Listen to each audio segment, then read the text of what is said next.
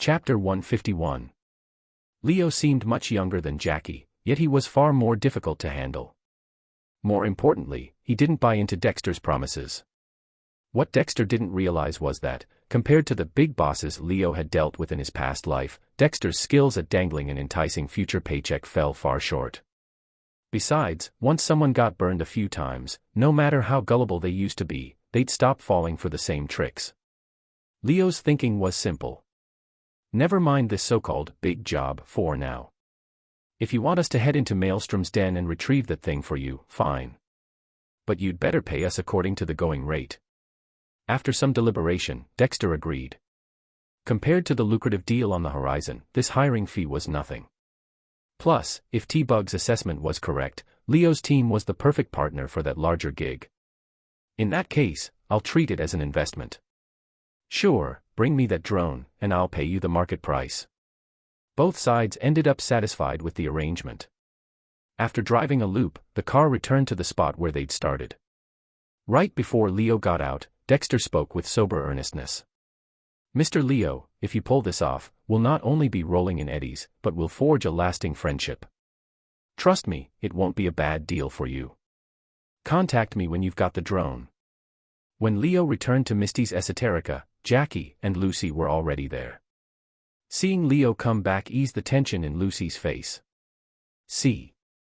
Jackie said to her. I told you it was just a business chat, nothing to worry about. Then he turned to Leo. So how about it? Did that big guy offer a fat payday? Leo sat on a chair, took the water Misty handed him, and thanked her. Nope. He didn't share any details. He recounted all that Dexter had said in the car. Damn. That big guy is way too cautious. I figured if he called you in, he'd lay everything out. Leo didn't blame Dexter for being cautious, though he couldn't say he liked how the man kept so much to himself. It's our first time dealing with Dexter. Sure, T-Bug knows him, but he doesn't really know us, and we're not that close to T-Bug, either. They'd only worked with T-Bug a few times. To be honest, she was a puzzle. High-minded folks might describe her style as unconventional but perfectly at home in Night City, while plain talkers would say, she's just not a people person. She never met Leo's team in person, always handling things over the phone. Even during ops, she worked remotely. They hadn't seen her face even once, so calling it a close friendship would have been an overstatement. Jackie nodded. Makes sense. So do we just head for Maelstrom's base and grab the drone for Dexter? Leo shook his head. Not so fast. Dexter made it sound easy, but snatching the drone won't be simple. I've heard of Royce, he's as dirty as they come. For a few small-time eddies, he'd butcher the golden goose. If we waltz in there expecting to pay once and walk out with the drone, we're dreaming. Jackie scowled. Shit. So Dexter probably realized that, which is why he's sending us. These guys are all rotten to the core. What do we do, then? Jackie asked. If worst comes to worst, we could sneak in and steal the drone. Leo waved a hand. Not that easy. Royce may be scum, but he's not stupid. He knows how valuable that drone is, he'd keep it somewhere heavily guarded. Jackie scratched his head in frustration. Every idea seemed like a dead end. Was the mission a lost cause? Lucy, who had remained quiet, suddenly spoke. Didn't you say Dexter mentioned a corporate woman also going after Maelstrom? Maybe we can use her. Jackie's eyes lit up. He smacked his right fist into his left palm. Yeah. We don't have to march into that hornet's nest ourselves. Let the corpo types pave the way. They discussed the plan further. Not long after, V arrived at Misty's Esoterica in a Delamain taxi. Having hashed out the details, the four of them decided to check out Jackie's new car first, then contact that corporate woman who had a grudge against Maelstrom. Jackie's new ride was parked outside on the street. As they approached, they saw some shady-looking guy smoking right in front of it, like he was either picking a fight or trying to figure something out. The hell's this punk? Jackie's expression darkened instantly. He'd only picked up this nearly new, second-hand car last night. It might not have been fresh off the assembly line, but its previous owner had barely driven it, so it was practically mint. Jackie had spent a hefty chunk of his hard-earned eddies on it. Now some rando was loitering by his car, smoking a cigarette so close it could scorch the paint. No way he was going to let that slide. "Hey, Combata, what's your deal?" The stranger jolted like he'd just woken from a trance. He flicked his cigarette butt aside and hurried off, looking guilty. "Asshole." Jackie glared after him until he vanished into the crowd. Then Jackie rushed over to check if the jerk had burned any marks into his precious car.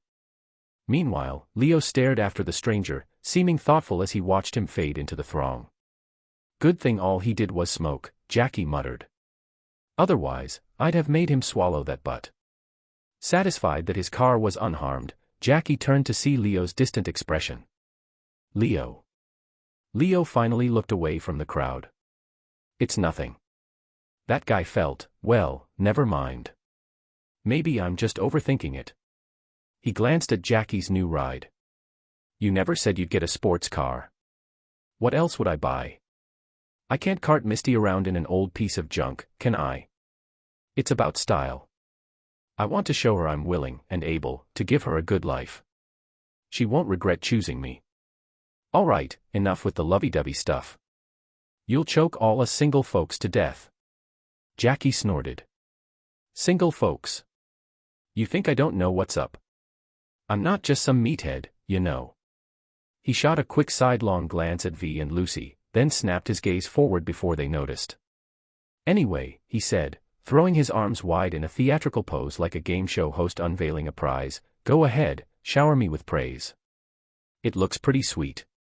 Must have cost you a ton of eddies, though. You're off the mark." "Oh." Jackie cleared his throat, a mysterious grin creeping across his face. "Sure, it might look like I forked over a stack of eddies, but that money didn't really vanish, it just changed how it's keeping me company." Leo stared at him in mock disbelief. "Whoa. Where'd you pick that line up?" "A friend told me it came from some wise old man in a far-off land." "You nailed it. Don't ever say it again." Most sports cars had only 2 seats, but Jackie's coupe had front and back rows. It could seat 5 comfortably, or 6 or 7 if they really squeezed in. Jackie took the driver's seat, Leo settled into the front passenger spot, and Lucy and V climbed in the back. The coupe roared to life and eased onto the road, merging into traffic toward the industrial zone in Northside. Leo dialed the number Dexter had provided for Meredith Stout, Militech as senior operations manager. A moment later, the call connected, and a woman's face appeared on his tactical goggles. "This is Stout," she said tersely. Not one wasted word, classic corporate style. Seeing no point in pleasantries, Leo got straight to the point as well. "I hear you're looking for something. Maybe we can talk." "Stuff a rag in his mouth and throw him in the trunk." Meredith barked, not at Leo but at someone else near her. It looked like she was out in some deserted area, definitely not in a bustling corporate tower. "So you have it already?" she asked. "I don't." Chapter 152.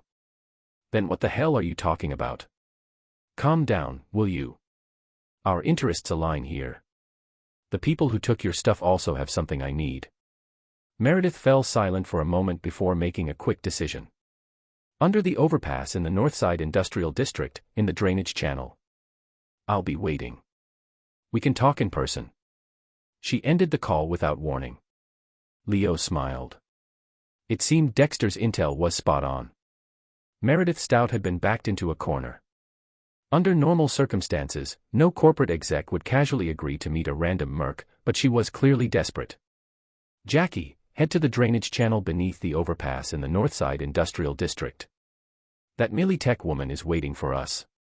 You really plan on talking to her? She's a corpo." Like many Night City residents, Jackie had hardly dealt with corporations and carried a built-in wariness toward them. Corpos might seem all-powerful, but their organizations aren't exactly ironclad. People get replaced, laid off, or outcompete constantly. The fact that Maelstrom stole something important means this woman's career is on the line. If she can't recover that property, she's finished. So don't worry. She'll work with us. She might act tough, but deep down, she's more frantic than we are. Jackie didn't follow the corporate angle, but he trusted Leo to plan things out logically. If he didn't get it, that was fine, he'd just do as Leo said. Behind their coupe, a van was following at a distance. Several scavs sat in the back, including the same guy who'd been smoking beside Jackie's car. Looks like they're heading for the Northside Industrial District. That's even better, NCPD won't bother patrolling out there. It'll be easier to waste M without getting slapped with a bounty. You sure we want to pick a fight? Yesterday, they wiped out a whole room of our buddies. You scared? Anyone in this business risks their neck every day. You chickening out? Nothing to be scared of, no matter how tough they are, in a moving car they're sitting ducks. Once we pull ahead, we'll give M a clip or two and finish M off behind the wheel. As they entered the industrial zone, traffic thinned out. The road stretched empty except for their coupe and the van behind it. We're almost at the overpass, Jackie said. We'll reach Meredith's spot in a few minutes. Got a plan for dealing with her or? He cut off abruptly. Leo hadn't answered. Concerned, Jackie glanced over and saw Leo pull out a flash grenade, yank the pin, and toss it casually out the window. The scavs in the van behind them were just about to pull ahead and open fire when they spotted something hurled from the coupe. It smashed through the windshield and dropped straight into their cabin. Bang! A piercing burst of white flooded their vision, leaving nothing but a glowing haze. Their ears rang loudly, drowning everything out. The driver, to his credit, kept it together enough not to yank the wheel and crash immediately. He slammed on the brakes, but chaos broke out in the back. Swearing and panicked yelling filled the van. The blinding glare lasted a few seconds before fading at last, leaving a dizzying afterimage. Their ears still buzzed. The driver wiped the tears streaming down his cheeks and looked ahead, only to realize the coupe they'd planned to ambush hadn't sped away. It was parked a short distance up the road. A young man was climbing halfway out of the coupe's sunroof, hoisting something on his shoulder. Oh, shit. The driver tried to bail, but it was far too late. The rocket streaked toward them, slamming into the van head-on. In a deafening explosion, the vehicle soared skyward. A few minutes later, the coupe pulled up beneath the overpass at the appointed spot. The four of them got out. Looking down from the overpass, they indeed saw a handful of corporate types milling around in the drainage channel, next to an armored SUV. Composite plating. That's more like a tank than a car, Jackie said, itching with envy. Imagine driving Misty around in that. She'd flip. He was half joking, but Leo's expression turned oddly thoughtful. Jackie, do you really like Militech's armored SUVs? Of course. I've wanted one since I was a kid. Who wouldn't want such a badass ride? Fuel costs are secondary, every guy's dream, right? Leo nodded, a spark flickering in his eyes. Jackie didn't notice. He kept his focus on the drainage channel. Seems our Militech lady didn't come alone. She's got 2 bodyguards. His gaze swept over the weapons strapped to the pair's belts. High-caliber kinetic pistols, reinforced implants, and they're even packing Sandavistans. These aren't normal bodyguards, hell, not even the mayor uses guards this good. He turned to Leo, a bit concerned. They don't look ready to chit-chat. You sure about meeting them alone? Leo sounded confident. Including the woman, there are only 3. We've handled worse. Relax, Jackie, it'll be fine. Jackie thought it over and conceded. All right, let's go. No. You 3 stay here. No way we're letting you walk into danger alone. It's not really danger. It's just a show of good faith. We're not here to pick a fight, we're here to cut a deal. Jackie paused, then calmed down. Guess that makes sense. V and Lucy didn't argue. Instead, they each readied sniper rifles, one an Overwatch, the other an Ashura Smart rifle, and spoke in unison. We've got your back. Right. If I signal, cover me. If I don't, hold your fire. Got it. After that reminder, Leo chose not to descend the overpass stairs, not wanting to reveal Jackie's position. He summoned Fenrir and took a detour, approaching the drainage channel from another direction. Meredith Stout had been waiting a while. She was getting impatient. As a corporate exec, nobody except her higher-ups dared make her wait, especially not some random mercenary. But she had no choice, she was at her limit. Arms folded, she kept checking the time. She planned to give Leo another half hour. If he didn't show, then... A motorcycle engine echoed through the tunnel leading to the channel, starting faint and growing louder. Meredith perked up. "Be ready," she muttered to her 2 agents, who nodded in unison, gripping their kinetic pistols with safeties off. At a moment's notice, they could open fire. Soon, Leo appeared from the tunnel on a bike unlike anything they'd seen around Night City. He parked Fenrir, dismounted, and headed straight for Meredith, who stood in front of her bodyguards. He sized her up at the same time she looked him over. For a merc, he wasn't all that young, but typically, people his age were still wet behind the ears in this line of work. It took Meredith only an instant to form an opinion. The scarred face of the corporate exec broke into a rare smile, and she extended her hand with an air of magnanimity. "I'm Meredith Stout. You're the one who called, right?" Leo nodded and started to reach for her hand when his eyes narrowed. He jerked back, narrowly dodging a rifle but swinging in from the side. Huh. Meredith hadn't expected the little upstart trying to extort her to slip away from her operative's attack. Coincidence? No point hiding now, they'd already bared their fangs. She stepped backward and lit a cigarette with a carefree expression. She had brought 2 operatives, each boasting several years of field experience and an almost impeccable record. Chapter 153. They both possessed a Militech Sandevistan implant. In their minds, bringing Leo down was only a matter of time. The 2 operatives raised their weapons simultaneously and activated Sandevistan. In that slowed perception of time, they each aimed at Leo's legs. Bang. Bang. Bang. Gunfire echoed, but suddenly their vision blurred. The target before them vanished in an instant, leaving only a spray of blood in midair. They stared in shock as their hands were severed at the wrist and their lower legs sheared off at the knees. They tumbled helplessly to the ground. Then, time snapped back to normal. To any outside observer, it looked as though Leo and the 2 operatives simply vanished for a blink, reappearing a moment later with the operative sprawled on the pavement, limbs severed and blood splashing across the dry ground. Leo flicked his blade, shaking off the droplets clinging to it. "Don't blame me," he said coolly. "Blame yourselves for being strong." He'd spotted at a glance, up on the overpass, that both operatives were fully outfitted with combat implants. In particular, to prevent hacking, they had installed the same Tetratronic Rippler MK.4 system he'd once helped Lucy acquire. With a solid defense against netrunners, Leo couldn't use the same trick he'd used on others, jamming a jammer device into the neural port at the back of the neck. Even so, he had gone easy on them. Instead of lopping off heads, he'd only removed hands and feet. Though it looked brutal, 2077 tech made reattaching limbs or installing new ones fairly straightforward, provided the patient got medical attention soon enough. Some people even replaced perfectly healthy limbs with cyber limbs for better functionality. At least these 2 got to keep their lives. Meredith, meanwhile, stood paralyzed. The cigarette she had just lit fell from her mouth, forgotten. She had seemed so composed earlier, but the shock on her face now was priceless. Before she could speak, Leo strode over and struck her with a vicious backhand across the cheek. As a corporate exec, Meredith had never once been slapped by someone from the street. She glared furiously. "You.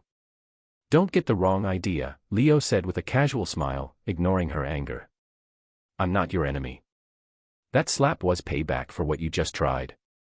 He had come with full intent to negotiate in good faith, but Meredith had tried to trick and ambush him. It wouldn't have sat right to let that slide. She clutched her stinging cheek, glaring at Leo, then turned away. Walking to her armored SUV, she retrieved 2 MaxDoc MK.3 injectors from its medkit. They were the high-end variety, nothing like common off-the-shelf junk. She planned to administer them to her fallen operatives, who lay groaning on the ground. Just then, a violent noise erupted from the SUV's trunk.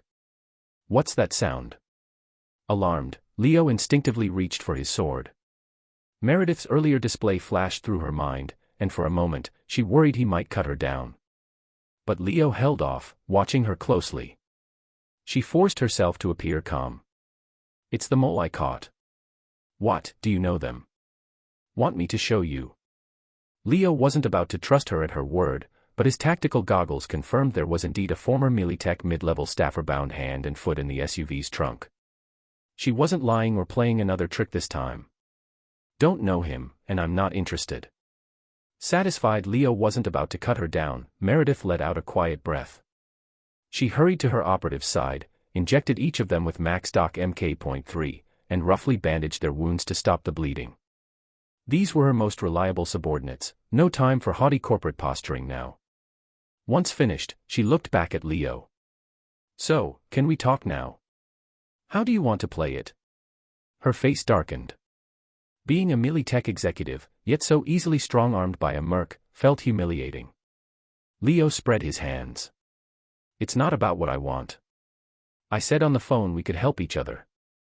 Your convoy got hit. You lost everything. You have no clue who did it. If you don't recover that shipment, you're screwed, and Militech won't hesitate to toss you aside. Leo had never worked for a megacorp, but spending half a year in Night City let him see how they operated. Whether low-level wage slaves or mid-tier suits, employees were ultimately just tools. Once their value was tapped out, they got thrown away like trash, no matter any past service or loyalty. Nobody pitied them. Meredith's face turned pale. She'd hoped her lofty title might help her pressure Leo. But his blunt assessment of her situation left her no room to posture. All right, we're in the same sinking boat. Satisfied? Now, what do you actually know? I know your shipment was jacked by a local gang, thanks to a mole on the inside. I can't tell you exactly who, but I do know the gang. Meredith frowned. She wanted to trust him, but how did he know which gang was responsible when she didn't? Is your intel reliable? Absolutely. Fine, I'll bite. Her captive, the alleged mole, still swore he was innocent. If she kept waiting on him to crack, she'd go down with him. Might as well gamble on this merc's info. She'd considered having her own netrunner hack the suspect's neural-ware, but for reasons unknown, the men had a kill switch installed. If they tried to break in, it would fry his entire neural system. Her only option had been conventional interrogation, and that was getting her nowhere. What do you want out of this? She asked. Cooperation came down to mutual benefit, and she needed to know Leo's angle. One of the convoy's items was a drone called Flathead. I need it. A drone, Meredith thought. She recalled something on the manifest, a prototype unit lacking real combat capability, an auxiliary model. What do you plan to do with that? Chapter 154. Leo sighed. Stop asking questions you don't need answered. That drone belongs to Militech. I don't have the authority to hand it over. If it's cash you want, I can pay you. Leo shook his head. Can we drop the corporate routine? Hello. You think I don't know how things work in a giant corporation? You think I've never heard of shrinkage? If you manage to recover everything that was in the convoy, what difference does one missing drone make? You're the one writing the report. All you have to do is claim the drone got destroyed and had to be scrapped. Are you telling me your bosses would throw a fit over something so minor? Meredith wasn't expecting him to be so familiar with a megacorp's underhanded practices. She looked uncomfortable. Fine. Have it your way. If you help me recover the rest of our assets, you can keep the drone. How exactly are you planning to help? I know which gang took your stuff, and I know where they're holed up. Give me a tracker. I'll pretend to negotiate with them, and once I signal you, you and your troops can storm in. If Brick had still been in charge, Leo might have planned differently. At least Brick was known for being somewhat reasonable, probably the most level-headed one in Maelstrom. But with Royce in command now, Leo felt no need to play fair. Meredith gave him an odd look. Aren't you worried I'll wait until you're both bleeding out before I show up? Not at all. And why is that? Leo raised a finger. First, I'm not that weak. You just saw me take down your two most elite operatives in the blink of an eye. If Royce tries to kill me, he'll be the one who should worry. He raised a second finger. Second, if I were you, I wouldn't pull something so short-sighted and stupid. As you can see, I'm a merc. I get paid to solve problems, and if it's not against my personal code, I'll consider any job. People say more friends mean more opportunities, more enemies mean more obstacles. You're a corporate exec, how many true friends do you really have at Militech? I'm guessing close to none. And, to be blunt, How many of your subordinates genuinely follow you out of loyalty? If it weren't for the money, who would stick their neck out for you? When you eventually lose favor, do you really think they'll stay by your side, or will they abandon you without a second thought? Each word hit Meredith where it hurt. Though her expression stiffened, the two still reached an agreement. Before Leo left, there was a small incident. The Militech mole locked in the SUV's trunk had been hoping Leo would kill Meredith, which would have been his ticket to freedom. The sight of them striking a deal made him shout in desperation. "You've made a mistake. That bitch is finished. If you work with her, you'll go down with her." Leo watched Meredith drive off in the armored SUV, disappearing into the tunnel by the drainage channel. Afterward, he climbed the service ladder back up to the overpass. Jackie wiped sweat from his brow. "Looked tense from up here, but you never signaled, so we held our fire." V and Lucy put away their rifles and hurried over. Worry shone in their eyes. "I'm fine," Leo assured them. But the two women insisted on checking him over thoroughly. Jackie shook his head and stepped aside, looking away to give them space. Only when they were sure Leo hadn't taken so much as a scratch did they relax. "All satisfied?" Leo teased. V still looked shaken. "You have no idea how worried I was. My sniper scope never once left that corpo woman's head. If she'd tried anything," Lucy added, "I'd have hacked her neural link and fried her system in a heartbeat." Leo patted V's shoulder and gave Lucy's arm a quick squeeze. "Good thing neither of you did that. Otherwise we'd have one less ally." Jackie rolled his eyes at the sudden flood of affection. "Show some mercy. There's a third wheel here, you know." Leo gave an amused shrug. "Anyway, let's not waste time. We've got to retrieve that drone for Dexter. Northside Industrial District used to be Watson's bustling hub for manufacturing, once brimming with life and promise. After earthquakes and a string of failed investments, though, its golden age ended in ruins.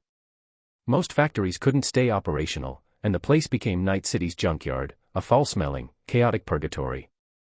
The Toten was housed in a rundown motel. After NCPD cleared out the All Foods factory, this spot became Royce's base of operations for Maelstrom. Like every other gang in town, Maelstrom had numerous smaller factions scattered around Watson. Though they weren't exactly friends, they'd band together briefly if another gang tried to poach their turf, only to turn on each other again once the threat was gone. When Leo and the others arrived at the street near the Toten, it was impossible to miss the graffiti everywhere, on walls, doors, even vending machines, screaming, "Maelstrom territory, outsiders keep away." Jackie parked, and the four got out, heading toward the motel. In the courtyard outside, a dozen or so Maelstrom punks lounged around. They'd been minding their own business, but as soon as they spotted Leo's crew, they rose and closed in. New faces. "You heading to the Toten, too?" Maelstrom's style was distinct from other gangs. The Tiger Claws, for instance, favored neon tattoos and jackets with kanji insignias. Maelstrom, meanwhile, was all about heavy cyber modifications, especially to their eyes. Every recruit had their eyeballs cut out and replaced with cyber optics in a no-anesthetic ritual. Survive that, and you're accepted. Screw-ups or complications left many recruits with seizures, vomiting, nerve damage, or worse. Yet the gang hadn't changed their initiation for years. Being glared at by a dozen sets of glowing eyes was enough to unnerve anyone. Jackie, V, and Lucy tensed, hands drifting toward their weapons. But Leo stepped forward, smiling slightly. Click. A crisp sound echoed, like a blade returning to its sheath. The surrounding gang members froze, stunned. Then they watched the belt around the ringleader's waist, just seconds ago a cocky loudmouth, cleanly sever in two. His sagging pants slid right down, bearing his limp junk for all to see. For a beat, everyone gawked. Then a roar of laughter erupted from the other Maelstrom punks. The humiliated grunt's face flushed white-hot as he hastily yanked up his pants and fled the yard. Leo let a moment pass. "Yes, we're here for the Toten. Is that a problem?" None of them had even seen Leo draw his blade, let alone how he'd sliced the belt so precisely. The Maelstrom crew looked shaken and forced out awkward laughs. "Haha, all visitors are welcome. Why wouldn't we let you in? Don't stand around here, get inside, get inside." They automatically moved aside, forming a path that Leo's group followed up the stairs to a hidden elevator. Once the doors slid shut, the very Maelstrom goon who'd just been acting so friendly reached for his radio. He was actually the one in charge out front. The guy who lost his pants was just the fall guy. Inside the elevator, Jackie stewed in frustration. I hate dealing with these chrome-obsessed psychos. Why'd it have to be Maelstrom? They're just another gang, no?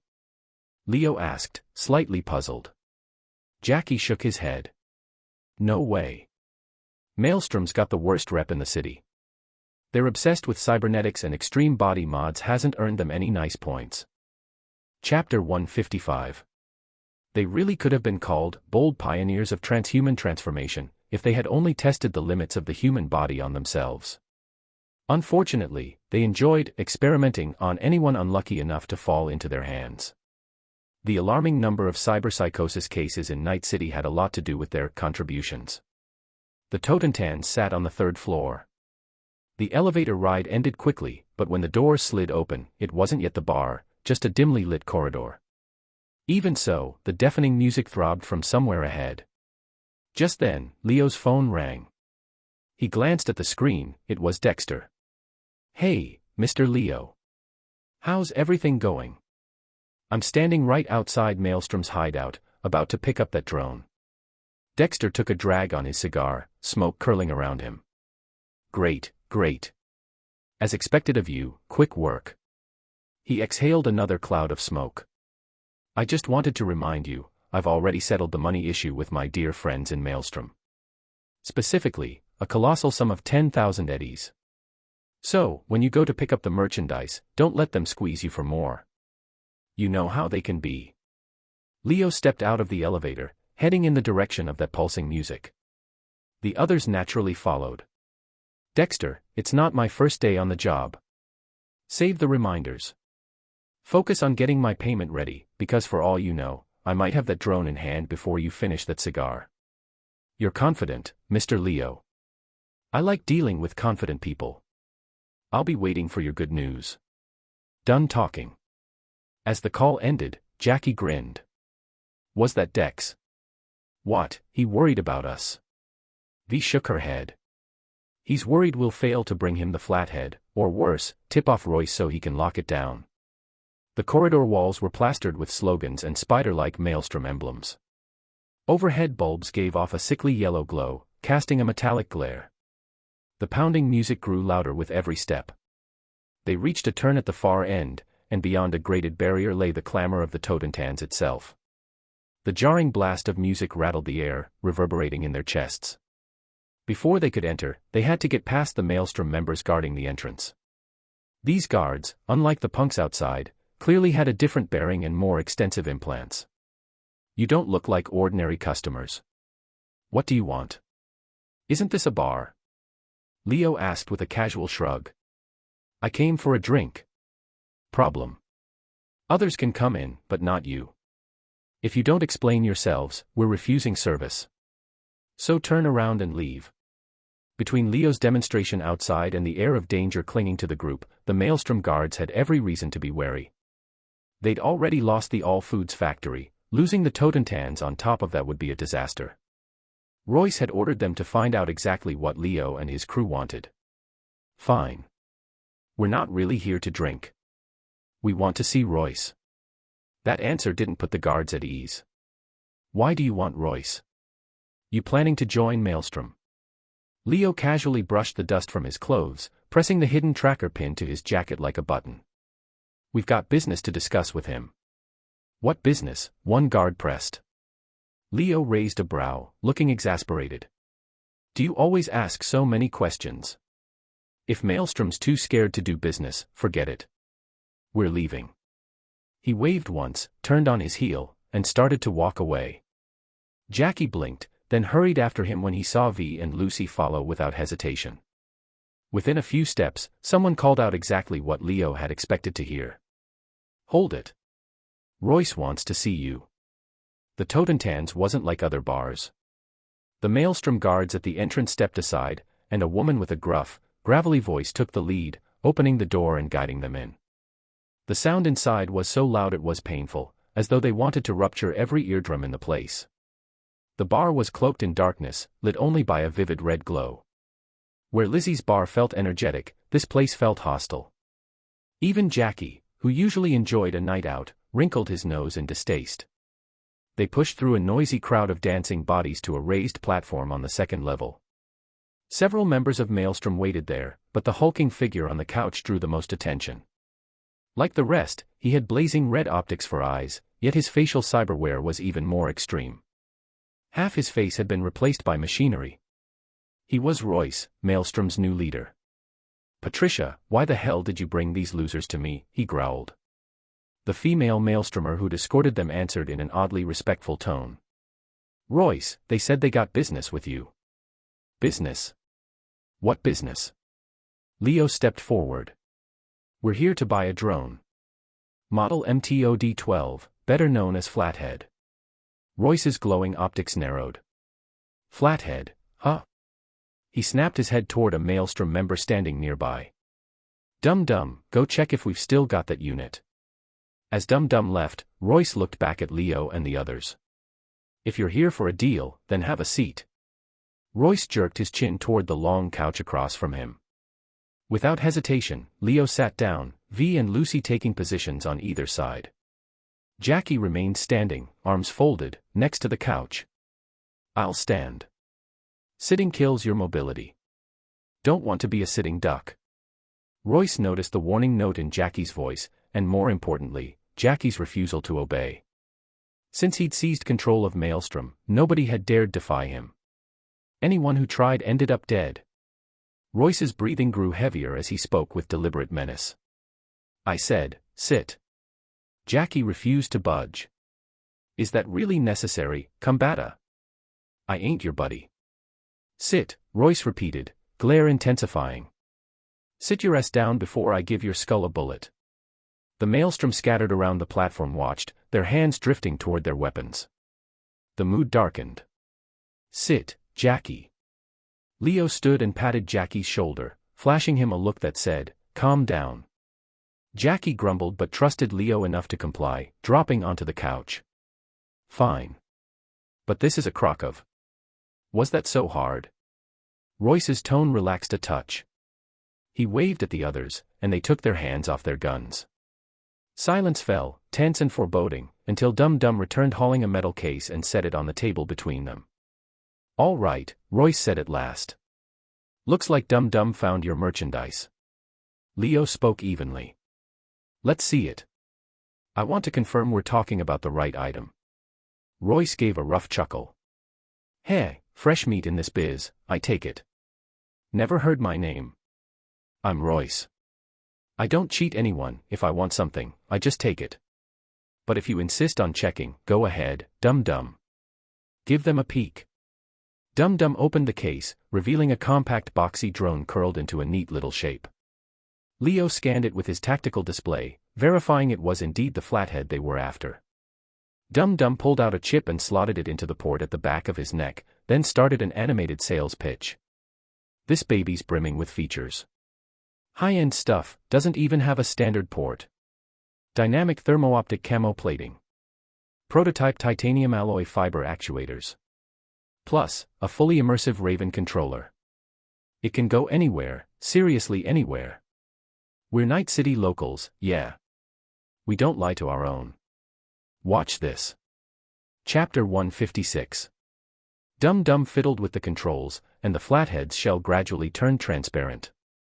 It wasn't entirely invisible. If you looked carefully, you could still make out a faint distortion in the air where it clung to the ceiling. But the moment it scuttled into the overhead shadows, it vanished in the darkness. Leo now understood why Dexter wanted this little machine so badly. Its uncanny wall climbing and dynamic camo alone opened up a world of possibilities. Sure, it was unarmed, just an auxiliary drone, but it functioned like an extra set of eyes, constantly feeding intel on enemy positions. That said, using it seemed to come with a downside. Dum-Dum hadn't been operating it for more than a few moments, yet he was already dry heaving. "Enough," Royce snapped, wrinkling his nose as if worried Dum-Dum might actually throw up.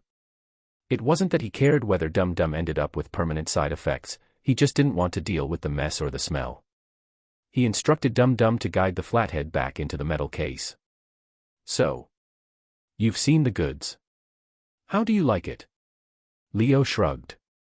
Decent enough, I guess. Royce snorted. Look at you, acting picky. Just say the word, are you buying or not? We are, Leo answered readily. Royce's red optics flickered ominously. All right, then pay up. Leo's voice stayed calm. Dexter sent us. He already paid Brick. Dexter. Royce gave a mocking grin. Big black guy with gold arms and dreads. Ha. He burst into loud laughter, then abruptly slammed his palm on the table and yanked a tech pistol from his belt, aiming it straight at Leo's head. Around them, every Maelstrom on the platform instantly leveled their guns at Leo's crew, tension crackling in the air. I don't care what Dexter told you, and you can stop throwing his name around. This is my turf. If you want to walk out of here with the Flathead, you're paying again.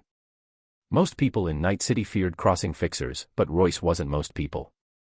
Maelstrom funded itself by smuggling illegal substances and chips through its own channels. They had no need for Dexter or any other middleman. Hence, Royce felt no pressure to honor any arrangement Dexter had made. Leo didn't flinch, even with several barrels aimed his way. He spoke in a low, cold voice. You plan to rob us, Royce. Guess you've had one too many implants. You must think I'm stupid. Even if we did pay you again, you'd never let us walk out of here alive. Royce bared his teeth. Damn right, kid. Who says you can only sell something once? I'll do whatever I want. You can forget about walking out with the Flathead, but if you hand over every last eddy in your pockets, maybe I'll be generous and let you leave. At that moment, a Maelstrom member scrambled onto the platform, nearly tripping over himself. Royce, a Militech squad has broken in. A few minutes earlier, in an abandoned factory somewhere in Northside Industrial District, a dozen Militech vehicles idled, engines rumbling. Soldiers in full gear sat waiting in armored SUVs and transports, weapons locked and loaded. Meredith paced anxiously at the front of the column. This was her last shot. If she failed to reclaim the hijacked convoy today. Suddenly, the tracker in her hand lit up, pinpointing the target location. She froze for a second, then broke into a relieved smile, dashed back to her armored SUV, and issued the order. The factory gates clanged open, and the convoy rolled out in a roar, heading straight for the Toten. Maelstrom was full of lunatics, and none more extreme than Royce. Rumor had it he practically inhaled iron shavings instead of drugs. He couldn't be predicted, he acted on whim. He might blow someone's brains out just for fun. After he seized control, Brick's loyalists tried to stand against him, so he threw them into an industrial microwave and forced everyone else to watch. Even in a gang of psychos, that horrific scene caused mass panic. Many who didn't necessarily like Royce still followed him out of sheer terror, and so Brick's gang swiftly became Royce's gang. Royce didn't care if Dexter came looking for revenge. Night City had plenty of fixers, he didn't need Dexter. That was why he had no qualms threatening Leo's crew, even after hearing Dexter's name. Far as he was concerned, it was Leo and his friends who should be scared. But no plan survived contact with reality. The panicked shout, Militech just stormed in. Threw everything into chaos. Maelstrom's people all went wide-eyed. Hijacking a single convoy was one thing, but they'd have to be delusional to think they could stand toe-to-toe against Militech. They'd barely escaped when NCPD raided all foods. Facing a megacorp's private army was a death sentence. While the Maelstrom gangers reeled, Leo's crew attacked. Leo squeezed the trigger on his scabbard's release mechanism. Murasame shot out and slammed into Royce's chest, knocking him right off the edge of the platform. Leo then ripped the scabbard free and struck the nearest Maelstrom in the throat. The man dropped his gun, clutching at his windpipe and sinking to his knees. As if Leo had eyes in the back of his head, he flung the scabbard backward, cracking another Maelstrom who'd been lining up a shot from behind. V whipped out the tech pistol strapped to her thigh, did a backward roll to evade incoming fire, then fired twice to drop her target before putting a round through his head to finish him off. One more goon lunged at V from behind, grappling her. She stomped his foot, and as he howled in pain, she pivoted for a swift shoulder throw that slammed him onto the floor. A single shot at close range ended him. Jackie blocked a jab with his forearms, then dodged in a quick side step. The attacker's stance opened up, and Jackie rammed his forehead straight into the poor bastard's skull. It felt like smashing a hammer onto melon, enough to crack open the gangster's skull. The crowd on the dance floor screamed and scattered. More Maelstrom poured out from side rooms, firing wildly up at the platform without even bothering to aim. A storm of bullets tore into the iron railings, sending sparks flying everywhere. "Lucy!" Leo yelled. "Kill the lights." A few seconds later, the harsh red glow winked out one by one. The Totentans, far dimmer than Lizzie's under normal circumstances, now sank into near-total darkness. That left the Maelstrom gangers effectively blind, and their glowing red optics made perfect targets. Meanwhile, though Jackie, V, and Lucy didn't have built-in night vision, all they had to do was aim at the red lights blinking in the dark. Their shots hit home every time. Chapter 157. Gunfire erupted in a storm as over a dozen Maelstrom members screamed and dropped, shot full of holes. The rest scattered in confusion, but in the darkness, many tripped over tables or steps and took hard spills. One of them finally realized they were done for if they kept flailing around like that. He roared in anger, "Don't just stand there. Someone find a flashlight." During that moment, Leo leaped off the platform, landing on the dance floor below, where Murasame had fallen after knocking Royce away. What was that noise? A Maelstrom ganger heard Leo land and instinctively squeezed the trigger in his direction. Leo spun Murasame, deflecting every bullet, then dashed toward him. As Leo slipped by, he reversed his grip and sliced across the man's neck in a single motion. "There he is," someone shouted. The Maelstrom who'd lost sight of those glowing red optics realized an enemy had come in close. Without knowing exactly where, they opened fire on nothing. Leo certainly wasn't about to stand still. He made his move and vanished, leaving them shooting empty air. At the same time, they forgot about the other three on the upper level. V and Jackie slammed fresh mags into their guns and sprayed fire down at the dance floor. Lucy caused several of the gangsters to ignite or short-circuit, leaving them flailing and shrieking in mindless panic. In mere moments, the Totentans became a one-sided bloodbath filled with terrified screams. The firefight didn't last long. Once no more red optics glowed in the darkness, Lucy hacked back into the Totentan system and switched on all the overhead lighting. Instead of that harsh red glow, the space lit up in stark white that made it as bright as day. Dozens of Maelstrom bodies lay scattered across the floor, blood staining nearly every surface. Bullet holes riddled furniture, the bar counter, couches, shelves, and walls. Broken liquor bottles spilled their contents in a sticky river. Not everyone was dead.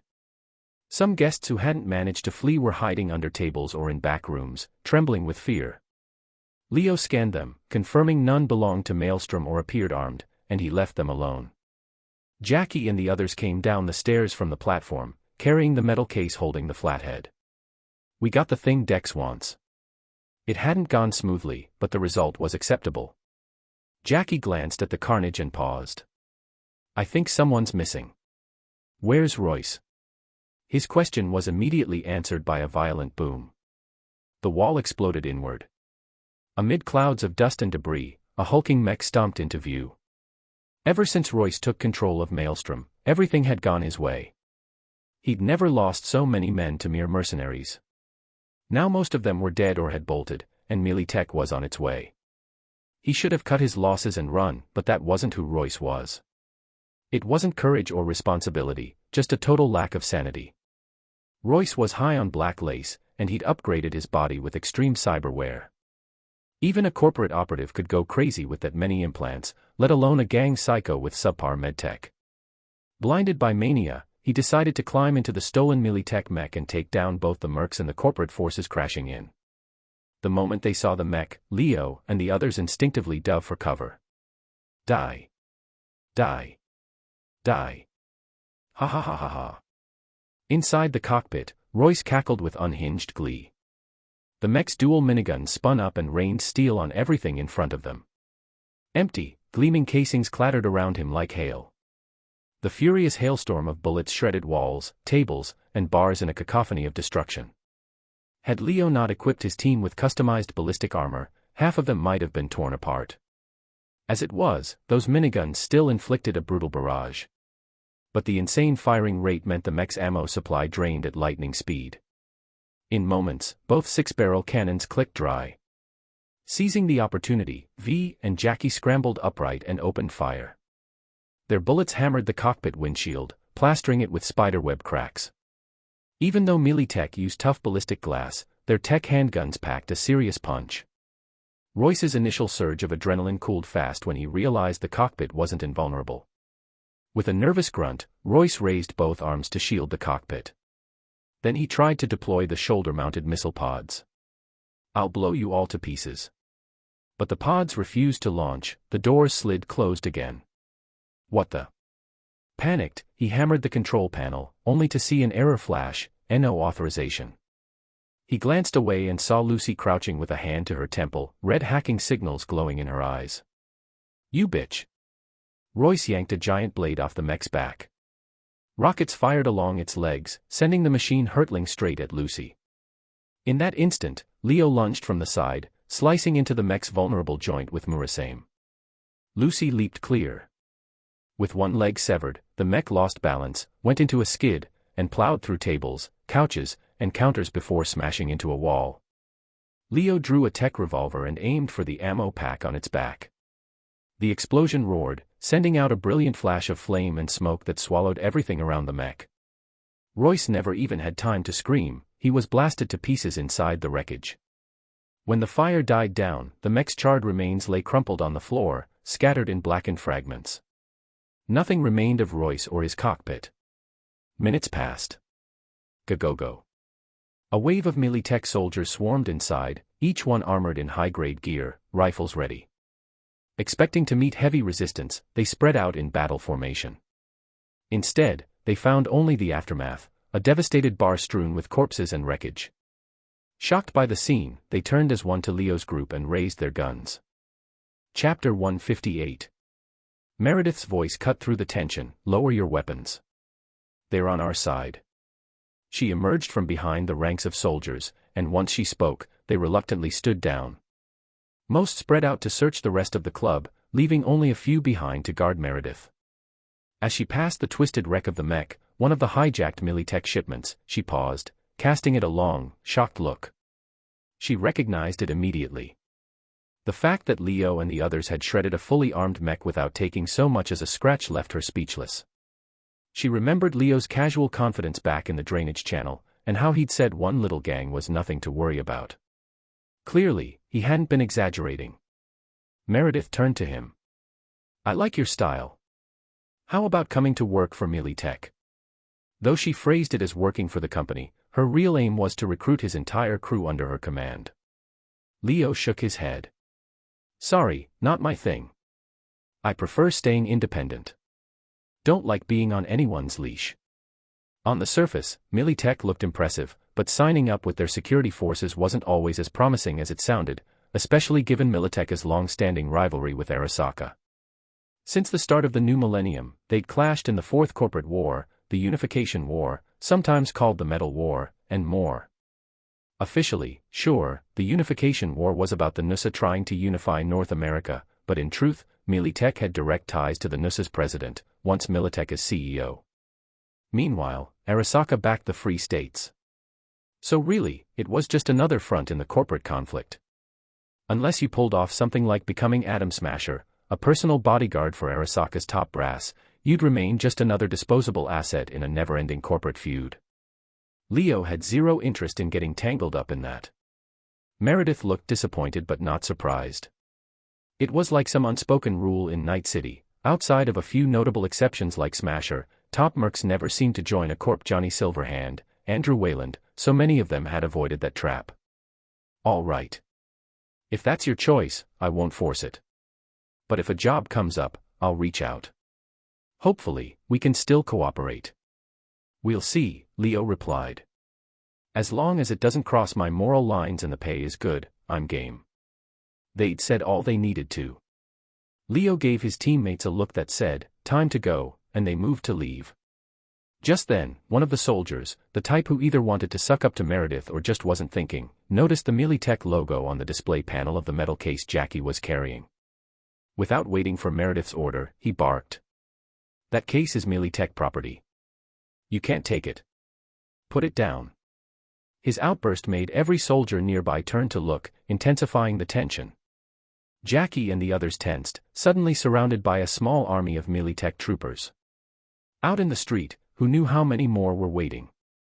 Their gear and firepower were in a whole different league than Maelstrom's.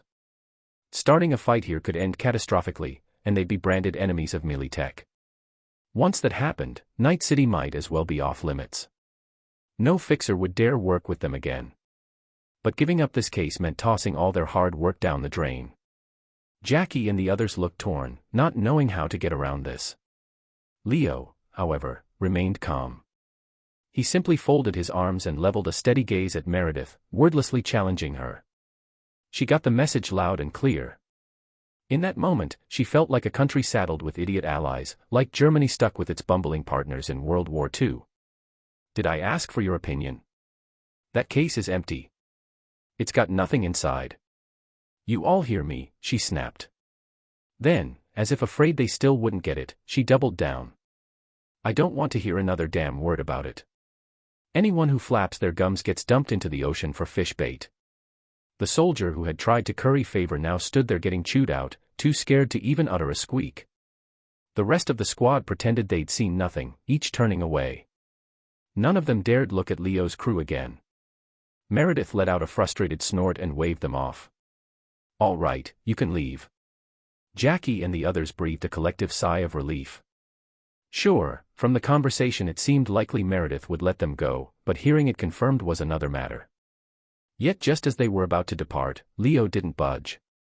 While scanning the area with his tactical goggles, he'd noticed Militech had come in multiple armored SUVs and troop transports. The trucks weren't of interest, but the SUVs looked tantalizing. Their armor was practically tank-grade, hardly just another car. Ms. Meredith, he said, you've got so many vehicles. You won't miss one, right? She frowned slightly, then gestured indifferently to a subordinate. Give him the keys. Having just witnessed Meredith's temper, the soldier didn't dare argue. He pulled the keys from his pocket and tossed them over. Leo caught them and lobbed them underhand to Jackie. Didn't you say you wanted one of Militech's armored SUVs? She's all yours, Leo said. Jackie's eyes lit up like a kid at Christmas. He hadn't expected Leo to remember that offhand remark. Gratitude flickered across his face as he realized just how much thought Leo put into such details. Leaving the Toten in their newly gifted SUV, the four of them told the sporty coupe they'd come into autopilot its way back to the El Coyote Kojo. Sitting behind the wheel, Jackie steered them toward Afterlife. Meanwhile, Leo called Dexter. How's it going, Mr. Leo? Dexter asked the moment he picked up. Leo didn't answer directly. You got a table ready for us at Afterlife? As a matter of fact, I do. You know me, I trust my instincts. I just hope you won't disappoint. Your instincts are right. We've secured the Flathead. Dexter let out a triumphant laugh. Excellent work. That's fantastic news, I knew you'd come through. Come meet me at Afterlife, and we'll discuss the details. Once he ended the call, Jackie turned with a grin. So, what's Dex say? He wants us to swing by Afterlife for a face-to-face. Hell yeah. Here we come, Dex. About half an hour later, they parked in front of Afterlife. Jackie pulled the SUV to a stop and was just about to jump out when Leo held up a hand. Hang on, he said. He turned to V and Lucy. Lucy, you stay in the car. The three of us will head in. A flicker of concern crossed Jackie's face. Meanwhile, Leo's thoughts churned with a nagging worry. If Dexter really did have some monumental job lined up, one so big even a fixer of his caliber called it major, it almost certainly involved going toe-to-toe with a corporate giant. If that was the case, they needed to be cautious, and Lucy's netrunning skills might be more valuable on standby. Chapter 159. V looked puzzled after hearing Leo's concerns. But what does that really matter, she asked. They'd gone up against corporations before, like Redwood Psychiatric Hospital, or the ambush on Biotechnica's lead researcher out in the Badlands. Facing a corp wasn't the problem, so long as they stayed under the radar and didn't get caught. What worries me, Leo explained, is that Dexter's big job this time might be tied to Arasaka. He hadn't shared Lucy's secret in full detail with V or Jackie, but he'd hinted that Lucy had ties to Arasaka. Both V and Jackie were perceptive enough to piece things together from that single clue. In that case, Lucy, Jackie said, why not stay in the car while we head down? That'll be safer for you. If the job doesn't involve Arasaka, we'll call you in. Lucy didn't argue, she understood they were looking out for her. She gave a small nod and stayed behind in the vehicle. All right, Leo said. Let's go see Dexter. The three of them headed downstairs into Afterlife and found Dexter waiting in a private suite. Unlike Rogue, who often rented out a small space in the main lounge, Dex had a large room hidden away toward the back.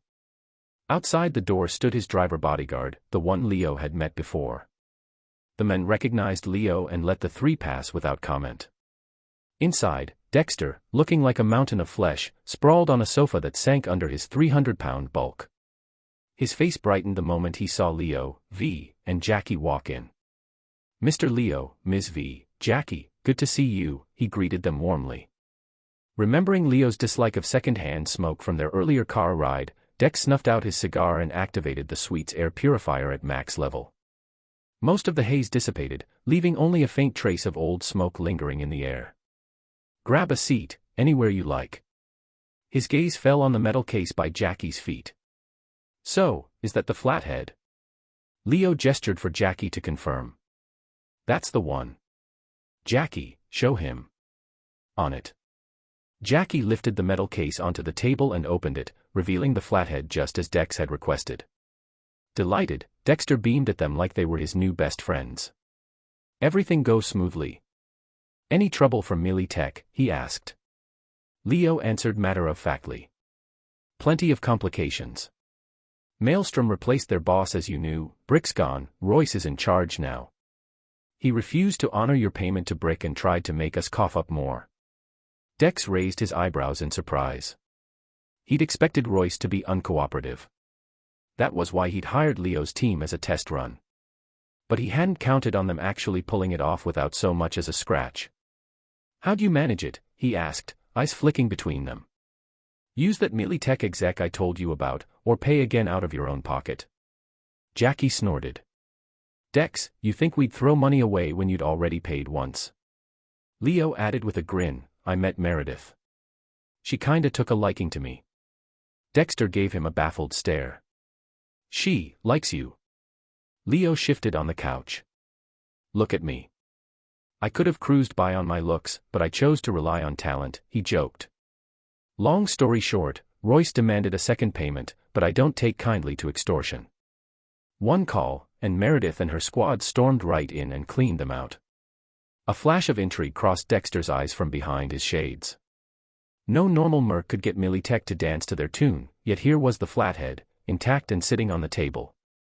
He forced a laugh, unable to guess what deeper connections Leo and his crew might have. Not bad, he said, though his smile didn't quite reach his eyes. Jackie noticed Dex kept stalling and cut straight to it. All right, Dex, you got your drone. Time for business. What's this big job you've been teasing? Dexter's gaze lingered on Leo a moment before he spoke slowly, cigar trembling slightly in his hand. It's prototype tech. A biological chip. All you have to do is nab it for me. Simple as that. He tried to sound casual, like an unpaid restaurant bill, but the faint tremor in his hand suggested otherwise. Leo folded one arm under the other and tapped his chin with his knuckles. You're talking about that biochip called Relic, right? Dexter froze. How'd you know? Leo gave a faint smile. I watch TV. That chip's been all over the news, especially on Business Talk and Night After Night. Ziggy even hosted 2 guests who debated its merits on the show. Easy to pick up a few details. He went on to outline the basics of Relic, the experimental program from Arasaka that digitized human consciousness onto a wafer-thin chip, letting you interact with the personalities of the dead. An invention supposedly bridging the gap between life and death, reserved only for the ultra-wealthy and influential. Night City's everyday folks need not apply. Dexter nodded. So you're well informed. Good. Saves me from explaining. And yes, it's Arasaka's Relic. Leo's brow furrowed. You messing with us, Dex? You just said it, it's Arasaka's. They basically run this town. Nobody crosses them lightly. He wasn't exaggerating. Of all the megacorps in Night City, Kong Tao, Militech, Biotechnica, Kiroshi, Delamain, Zetatech, Petrochem, among others, Arasaka towered above them with its private territory in Watson, Arasaka waterfront. City Hall owed them big time, after all. In practical terms, the city belonged to Arasaka. One move against them could be suicidal. Dexter's laugh sounded forced. No risk, no reward, right? This is Afterlife's golden rule. And trust me, I wouldn't be pitching this if I hadn't done my homework. If things go south, Arasaka will crush me, too. I'm motivated to make sure we pull this off smoothly. Even so, his pep talk didn't instantly convince Leo, V, or Jackie. They exchanged glances before Leo said, "We'll need a minute to talk." Dex nodded in understanding. "Sure. I'm thirsty anyway. I'll grab a drink at the bar." He heaved himself off the sofa, his bodyguard following. "I hope you'll have an answer for me when I get back." Chapter 160. Dexter and his lackey left, and only the three of them remained in the private room. No outsiders were present. "What do you both think?" Leo didn't voice his own opinion first, he wanted to hear Jackie and V's thoughts. "You guessed right," V said grimly. "Dex really wants us to hit Arasaka. Good thing Lucy stayed in the car." They had never once mentioned Lucy to Dexter, nor had Jackie or T-Bug mentioned her when making the initial contact. Dexter and T-Bug were clueless about Lucy's existence. Even if Dex didn't know Lucy's secrets, if he was aiming for Arasaka, it was better they didn't meet. Leo turned to V, "So, what's your take?" V shook her head. "Hard to say. Honestly, we could go either way. It's your call, I'll follow your lead." "Then Leo started, only for Jackie to cut him off. "Wait." Jackie first glanced at Leo, then turned to V. "Hey, Leo, V. You're not really thinking of letting this golden goose slip away, are you?" "Jackie," Leo said gently. "We can always earn more money, but if we lose our lives, that's that."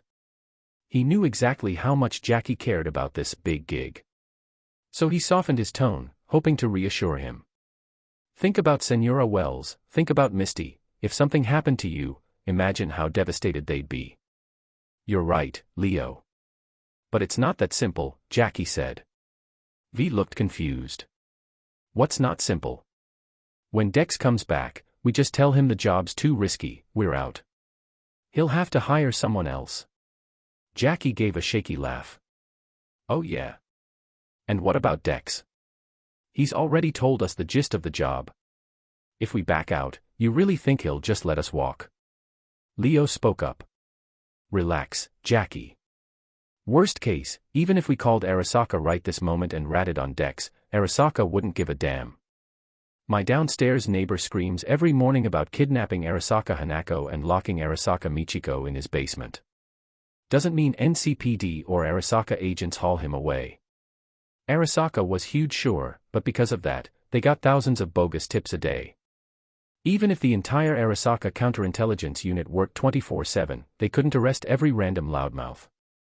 Likewise, if they tried to tip them off about Dex's plan, Arasaka wouldn't bother sending agents to kill them. If anything, they would probably just toss them a few eddies and tell them to scram. Besides, Dex had only said he wanted Relic, he hadn't divulged the full plan. If the three of them truly wanted out, they could walk. Sighing at Leo's implied refusal, Jackie turned to V with a pleading look. "V, help me out here." V couldn't brush him off. She gave him an earnest reply, "Jackie, I do agree this gig could be huge, high risk, maybe high reward. If it were someone else, they might jump at it for the chance of an enormous payoff. And not just anyone can land a job from a top fixer. Dex choosing us means we've made a name for ourselves." Jackie's face brightened at her words. "Knew I could count on you, V. You put it better than I ever could." But then V said the one word that made his expression freeze, however. Jackie's stomach dropped. He'd been beaming seconds before, and now he looked like he'd swallowed a lemon. "However," V continued, "like I said, I'm sticking with Leo. If he's not willing, I'm out too. And I figure Lucy would say the same. Jackie groaned. Come on, guys. He sighed, sounding deeply frustrated. You know why I don't want to pass up this shot. I'm not getting any younger. Lately, on jobs, I feel my age. I'm not the same as you two. Leo frowned in confusion. What are you talking about, Jackie? You're only 30. Jackie shook his head with a bitter smile. I'm not like you. You're young, go to bed early, don't drink or smoke, and you work out. Me.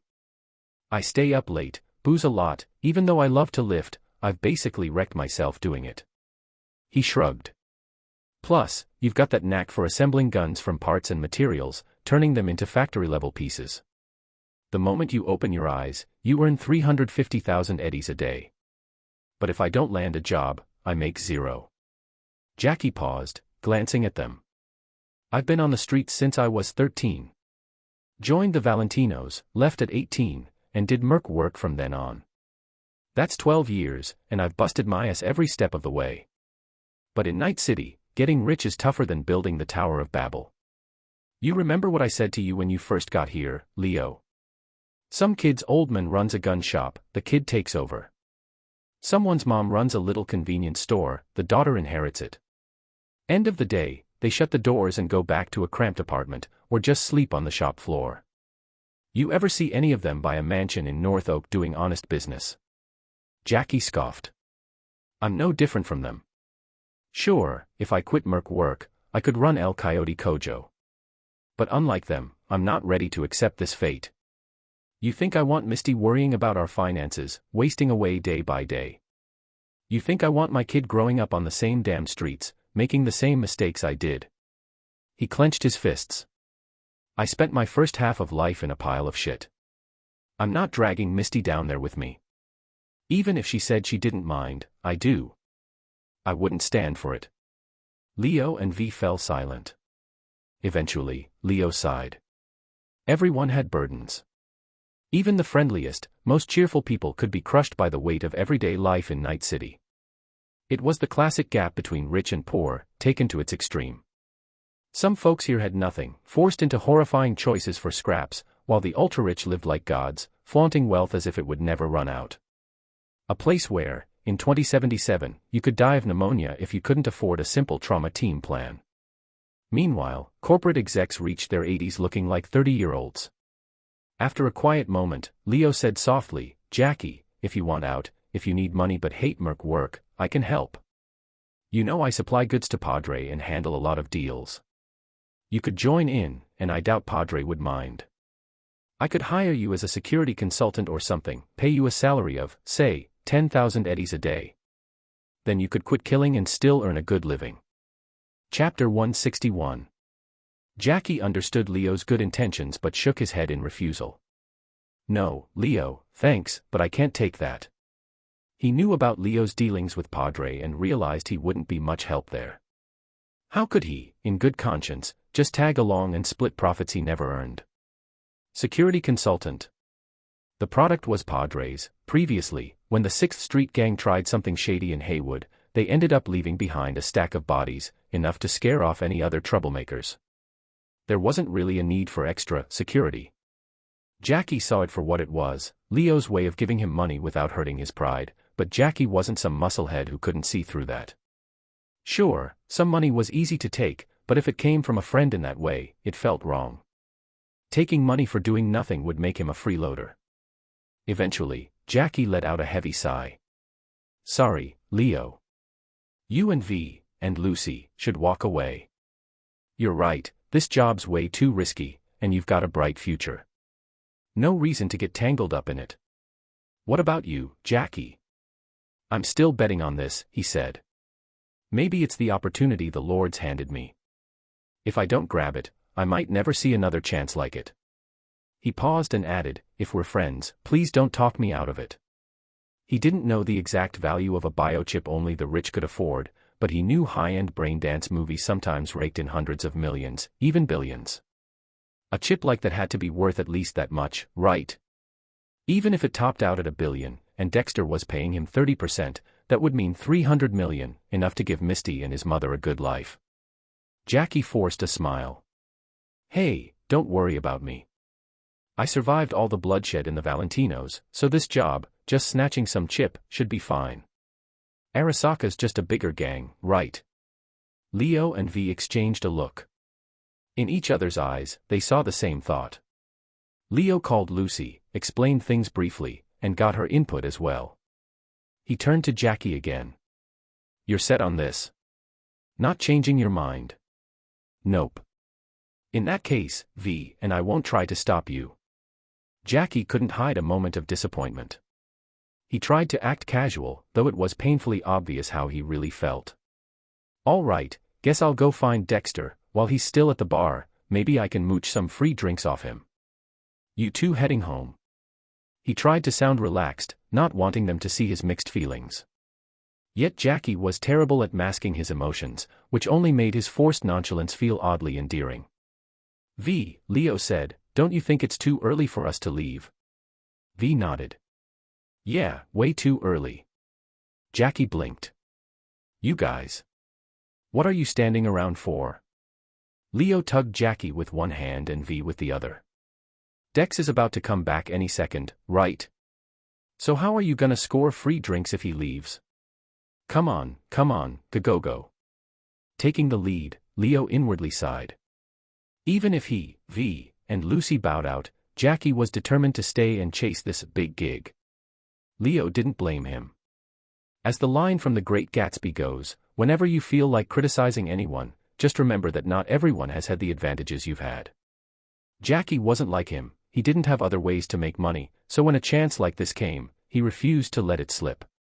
If Leo forced him to walk away, he'd spend the rest of his life in regret. Since Jackie wanted to try, Leo and V would go with him. They stepped out just in time to see Dexter heaving himself off a booth near the bar, a feat akin to an Olympic event for someone weighing over 300 pounds. Noticing Leo's group, he grinned. Mr. Leo, you've all come to a decision. We have, Leo replied. We'll do the job. But before that, Dexter, you mind buying us a drink? Dexter spread his arms. Why would I mind? Order anything you like. Leo smiled. Great. V, Jackie, no need to hold back. Jackie found a seat at the bar. Give me a tequila old-fashioned, with a splash of beer and chili flakes. V remained standing beside Leo and signaled to the bartender. A Johnny Silverhand for me. Leo raised a brow. What the hell's that? V answered, a local special. Named after that rocker boy who took on Arasaka decades ago. But here at Afterlife, you mention Johnny Silverhand, and the bartender'll know the recipe he left behind. Jackie, in a good mood, tapped the bar. Hey, Leo, break tradition just this once. Leo shook his head. He turned to Claire behind the bar. A cola for me, with ice. Jackie groaned, throwing his hands up. You serious? What are you, allergic to fun? Behind his shades, Dexter's eyes glimmered. Mr. Leo doesn't drink, huh? I'm not into booze or smokes. Hey, a real saint, are we? Hardly. Everyone's got their own tastes. After a round of drinks, they returned to the private suite and found seats again. All right, Dexter said. Since you're on board, let's continue. The Flathead is key to getting the relic, but that's not all. There's another crucial step. He turned toward Leo. Mr. Leo, I need you to meet with our client. She has all the intel on the relic. And she specifically asked to see you, only you. A woman. Leo frowned. And what's her name? Evelyn Parker. Ring a bell. It does, actually. Dexter put on a knowing smirk. Just a little bit, huh? Leo picked up on the subtext. Dex, what are you getting at? Nothing. Just that when Parker mentioned you, she sounded pretty upset, like a woman who'd been dumped. Dexter slipped off his shades. Pardon my bluntness, Mr. Leo. You wouldn't happen to have some past entanglement with this lady? Before Leo could answer, there was a sharp crack. V had clenched her glass too hard without realizing, and it snapped in her hand, shards spilling across the table. The room went still for a beat, everyone jolting at the sudden noise. "You cut your hand," Leo said, seeing the blood. He grabbed some clean water and bandages. V turned away, hiding her injured hand. Leo reached out to her. "Don't be stubborn. Give me your hand." Dexter, for all his size, looked uneasy. V had been so quiet until now, like Leo's shadow, and he'd paid her little mind. The mention of Evelyn Parker triggered a jarring reaction. Could it be? Dexter glanced from V to Leo. It wasn't uncommon for teammates to grow close after braving danger together. A case of the suspension bridge effect, perhaps. If he'd known V and Leo were a couple, he never would have joked about Parker in front of her. Feeling awkward, Dexter cleared his throat. "Wow, Ms. V, you've got quite the grip." Jackie gave a nervous laugh. V stood there, face cold, while Leo tended to her wound. Jackie scratched his head and changed the topic. "Hey, Dexter, I've got a question. When do we get down to talking about what everyone really wants to know?" Chapter 162. Dexter leaned back into the sofa, arms spread like a triumphant king. Newcomers' cut follows the old rules. No haggling. You get 30%. 30% was a decent sum, but even someone as clueless about corporate tech as Jackie sensed the relic's colossal potential. Even a small percent more might blow all other gigs out of the water. Jackie decided to test the waters anyway. If it failed, they'd lose nothing. "Come on, 30%. Jackie protested. "In this show, every actor shoulders risk," Dexter retorted. "That cut is exactly what you deserve." End of story. Meanwhile, Leo kept cleaning and bandaging V's hand but didn't miss a word of the negotiation. Jackie pressed further. "Dexter, you're giving the three of us only 30%. That's 10% each, less than we'd earn doing a smaller job on our own." The reason Jackie said 3 people was because Leo had already decided Lucy would stay away. This time they were dealing directly with Arasaka, which was too dangerous for someone on the corporation's wanted list. Lucy understood, one misstep could escalate a hard job into a suicide mission. Worry or not, she had to sit this one out. Jackie continued pushing. "Hey, who brought you the Flathead? Who's about to go meet with Parker because you can't get the info yourself? And in the end, who's risking their neck stealing the chip from Arasaka? You'll be parked here at Afterlife, air conditioning on, enjoying a nice drink, while we handle all the danger. Then you offer us 30%. Dexter wasn't about to back down. "Wanna lay it all out? Fine. Who's arranging your transport, top-tier netrunner, and this entire deal in the first place? Still wanna keep going, Combata?" He was clearly referring to T-Bug, an elite netrunner whose share was typically higher than a standard Merc's. Dexter presumably planned on giving her a decent slice, which might leave only 10% each for Leo, V, and Jackie. Jackie frowned. "And what exactly do you mean by transport?" "Using Delamain cabs to get you in and out, of course. Plus a premium trauma team plan. Dexter Deshawn only works with the best. Delamain and Platinum Care are it." Leo chuckled. "You can hold off on the Delamain and Platinum. We already have them." Dexter paused. "Excuse me? Are you joking, Mr. Leo?" Leo met his gaze. "Do I look like I'm joking? I have a yearly subscription for my whole team." Dexter blinked, momentarily lost for words. "All right, if you're not bluffing, I'll bump it to 45%. That's the max." Jackie's eyes lit up. 45, huh, now that feels more like a real payday. Dexter draped his thick arms over the sofa back in a show of dominance. "Been a while since anyone wheedled more cash out of me. All right, Mr. Leo, when do you plan on taking your Delamain cab to meet Miss Parker?"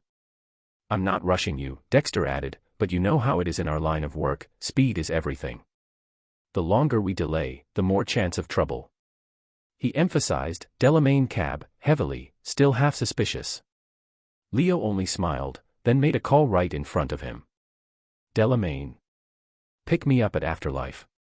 "Certainly, Mr. Leo," came the polite reply. "On my way." 1 minute later, Dexter stepped outside and watched with his own eyes as Leo, V, and Jackie climbed into a Delamain cab. Only then did he believe it completely. Dexter stood by the door, arms crossed, watching the Delamain cab roll smoothly into the street and disappear into the night city traffic. Platinum tier. He scoffed under his breath. That kind of subscription wasn't something most mercs even dreamed of. Not unless they had corporate backing or buried stashes of eddies somewhere. So why the hell's a guy like that still taking jobs from me? Dexter squinted at the tail lights as the cab drifted into traffic. If I had that kind of cash, I'd be sipping whiskey in a penthouse, not crawling through sewers binding his time. It didn't add up. Either Leo was bored rich, or he had a reason for staying in the muck. Dexter didn't like question marks in his deals, but so far, Leo delivered. That was enough. For now. The taxi cruised through Little China, neon signs blurring past. V sat in silence, her mood obviously low. Leo glanced over, wondering if she was still brooding about Dexter's mention of Evelyn Parker. "Are you mad at me?" he asked quietly. She shook her head. No. The answer was short, but her expression said otherwise. Leo ventured a guess. "You think I've been in touch with Evelyn behind your back? It's not that, is it?" He recalled their previous encounter at Lizzie's bar, when Evelyn tried to sweet-talk him right in front of V and Lucy. Even though he'd turned her down, he thought maybe V was still upset about that. She shook her head again. "No, I'm just angry at myself." Leo looked surprised. "Angry at yourself?" V sighed. "Don't you think Evelyn's great at dressing up? Like a peacock fanning its feathers. Then look at me." She gestured down at her outfit with a sigh, tight black tank stretched snug across her chest, and hot pants that left little to the imagination. Her skin was pale, the kind that stood out against the dark leather seats, with tattoos winding down her arms like a quiet serpent. Her legs were toned and athletic, and Leo couldn't help but take a second glance at the way her thick thighs filled out the seat beside him. To him, she looked incredible. But V only looked more disheartened. Leo reached for her uninjured hand, his grip gentle. "I think you're way more attractive than Evelyn, and definitely more charismatic." V blushed but gave him a sideways look. "Don't say that just to flatter me. I hate empty compliments." "I'm not lying," Leo said, dead serious. "You've got that sharp edge to you, that spark in your eye she couldn't fake on her best day. And when things go south, I know you'll have my back." "Evelyn." He shrugged. "She'd probably sell me out for a pair of Louboutins." That got a snort from V, though she tried to hide it behind her hand. "But she's got that, I don't know, womanly mystique," V muttered. "Like she walks into a room and everyone forgets what they were doing." Leo leaned closer, voice dropping slightly. "Maybe. But when you walk into a room, people remember why they showed up in the first place." She blinked. "That's actually kinda smooth." Leo smirked. "What can I say? Comes out when I'm telling the truth." She traced a small circle in his palm with her fingertip, eyes softer now. "Say more. I like hearing it." "All right. You know how Watson beats the other districts?" She played along, raising an eyebrow. "Because it's got your favorite noodle shop?" "Nope," he said. "Because it's got fewer skyscrapers, so the wind can blow freely, blow you straight into my arms." That earned him a giggle and a playful slap on the arm. "Ugh, you were doing so well. Hey, I gotta keep my streak of cheesy lines alive." Meanwhile, Jackie, sitting in front from them, gave them a blank look and muttered internally, "Yo, should I be here for this?" Soon, they arrived at Lizzie's bar. V and Jackie stayed in the cab. "She wants to see you, right?" V said. "No need for us to tag along." Leo nodded. "All right. I'll go on my own." Outside Lizzie's, a mox with a high bun greeted him warmly. "Long time no see, Leo. In the mood for a new brain dance?" "Not today. I'm here to meet someone." "Suit yourself. If you change your mind, just let the bartender know." He waved and headed in. Lizzie still bustled, music pumping away. Compared to the Toten tans, though, the volume here was a lot less ear-splitting, and the lighting more pleasant. Leo made for the bar. Mateo. The bartender nodded in acknowledgement.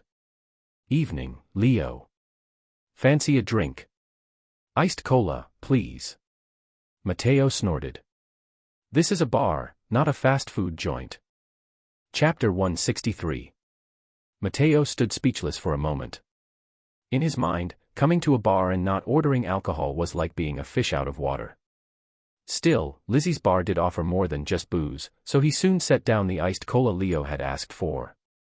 Leo took a gulp of the chilled cola, feeling the crispness spread down his throat. Perfect. He placed the glass back on the counter. I'm looking for Evelyn. You know where she is? She's in the basement with Judy. Thanks, Mateo. Leo reached for some money, but Mateo shook his head. Don't bother. This one's on me. After what you did for Mox, a free drink is nothing. Judy's editing setup was down in the basement, an area usually off-limits, but Leo was no stranger to the Mox. No one tried to stop him as he headed downstairs. The moment he got close to the door, he heard heated arguing inside. Leo paused, wondering whether to enter now or wait until it was over. But before he could decide, the door swung open. Judy spotted him standing outside. She froze, then glanced back at Evelyn, who was sitting in a chair. Slowly, Judy's eyes went wide. So you're the merc Evelyn hired? Leo, hey. Evelyn's expression brightened into a dazzling smile. We're leaving, Judy. Leo noticed Judy, still fuming like a cat with its fur on end. He looked from her to Evelyn, who was smiling sweetly. Leaving for where? Evelyn tried to slip an arm around his, but Leo calmly stepped back, avoiding the contact. Her face twitched with a brief flash of awkwardness before she smoothed it over with a practiced, sultry grin. It's not convenient to talk down here. Let's head to a private booth upstairs. They headed back upstairs to a small, unoccupied booth. The holographic projector in the table displayed a virtual dancer, curvy and scantily clad, swaying in the air. Evelyn settled onto the sofa in a sensually suggestive pose. Come on in, she teased in her throatiest voice. Don't keep me waiting. Leo shut the booth door behind him, then deliberately took a seat on the sofa opposite hers.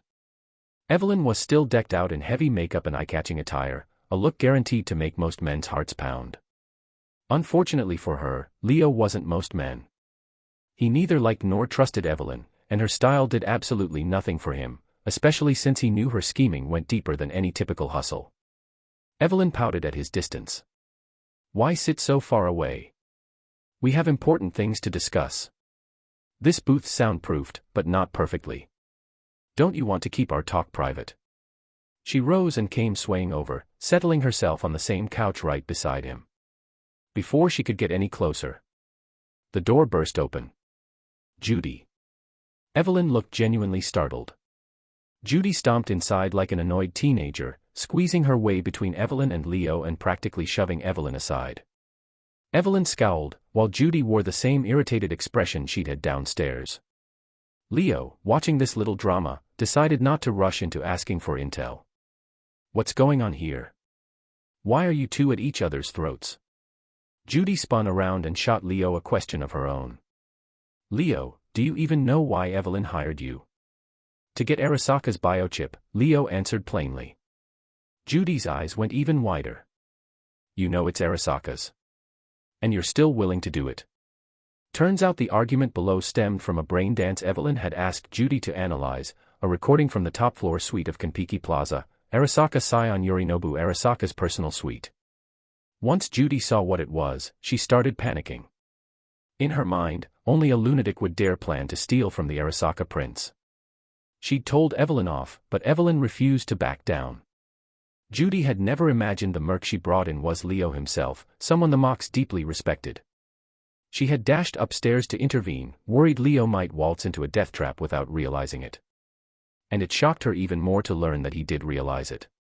He just didn't care. Leo gave Judy a small grin. Everyone says Arasaka's too big to mess with, but I've decided I'm messing with them anyway. Nothing's changing that. Evelyn pressed her hands together in a plea. Come on, Judy, there's no need to worry. You know Leo, you trust him, don't you? If you can't trust me, trust him. He took out that Jotaro problem for the Mox without Tiger Claws even figuring it out. With him on board, it's the perfect setup. Leo's expression darkened momentarily. He didn't like Evelyn putting him in the hot seat, singing his praises as if he were a shield. The higher she lifted him, the more it might hurt if things collapsed. He kept silent, though. Judy's eyes flickered with hesitation. And Evelyn, seeing her waver, pressed on, "You've been wanting to leave Night City for a while, right? After this job, you'll have enough eddies to go anywhere you want. Trying to save up by editing BDs here in Lizzie's basement would take forever." Let's face it. That hit Judy right where it hurt. Once upon a time, she'd had hope for Night City, but the city had crushed her spirit over and over. Now she just wanted out, as far away as possible. She exhaled slowly, eyes shut. When she opened them, she looked at Evelyn in resignation. "Fine. But for God's sake, Evelyn, no games this time. Don't try to be clever behind our backs." Evelyn's lips curved in triumph. Judy was caving. She stood between them, feeling more like a third wheel than ever, while Evelyn turned her focus back to Leo. He rose, looking ready to leave. "So I guess I'm not needed here while you two figure things out." "Hey now, handsome," Evelyn said, eyes gleaming. "We're finished. Let's talk about us." Between them, Judy felt awkward. She'd seen her share of scenes like this. Evelyn was an expert at seducing men, but it still felt uncomfortable. Leo ignored Evelyn's flirtation and cut to the chase. "First, a question. Dexter claims you contacted him because you want the relic, right?" She purred. "Is it really worth the risk? Or, to put it differently, will it really earn enough to justify going toe-to-toe with Arasaka?" Ever since the Relic project became public knowledge, TV programs across the city debated it hotly. Public opinion was divided. Chapter 164. It was certain that this thing belonged to the rich. Ordinary folks couldn't even dream of it. That raised a question: why didn't the wealthy just buy the genuine version from Arasaka instead of resorting to a shady counterfeit? Or did that mean the relic Evelyn wanted them to steal was somehow different from the other biochips Arasaka planned to sell to the elites? "Nothing gets past you, Leo." Evelyn brushed her hair behind her ear. "The most special aspect of the chip we're after lies in the data it contains." "Data? I see," Leo said as realization struck him. That made sense. The relic could copy a person's consciousness, storing vast amounts of knowledge and memories. If it contained the consciousness of a high-ranking Arasaka executive or someone else important, the value would be immeasurable. No wonder Evelyn had gone to such lengths to get her hands on it. Suddenly, a disturbing thought crossed Leo's mind. Don't tell me this relic holds the consciousness of Saburo Arasaka. Saburo Arasaka was the CEO of Arasaka Corporation and the founder of the Arasaka Empire. Born in the 20th century, he was already over 100 years old. His children were in their 70s or 80s, but because of Arasaka's advanced medical and tech capabilities, they looked about 30. Saburo himself, despite being over 150, appeared only in his 70s or 80s. If the chip contained the digital personality of Saburo Arasaka, then forget military tech, anyone from world leaders to the new United States president would pay any price to get hold of it. Evelyn's eyes widened even more than Leo's. Of course not. How could that be? Then what data does the relic actually hold? That's not important, Evelyn replied, avoiding his gaze. Leo let out a cold chuckle. Something more valuable than the relic itself, and you're telling me it's not important. Let me be clear, Evelyn. Even though we know each other, that's all it is. If you don't tell me the truth, then let Dexter find someone else. There are plenty of mercs in the city who'd jump at the chance to risk their lives. With that, Leo got up to leave. This time, he wasn't bluffing. If Evelyn refused to explain, he really would walk away. This job was life-threatening. If she decided to play the same cagey game as Faraday, then he was done. Wait, Evelyn said, trying to stop him. He didn't slow down until he reached the door of the private room. Only then did he hear Evelyn's resigned voice behind him. Fine, Leo. You win. I'll tell you everything. Happy. Leo didn't bother returning to the couch. He just stood by the door. I'm listening. Evelyn bit her lip. All right. The chip contains the digital personality of Johnny Silverhand. Johnny Silverhand. Leo frowned. The name sounded familiar, like something he had heard in passing. Suddenly, the memory came to him in a flash of insight. Johnny Silverhand. Rocker boy, frontman of Samurai, a charmer with big dreams, an idealistic rebel, sworn enemy of the megacorporations. Decades ago, he'd even set off a nuclear bomb that blew up Arasaka Tower. After that night, he vanished into thin air. No one ever found his body or confirmed his death. Leo recalled hearing the name because, even in 2077, Samurai still had hardcore fans who refused to accept any modern music, insisting that only Samurai's tracks were worthy of the term. Everything else was trash. There had also been a TV show that interviewed former members of Samurai decades after the band's breakup. Leo had watched a few episodes while eating dinner. But still. Didn't Silverhand die decades ago? How could his consciousness possibly be on a relic, he asked in disbelief. Could Arasaka have transferred Johnny's mind into some kind of digital prison before he died?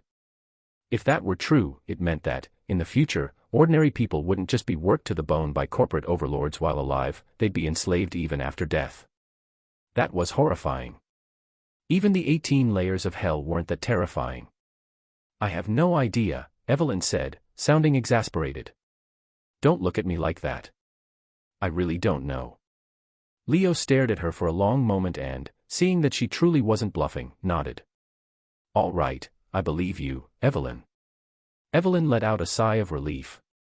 Thanks. Now, care to tell me where the chip is? Don't tell me we have to sneak into an Arasaka lab. That won't be necessary.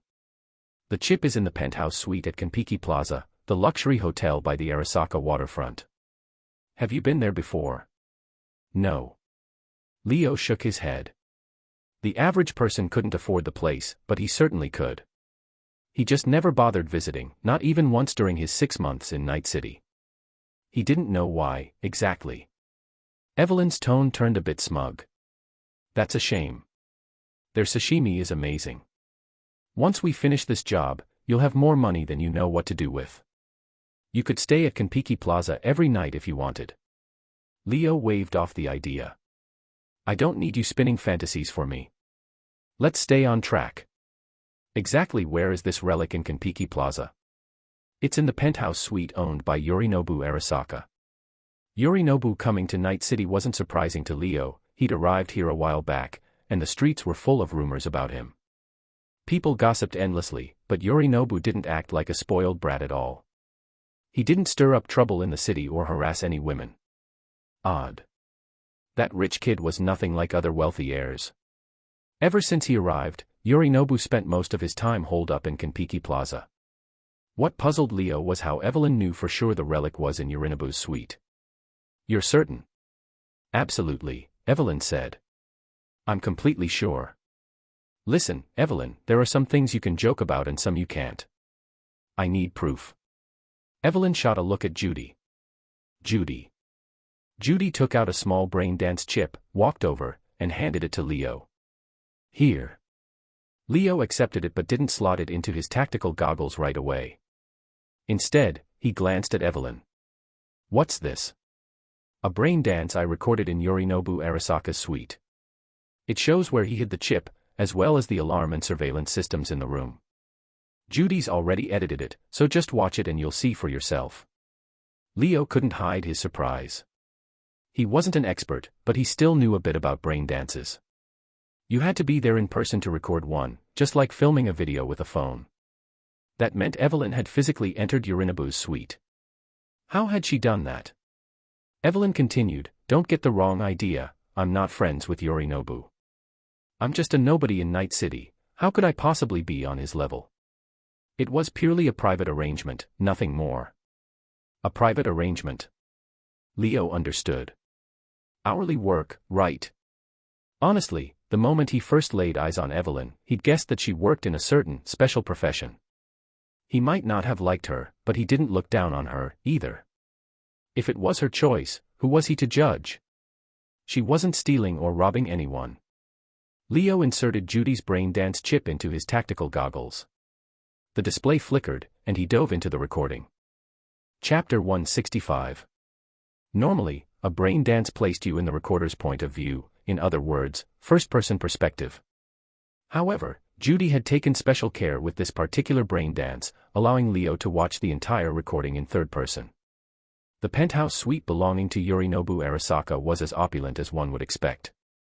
Leo focused on the various security and alarm systems throughout the room, including a hidden turret in the ceiling. The mission's main objective, the relic, was secured in a safe beneath the floor near the floor-to-ceiling window. Judy had even highlighted the switch to open the safe, located on the nightstand by Yorinobu's bed. It only lasted a few minutes, but the brain dance contained an enormous amount of information. There was no question that having it would make their mission far more likely to succeed. If they had barged in blindly, the sensors would have picked them up, triggering an alarm even if no guards were present. Leo exited the brain dance to find Evelyn and Judy watching him. "Well?" Evelyn asked.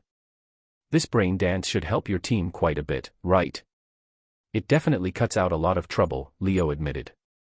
Breaking into the hotel and disabling the alarms would require time and planning, but people like Yorinobu Arasaka generally had their own defense squads. Considering Yorinobu was staying at Kiki Plaza, it was safe to assume that everything from the penthouse down was designated a security zone. Even the hotel's own guests wouldn't be allowed near it. If Leo had been the head of security, he would have done the same, maybe even called an additional backup from Arasaka Tower. Arasaka's special ops forces had a global reputation. Many corporations and individuals hired them to protect against mortal threats or safeguard priceless assets. But if something happened to Arasaka's interests, those forces would prioritize defending the corporation, not the client. Their code of Bushido demanded loyalty to their commanding officers, even at the cost of their own lives. It wouldn't have surprised Leo at all if Yorinobu, as the heir to Arasaka, had the place swarming with them. Evelyn, however, sounded nonchalant. "Don't worry about that. He has no bodyguards at all. He disbanded them a while ago." Leo frowned. Why would he do that? Even someone like Meredith Stout, a mid-level corporate manager, would travel with 2 top-tier security agents. So why would Yorinobu Arasaka, of all people, dismiss his entire security detail? You know about Arasaka's intel gathering, right? You sneeze in Night City, they hear it in Tokyo. Yorinobu believes all his bodyguards are just eyes his father planted on him. Leo sighed in understanding. He knew that in Japan, the father and child dynamic in powerful families could be complicated. It made sense that Saburo Arasaka might keep tabs on his children. So, why does Yorinobu carry the relic with him? What's he planning? Isn't he worried about losing something this valuable? He stole it from an Arasaka lab. He's planning to sell it to the Netwatch, Evelyn said. Why? He's the heir to Arasaka, right? Once Saburo is gone, wouldn't the entire Arasaka empire be his? Why do this? Evelyn let out a derisive snort. He's nothing more than a figurehead right now. He disobeyed his father ages ago, and he's long since lost favor. Leo frowned. Arasaka, as one of Night City's largest corporations, was always the subject of rumors. Saburo Arasaka had 3 children and a granddaughter. Kei Arasaka, who had been Saburo's favored heir but passed away some time ago, Yorinobu Arasaka, Hanako Arasaka, and Michiko Arasaka, Kei's daughter. The Arasaka family was a classic example of a Japanese conglomerate, and Japan itself often disguised a feudal society beneath its modern veneer. Deep-rooted traditions, like favoring male heirs, still persisted. If Saburo Arasaka hadn't been so stubborn and traditional, he might have handed over the company to Hanako when Yorinobu ran off to join the Steel Dragons. But after Yorinobu returned, Saburo still let him keep his position. Judging by Evelyn's tone, however, Yorinobu had once again provoked his father after coming back, and Saburo had stripped him of power. What exactly did he do? Leo asked. Evelyn recalled those quiet moments after everything, when Yorinobu would sit on the edge of the bed, smoking a cigarette and talking about his past. He wanted to nationalize Arasaka. He'd already contacted some government officials about it. As soon as his father died, he planned to hand all of Arasaka's assets over to the state. But the plan leaked, she continued. Saburo heard about it, and with just a few phone calls, all those reform-minded politicians in the central ministries either committed suicide or disappeared under suspicious circumstances. After that, Yorinobu was completely muzzled. If he shows any hint of disloyalty now, he's finished. Leo took a moment to absorb what she'd said. He planned to nationalize Arasaka. And didn't he realize that if he pulled it off, he'd have nothing left? Evelyn shrugged. I wouldn't know. People born with a diamond spoon think differently. You've heard the story, The Emperor's Golden Hoe, right? She was referring to the tale where two poor farmers imagined a lavish life for an emperor, yet their own limited perspective led them to believe the emperor just used a golden hoe in the fields, completely missing that an emperor didn't need to farm at all.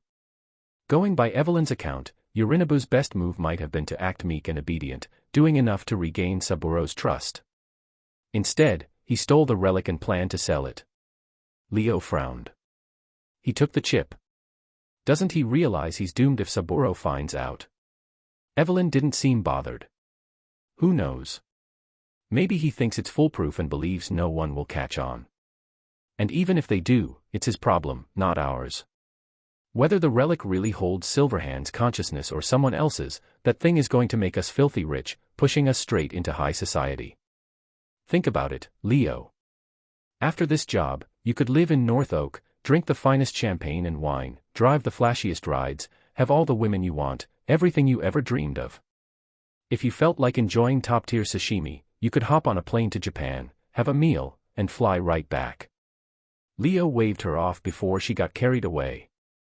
Okay, enough hype. You should be more worried about yourself. Evelyn looked puzzled. What's there to worry about? Once Yorinobu realizes the chip is gone, won't he suspect you? Evelyn just smiled. She didn't seem scared at all. I already told you, he planned to sell it to Netwatch. He's got no reason to come after me. And he has no idea I'm targeting the relic. Besides, if Arasaka launches an investigation, they'll start with the big shots, not me. Leo couldn't help a dry reminder, you're wrong, Evelyn. You don't get how corpos like Arasaka handle things. When something blows up, they don't start at the top, they go after the ones who got too close without real protection. Especially someone like you, who cozied up to Yorinobu without rank or backup.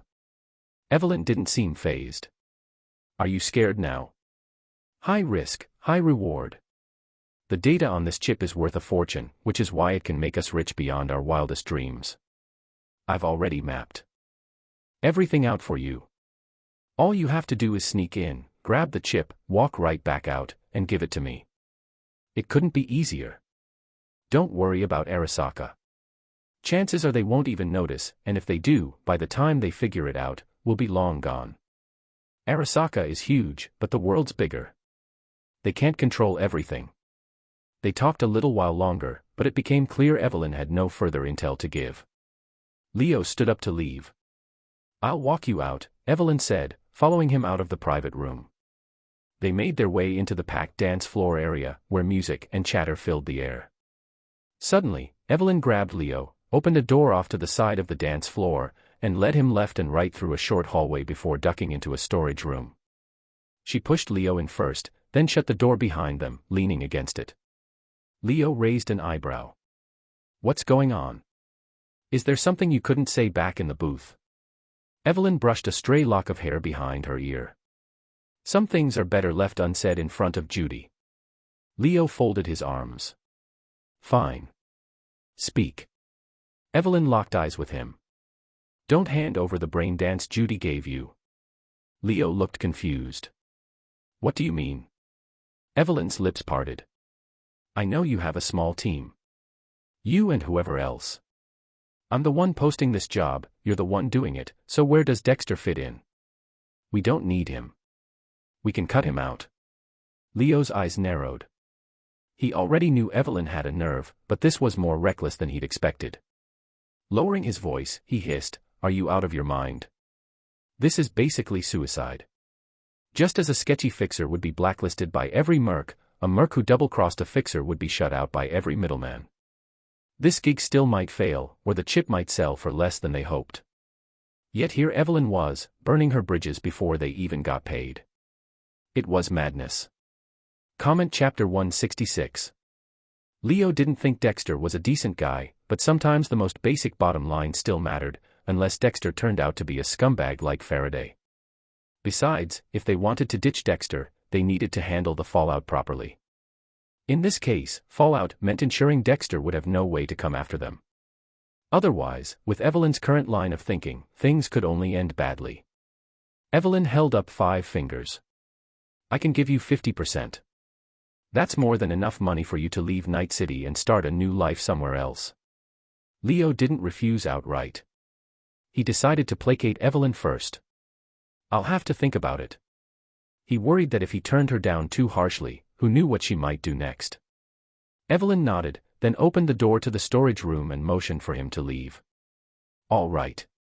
You have my number. Call me when you've made up your mind.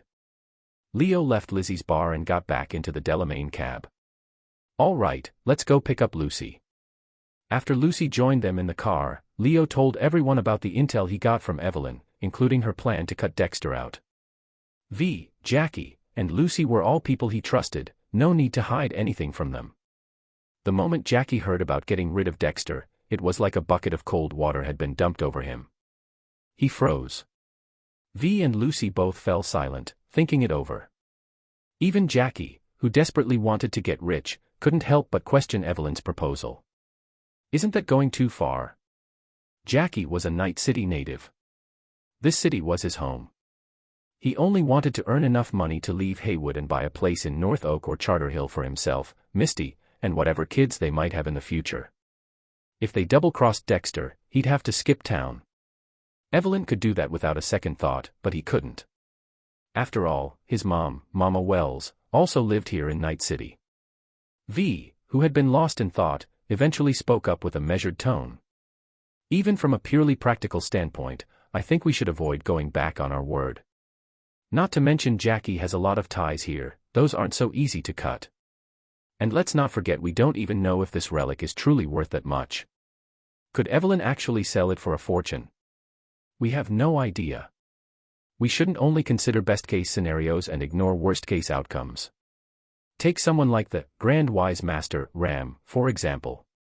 Even after factoring in every possibility, he still failed in the end. If this relic doesn't bring in the big payday we're expecting, and we've already offended our fixer in the process, we'll be screwed. Leo nodded. V's line of thinking matched his own. Reputation mattered a lot for mercs.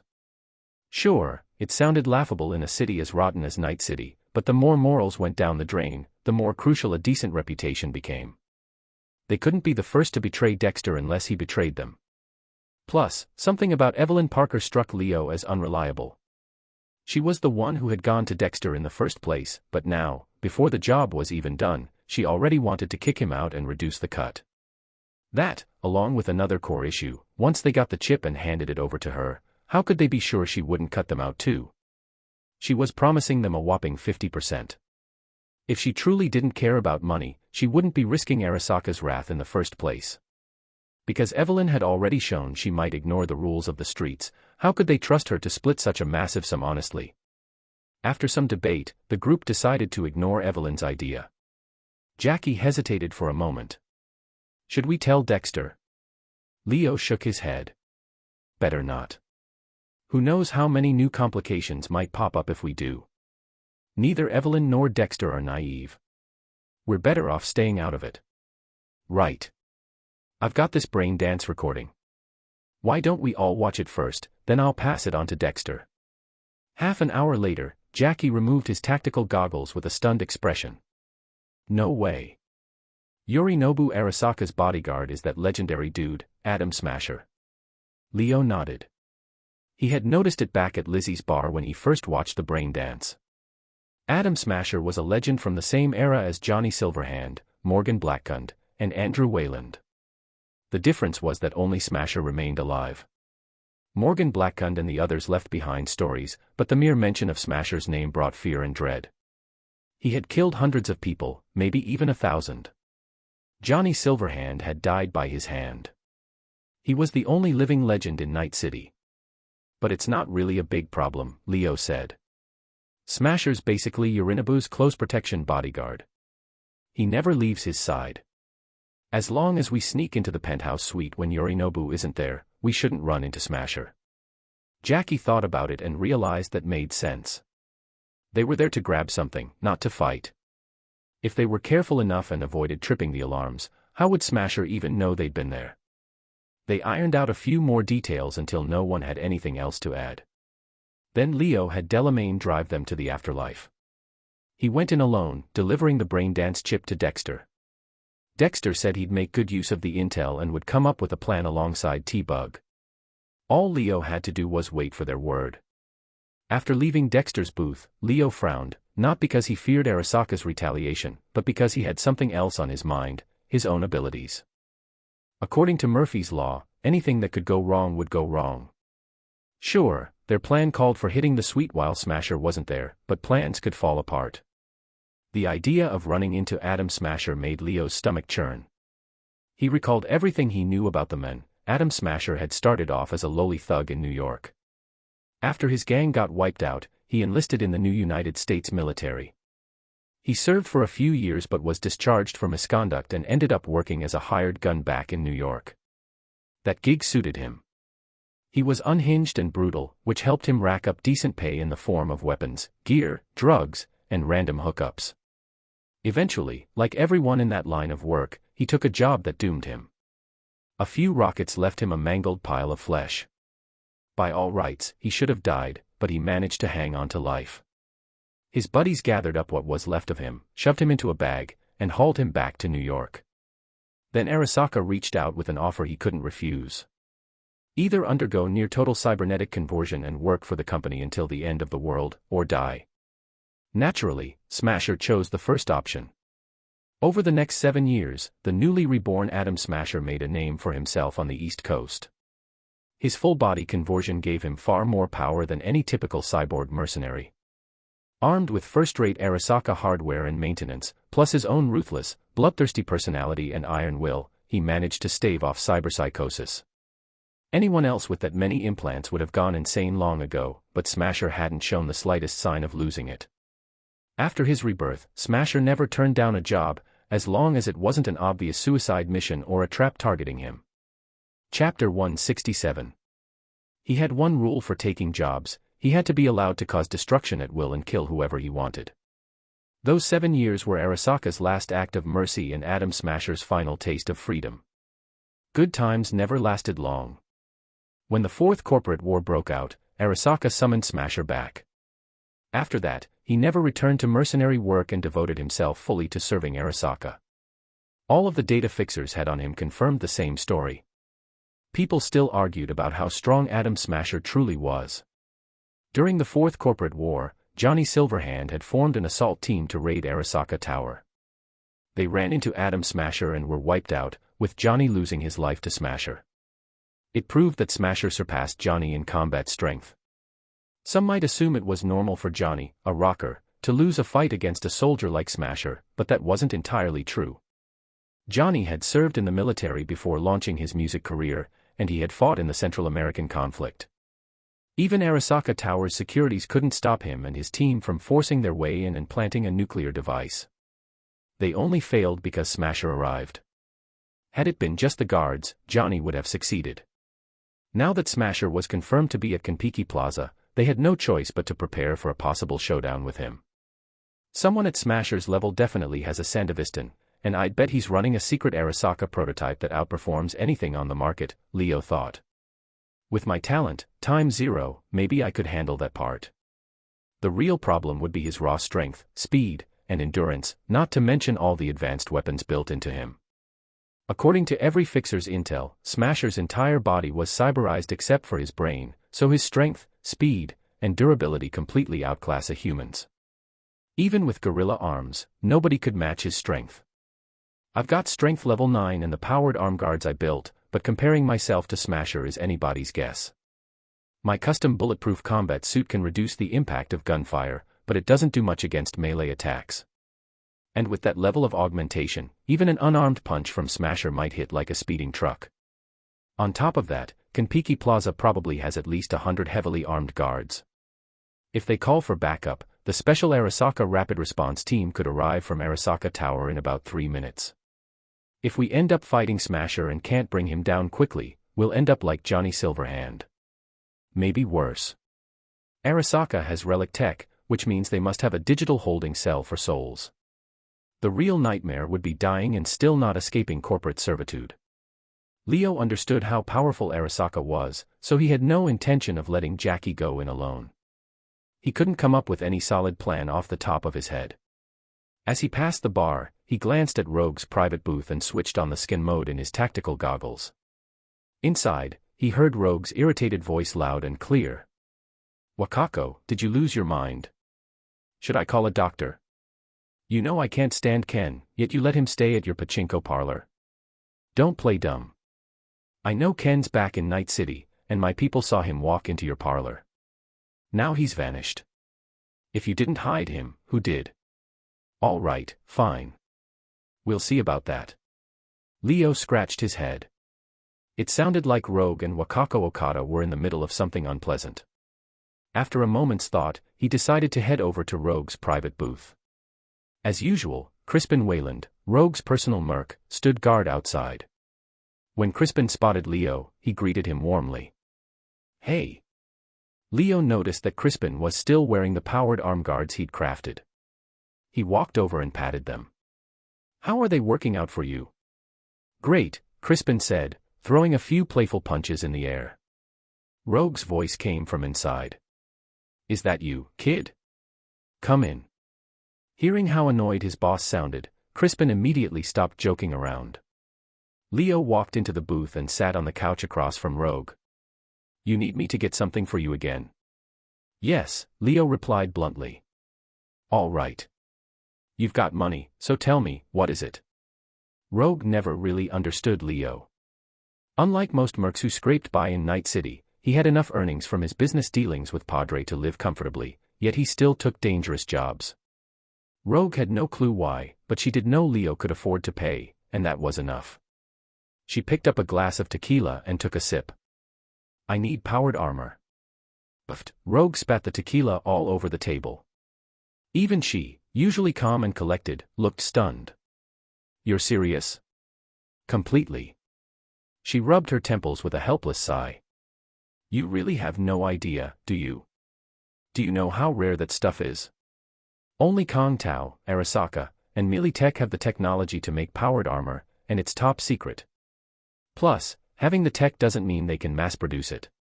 None of these three corps have equipped their own Night City security forces with powered armor yet. That should tell you something." It was the first time Leo had heard Rogue so adamantly emphasize how difficult something was. "Come on, you're Rogue. Is there really anything in Night City you can't get?" She burst out laughing.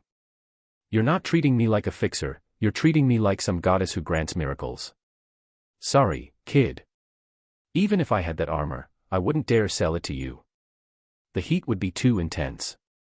Every suit from those three companies has a distinct look and would be identified the second you showed it off." It seemed his attempt at a shortcut had led nowhere. Leo shrugged. "Fine, worth a try anyway." In 2077, humanity had indeed cracked the code on powered armor. But for reasons like low yield rates, limited output, and massive production costs, none of the major players in Night City had outfitted their security with it. Still, each megacorporation had a small elite team that used it. In such a short time frame, the only way Leo could think of boosting himself enough to take on Atom Smasher head-on was to acquire powered armor. If even Rogue couldn't do it, he'd have to forget about it. Now Rogue had her own question.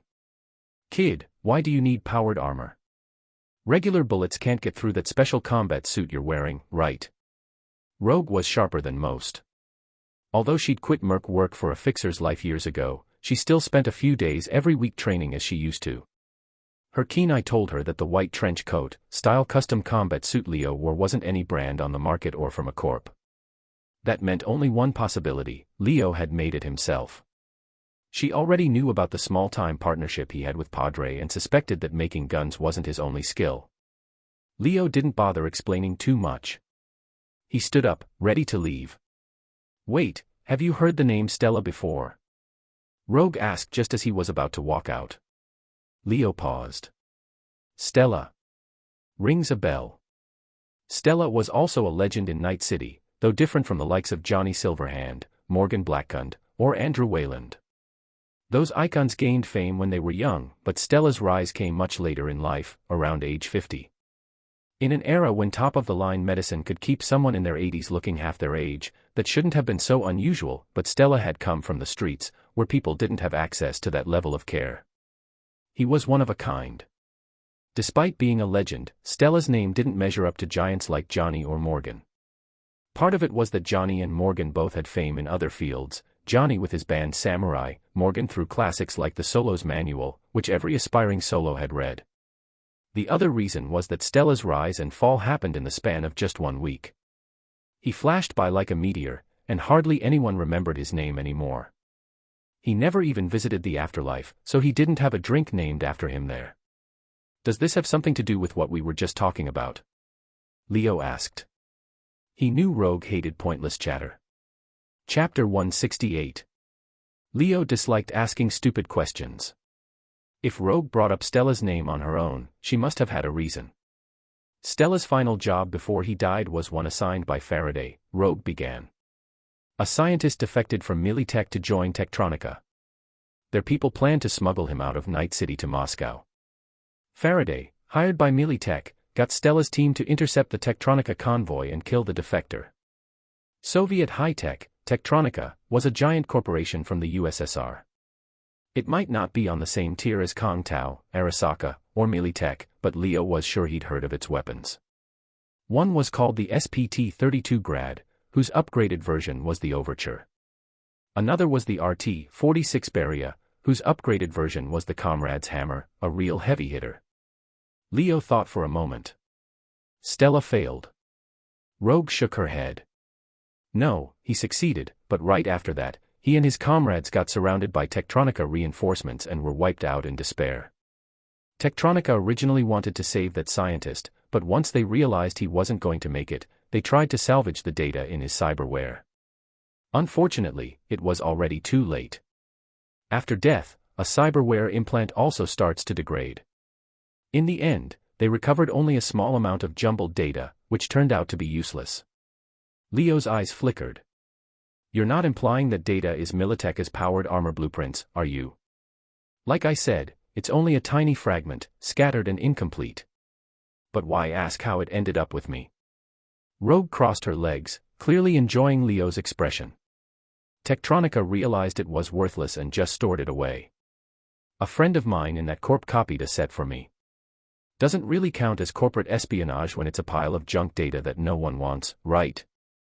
Might as well turn it into some side cash. I'll take it. Name your price. Friend's rate, Rogue said, offering a figure that was basically a steal. Leo spent about half an hour in Rogue's booth. A netrunner with dark skin walked in from outside, slid a chip across the table, and handed it over. Thank you, Nix, Rogue said with a nod, then slotted the chip into her neural link to confirm it. Satisfied, she popped it out and gave it to Leo. He transferred the payment to her on the spot, then stayed put to look it over.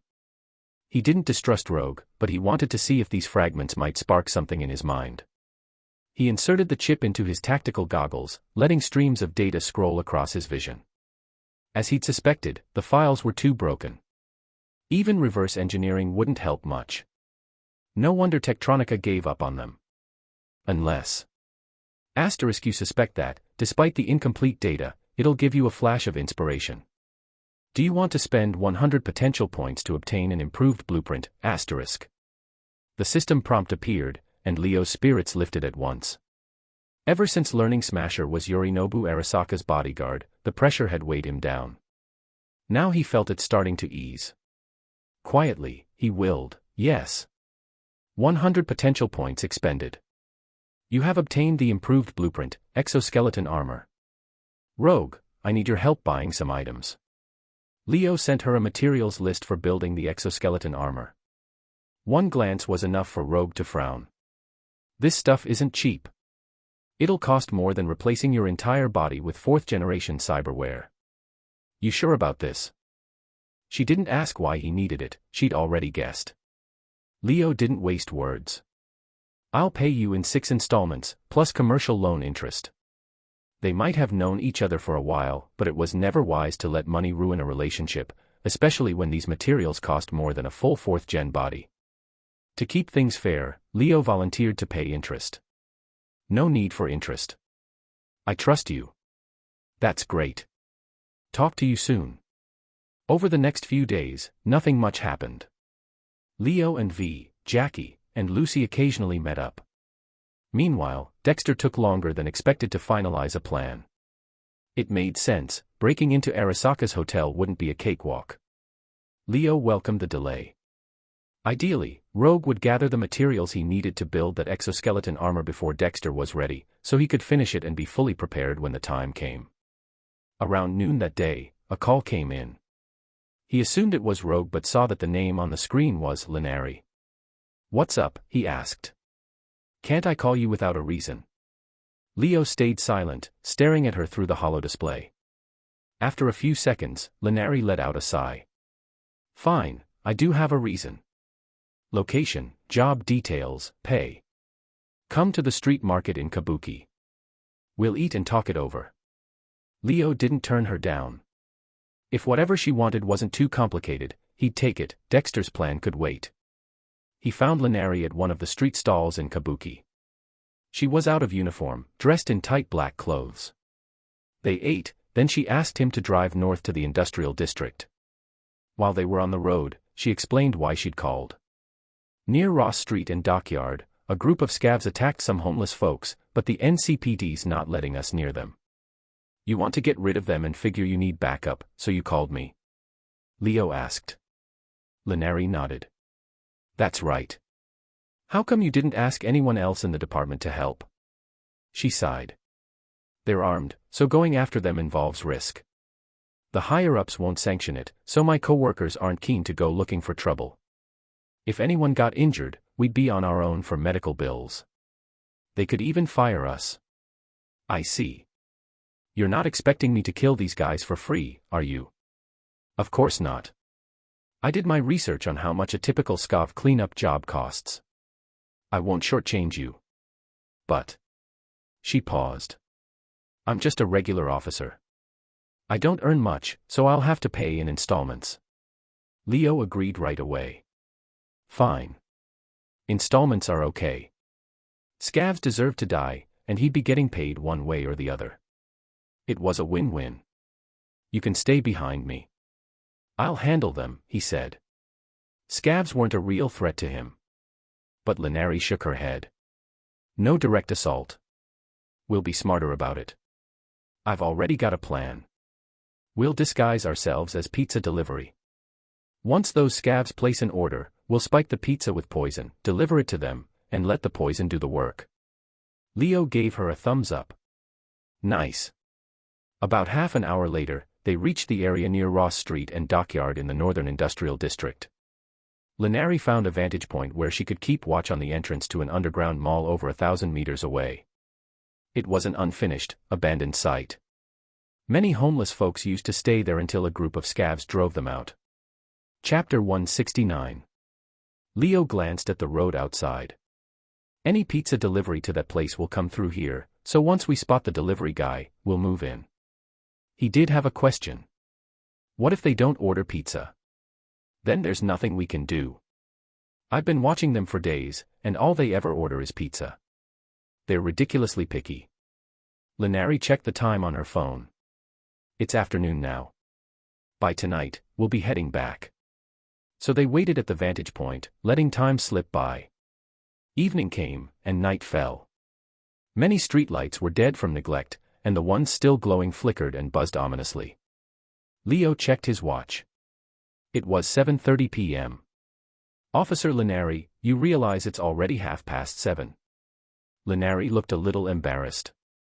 Maybe they ate too much at lunch and planned to eat late. Leo made up his mind, if they still hadn't ordered pizza by 9, he'd storm in there himself. He wasn't about to waste a whole night babysitting a pack of rats. But first, dinner. Suddenly, Linari remembered they hadn't eaten yet. "What do you want?" "I'll order takeout." "How about pizza?" Leo would have liked a full meal, but taking advantage of his partner here wasn't his style, and they also had a job to do. Simple was better: pizza, burgers, or street pancakes. Got it, she said, and dialed the pizzeria. Soon, a delivery arrived with a Wagyu Supreme pizza.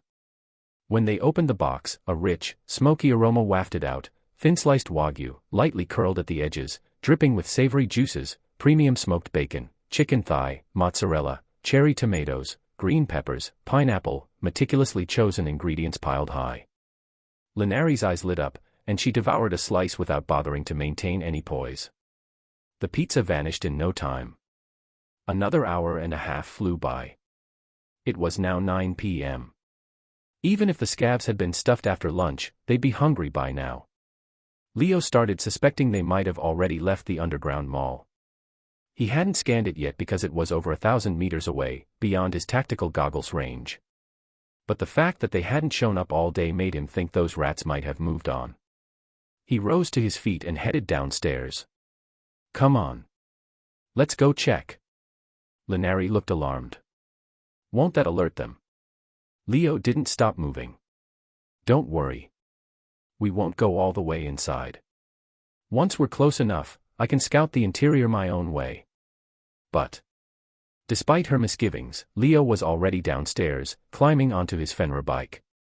You coming or not? From his tone, it was clear if she didn't hop on, he'd leave her behind. Biting her lip, Linari decided waiting around was pointless. She also had a hunch those scavs had moved on. Staying put might waste more time and let them miss any chance to pick up the trail. She got on behind him. 1,000 meters wasn't far on a powerful motorcycle. In no time, Leo and Linari arrived outside the unfinished underground mall. He flipped on the tactical goggles scan mode. A red light swept outward, invisible to anyone but him. When the results fed back, there were no red humanoid outlines at all, meaning the place was deserted. They're gone, Leo said. Huh? Linari froze. How can you tell? Don't believe me. I'll take you down there, see for yourself. Without waiting for her to reply, he revved the bike and barreled straight into the dark entrance, ignoring Linali's protests to stop. Within seconds, he brought the Fenrir to a halt. Look around, he said. No one's here. She finally noticed how silent the place was. If people had been lurking, they would have left some sign, light, noise, anything. But the only sounds were their own breathing and the Fenrir's headlamp hum. But they were here yesterday, she said, stunned. They probably left this morning, Leo replied.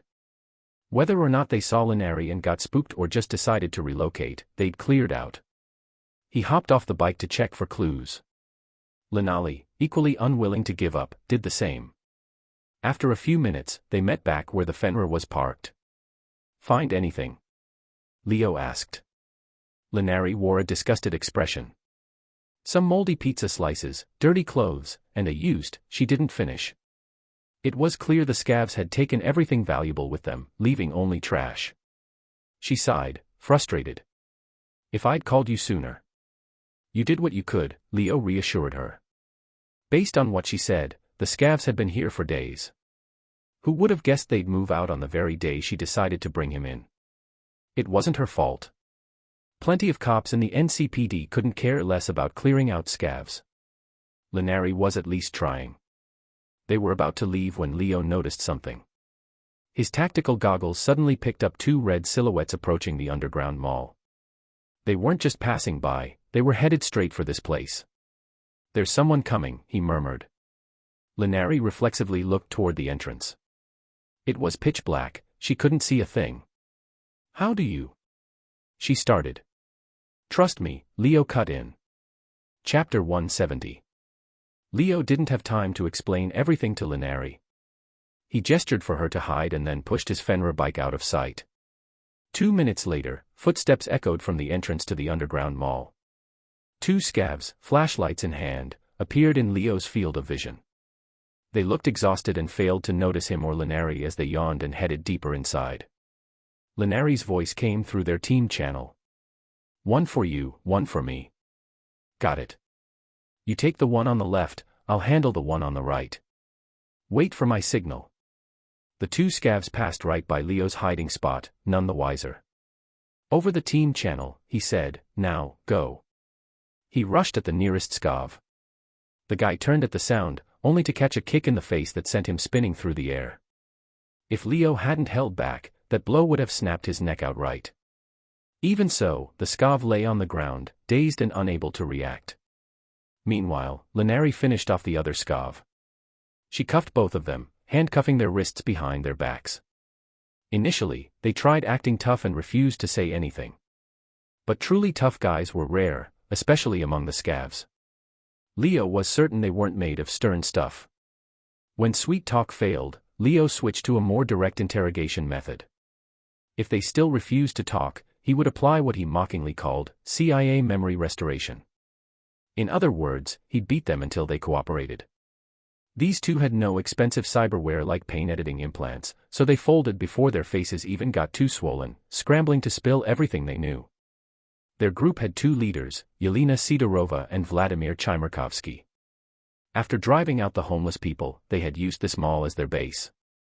However, Chimerkovsky believed staying here was a bad idea and argued frequently with Sidorova. In the end, Sidorova gave in, and they chose to leave earlier that day. Leo crouched in front of the pair. "Where's your new hideout?" Shaking and terrified, the two scavs answered, "An abandoned factory near the Arasaka waterfront.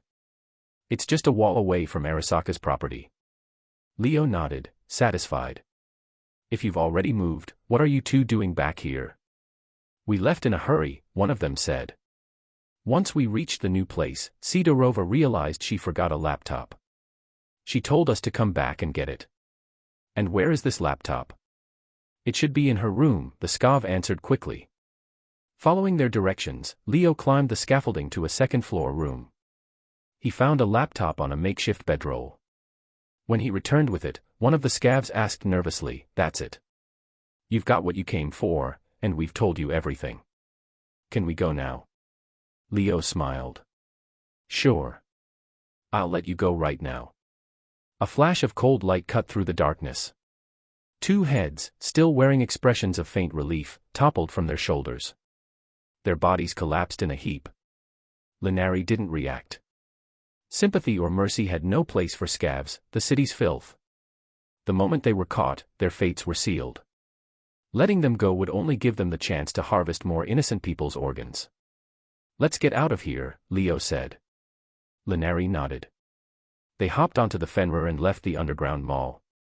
Back at their makeshift lookout, they powered on the laptop to check the files. After some digging, Leo located a hidden video file. He played it at full screen. Two individuals appeared, a man and a woman in what looked like a bar's private booth. Linari's eyes went wide with shock as soon as she saw the men. Chief Fort. How could? Leo recognized him too. He had seen the men on TV. It was Jerry Fort, the NCPD chief. The woman had to be Yelena Sidorova, leader of this group of scavs. On screen, Fort struck a bureaucratic pose. "Miss Sidorova, we've known each other for a while now." Sidorova looked impatient. Yeah. Just cut to the chase. What does the NCPD chief want with me?" Fort raised a hand. "I'm not here in my capacity as chief. This can't go on the record." Sidorova's eyebrow twitched, she clearly understood this meant dirty work. "Got it. So." Fort chose his words carefully. "You know the land in the Northern Industrial District, right? The place where the homeless people have been hanging around." Sidorova thought for a second. "You mean that lot bought up by some worthless suit?" "That's not some worthless suit, that's a developer." "But yeah, that land. Look, we need the vagrants gone, think you can help with that?" "We'd rather not handle this through official channels." Sidorova caught on that Fort wasn't acting alone. This isn't your personal matter, is it?" Fort realized he'd said too much and tried to gloss it over. "Anyway, can you handle it? Pay's negotiable." Without pressing any further, Sidorova shrugged. It made no difference who was behind him, as long as she got paid. "Fine. We'll chase off those street bums. Just make sure to pull back your patrols so we don't end up knocking them around, too." "No problem," Fort replied. The video ended there, but Linari looked more shaken than ever. She had always assumed that Fort took bribes to ignore the Scav's brutality, yet now it turned out he was the one who had hired them in the first place, or at least one of the people involved.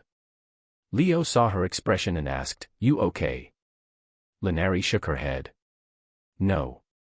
She paused and then said, "Do you know why I joined the NCPD? Most do it just to make a living.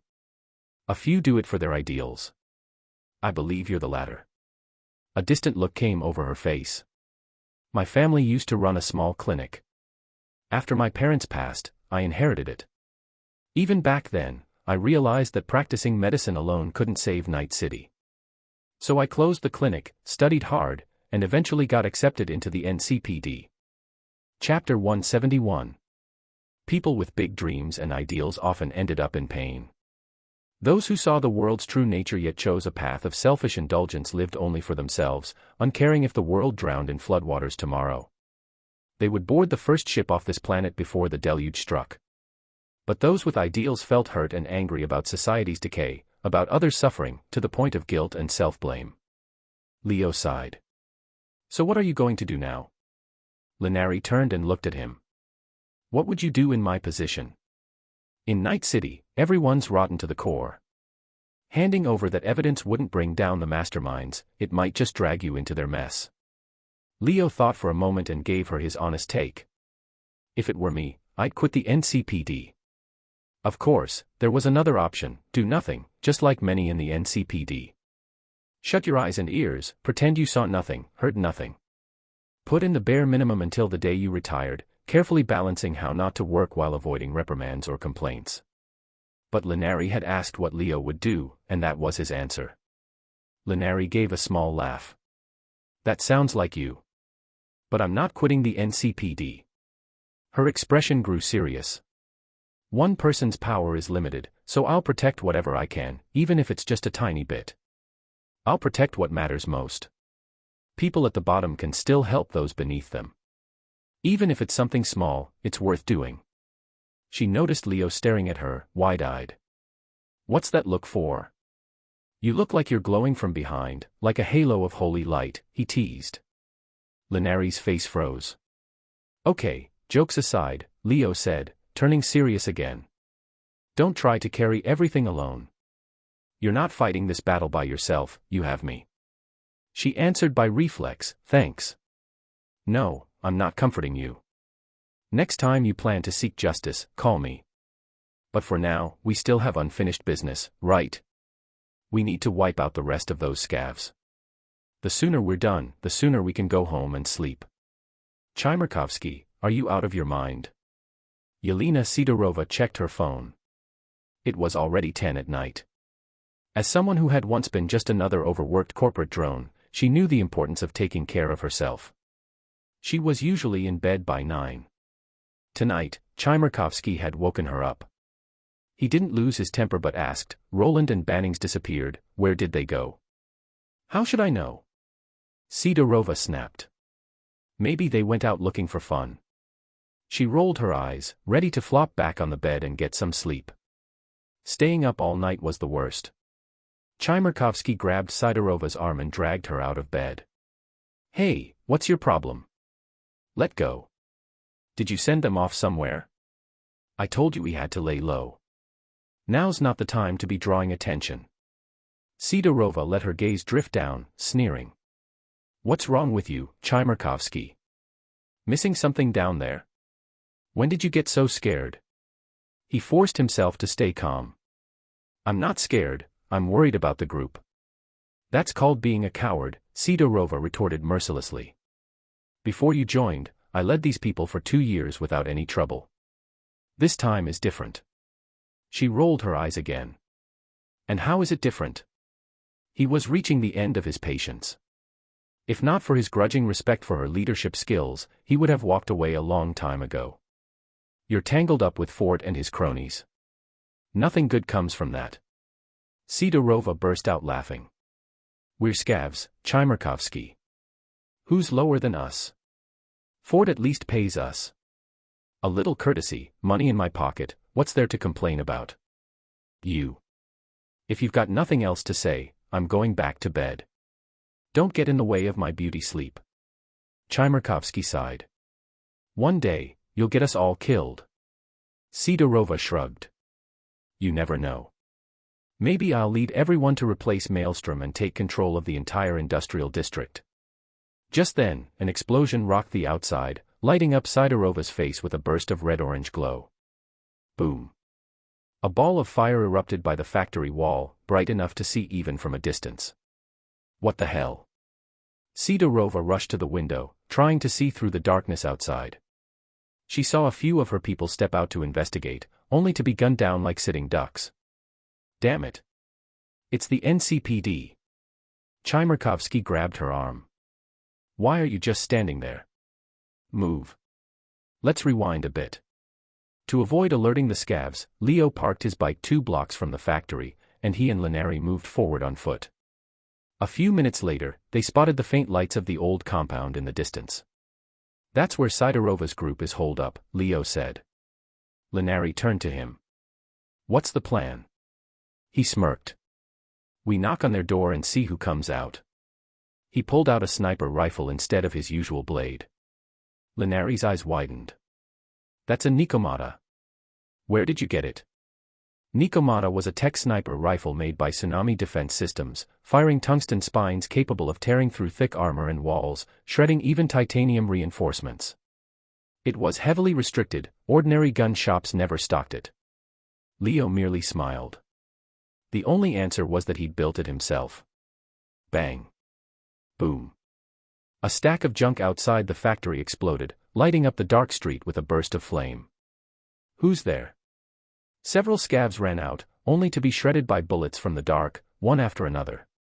After a few deaths, the rest huddled inside, firing blindly into the night. Another loud gunshot rang out, taking down a scav who had hidden behind cover. The bullet pierced his heart, and he dropped like a stone. The survivors panicked, unable to figure out what was happening. They assumed an enemy had slipped into the factory. They searched frantically but found nothing. The horrifying shots kept coming. A second. A third.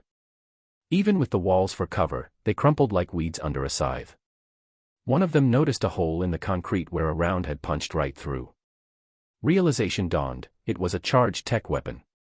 Before he could warn the others, another shot rang out. His head burst apart like an overripe melon. Chapter 172. Inside the building, Sidorova and Chimerkovsky raced downstairs. Sidorova gritted her teeth, her face full of rage. Chimerkovsky, you were right, Fort really is a worthless piece of trash. Neither of them knew what had happened earlier, nor could they see outside. They assumed Chief Fort was cleaning up loose ends. Chimerkovsky checked his weapon as he ran. Arguing about who was right or wrong won't help now. The most important thing is that we get out of here immediately. I'll go gather everyone, Sidorova said. Chimerkovsky grabbed her arm before she could take off, shaking his head. No. Let them draw the fire. While they're busy, we'll slip out the back. I always knew this day would come, so when we first moved in, I stashed a getaway vehicle by the rear exit. Outside the factory, through his scope, Leo put a bullet in the last scav's head. Lenari stood up from her prone position, too excited to bother brushing off the dirt. She held up the Nikomata rifle Leo had lent her, practically buzzing with excitement. Leo, this is so much better than that Lexington. He nodded, not at all surprised. Of course. Underfunded and ill-equipped, the NCPD only issued Lexington pistols for standard duty. Even among kinetic handguns, the Lexington's firepower lagged behind other models like Unity, Liberty, Tamiyura, or U. It didn't hold a candle to Leo's custom revolvers. Hence most officers mocked the Lexington as little more than a squirt gun. As soon as they had the chance, many would buy heavier weapons with their own paychecks. All done, Lenari announced. No, Leo replied, shaking his head. He'd just done a scan and found 2 survivors. 2 of them slipped out the back. He summoned his Fenrir bike, which roared up promptly. Hop on. With Lenari settled behind him, Leo twisted the throttle. The engine snarled, and they sped off. It didn't take long to spot a van fleeing from the rear exit. They're on our tail already. Sidorova kept her composure this time, eyes narrowed. Just one bike. Don't tell me the entire factory was wiped out by these two. She leaned toward Chmerkovsky, who was driving. Stop. We'll take them out. He refused flatly. No way. For all we know, they have backup behind them. It's not worth the risk. Their argument raged on as the motorcycle drew closer. Linari lifted the Saratoga kinetic submachine gun Leo had given her and fired a burst. Shooting from a speeding bike wasn't exactly stable, but enough rounds hit the van to shatter windows and spark off its frame. Sidorova, riding shotgun, braced her weapon in the window to return fire. Leo immediately pulled the trigger in response. She let out a shriek and jerked back inside, blood pouring from several severed fingers. Damn it. Normally calm, Chmerkovsky lost his temper at the sight of Sidorova hurt. He spun the steering wheel, swerving the van around to slam into the bike. Die, damn you. But the Fenrir was far more agile than a van, and Leo's driving easily surpassed Chmerkovsky's.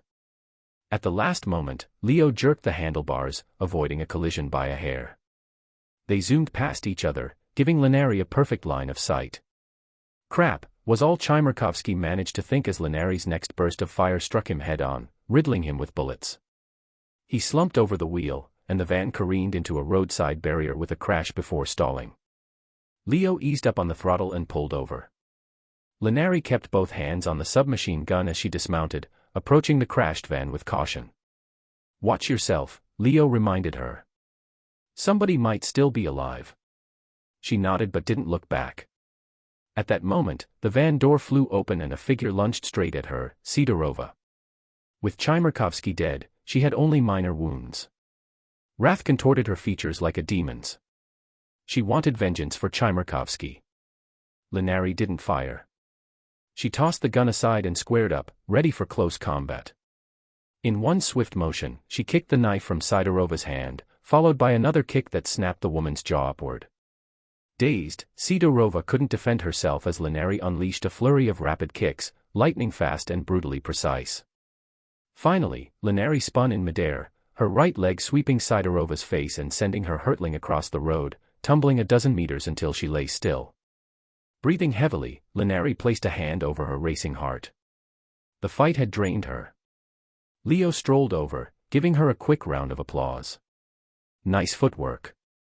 Where'd you learn that? My mom was from Ceres. Before she married my dad, she was a world martial arts champion. Linari checked Sidorova's pulse, confirming the death. We should clear out of here. Leo drove Linari back to her building.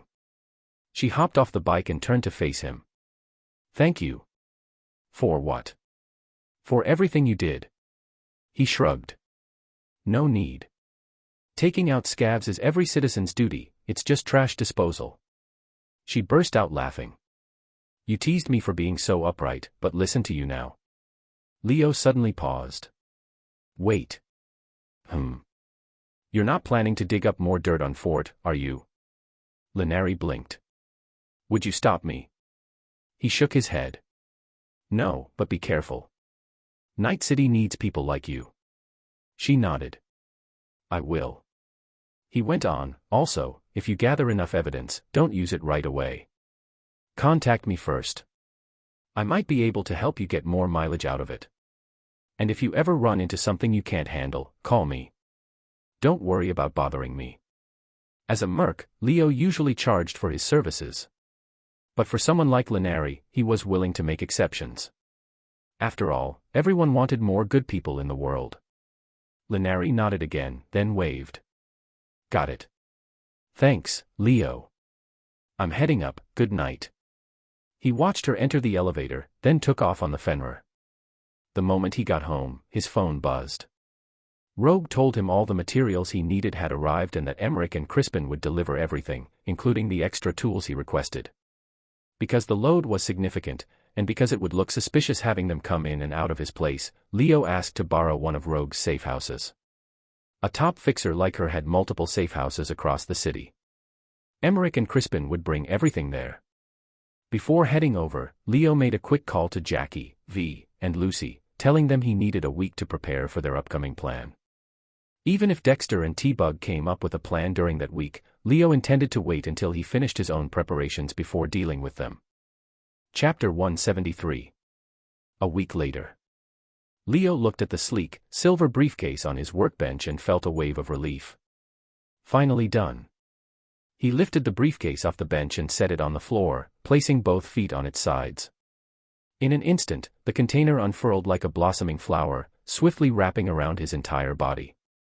The whole process took only a few seconds. Wearing the exoskeleton armor changed his appearance drastically. He now stood noticeably taller than before.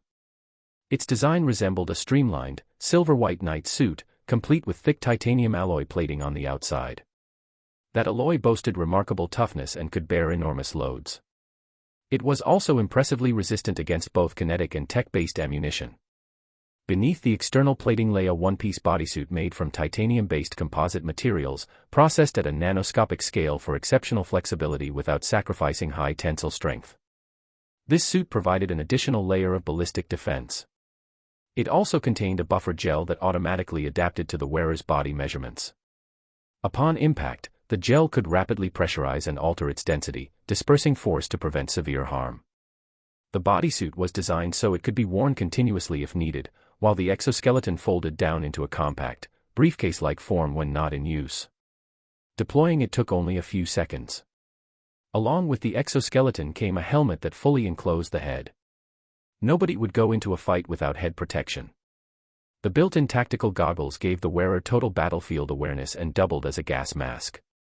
Even if someone tossed him onto the Second Battle of Ypres, history's first poison gas warfare, he wouldn't have broken a sweat. Of course, the armor didn't just grant excellent defense and battlefield survivability, it also carried built-in lethal armaments. The first were palm cannons hidden inside both hands. They could be fired immediately or charged for extra power, hitting slightly harder than an anti-material sniper rifle. Next were smart shotguns concealed in the shoulders, normally stowed beneath the shoulder plates. When activated, they would unfold and fire shells that could track targets automatically. Finally, miniature anti-armor missiles were tucked away at each elbow. Additional features included decoy flares for evading heat-seeking missiles, plus optical camouflage, thanks to a nanoscale computer in the suit that could gather environmental data and alter its color and brightness to blend seamlessly into the surroundings. All that remained was to give the exoskeleton armor a name. Leo recalled how Prince Marth had once wielded the falchion, slaying the shadow dragon Medius and restoring peace to Archanea. Of course, no real, evil dragons existed in this world, but the megacore looming over humanity were little different from modern-day dragons in their own oppressive sense. "I'll call you Falchion." Leo retracted the exoskeleton, letting it fold neatly back into the elegant silver briefcase. Opening the door, he found Crispin in the next room, bobbing his head to music. Crispin's job was to handle Leo's meals and keep anyone from disturbing him. "Hey, man, you done?" Crispin asked. Leo nodded, ready to leave the safe house. "Tell Rogue I said thanks." "You can do that yourself," Crispin replied, hinting at something. "She wants you to call her. Says she has a job for you." "Rogue," Crispin said, "you have something." "Yeah, that's right. There's a merc who ripped me off once. The loss wasn't huge, but she ran before I could catch him. Now she's back in Night City, and Wakako introduced her to the Tiger Claws.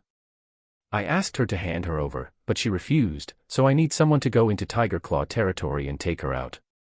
Leo was surprised anyone would have the nerve to cross Rogue. She was the queen of fixers in Night City, someone who always had a steady supply of prime gigs with hefty payouts. Most mercs would do anything to stay on her good side, so who was foolish enough to burn that bridge, only to crawl back later? "I figured you'd send Emmerich or Crispin." "No, they're too conspicuous. Everyone would recognize my people the moment they set foot in Japantown. If Wakako refused me, you can bet she's keeping tabs on all my usual faces. The Tiger Claws might even have plants watching the afterlife. Sure, I could post a job for some random merc, but I only trust my own crew and a few other folks. If they fail, it'll be a real mess. That's why I called you. If you could wipe out a Maelstrom hideout, you shouldn't have much trouble sneaking into a Tiger Claw base. And if you get discovered, well, you can just clean house, right?" "Got it." Leave it to me, Leo agreed without pushing for extra payment. Rogue sounded pleased. Thanks. About the job's fee. I'll do it free this time. Rogue had covered his earlier purchases without demanding interest, so he felt it was only fair to return the favor. That was how networking worked: you help me, I help you. There was always more money to be made later, and building good relationships paid off in the long run. Extorting people could get you blacklisted or put down on their priority list, and that was a real disaster. And besides, now he'd have a chance to put fortune through its paces. Night City's Japantown was a hybrid of new American Las Vegas and Tokyo's Kabukicho, a neon-soaked entertainment district, glittering with casinos and clubs. Enormous billboards covered the buildings, while streets overflowed with hollow adverts luring passers-by into spending sprees. The place dazzled the senses until you lost track of time, or how much money you'd blown. It owed its success to its privileged location and imposing skyline. On one side lay the corporate city center, home to megacorp offices. On the other, the mansion-filled North Oak neighborhood. Sprouting from between them stood countless casinos, rising like a massive net cast for the flying cars overhead, angling for a share of unimaginable wealth. Their brilliant glow served as giant billboards visible from Watson and Charter Hill. Unlike the lofty, menacing presence of Corporate Plaza, Japantown tempted you in with sweet illusions, promising the penniless and desperate one night of moneyed dreams. According to Rogue's intel, the merc who had crossed her, someone named Ken, was hiding at a shrine in North Oak, far from Japantown's central districts. Once a tranquil, sacred place, the shrine's priest had been bribed by the Tiger Claws, turning it into a den of vice, a hidden base for the gang. Ever since Wakako introduced Ken to the Tiger Claws, they had hidden him there. Though Japantown's glitzy establishments, bars, restaurants, brain dance clubs, brothels, and casinos, were all largely under Tiger Claw control, this particular hideout wasn't in the middle of the bustle. The Tiger Claws ran numerous legitimate businesses, but behind the scenes, they handled just as many shady deals. They ran laundering operations, thrived on the sex industry, traded in human trafficking, and dabbled in illicit flash production and sales. They also took on dirty jobs for pay. Among all the powerful connections they had, their ties to Arasaka were strongest. Everyone knew Arasaka preferred to outsource its dirtiest work to the gangs, compensating them with advanced gear and military-grade weapons. Why they chose to shelter someone who'd crossed Rogue was beyond Leo's understanding, and he didn't really care to figure it out. Rogue was notably easy to get along with, no matter her status. She didn't flaunt her power or rub it in your face. If you came up short on funds for the gear or intel she provided, she wouldn't humiliate you, just quietly say, "Pay me back when you can." Try that approach with Faraday, Wakako Okada, Dexter, or Kirk, and you'd probably get chewed out on the spot. In any case, Leo had a job to do.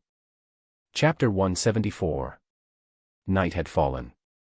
In the rest of Japantown, the night's festivities were just getting started, but the Shinto shrine in North Oak stood cold and deserted. Hardly anyone passed by on foot, and cars came only once every half hour or so. A large torii gate stood open, flanked by two surveillance cameras angled for a full 360-degree view of the entrance. Hidden between them, an automated turret lay dormant. One wrong move would awaken it and unleash a lethal torrent of bullets on any intruder. Leo, already clad in the falchion, crept in from outside. His optical camouflage rendered him nearly invisible, though not perfectly so. The technology merely adapted the suit's color and brightness to match the surroundings, so if someone looked closely, they might notice a slight distortion in the air.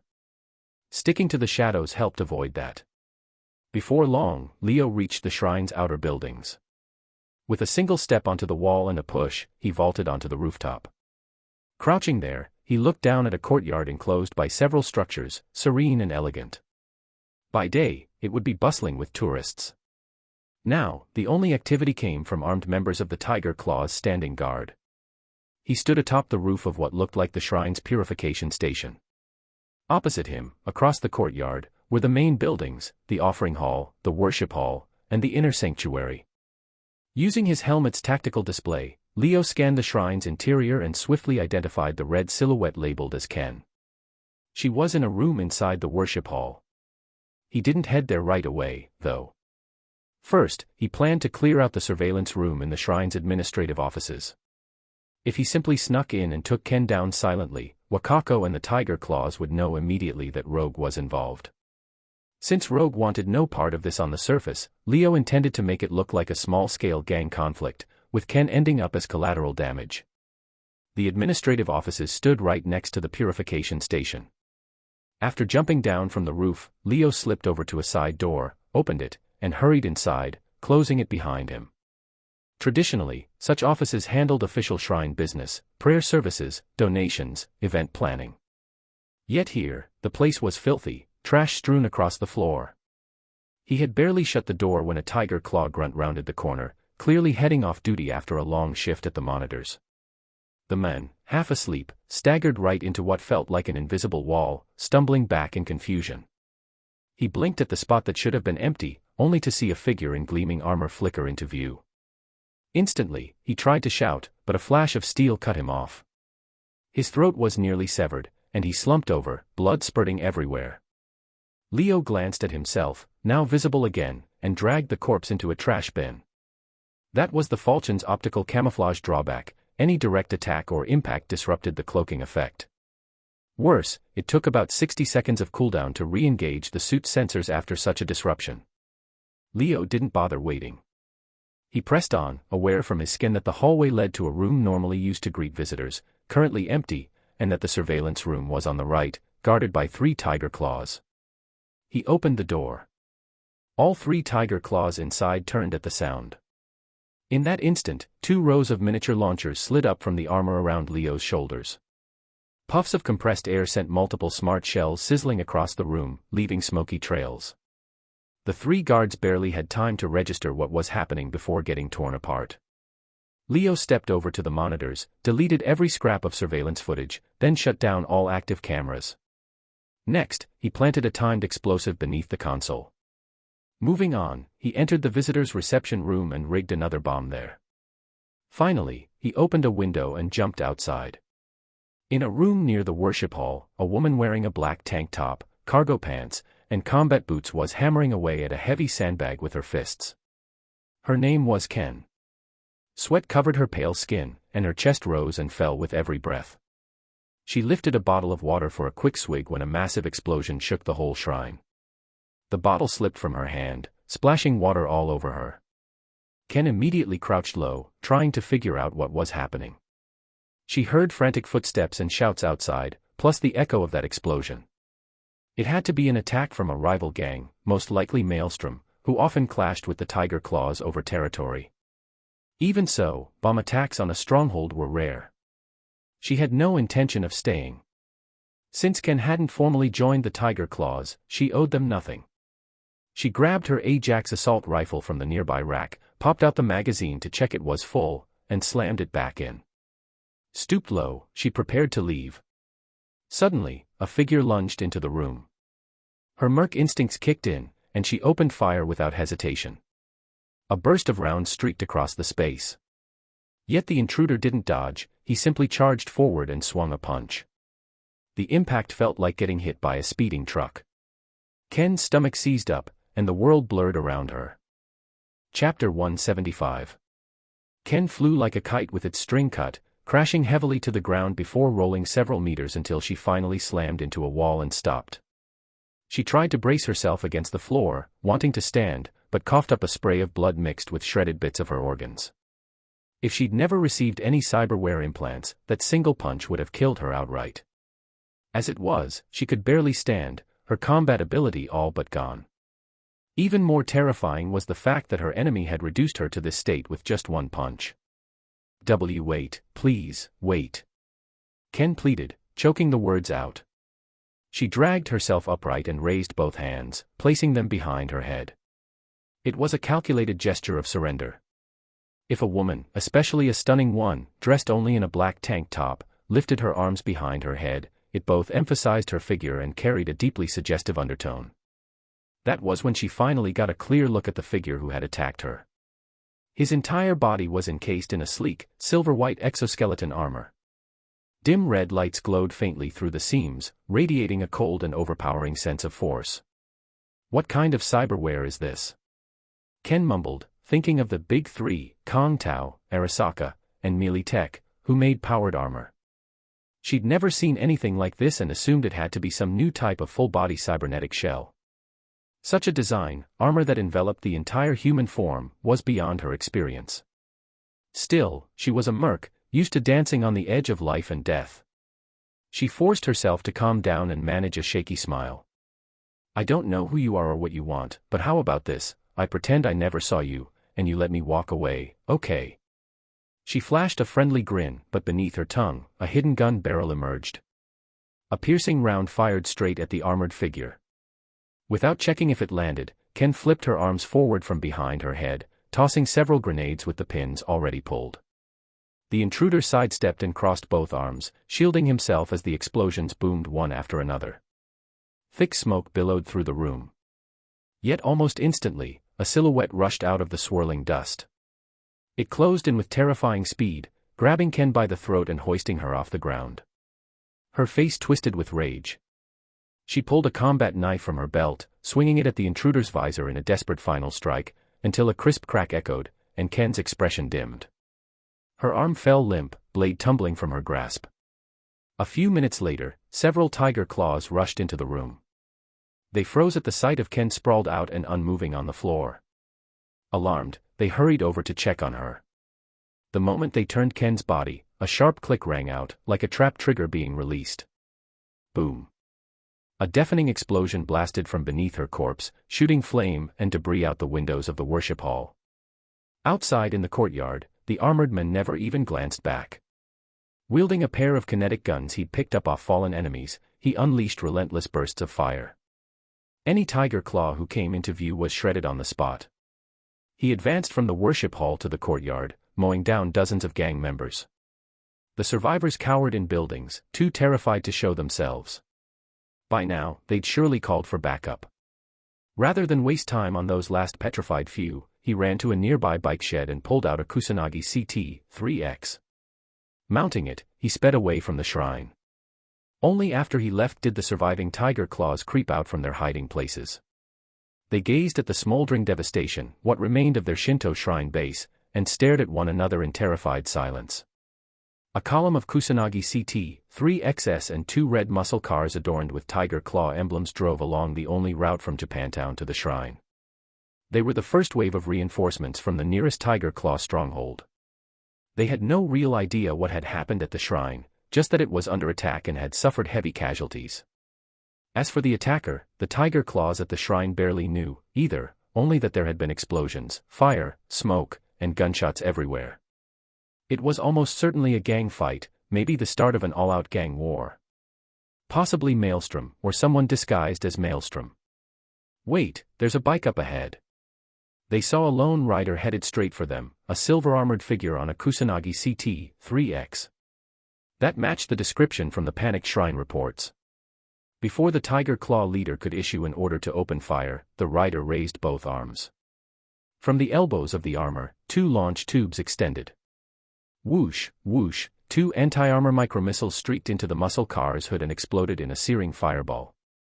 The blast wave hit the rest of the riders, sending bikes careening in all directions. The silver figure swapped to a kinetic SMG, finishing off any tiger claws still moving on the ground. When the last one was dead, he swerved the bike sharply, vaulted over the roadside guardrail, and vanished down the slope into the dark. By the next day, news of another tiger claw hideout being assaulted grabbed headlines across the city. A few months earlier, they'd been ambushed at the Phoenix Casino in Kabuki, where one of their key members, Jotaro Shobo, had been killed. This time, no top officer had died, but the body count was even higher. About 100 corpses littered the Shinto shrine, plus 30 more who had died en route. Rumors spread fast, with a dozen different conspiracy theories. Some said it signaled a full-blown gang war, Maelstrom might soon invade Tiger Claw territory. Others suspected Militech interference. Everyone knew Arasaka used the Tiger Claws as its hidden hand, so weakening the gang was as good as weakening Arasaka. And maybe Militech as allies in the 6th Street gang wanted Tiger Claw turf. A wilder rumor suggested it had nothing to do with gang warfare or Militech. It claimed everything was the work of a lone merc hired by a fixer, targeting someone hiding in the shrine, with the rest of the Tiger Claws just casualties in the crossfire. 10 out of 10 people scoffed at such a notion. Why slaughter so many just for that one target? Have you been drinking? At her pachinko parlor in Japantown, Wakako Okada listened to the gossip. Maelstrom, Militech, all nonsense, she muttered, then let out a long sigh. She had many sons, but it seemed none had inherited her cunning. But, mother, came a confused voice from the phone. Some things can't be explained if you lack the wits. Go tell your brothers to calm down, keep their subordinates in line. Tiger Claw's biggest threat doesn't come from outside, it's lurking inside. If they can avoid causing internal chaos, they'll be fortunate. After hanging up, Wakako removed her glasses and set them on the table, leaning back in her chair with a weary look. Comment. Chapter 176. Wakako Okada rubbed the bridge of her nose in exhaustion. Some people like to call her the Queen of Westbrook, but that was mostly flattery. After all, the Tiger Claws didn't truly control all of Westbrook, only Japantown. Charter Hill and North Oak belonged to middle and upper-class citizens, and no matter how brash or powerful the Tiger Claws were, they wouldn't dare swagger around those neighborhoods. Moreover, Wakako wasn't the sole puppeteer behind the Tiger Claws. True, several of her ex-husbands had served as branch heads for the gang in Night City, and her 9 sons were all high-ranking members who each led a subgroup under their shared family name.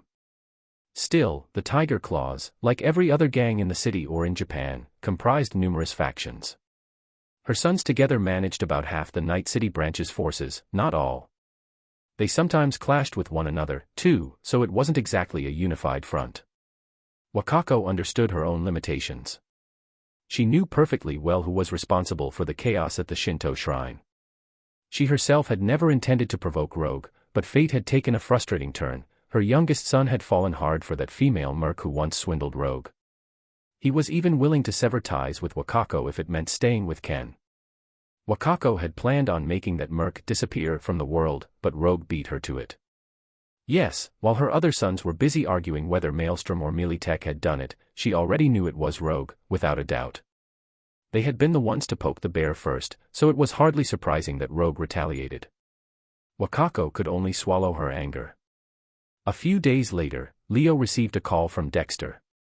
He and T-Bug had finally hammered out the ideal solution. They weren't interested in waiting around, so Dexter phoned Leo immediately. Once the call ended, Leo contacted V, Jackie, and Lucy. Although Leo believed Lucy shouldn't take part in this mission, he still wanted to make sure she stayed safe. He asked her not to return to her apartment in Japantown for a while, suggesting she stay in Haywood at El Coyote Kojo instead. Jackie's mother, Mama Wells, ran the place, and Chihiro Kakioin, whom Leo had once saved, would also be around. They would look after Lucy. Though Lucy worried about him, she understood she might complicate things if she joined. So she forced herself to smile and told them to focus on the job without distraction. After that, Leo hopped on his bike and picked up V from a mega building. They headed to the afterlife, where Jackie was already waiting out front, talking on the phone. I already have plans for tonight, come on, Ma. Stop asking, you'll find out tomorrow, he said into the phone. Yeah, I gotta go, Ma. I love you too. Jackie shoved his phone into his pocket and turned to them. You're here, finally. I thought Dexter was gonna ghost us after all this waiting. Almost drove me nuts. Leo bumped fists with Jackie. You seem a little tense. Jackie waved a hand. I was just on the phone with my mom, you know how it is, she still sees me as a kid. And I'll admit, I clam up talking to her, get all sweaty-palmed, even after so many years running jobs in Night City. He sighed. She's terrified I'll end up like most of the men in the Wells family, rotting in some back alley dumpster. The more I tell her it's fine, the more I feel like I'm lying. Leo clapped him on the shoulder. If you want out, we could ditch Dexter and call off this gig. Jackie's eyes went round as saucers. No way. We've come 99 steps, might as well take the last one. I'm not quitting now. V grinned. Knew you'd say that. Let's go, Jackie, Leo and I have your back, all the way. They descended a short flight of steps and stepped inside the afterlife. Emmerich was on duty near the entrance. His usually stoic face creased with a faint smile when he recognized them. Hey, Emmerich, Jackie called. Back again. Looking for Rogue, or just a drink? Dexter's waiting on us. All right. He's in a booth at the far end. Thanks. I'll buy you a drink sometime. Sounds good. A few mercs stuck outside stared in disbelief. They couldn't believe these three casually walked in, plus shared friendly banter with Emmerich, while those on the outside weren't even allowed through the door. Inside, as they passed the bar, Jackie suddenly said, "Wait up, want something to drink?" "It's on me." Leo shook his head. "Nope. And neither should you. We've got a big job tonight, remember. One drink helps me focus. But if you insist, fine. Hang on, though." Jackie leaned on the bar. "Hey, Claire, mind keeping a recipe on file for me?" Claire set down her cloth and glass. Recognizing him as part of Leo's group, she nodded. "Sure. 1 part vodka, on ice, add lime juice, ginger beer, and a dash of love." "Right, name's Jackie Wells." Claire smiled. "I'll remember." While Jackie rattled off his order, Leo noticed something at a distant table. A young man and woman were talking. The woman looked Latina, with a healthy tan and natural good looks, someone who would turn heads anywhere. "Rogue told me to come find you," she said. The man nodded. "I know what we need to do, but who's footing the bill?" "6th Street, she replied. He frowned. "6th Street, huh? Are you sure about them? I've run lines for them before. They paid on time. Then it should be fine." It looked like Rogue had introduced the woman to this man for a job. Judging by her demeanor, Leo guessed she wasn't a merc but a nomad. He had been part of the Backer family, so he recognized that wanderer's vibe, a stark contrast to most city mercs. V noticed him watching. "Leo. She from your old family?" "No. But she's definitely a nomad, traveling alone. I just don't know which clan. They're not always one big happy family. Some clans feud with each other like there's no tomorrow. She could be from the Snake Nation, for all I know. She's definitely not Backer, though." They watched the two leave, then Jackie finished chatting with Claire. Leo said, "All right, we good. Let's handle that job you've been dying to do." They finally headed to the far side of the afterlife, where Dexter waited for them. Chapter 177. Not only was Dexter there. Even TBUG, the elusive netrunner who never showed her face, had made an appearance. After some brief pleasantries, Dexter finally got around to revealing the plan he had cooked up. "First, you'll head to Kiki Plaza, stroll right in under false identities. Then, T and the Flathead will help you breach the hotel's subnet. And finally, the most important part, you'll sneak into Yorinobu Arasaka's penthouse suite and swipe the relic without leaving a trace. Oh, and credit where it's due, thanks to Mr. Leo for securing the brain dance from Ms. Parker. Without it, we wouldn't have known what was in that suite." Dexter finished, and T-Bug followed up. Motion-activated cameras, the latest security firmware, auto turrets, and a brand new model of scanner. The whole room's defense grid is hooked into the hotel subnet. We can't shut it down from the outside, but if you get the Flathead into the hotel and let it crawl through the ventilation ducts, it can locate the Arasaka netrunner monitoring Kiki 24/7. Take them out, and the penthouse security system goes offline. Jackie gave a low whistle. Leo nodded slightly. Turns out Dexter wasn't pocketing all that money for nothing. At least so far, this plan he and T-Bug had cooked up seemed airtight. If everything went smoothly, they might actually pull it off, grab the relic without making any noise. T-Bug's tone grew serious. "One thing I have to emphasize, Kiki Plaza might not be a war zone, but it's close enough. For your own safety, you've got to be careful. Avoid killing anyone if you can help it." "We'll try," Leo replied. "That's the best I can promise. No plan is immune to chaos. If things really went sideways, they couldn't just take hits without striking back." Leo paused, then added, "Dexter, about the fake identities, can you be more specific?" Dexter began explaining slowly. "Jackie here is going by Ramon Victorino. Miss V is Hannah Conwell. And you, Mr. Leo, your alias is Luke Whaley. You're all representing Militech, here to negotiate with Arasaka's head of security, Takigawa Hajime. That gives you the perfect cover to bring the Flathead in. Then V suddenly asked, wait, what about Atom Smasher? What if he's in the penthouse when we get there? All three had seen Evelyn's brain dance. They knew that the legendary merc from decades past had become Arasaka's loyal enforcer. He was now serving the corporation with absolute devotion. T-Bug spread her hands. I looked into Smasher's record. After he joined Arasaka, his entire history went dark. The corpse kept everything about him locked down. But it's fine. If he's in Night City, it's likely as Yorinobu's personal bodyguard.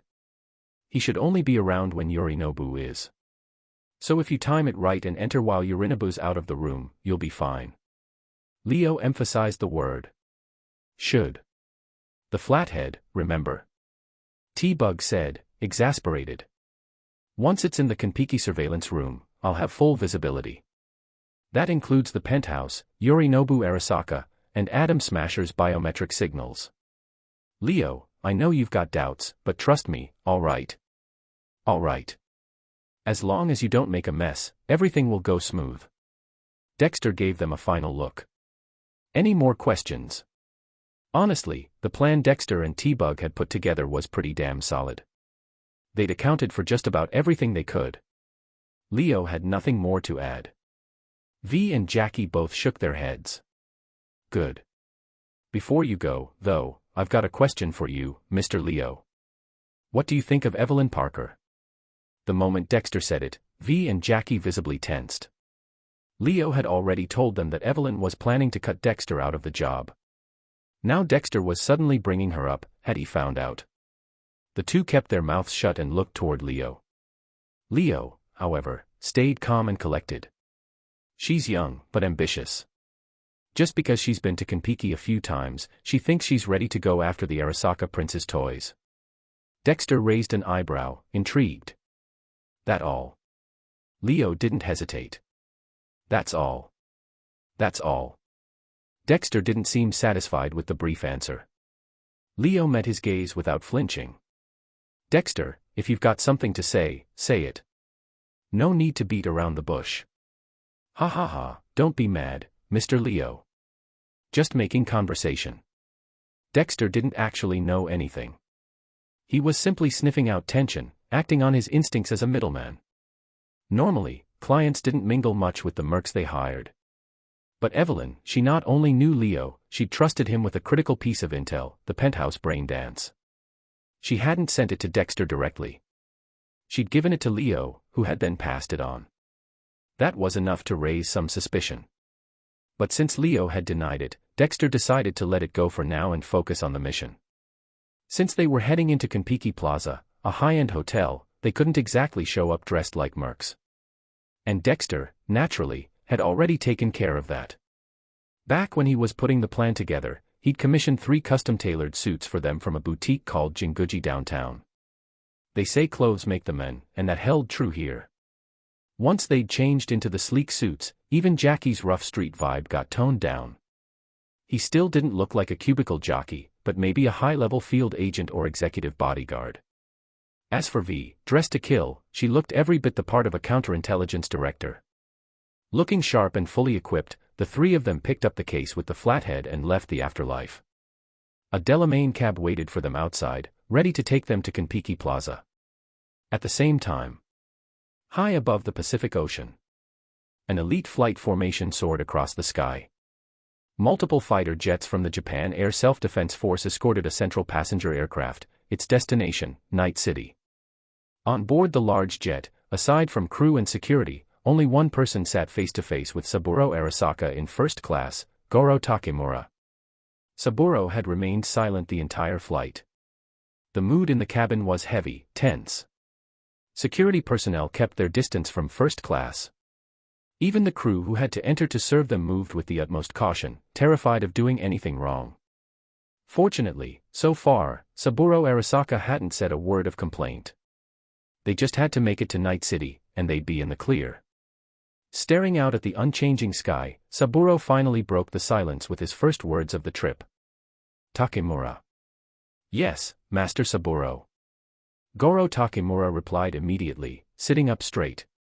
If you had a son like Yorinobu, what would you do? Use the sword in the mother's hand to cut the wanderer's shadow. When a father sees a son's disloyalty, he draws the blade. That's what Goro Takemura thought, but only in his head. He couldn't, say that out loud. Still, if his own son ever dared betray the Arasaka name, he wouldn't hesitate to make an example of him. Goro had grown up in the slums of Chiba. Arasaka had given him a chance to climb, given him purpose and power. Goro Takemura had risen quickly through the ranks thanks to Saburo Arasaka's keen eye. Out of countless candidates, he had chosen Goro to serve at his side. And Goro's loyalty was absolute. When Saburo said east, Goro didn't look west. When I was young, I served as a naval pilot. By the age of 23, I was already a lieutenant and an ace. But back then, I was too young. Too naive. I will never forget 1942. During a routine bombing run over Guadalcanal, my fighter was nearly shot down. I was badly wounded but managed to return to base. After filing my report, I blacked out. They sent me back to Tokyo. At the hospital there, I learned I'd never fly again. My injuries left me blind in one eye. My right arm was nearly destroyed. The pain was unbearable. At that time, I would have preferred dying in the skies over Guadalcanal to living as a cripple. Saburo was known for being stoic and severe. He gave off an air of cold, calculating control. Few ever truly knew what was going through his mind. That unpredictability made him all the more intimidating. But now, in the wake of repeated betrayal by his own son, he seemed lost in the past. Goro said nothing, simply listening in silence. Saburo's life story was corporate legend, every Arasaka employee knew it by heart. It played in the hallways, lobbies, and elevators of the company headquarters. For someone like Takemura, who worshipped him, those stories were practically scripture. I once considered seppuku. I was ready to take my life in a cherry blossom grove outside the hospital. But just as I was about to drive the blade in, I had a revelation. I saw the truth of the world. Before that vision could fade, I pulled the blade from my gut and returned to my family. I dove into political theory, economics, and history. I swore to become my father's successor, and to one day lead Arasaka to global supremacy. Goro quickly bowed his head. Master Saburo, you have already done so. Saburo Arasaka had taken control of the company after his father's death in 1960. Under his leadership, Arasaka had grown far beyond a manufacturing firm, into a power that touched every corner of the world. Chapter 178. Before Saburo Arasaka took over, Arasaka was nothing more than a small manufacturing company. Now, banking, private security, and manufacturing had become the three pillars of Arasaka's empire. That one small firm had grown into one of the most powerful megacorporations on the planet. Yes, I've done it. But unfortunately, my time is almost up. Goro Takemura froze. Master Saburo. Saburo raised a hand, stopping Takemura before he could speak further. I know my own body better than anyone. Even with all the cutting-edge medical tech at his disposal, his body was deteriorating, inevitably, irreversibly. Lately, the signs had become more obvious. The sudden turn of the conversation left Takemura at a loss for words. Privately, many board members of Arasaka had long harbored resentment towards Saburo. They believed his obsession with control was too extreme. He had lived over 150 years and still refused to relinquish power. Even compared to the longest reigning emperors in history, Saburo's time in power had stretched on too long. More than once, whispers in dark corners had speculated, how many more years would he live before he finally let go of the throne? Among Saburo's children, only Yorinobu had openly rebelled. His daughter Hanako and granddaughter Michiko had never expressed a hint of discontent. The more I feel time slipping away, the more I regret Yorinobu's path. He's still so young, with limitless potential ahead of him, and yet. As Saburo spoke, something in his tone struck Takemura as off. It wasn't just disappointment. There was something else, envy, maybe, or even a desire to possess and replace. The thought was so insane that Takemura crushed it the moment it surfaced. Impossible. There was no way Master Saburo would want to take over his son's body. The relic was developed simply to elevate Arasaka's wealth and power, nothing more. Only then did Takemura realize Saburo had been staring at him the entire time. Startled, he quickly said, "Yorinobu is still young. I believe he'll come to his senses eventually." Saburo smiled faintly, apparently pleased. "I'm glad to hear that. When I die, will you serve Yorinobu as loyally as you've served me?" Takemura felt the question was deeply unsettling, especially under the current circumstances.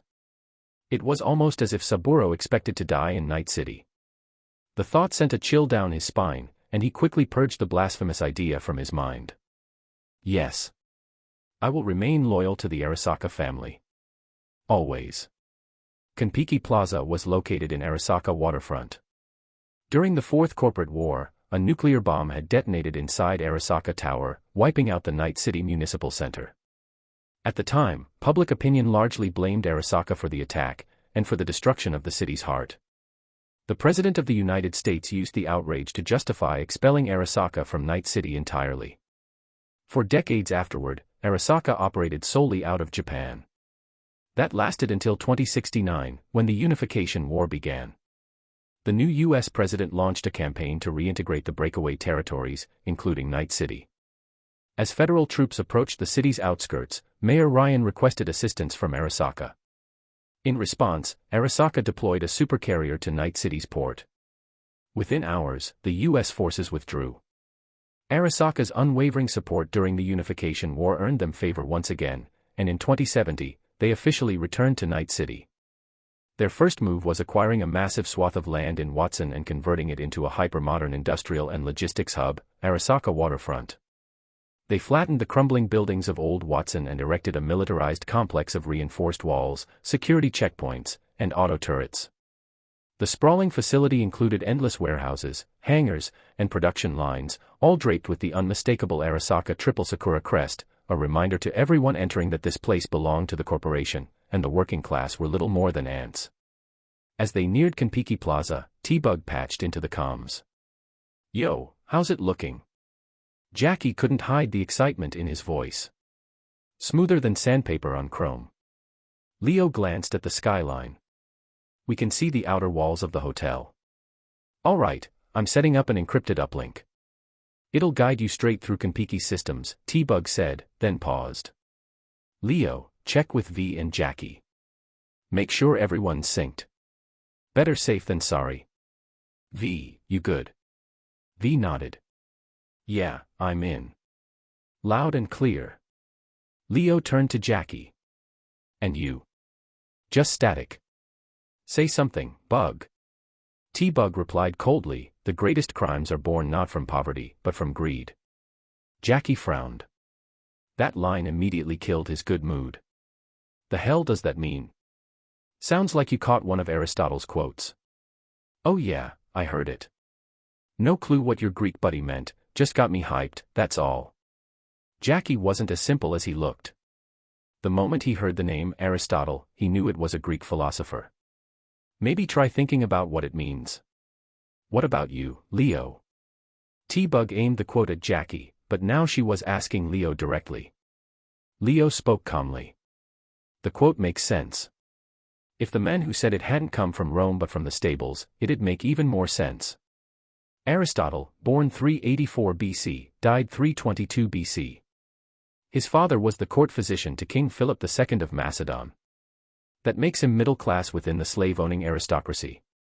He enrolled in Plato's academy at age 17 and studied there for 20 years. In a world where slavery still existed, being able to spend 2 decades just studying, that already made him more privileged than 99% of the common laborers. Born into wealth, educated without worry, of course he'd say greed is the real villain, not poverty. But if Aristotle had a family to support, worked 6 days a week, 12 hours a day, then got laid off at 35, couldn't find a job, and had a mortgage that'd take 30 years to pay off, let's see if he'd still spout that kind of crap. Bug, sometimes you can't just listen to what someone says, you have to watch what they do. If one word could describe Kiki Plaza, it was opulence. With 420 exclusive suites, 20 conference rooms, 14 luxury pools, and some of the finest bars and restaurants in Night City, not to mention services money couldn't even measure, it was a place designed to fulfill every need, desire, and fantasy. Guests who stayed at Konpeki never forgot the experience. The Delamain cab rolled smoothly through the gates and pulled to a gentle stop at the hotel's grand front entrance. To project an aura of elite status and wealth, the courtyard surrounding the hotel was filled with live greenery. In the year 2077, an age of ecological collapse, importing and maintaining real plants was the ultimate flex. Thank you for choosing Delamain. Best of luck. I'll be waiting in the underground garage, came the polite, sterile voice from the rear screen. Finally here. Ah, crap, no weapons allowed, right? Dexter had been very clear, no weapons inside Konpeki Plaza. The only exception was the Flathead. Since their cover identities were arms dealers, the Flathead was part of the demo. So they could bring that, but nothing else. The three of them left their weapons behind in the cab. All right, Luke, Hannah, let's go. They stepped out. Hold up, I'll grab the Flathead, Jackie said, heading to the trunk. He hefted the alloy case containing their crucial hardware for the job, Flathead. It wasn't the same case they'd stolen from the Maelstrom gang. After leaving Afterlife, Leo had asked the Delamain to pull over. He'd switched the Flathead into a different case, this one larger, heavier, and bulkier. Now Jackie was hauling the upgraded version. The original case had already been big and heavy. This one was even more massive. Neither Jackie nor V understood why Leo had gone to all that trouble. Chapter 179. But Leo didn't explain, he only said they'd need it. So Jackie and V didn't press further. They stepped onto the red and white marble tiles, walking past floor lamps casting a cool red glow. The doorman standing by the entrance bowed respectfully. Welcome to Konpeki Plaza. While waiting for the security check, T-Bug's voice came back through the comms. Leo, I made the reservation under your alias, Luke, she repeated their cover. You're here to meet Takegawa Hajime, representing Militech. The Flathead is for business demonstration purposes. Yeah, I got it. Leo went first through the security scanner. No issues. Next was Jackie, carrying the case. When he stood inside the scanner, the light suddenly turned from blue to red. Jackie, being here for the first time, didn't realize what that meant. He thought the scan was done and started to move forward, only to have a guard stop him with a firm hand. Hold up, we've got an issue. The guard instinctively reached for the grip of his sidearm. Everyone knew how welcoming Night City could be. Plenty of folks living on the edge didn't care for the corpos. Most just mouthed off, but some took action. It was the guard's duty to investigate anything suspicious, as they never knew if a person would be the take-action type. Sir, would you mind explaining why you're bringing a combat bot into Konpeki Plaza? Jackie looked toward Leo instinctively. Leo, of course, wasn't about to hang Jackie out to dry. He stepped forward, cool and sharp. I don't owe you an explanation. Call your manager. We booked this appointment days ago. Why are we even dealing with this kind of amateur mistake? The guard hesitated, but didn't back down. It's protocol. In cases like this, we need a clear reason. The lobby manager, who had been stationed nearby, hurried over after hearing the commotion. A quick tap through his tablet, a cross-check with the registry, and just like that, the air shifted. You're here to meet with Mr. Takegawa, correct? My deepest apologies. It's our mistake. Gomen nasai. The manager bent into a perfect 90-degree bow, practically folding himself in half. Hearing this, the guard stepped aside and disabled the scanner's alert. Once V passed through, the trio moved directly toward the main reception desk.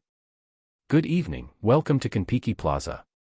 The front desk receptionist had golden skin implants across her face. She smiled sweetly. Interestingly, the lobby manager also had similar gold tone enhancements. Apparently, the higher-ups at Konpeki thought this look added to the hotel's luxury image. Leo didn't care much for the aesthetic preferences of the ultra-rich. We're checking in, he said directly. Of course. May I have the name the reservation is under? Luke Whaley. She entered the name into the terminal. A triple room, one night, is that correct? Leo nodded. That's right. So far, Dexter and T-Bug's arrangements had been solid. Smooth sailing. Now all they had to do was get into the room, deploy the Flathead through the ventilation ducts, and have it crawl into the surveillance center. Once there, T-Bug could bypass the subnet and disable the penthouse security. Kiki Plaza wasn't like the usual dive bar hideouts. Disabling the whole building's security was impossible. At best, T-Bug could neutralize just the penthouse system. And even that wasn't a full takeover, just temporary shutdown. To fully seize control, that was something only the rogue AIs beyond the Blackwell could manage. But for this job, simply disabling the penthouse system would be enough. Once TBUG gave the all-clear, they'd move in, grab the package, and ghost out clean. No noise, no witnesses. But then, something unexpected happened. The receptionist acted on her own. "Great, I'll go ahead and notify Mr. Takigawa that you've arrived. Please wait here." T-Bug's voice flared in the comms, anxious and sharp. "Shit, no. That'll blow the timing. Stop her, stall." Leo responded calmly, "No need." The receptionist blinked, confused. "But, isn't Mr. Takigawa expecting you?" Leo narrowed his eyes. "Are you teaching me how to do my job? Maybe after our business meeting with Mr. Takigawa, we can discuss Kiki Plaza's service standards." His tone was soft. Gentle, even. But the content of the words made the front desk lady quiver. The receptionist trembled, eyes darting nervously toward the lobby manager, who was watching intently. She quickly bowed. I'm so sorry. That was inappropriate of me. Please forgive me." Leo nodded. "I forgive you. But here's some advice. This is a luxury hotel, right? Then you already know, your guests are either rich or powerful. And people like that don't appreciate being told what to do." The receptionist bowed again. "Why yes, of course." "Excellent. Now, are the check-in procedures complete?" The hotel's interior wasn't some gaudy mess like a wannabe tycoon's mansion. Everything had been designed by true masters of architecture and interior decor. The style was understated yet lavish. Wall-mounted lights were used throughout. The lighting was gold-toned, warm but never harsh, casting just the right atmosphere. As they walked across the cool metallic flooring, T-Bug seemed to still be hung up on Leo's earlier outburst. "Don't you think that was a bit harsh?" Leo didn't see it that way. "Was it? I gave her a free lesson. Consider it a professional courtesy." The receptionist was probably new, still on her internship, maybe. Working hospitality in a place like this wasn't easy. And if there was one thing you didn't do, it was make decisions on a customer's behalf. Put bluntly, that kind of move was reckless. If it had been someone with a worse temper, she'd have been chewed out in front of everyone. Or worse, someone with a nice smile and a cold heart. The kind who says nothing to your face, then drops a quiet complaint to corporate HQ. And what happens then? Docked pay. Chewed out by your team lead. Or both. Two guests stood openly in a hallway, loudly discussing a kidnapping plot. No shame. No secrecy. Just bold, loud, and proud. But this was an Arasaka hotel. Here, guest privacy was absolute, unless the guest posed a threat to Arasaka. In that case, anything said or done on premises became admissible leverage. As they passed the bar, Jackie whistled softly. "Damn. This place looks slick." Leo still didn't get the hotel's obsession with employee aesthetic enhancements. But he had to admit, the interior design here had taste. Elegant. Refined. Premium. Top-tier vibes. At the bar entrance, another server with gold skin implants greeted them. "Welcome to Kiki Plaza. On weekdays, we don't require reservations. Please feel free to choose any open table, or take a seat at the bar if you prefer. Man, this place is sweet. Might be nice to bring." Jackie trailed off, catching himself before he said the name. Leo patted him gently on the back. This place was crawling with surveillance and listening devices. Sure, Arasaka protected guest privacy, but they also collected it. Better to be cautious than dead. The elevator doors slid shut in front of them. Wearing high-end suits, walking through a hotel where one night's bill could drain a corporate salary, This wasn't something Jackie could have even imagined back in the day. But now, here they were. Chapter 180. Jackie couldn't help feeling a bit smug. So. Check me out, I'm in a suit now, heh heh. Looking good, right? Leo gave him a glance. Not bad. Just, that hairstyle doesn't match the outfit. Jackie rubbed his top knot thoughtfully. Ever thought of changing it up? Maybe something like Arthur Morgan's, or Gerald's. Jackie waved it off. Nah, I think this works for me. What suits you best is what you stick with. The Azure Suite, 42nd floor. T-Bug had picked the room herself. It followed the same cool-toned decor style as the rest of Kiki Plaza. An in-wall aquarium gave the space a sleek, upscale vibe. In respect to varying cultural preferences, the room offered both sofas and floor cushions. Even the bathroom screamed luxury. The three of them stood in the room while Jackie gave an impressed whistle. Damn, this is fancy. Shame we're not staying overnight. Good eye, Bug. I didn't pick it for the decor. It's the fastest route to the network admin, the Arasaka Netrunner, and the surveillance hub. See, mi acuerdo, Jackie muttered, nodding. V scanned the room with her Kiroshi optics. Bug, you said the Flathead's going through the vents, right? I found the duct. Then let's get it moving. I can do it, V offered. Jackie's netrunning skills were not quite there. If hacking were football, Lucy and V would be midfielders running the field. Jackie and Leo could only cheer from the sidelines as fans. Jackie waved dismissively. Come on, this is easy. Don't look down on me, V. He opened the case and slotted the control chip into his neural socket. His cyber optics lit up blue as he took command. The Flathead's thermo-optic camo engaged. It shimmered, blending into the environment, practically invisible. Still, if you looked closely, you could just barely make out a shimmer in the air where it moved. In a shadow, it would vanish completely. Jackie guided the Flathead down from the case and into the ventilation system. Under TBUG's guidance, he piloted it through duct after duct, crawling past multiple rooms. Eventually, it reached the surveillance center where the Arasaka Netrunner operated. Konpeki's surveillance hub and server room shared the same space. It was huge. But only one Netrunner was stationed there. Anyone else wouldn't have made it past. Crawling through the vents would have gotten them spotted in seconds. But the Flathead's stealth armor made it possible to slip in unseen. Then it struck, burning the Arasaka Netrunner alive right there in his chair. He's down. That was slick. What about the Flathead? Should we pull it back? No need. Leave it. It'll stay connected to the hotel's subnet. You're good to disconnect now, Jackie. Jackie disconnected from the Flathead and looked like hell. Jackie, you okay? Don't talk to me. I'm gonna hurl. Leo quickly grabbed a trash bin and shoved it in front of him. Jackie threw up immediately. The Flathead was still a prototype, technically experimental. And Jackie had been using a hacked control chip made by the gang instead of the official version. That bootleg chip let them bypass the original restrictions and drive the Flathead, but the trade-off was clear: intense physical strain and limited operating time. He finally sat back, pale and groaning. Next time, you and Lucy can handle this crap. In their four-person crew, Lucy had the best netrunning skills. V came second. Jackie had figured, how hard could it be to steer a bot, and volunteered. Now, he regretted it. V gave a soft thump to her chest.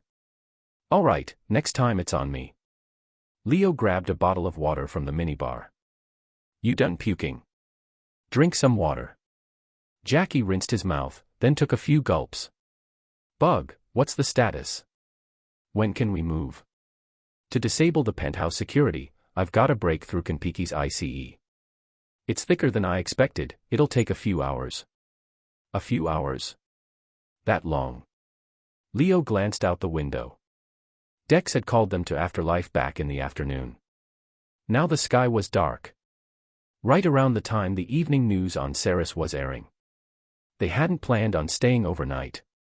The original plan was to be out before the weather report. But if cracking ICE was going to take hours, that meant they'd be working well past midnight. What if Yorinobu returned to the penthouse? There'd be no way to sneak in and grab the relic then. Can't you speed it up? V asked. What, and fry my brain? Sit tight and enjoy those designer suits. All right. Jackie sighed and turned to Leo and V. When we came up earlier, I saw a bar downstairs. Leo hadn't responded yet, but V was already facepalming. Jackie. What? I'm not saying we go now. I meant after the job, maybe bring Misty here sometime. He wandered over and sat on the bed. Softer than any bed he'd ever laid on. Jackie couldn't help but flop down and close his eyes. This place is swanky. Wonder what a night costs here. Leo responded coolly. Judging by the suite class. Easily over 10,000 eddies per night. Jackie stared, slack-jawed. Damn, that much. These rich folks must be made of money. How can they just throw it around like this? Leo walked up to the floor-to-ceiling window and looked out over Arasaka waterfront. Even with the lights on, you could see the workers down at the port, toiling like ants. It's not from the wind blowing money their way. It's squeezed from the backs of ordinary people. The ones who create wealth for them. They throw back scraps, just enough to keep the machine running. The rest, they keep. That's how they build towers like these. That's how they live in hillside mansions, sipping champagne and eating real food. Jackie looked at Leo's back. Even if you're right, so what? This world belongs to the core. Only a bigger corp can beat one. Even the new United States couldn't reclaim Night City with Arasaka backing it. What chance does anyone else have? Leo collected his thoughts. Maybe not now. But the future, who knows? He clapped his hands, chasing off the heavy mood. All right, enough of that. You guys hungry? We've got hours to kill, might as well eat and rest. Fill up, rest up. Work smart. V looked uneasy. Dex booked us the room, not the food. Isn't that gonna be extra? Leo shrugged. So what? I'll front it. We finish the job, Dex can cover it. You want us starving when it's time to move. V still looked unsure, so Leo ordered a bunch of her favorite dishes anyway. Jackie saw Leo meant it and didn't hesitate. He ordered a whole spread, stuff that looked good and expensive. After all, it wasn't their bill, it was going to Dex, that slick Jesus wannabe. Meanwhile, inside a private booth at the Afterlife nightclub. It's gonna take hours to break through ICE. No other way. All right, understood. Dex ended the call with TBUG, then turned to the guard waiting just outside the booth. Get the car ready. We're heading to the Notel Motel. The guy blinked. They failed. No. Not yet, anyway. But better safe than sorry. The guard nodded and left. Once the door shut, Dex placed another call. Tomorrow morning's shuttle, still got any seats? Only one left. Fine. One's enough. Arasaka Tower Plaza. A flight squadron from the Japan Air Self-Defense Force descended onto the airstrip behind Arasaka Tower.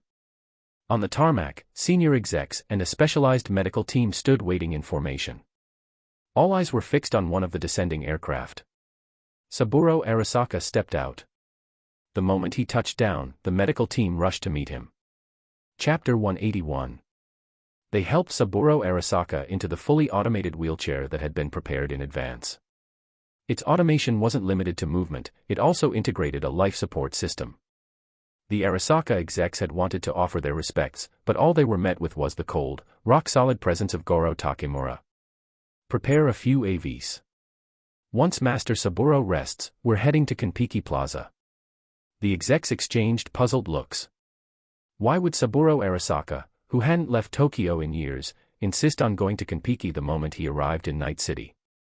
They had, of course, known about his visit.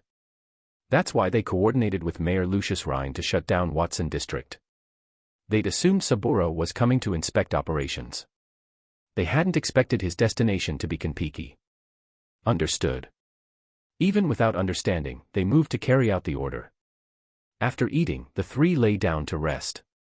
Being gentlemen, Leo and Jackie gave the big comfortable bed to V and took the couches themselves, resting up to regain strength. 3.5 hours passed. Not a single sound came through the comms.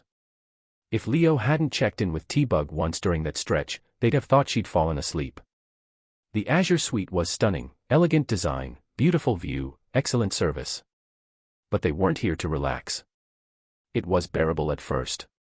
But as the hours wore on, the weight started chipping away at everyone's patience. If they failed tonight, Kiki Plaza would go into high alert.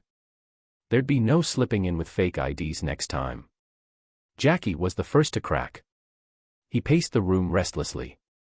Leo and V sat on the couch, watching TV. The anchor was reporting on the upcoming mayoral election. Mayor Ryan was fighting for re-election, but things weren't looking good. Political upstart Jefferson held the lead, though it was anyone's guess whether that would still be true by the end of voting. The mood in the room was heavy and tense. Trying to break the silence, Jackie spoke up. "Hey, what do you guys think? Why'd he walk away from all of it?" V blinked. "Who? Walked away from what?" Jackie placed his hands on his hips. "Yorinobu Arasaka. Gave up everything." "Yeah, I know it's old news, but I still don't get it. I mean, think about it, he had everything. Money. Education. Health. His old man snaps his fingers, and boom, half the world could go up in smoke. And he just says, screw it all, and, what? Joins a gang. Steel dragons or whatever. Cuts ties with his family, gets some fake skin grafts, plays the gangster for years. What the hell was he thinking?" Jackie couldn't wrap his head around it. He'd grown up in Haywood. Poor, really poor. Worse than now. All thanks to his father, Raoul, a violent drunk. Mrs. Wells had worked herself ragged to finally buy their own bar. But Raoul never lifted a finger for El Coyote Kojo. Worse, he racked up debts all over town. She ended up cleaning up after him constantly. The bar hadn't always done well. For a long time, it barely turned a profit. And whatever it did earn, most of it went to paying off Raoul's debts. That was why, despite owning a bar, Jackie had grown up poor. No money for school, no formal education, ended up in a gang young. Raoul never appreciated Mrs. Wells's effort. On the contrary, he beat her. Beat Jackie. Raoul was a lazy man, notorious for his temper. One of his friends, feeling sorry for him, got him a driving job once. Within days, both Raoul and the delivery van vanished without a trace. After that, no one gave him another chance. No job, no future, just drifting through life. But of course, a man like that would never blame himself. Never. He took all that bitterness and dumped it on his wife and son. Every time he stumbled home drunk, Mrs. Wells would send Jackie away, have him sleep at the bar, or hide in the closet. The cost of that was always worse beatings for her. When Jackie was a teen, he finally snapped. He fought back, beat Raoul badly. Told him straight, hit me or mom again, and I'll kill you. Raoul spent some time in the hospital. After he was discharged, he disappeared and never came back. Maybe out of guilt. But more likely because he realized Jackie wasn't his punching bag anymore. Sticking around would only get him hurt, or worse. So he left. That's why Jackie couldn't understand. Yorinobu Arasaka had a father with wealth, power, and everything that came with it. He'd gotten the best education, even went to university. Why walk away from that? People spend their whole lives clawing for a fraction of that power. He was born at the top. Why throw it away? Strictly speaking, the Steel Dragons aren't a gang. They're a Japanese drifter clan, Leo said. Back when he'd worked with the backers, Leo had heard of them, Steel Dragons. A known group in Japan. Not just for what they did, like local Robin Hoods, but because their leader bore the Arasaka name. Drifters in Japan had it even harder than those in North America. With limited space and resources, there was barely any room for them to operate. The Steel Dragons had once been active, but in the end, they faded away like stones dropped into a river, just a brief ripple before silence. Maybe he couldn't stand watching Arasaka keep bleeding the people dry. Maybe he'd rather be a drifter. Jackie still didn't get it. If that's true, why'd he come back? Leo looked through the window at the streets below, where the Arasaka triple Sakura crest was everywhere. Maybe he realized the truth. That this militarized giant is too big, too entrenched, not even the state can touch it. If you can't kill the beast from outside, then you let it swallow you, and become the bomb that explodes from within. V and Jackie exchanged an uncertain look. Leo. I dunno.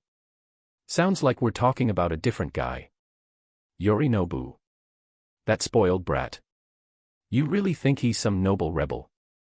Leo just smiled and said nothing more. At that moment, an AV flew past the building. Its side windows were open, revealing the passengers inside. It was Yorinobu Arasaka, and Adam Smasher. Shit, Jackie cursed. It's this late, what the hell's he doing at the hotel? Doesn't matter why. His AV is landing on Kanpeki's rooftop pad. T-Bug's voice finally returned after hours of silence. Leo asked, you think he's heading to the penthouse? Security's down. If you move now, you might beat him there. Jackie was already up. Perfecto. Let's move. Wait, V. Leo suddenly grabbed her hand. In her palm, he wrote one line. Can you shut off the room's cameras? V blinked. She didn't understand why he didn't just say it aloud. But she followed his lead. 2 seconds later, the suite's cameras went dark. T-Bug's voice returned, confused. You guys heading out? Feeds just went black on your room. Might be a glitch. We're on our way, Leo answered calmly. Chapter 182. Leo didn't say a word, just mouthed it. No matter what you see in a moment, don't be surprised. Leo didn't distrust T-Bug. But unlike Jackie, V, or Lucy, T-Bug wasn't exactly family. Which meant some things were better left unknown. He reached beneath the case that housed the Flathead, fingers brushing until they found a switch. A soft click followed. A hidden compartment opened, revealing a sleek, silver briefcase tucked underneath. This was the real reason Leo had insisted on switching the Flathead's container earlier. He'd needed to smuggle in the falchion. Leo pulled the silver case out and placed it on the floor. Then, stepping onto it, he activated the mechanism. With a soft hum, the case unfolded, rapidly wrapping around him and locking into place like armor. V and Jackie couldn't help sucking in a breath at the transformation. They clamped their hands over their mouths, barely keeping quiet, remembering Leo's warning just in time. Focus on the job. Questions can wait until we're out. They both nodded. Then almost simultaneously, they realized something. What about you? V asked, frowning. Wearing that, how are you going to get out? Leo smiled. The Flathead had thermo-optic camo, didn't it? Did they think the falchion wouldn't? Thermo-optic camouflage, engaged.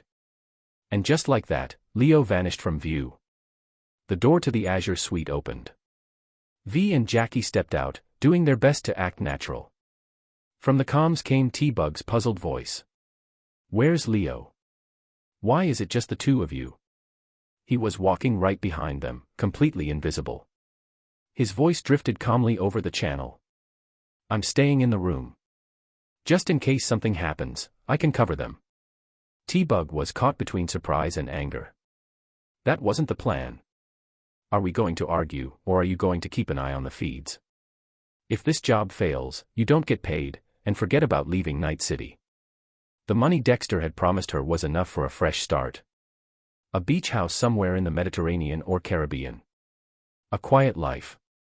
No more nitrunning. No more diving into the abyss. Just peace. It was a dream she'd clung to.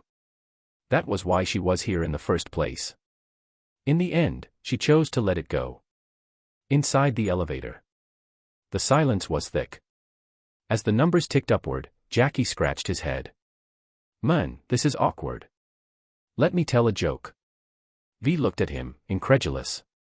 Now. Seriously. Jackie didn't wait. Listen up. A guy's girlfriend uses 4 pregnancy tests. All positive. The dude's broke, no way he can afford 4 kids. So he goes online for advice. Guess what the genius netizens told him? Just throw the tests away, no tests, no kids. He burst into laughter. V sighed, face in her hand. Oh my god. They arrived at the top, the Tavernier suite. The elevator doors slid open, revealing Yorinobu Arasaka's private penthouse. To be honest, it didn't look all that different from the Azure suite. Just bigger. Much bigger. And the view was breathtaking. From here, they could see almost the entire sprawl of Night City below. Jackie whistled. If the Azure suite costs 10 grand a night, this place has gotta be 2-3 times that. No wonder he's Arasaka's heir. Way out of Raoul Wells's league. No time to waste, Leo's voice came over the comms. Jackie, hit the trigger for the vault in the bedroom. V, go to the vault itself. As soon as it opens, jack in. Got it. Jackie dashed into the room. Leo and V headed for the corner of the suite where the vault was, just like they'd seen in Evelyn's brain dance. Bug, where's Yorinobu now? Leo asked. He's stuck on the first floor. Some guy named Kojima is trying to rope him into a brain dance pitch. No. Smashers with him. Keep your eyes on him. Keep us updated. T-Bug grumbled. Why do you sound like you're giving orders? We're on the same level, remember. In the bedroom, Jackie had already found the button on the nightstand. He pressed it. In the corner of the living room, the floor panels shifted. A large metal vault, big enough to hold a body, rose from the ground with a mechanical hiss. What now? V asked. Connect your neural link. We're about to hit payday. V extended the cable from her wrist and plugged it into the vault's interface. You're up, Bug. Give me 2 seconds. Jackie returned, holding a pistol. Guess what I found? Looks like the prince left us a gift. A few weeks ago, Jackie might have been thrilled at the thought of lifting one of Yorinobu's personal firearms. But with Leo's help and their access to custom tech and smart gear, it was just another piece of loot. He tucked it away and looked at V. How's it going? Bug's working on it. The penthouse security was down, but they were still deep inside Arasaka territory. Every extra second increased the risk. And Yorinobu's AV had just landed. He could be on his way up any moment. Jackie was getting antsy. How long's this gonna take, Bug? Do you mind not rushing me? What do you think I'm doing? That's when Leo noticed something outside. Rain. It had started without warning, first a light drizzle, then a full-on downpour. The view of Arasaka waterfront disappeared behind a sheet of water. Then, beams of intense light pierced the haze. A cluster of AVs flew out of the storm, heading straight for the rooftop. We've got company in the air, Bug. Jackie moved to the window, staring at the sudden intrusion. T-Bug sounded rattled. No clue. Everyone on staff is scrambling, over 200 people running around like startled rats. Jackie shook his head. This ain't right. Leo narrowed his eyes. Of course it wasn't that simple. He switched on the tactical scanner in his visor, but the red pulse scattered off the AVs above. Each one was coated in anti-surveillance plating. No telling who was inside. Still, even a failed scan told its own kind of truth. How much longer, Bug? Almost done, got it. V unplugged her interface cable. The vault opened. Inside sat a smaller, chilled case. Cool mist rolled out the moment it cracked open. This wasn't a regular box. It was a relic containment unit, built to safely hold sensitive data shards. Relics couldn't be exposed to open air for long. Without this container, data degradation would set in immediately. Once integrity hit 0, everything inside would be lost forever. I'll carry it, Jackie said, grabbing the freezer unit. We've got what we came for. Let's move. They retraced their steps, entered the elevator, and started the descent. As the floors ticked down, Jackie finally let his shoulders drop. In his hands was the score of a lifetime. He could feel the weight. Not just physical but financial. A payday like no other. The fame that would follow, the jobs it would open up. The thought of it all made him smile. Chapter 183. Went smoothly enough. Leo's expression remained blank, without the slightest hint of relief. Save the celebration for after we're out. Cracking champagne at halftime is bad luck. As if to confirm his words, T-Bug's panicked voice came through. Bad news. Yorinobu Arasaka shook off Hideyoshi Kojima. He and Adam Smasher are headed toward the elevator you're in. V and Jackie were both taken aback. Kiki Plaza had more than one elevator. So why, of all the ones available, did Yorinobu pick theirs? If they just rode it straight to the ground floor, they would run straight into Yorinobu and Smasher. Smasher was one thing, but Yorinobu would instantly recognize the case Jackie was holding, the same case meant for the relic. That would be the end of it. No way they could just go down like this. Leo's mind raced, and soon he had a plan.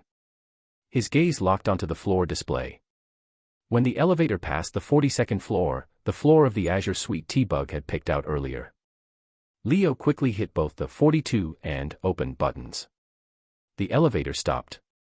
The doors slid open. Leo, what are you thinking? Are we really going to lug this case back to the room? Yorinobu's waiting for an elevator, right? Let's give it to him. Once he's on his way up, we head down. Leo stepped out of the elevator. V followed without hesitation, cutting the nearby surveillance feed without needing a word. Jackie hesitated for a second, then stepped out with the case. Just as Leo planned. Once they cleared the elevator, it dropped to the ground floor, then shot up toward the top of the tower. Leo suddenly remembered something. Bug, are you still tapped into the hotel subnet? Yeah, why? I've got a bad feeling. We've already got what we came for. Pull out before any other Arasaka netrunners catch you. What about you? We're almost out. All right. Stay sharp. I'm disconnecting now.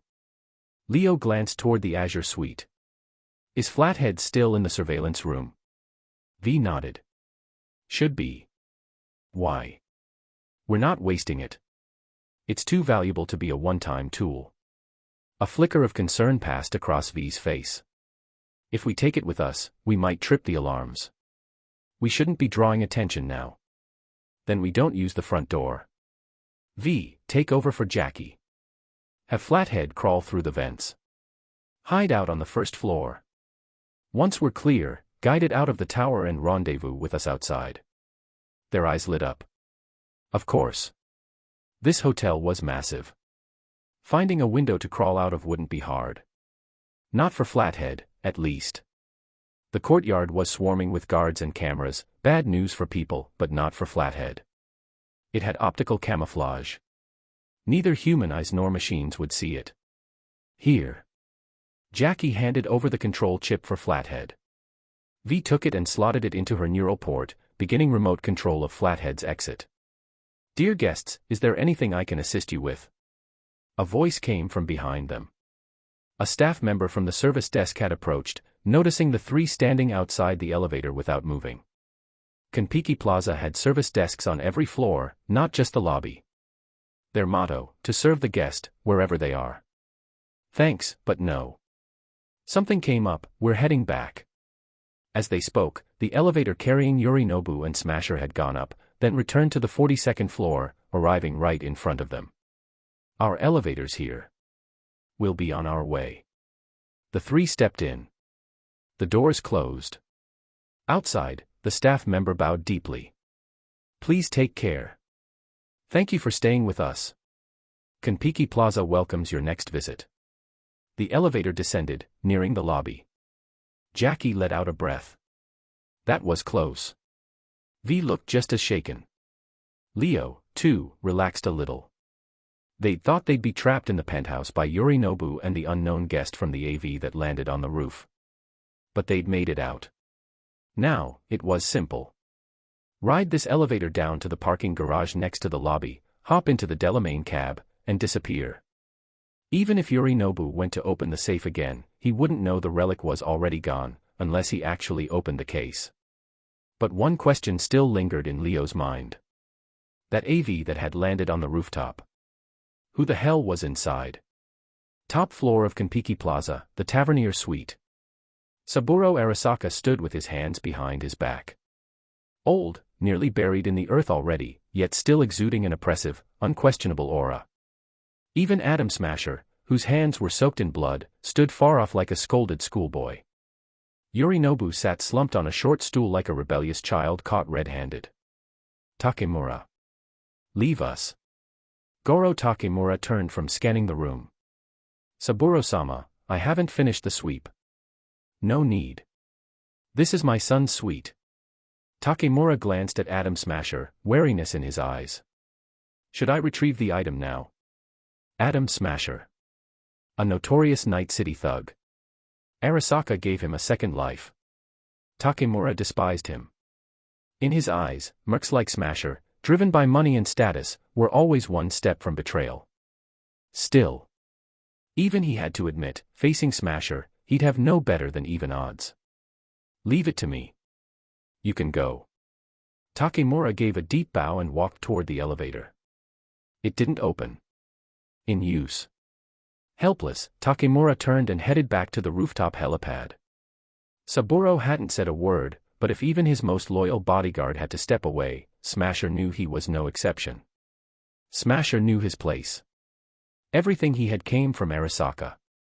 Without them, he was just rotten meat, long since decomposed. He was strong, but Arasaka had made him that way. They could take it away just as easily. So he followed Takemura without a word. Once the two were gone, Saburo finally exhaled. When will you grow up? Yorinobu's eyes twitched. I don't know what you're talking about. Why can't you be more like Kei? Become someone like him. Kei Arasaka. Saburo's eldest son. Yorinobu's brother. The perfect heir. Loyal, competent, everything Saburo ever wanted. But Saburo's pride had died in the Fourth Corporate War. Like him. Yorinobu shot to his feet, as if burned. Do you think I've grown old and forgotten what he did to me? He trembled with fury, face flushed, so different from the dejected man he was moments before. Chapter 184. Decades ago, when Yorinobu was just 21 years old, he graduated from the University of Tokyo. The day after, his father, Saburo, brought him into his room and explained the founding purpose of Arasaka. To restore Japan's former glory, to become an economic superpower, to grow strong, and dominate global economics and politics. Unlike Saburo's eldest son, Kei, who quickly understood and supported their father's vision, Yorinobu was stunned. He hadn't studied so hard at Tokyo University just to become a militant nationalist. He had no desire to spread fear and death across the world. That same night, after the celebration banquet ended, Yorinobu quietly left the estate. He disappeared into the depths of Tokyo's night. Later, Yorinobu founded Steel Dragons and traveled widely in his efforts to bring down Arasaka. Though Steel Dragons once gained traction in Japan, they ultimately collapsed under external pressure and internal strife. Kei captured Yorinobu. As punishment, he extracted that Yorinobu's consciousness and turned it into a complete engram. That was on September 24, 2022, Yorinobu's 27th birthday. It was later revealed that the person Kei had captured was a body double, a decoy to keep Yorinobu's whereabouts secret. The real Yorinobu didn't surface again until after the end of the Fourth Corporate War, at Kei's funeral. Yes. Kei Arasaka died in the Fourth Corporate War. At the funeral, Yorinobu asked to return to the Arasaka family. Because he had realized that Arasaka could not be destroyed from the outside. It had to be taken down from within. Even though the one Kei had turned into an engram was only a double, even though decades had passed. Yorinobu had never let go of his hatred for his brother. And he hated his father too, who had silently allowed Kei to do what he did. So when Saburo brought up Kei again, especially suggesting that he become like him, Yorinobu could no longer stay calm. Yorinobu. In truth, Saburo could understand, at least partially, why his youngest son held a grudge against Kei. But what he didn't expect was that Yorinobu would still harbor such intense hatred for a dead man. That his heir, an Arasaka, could be this emotional, this ruled by feeling. Kei, Hanako, Michiko, they all behaved as expected of their lineage. So why was Yorinobu, whose bloodline was the same, so unworthy? I don't care what emotions you have, or what reason you think justifies them, you shouldn't have betrayed me. Did you really think I wouldn't notice something was missing? Yorinobu stepped aside, sneering. You don't get it. I've never cared what you think. That's your problem. You're completely out of touch. Authoritarian. Deaf to reason. You're obsessed with a world that no longer exists, maybe it never did. Even as his own son questioned his beliefs face to face, Saburo showed no shame or embarrassment. That was rationality. And Saburo's pride. You don't know what you're doing. You're handing our work over to the West, our future, to barbarians. Our future? You're calling the relic, something that rips a human soul from the body, our future. Don't you see, Yorinobu? No matter how advanced medical science becomes, the body will still age. But the relic gives us immortality. It ensures Arasaka's eternal legacy. Then I'd rather gouge my own eyes out than witness that legacy. Saburo slowly approached. Yorinobu paced, restless. I always knew this day would come. Your shamelessness was bound to cross my line someday. I've been lenient with you, but betrayal is something I cannot forgive. Your mother didn't live to see this. For that, I'm grateful. It would have broken her heart. A vein bulged on Yorinobu's forehead. Mother. That woman who had always been kind to him. Even after he publicly broke from his father and the Arasaka name, even when the world condemned and shunned him. She still believed in him. She even secretly supported him and steel dragons from the shadows. She was a good woman. And this man, this monster, had killed her for it, the moment she was caught helping an anti-Arasaka group. The official report claimed she died from a neural virus. What a joke. Arasaka's cutting-edge medical tech could keep a man born in 1919 alive until 2077, but couldn't save her. Now the man who killed his mother dared to mention her again, with no shame. Yorinobu couldn't hold back his fury anymore. He stepped forward and seized his father by the throat. He slammed Saburo's frail, aging body into the massive electronic screen behind them. No need for you to keep being lenient now. He roared, pouring all his strength into his grip. Saburo Arasaka was simply too weak. Even in a life-or-death moment, he couldn't mount a defense. By the time Yorinobu calmed down, Saburo was lying motionless on the floor. A still warm corpse. Yorinobu stumbled aside. He looked at his hands. Then at the lifeless body of his father. Back when he was in Steel Dragons, he had imagined destroying Arasaka 1,000 times. That idea had followed him to Kei's funeral. It had been with him when he returned to the family. For decades, the dream never dimmed. It never changed. But now. Now that he had personally killed the Emperor of Arasaka, his father, the first thing he felt was not joy. But panic and fear. He had killed his father in a room with no witnesses. Takemura was just upstairs on the rooftop. If he was caught, if he was accused of Saburo's death, it was over. The board, Hanako, the Taka faction, none of them would hesitate to strip him of the successor's title. Then his fate would be either life in prison or a future spent running in constant fear. No. That couldn't be allowed to happen. Stay calm. He had to stay calm. Yorinobu took several deep breaths. He staggered back to the small table in the middle of the room. There was no hiding Saburo's death. It couldn't be concealed. He needed a reason. An excuse. Out of the corner of his eye, he noticed the variety of fine liquors on the table. Then looked down again at Saburo's body. A wild, desperate idea surfaced in his mind. He knew it had many flaws. But it was the only way out of his situation. The panic and fear began to fade from his body. What returned was the same resolve and clarity he'd had when leading Steel Dragons against Arasaka. Misfortune may be a blessing in disguise. Maybe this was the opportunity fate had given him. He rose from the low table and walked over to Saburo Arasaka's corpse. His expression gradually turned sorrowful. Just like the reaction of a son who had lost his father. I want the entire hotel locked down. The AI in the penthouse responded instantly. What is the reason for lockdown? My father has been murdered. The suite's lights turned an intense red. Red alert activated. Attention, Kiki Plaza is now under red alert.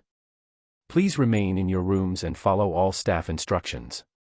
When Takemura and Atom Smasher returned from the rooftop, what they saw was Saburo's lifeless body on the floor. Takemura couldn't believe his eyes. A chill went through him, as if he'd plunged into ice water. What happened? Someone poisoned my father. Poisoned. Takemura couldn't believe it. Every employee at Kiki Plaza was handpicked, had passed political vetting, and was guaranteed to be loyal and reliable to Arasaka. How could poison have gotten in? Yes. It seems. Takemura moved in to take a closer look. Chapter 185. But Yorinobu blocked him, not allowing him to come closer. Atom Smasher, standing further back, loyally refrained from approaching. He didn't even use his cyber optic to scan Saburo Arasaka's corpse. Atom Smasher was undoubtedly scum and trash. But that didn't mean he lacked a brain. Arasaka was on the brink of upheaval. Now was the time to choose sides. And yet, in this moment, Takemura Goro's reaction was slower than Smasher's. Though, it wasn't entirely his fault. His loyalty to Arasaka and his rigid, disciplined character clouded his eyes. He couldn't immediately see the situation clearly. Mr. Yorinobu. I suspect. What is your duty, Takemura? I don't understand. Takemura Goro was taken aback. That was when it suddenly dawned on him, something wasn't right. The father was dead. Yet the son not only refused to let his father's trusted aide examine the body, but also showed no urgency in pursuing the killer. And Lord Yorinobu's recovery from grief.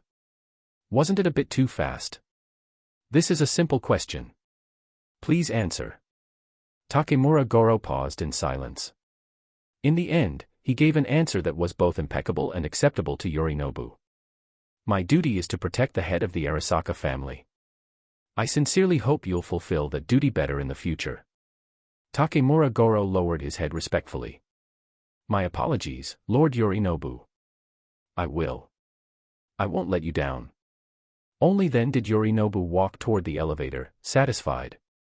Takemura Goro took one last deep look at Saburo's body, lying on the floor. At this point, if it weren't for Yorinobu's obstruction, he could have scanned Saburo's cause of death with just his cyber optic. In fact, he wouldn't even need to scan. Just from a visual inspection, he could already see faint strangulation marks on Saburo's neck. Why did Lord Yorinobu lie? Was the real reason actually? Takemura Goro immediately cut off that line of thought. The rest could wait. Right now, he had to fulfill his duty.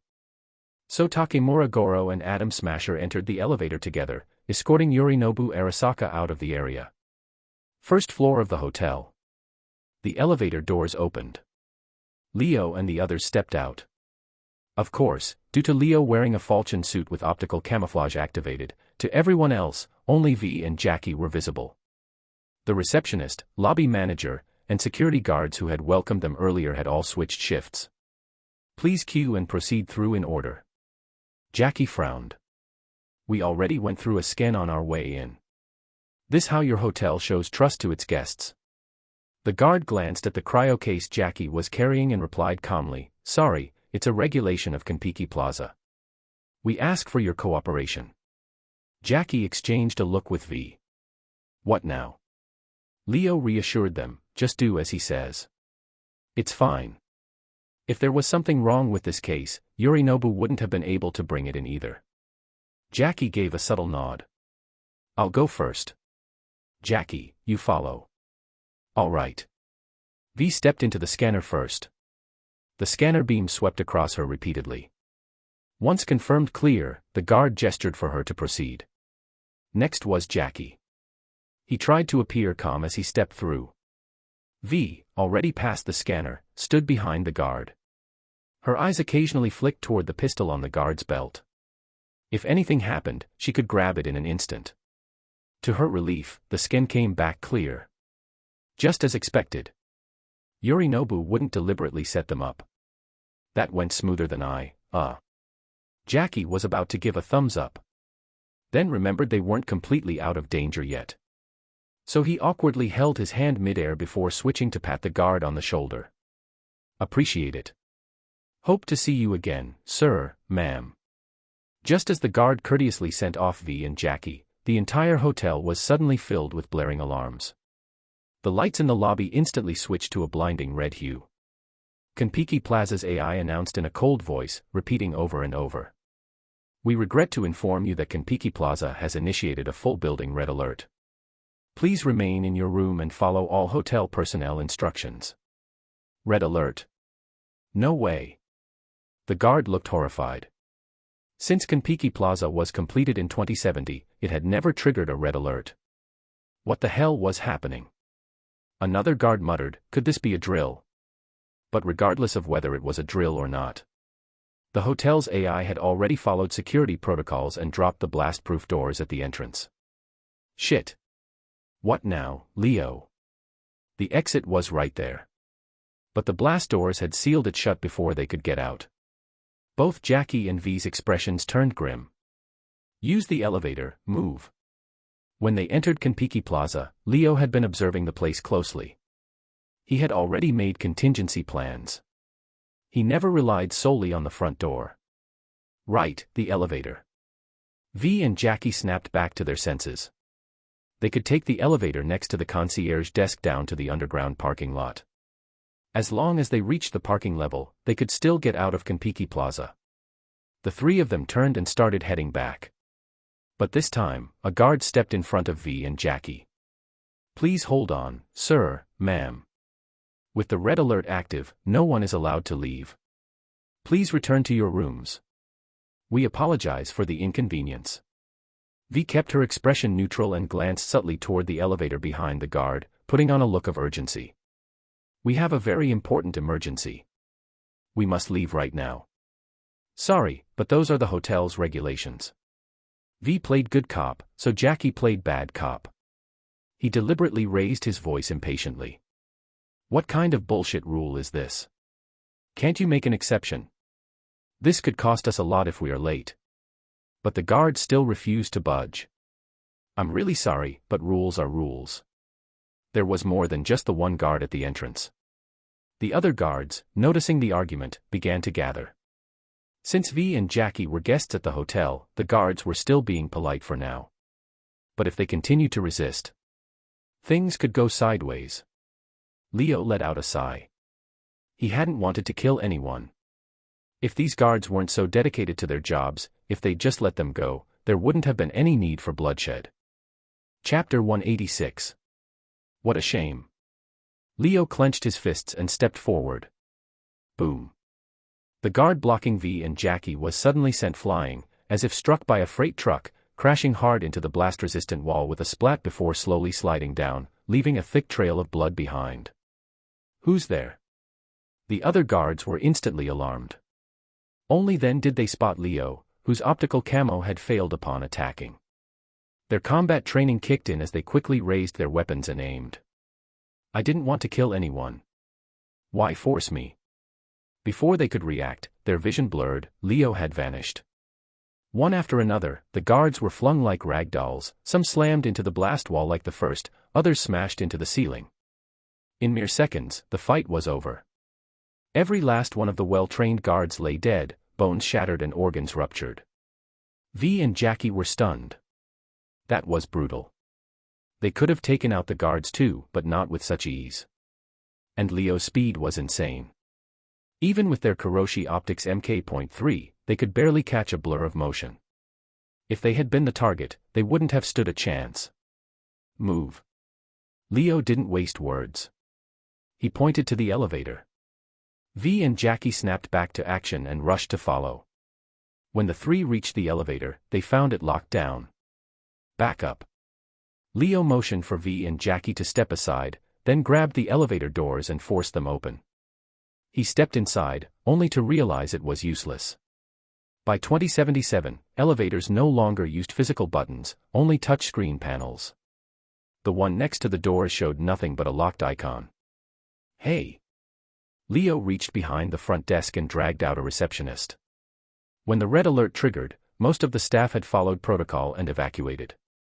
Only this receptionist had run back halfway, realizing she'd forgotten something. She had walked in on Leo's massacre. Paralyzed with fear, she hid under the desk, praying she wouldn't be noticed. Unfortunately, she could hide from his scanner. Unlock the elevator. Now. Or I kill you. I can't. I don't have the clearance. Once red alert is triggered, even the lobby manager can't override it. Then who can? Only upper management. She was trembling like a quail, too terrified to lie. Leo didn't press her further. A quick strike to the neck knocked her out cold. V picked up a pistol from one of the dead guards. Then grabbed a grenade, pulled the pin, and lobbed it toward the blast door. The three of them ducked for cover. Boom. The explosion left the door blackened, but otherwise untouched. Jackie grabbed a kinetic SMG and unloaded a full burst. Only a few sparks flew off the surface. Move. Let me try. Leo stepped forward. The marble floor cracked beneath his feet like a spider web.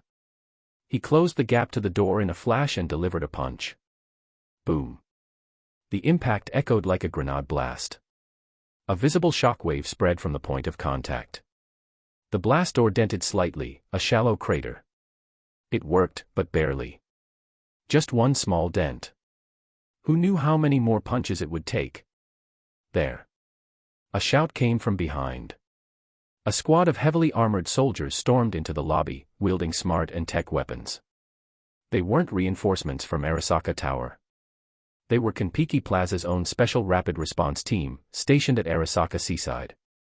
Behind them were dozens of additional guards. V and Jackie dove behind the front desk. They were only wearing high-end suits custom-fitted by Dexter, not Leo's bulletproof combat gear. A single bullet could be fatal. Stay down. Leave them to me. Before the words had fully left his mouth, Leo had already grabbed two kinetic weapons from fallen guards. His Murasama blade and custom gear were still in the Delamain cab. The only thing he'd brought in was the falchion exosuit.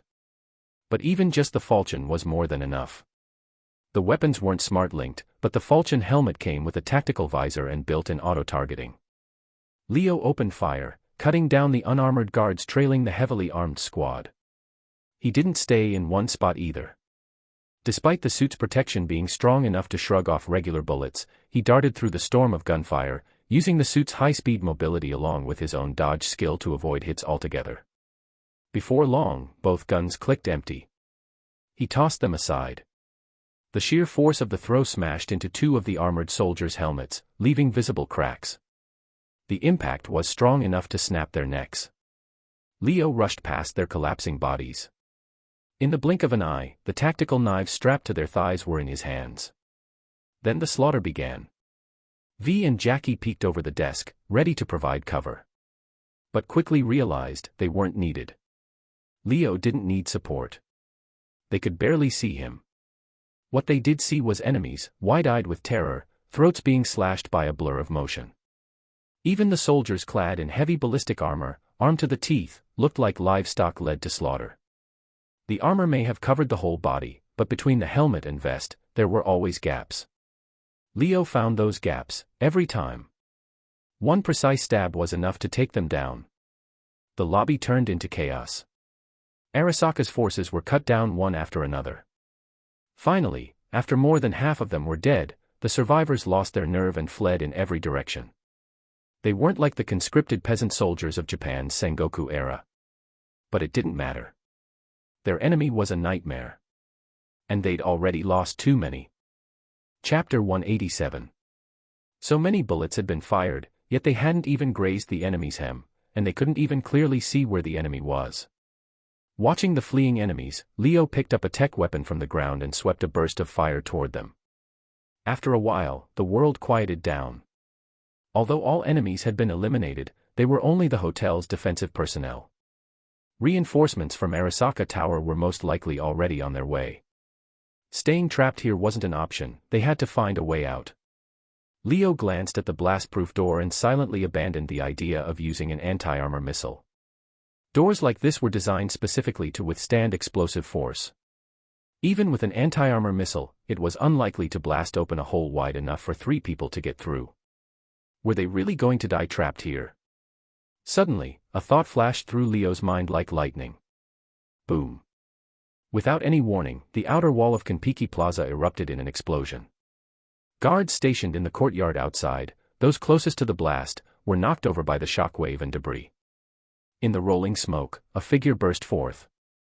The guards who were farther away and unaffected quickly opened fire, a hail of bullets sweeping across the scene.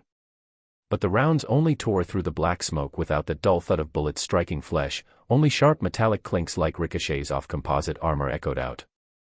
In the next moment, dozens of smart shotgun rounds burst from the smoke, shredding the retaliating guards on the spot.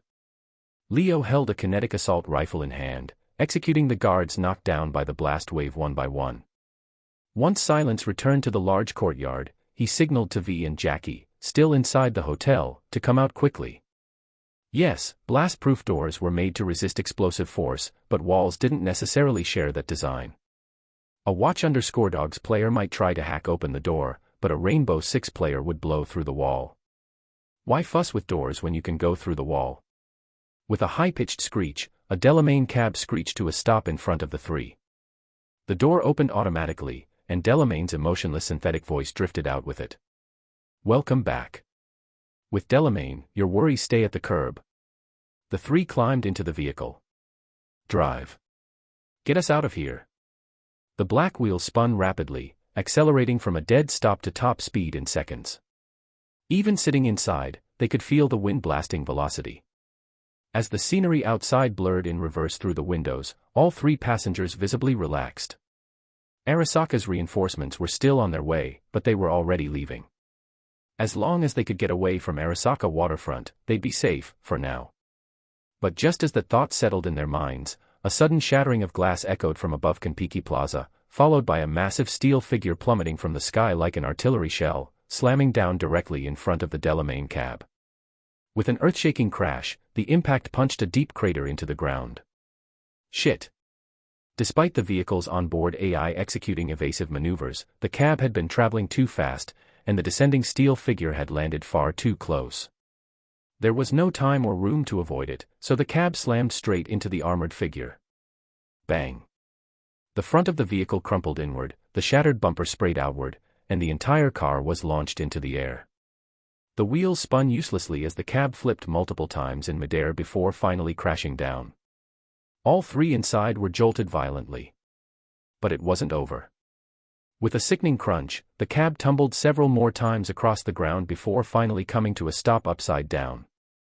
The 3 passengers were tossed around in the wreckage, but Leo, outfitted in his falchion combat gear, was the first to recover. V, Jackie, are you 2 okay? From the driver's seat came Jackie's weak voice. Madres. My ribs, pretty sure I broke more than one. If he could still talk, he probably wasn't dying just yet. But what made Leo's heart sink was that V didn't respond at all. V. Leo struggled to pull himself up and turned his head. V, slumped in the passenger seat, was unconscious. A jagged shard of windshield glass had pierced her thigh, blood soaking her slacks and pooling all around. Jackie, hang in there, I'll get V out first. I'm good. Handle her first. Leo pushed at the door, but it wouldn't budge. He raised his foot and kicked it open with one solid strike. Crawling out of the vehicle, he rushed to V's side, tore the car door off with brute force, and carried her out, laying her on a patch of open ground. After a quick assessment of her injuries, he injected her with a max doc shot, then grabbed the glass shard in her leg and yanked it free. V let out a scream of pain and jolted awake. You're safe now. I've got you. As Leo skillfully treated her wound, he called Delamain. Del. Situation changed. Send another cab, right now, immediately. The call had barely ended when Leo's expression shifted sharply. He gripped his scabbard with his left hand, and flicked the guard with his thumb. His blade shot out, knocking an incoming shell into the sky. Boom. The shell detonated against the side of Kiki Plaza, releasing a cloud of smoke. You deflected a shell, with a sword. Interesting. I hope you'll keep me entertained a bit longer. Not far away, Atom Smasher's raised arm retracted its cannon barrel back into his forearm. It was a projectile launcher, similar in design to Mantis blades, retractable into the body when not in use. But both in price and in power, it far surpassed Mantis blades. Pinch Dios Santo Bendito. Atom Smasher. What the fuck is he doing here? Wasn't he supposed to be glued to Yorinobu Arasaka, protecting him non-stop? Jackie, crawling out from the wrecked vehicle, froze in shock. This was the last thing he wanted to see. Atom Smasher's terrifying reputation had been built with blood and war. Chapter 188. Everyone said the battlefield was a meat grinder, but that didn't apply to Atom Smasher. To him, others were the meat, and he was the one doing the grinding. After retiring from the battlefield and taking on mercenary work, Smasher crushed Night City like a dimensional invader, rising to dominance with overwhelming power. His methods were brutal and sadistic, only deepening the fear people had of him. Though he eventually joined Arasaka and disappeared from the public eye, his reputation never faded. On the contrary, it became the stuff of urban legends. Leo, get V and run. Leave this to me, Jackie said, sweat beading densely on his forehead and mixing with the rain, making it impossible to tell what was sweat and what was water. He wiped his face with one hand. He didn't know how long he could hold off Atom Smasher, but he knew he had to. Even if he couldn't hold him back, he had to try. If even one of them could escape, it was worth it. This high-stakes job, Leo and V hadn't agreed to it at the start. It was Jackie who had dragged them into it. As a man, he had to take responsibility. Suddenly, Jackie felt a hand on his shoulder. He paused for a moment, then turned his head. Leo had appeared at his side without him noticing. In times like this, having a partner who chose to face death together was rare and precious. But Jackie didn't want Leo to do this. Leo, what are you doing here? I told you to get V out of here. What do you take me for? I'm not leaving any of my crew behind. I appreciate it, but if this keeps up, none of us are getting out. Leo, take care of my mom. Take care of your own mom, Jackie. No one's dying here today. Watching this heartfelt exchange, Atom Smasher felt nothing. What is this? A stage play? How touching. Don't worry, I'll send you both off together. That way, you won't be lonely on your trip to the afterlife. He'd seen scenes like this too many times over the years. Sentiments? Brotherhood? That crap was worthless. Once someone died, all that remained was rotting meat and rusting metal. Empty talk about immortal spirits was just that, empty talk. Smasher didn't buy it, unless you uploaded your soul to Mikashi, the Arasaka data fortress, or what some called a digital prison for souls. Who dies today is still undecided, Smasher, Leo said, and just as the words fell, a Delamain cab shot out from the alley beside them, ramming full speed toward Smasher. His cybernetic eye contracted sharply. Hugging his MK.31 heavy machine gun, he unleashed a torrent of gunfire. But every Delamain vehicle had reinforced armor. Even large-caliber rounds could only dent the surface. With a loud crash, the cab slammed straight into Smasher. He staggered backward, his feet grinding sparks into the pavement as he was pushed back 20, maybe 30 meters. But soon, the cab's momentum began to slow. Smasher lifted the front of the vehicle, raising it up with sheer strength. His shoulder-mounted rocket pod deployed, several warheads gleaming coldly as they locked onto the Delamain cab. Even with all the armor in the world, there was no way it could withstand rocket fire. But before he could fire, a single anti-armor projectile shot in from the side, striking the rocket launcher dead on. Boom. A violent explosion shook the street. Black smoke spread rapidly. Back off, Del. Leo shouted, gripping a precision tech rifle he'd retrieved from the overturned cab, the one they'd stashed before entering the hotel, and opened fire into the smoke with rapid, storm-like shots. Conventional kinetic weapons were useless against Smasher. Even heavy machine guns couldn't penetrate his armor. Only charged tech weapons stood a chance. Jackie joined in, unloading another tech rifle.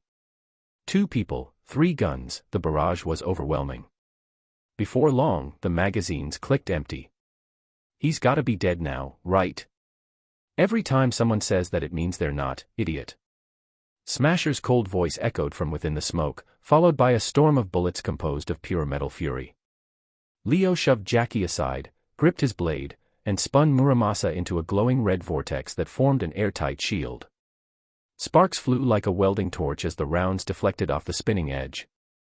Leo's shoulder ports deployed, firing off dozens of smart shotgun shells.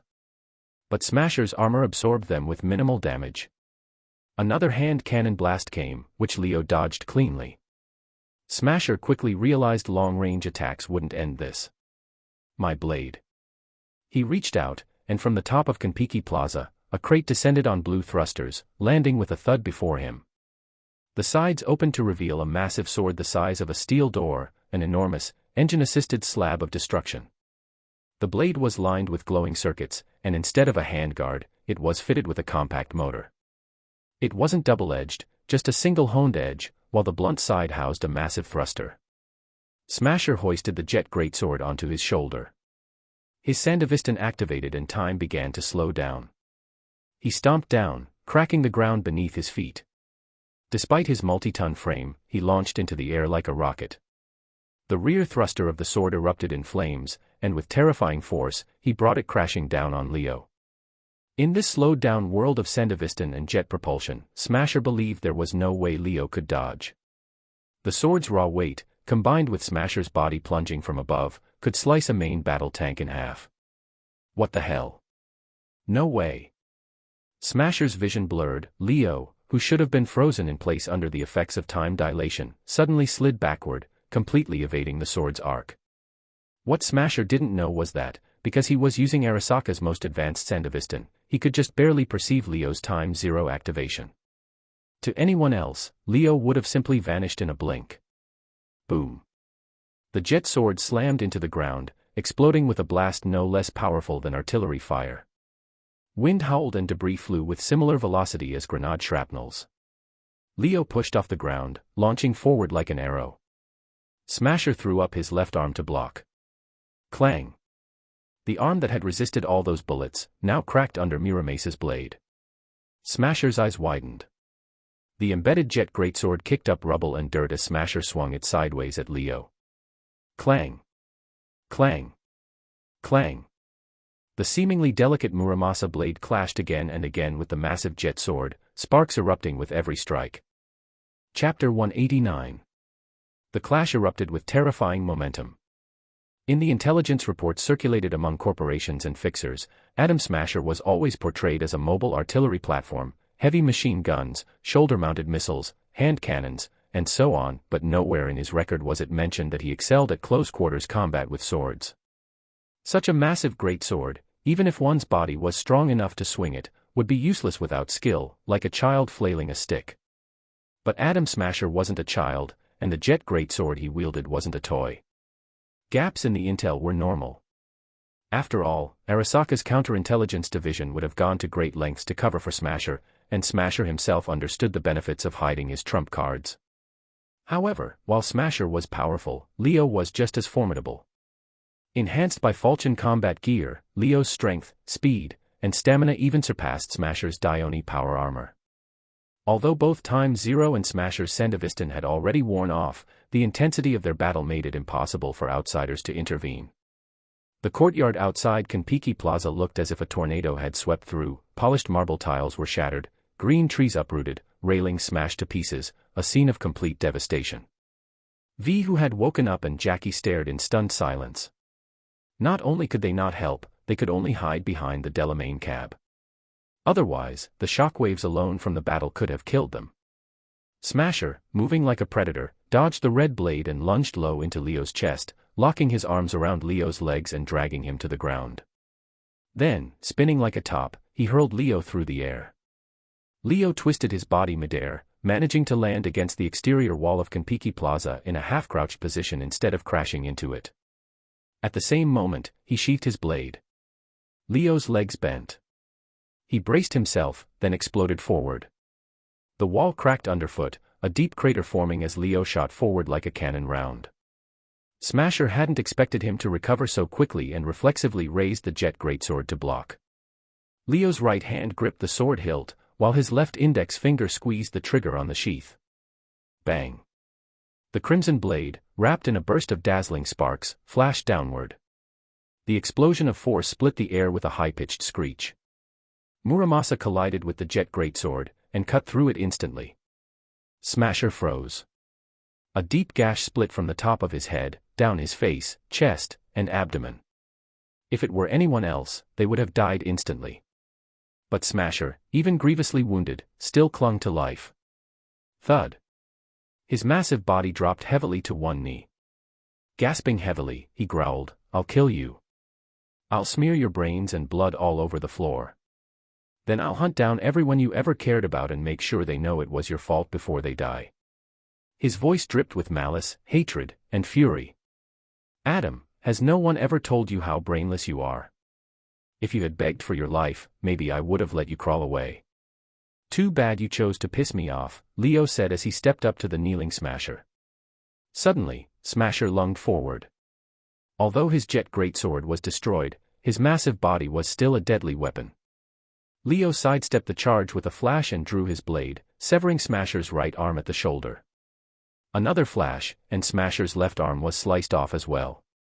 Smasher, his arm severed, lost his balance and crashed to the ground, roaring like a wounded beast. Aya. At his level of cybernetic enhancement, Smasher's body was nearly entirely mechanical, with even a pain editor installed. He shouldn't have felt pain. The scream wasn't from physical agony, it was from the unbearable humiliation. He, Adam Smasher, who had crushed countless enemies beneath his feet in the name of Arasaka, was now reduced to this miserable state. The sheer humiliation was unbearable. Noisy, Leo muttered impatiently, dragging Smasher's mangled body toward the overturned Delamain cab they had abandoned earlier, the one smashed during Smasher's initial landing. "Delamain, max out the wheel speed," Leo ordered. The AI, though puzzled, didn't question it. After all, to Delamain, a customer's command, especially from a platinum-tier client, was absolute. The cab's four wheels, despite the vehicle being flipped, began spinning at maximum speed. Smasher, sensing what was about to happen, struggled desperately. But with both arms gone, he was powerless. Leo dragged him in front of the spinning tires. Without hesitation, he grabbed one of the mechanical protrusions on Smasher's back and slammed his face down onto the screeching wheels. The moment Smasher's face touched the tire, it was like being branded by a red-hot iron. He thrashed even harder, but Leo pressed him down with both hands, grinding his head deeper into the rotating rubber. Smasher's struggles weakened more and more, until at last, when Leo finally let go, his body collapsed to the ground like a pile of scrap, utterly devoid of the arrogance he had once shown. The system panel displayed a notification, potential points gained for defeating Adam Smasher. "Let's go," Leo said. He righted the overturned Delamain cab and climbed inside. V, with Jackie's help, got into the second Delamain that had rushed over to pick them up. The two cabs drove out of the courtyard in tandem, heading toward the outside streets. But as they turned the next corner, both Delamain cabs braked hard at the same time. Leo managed to brace himself. In the car behind, however, V and Jackie were almost thrown forward from the sudden stop. "What the fuck? Dumbass AI got a glitch or something?" Jackie swore. V patted Jackie and pointed ahead. "Jackie, look." Jackie turned his head, and froze. Ahead, the street had been completely sealed off by Arasaka's special response teams. Multiple armored SUVs blocked the road, forming a barricade. Soldiers, fully armored and armed to the teeth, crouched behind the vehicles, their weapons aimed and ready. Two Arasaka-developed Walker mechs loomed behind the barricade, with six-barreled Gatling guns and rocket pods deployed, ready to unleash hell. Above, two AV gunships hovered, commanding the skies. The atmosphere was suffocating, a killing intent so thick it was almost tangible. "Motherfucker, all this for one stolen chip. Isn't this overkill?" Jackie muttered, cold sweat pouring down his forehead. Just moments ago, he had felt triumphant after defeating Smasher. Now his face turned ashen once more. Chapter 190. V's face didn't look any better. If it were only enemy infantry, they could still trust Delamain's armored bodywork and try to push through the rain of bullets. But Arasaka didn't just have infantry, they had blocked the entire road with armored SUVs, completely sealing the way. In this situation, even Delamain couldn't brute force their way through. And that wasn't even mentioning the two armed AVs hovering above, Even if they didn't immediately attack, just tailing them and guiding Arasaka forces would already be enough of a nightmare. Maybe we should turn around quickly, Jackie suggested. Since the road toward Little China was blocked, they could retreat back into Arasaka waterfront, then cut right through the city North Industrial Zone. Maybe there was still a slim chance. No need, Leo's confident voice came over the squad comms. I'll clear the way. You guys follow behind. Leo stepped down from the Delamain cab without hesitation, raised his arms, and fired the anti-armor missiles mounted at his elbows. 2 white trails streaked through the air, drilling straight into the armored SUVs blocking the road. Boom. Boom. Both SUVs were blown sky-high, breaking apart like shrapnel raining down with a thunderous crash. Soldiers scrambled to dodge, their perfect defensive formation thrown into chaos. Suddenly, time slowed. The pieces of the SUVs and vehicle debris froze midair, suspended alongside the soldiers frozen mid-dodge. Leo braced a heavy machine gun against one shoulder, calmly opening fire into the immobilized crowd. Bullets cut clean, slow arcs through the air, rippling like waves. With time zero active and enhanced by his tactical visor, Leo had all the time he needed to aim precisely, turning the heavy machine gun into a precision rifle. Each shot targeted a vital spot on a soldier's body, striving for 1 bullet, 1 kill. When the slowdown ended, fountains of blood burst from the soldiers as they dropped like wheat to a scythe. One of the falling armored SUVs crashed onto a Walker mech, flattening it instantly. The second Walker frantically tried to adjust its aim but found no target in its sights. In the next moment, a crimson blade pierced through the pilot's back, stabbing directly into his heart. The pilot coughed blood, eyes dimming instantly. Arasaka's special assault force was caught completely off guard. In just a single engagement, dozens of soldiers were wiped out. Those few who survived the initial onslaught were in utter disarray, clueless about where the enemy was. Only the 2 armed AVs in the sky retained situational awareness. The twin autocannons on the AVs began to spin up, preparing to fire. Leo sensed the danger immediately and sprinted into the densest crowd of soldiers. Unexpectedly, the 2 AVs, ignoring the lives of their own ground troops, unleashed a deluge of gunfire straight into the area where Leo had taken cover. The ground erupted in dust and smoke as countless rounds tore it apart. Leo weaved and darted through the chaos, while the soldiers around him were massacred mercilessly. Thanks to his falchion armor, Leo remained unharmed, but Arasaka's own forces were slaughtered en masse. Still, the AVs showed no intention of letting up. Instead, they fired several rockets into the fray, turning the battlefield into a furnace of smoke and shockwaves. Leo stayed low, biding his time, muscles tensed like a coiled spring. Bullets tore through the air above him, kicking up debris and splinters, but he did not move recklessly. He watched the AVs hover and shift, searching for the briefest opening, knowing that charging blindly would only get him killed. Only when he saw the rockets strike a cluster of abandoned vehicles, creating a massive explosion that shook the very ground, did he move. Leo timed his leap perfectly, using the explosion's shockwave to propel himself skyward, hurtling straight toward the AVs. The AV pilots realized the danger and tried to dodge, but it was far too late. Leo, moving at incredible speed, slashed past them like a flash of cold light. The pilot, along with half the cockpit, was sliced cleanly in 2. Without control, the damaged AV veered wildly and crashed into the second AV, sending both spiraling down like broken kites. Boom. A massive explosion lit up the night sky. Seeing that Leo had cleared a path, the 2 Delamain cabs immediately accelerated, weaving through the now chaotic Arasaka lines. One of the cabs swung its door open early for Leo to board. Timing his step perfectly, Leo leaped forward, arms outstretched, landing squarely inside the moving car. The 2 battered cabs raced through Little China's streets and disappeared into the neon-lit chaos. Of course, not all of the Arasaka Special Assault Force had been killed. Those who survived were either injured or pretending to be dead. Who in their right mind would risk their lives for a paycheck of a few thousand eddies? After watching so many of their comrades die, choosing to play dead was practically professionalism at this point. Once Leo and the others had fled, the surviving soldiers crawled to their feet. Soon after, Takemura Goro arrived with a group of Arasaka guards. He stared at the carnage, the wrecked AVs, the piles of corpses, the ruined street, with a face even more rigid and grim than usual. What happened?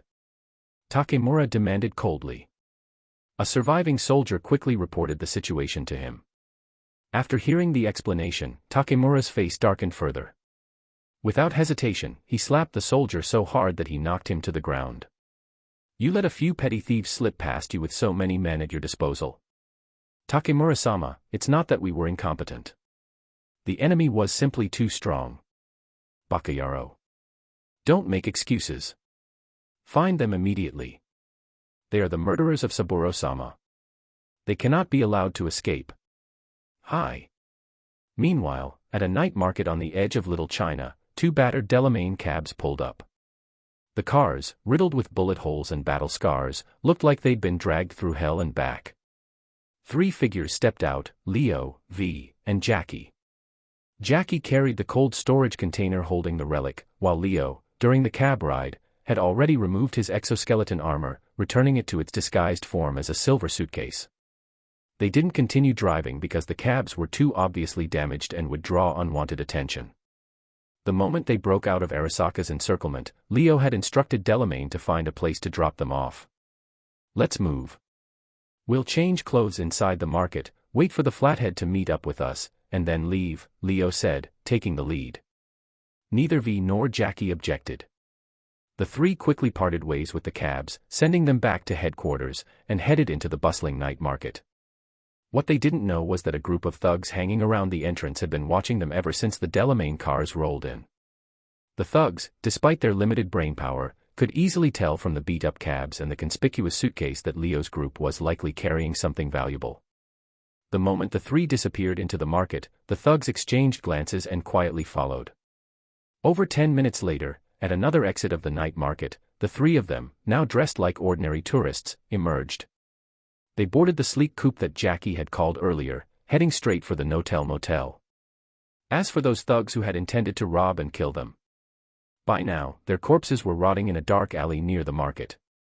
Jackie drove, while Leo and V sat in the back. Holographic billboards and neon lights painted their faces in ever-shifting colors. Their mood was high. Though the operation had been a little rougher than expected, they had made it out of Kiki Plaza alive.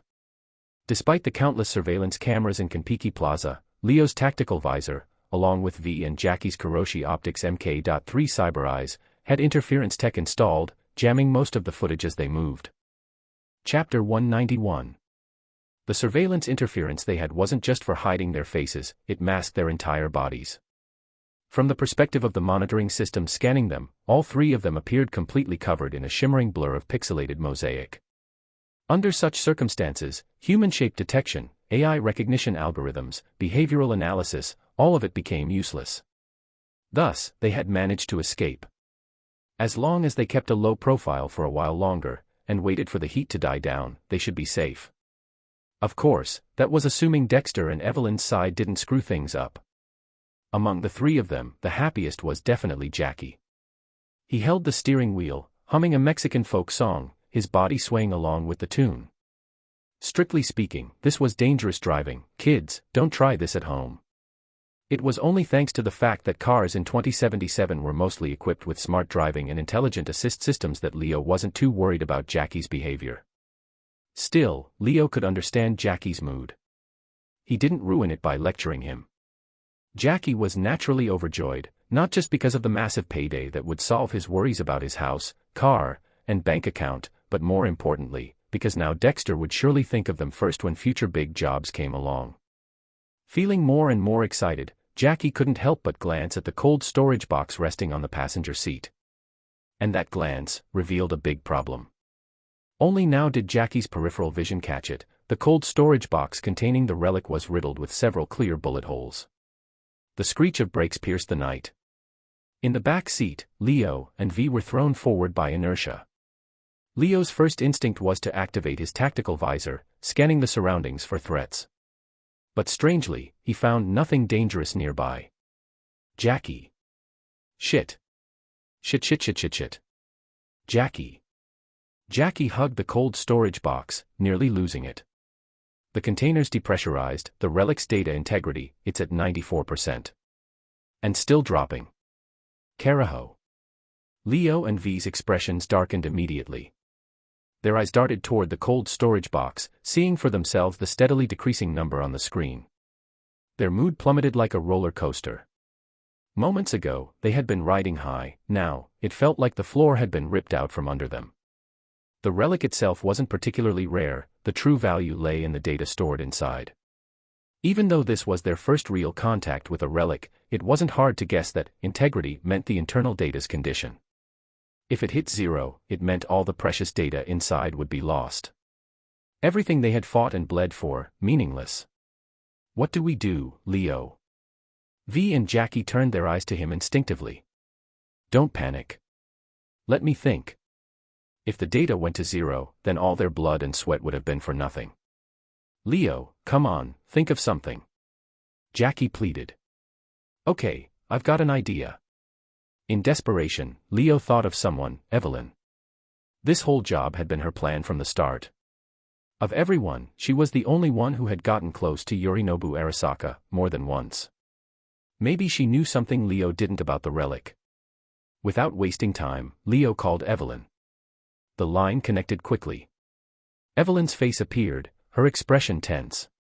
Leo. The news is blowing up about Kiki Plaza. What the hell happened over there? That's not important right now. Focus. The container for the relic is damaged. The chip's integrity is. Leo glanced at Jackie. Jackie hurriedly checked the screen. 86%. 86. And dropping fast. Evelyn's face went pale. Motherfucker.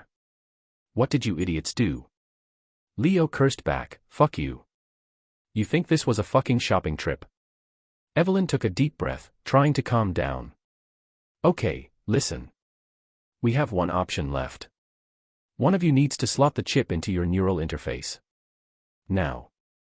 Leo's eye twitched. Do you even hear yourself right now? Evelyn shot back, equally agitated.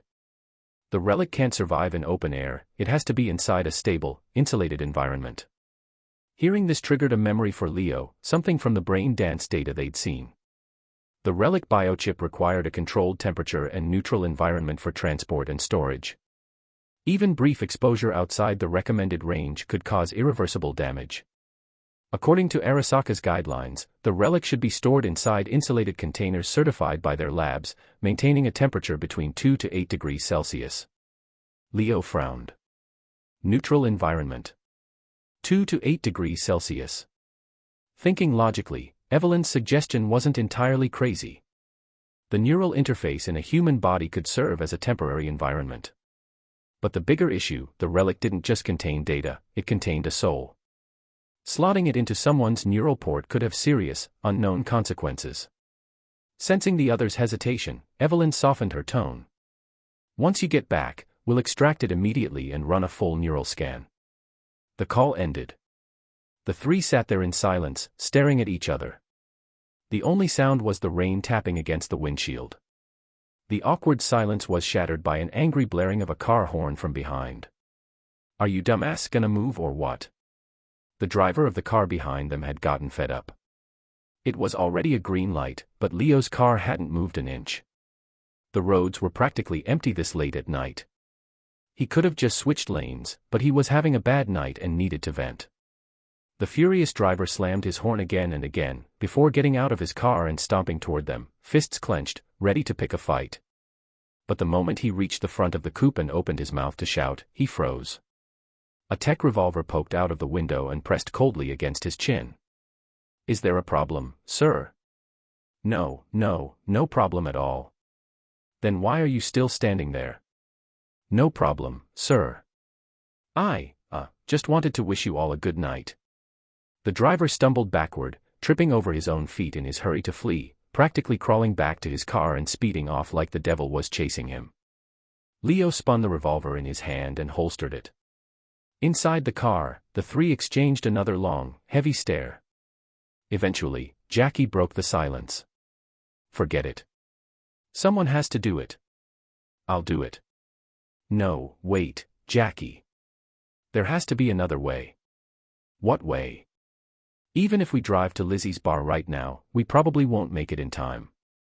And even if the integrity doesn't hit 0, Who knows how much data we'll lose and how much the value will tank. Leo thought hard, then suddenly reached out a hand. Give me the relic. Jackie hesitated. Leo, what are you planning? Evelyn said the relic can't be exposed to open air. But if a human neural port can stabilize it temporarily, why not a machine's? V and Jackie blinked, stunned.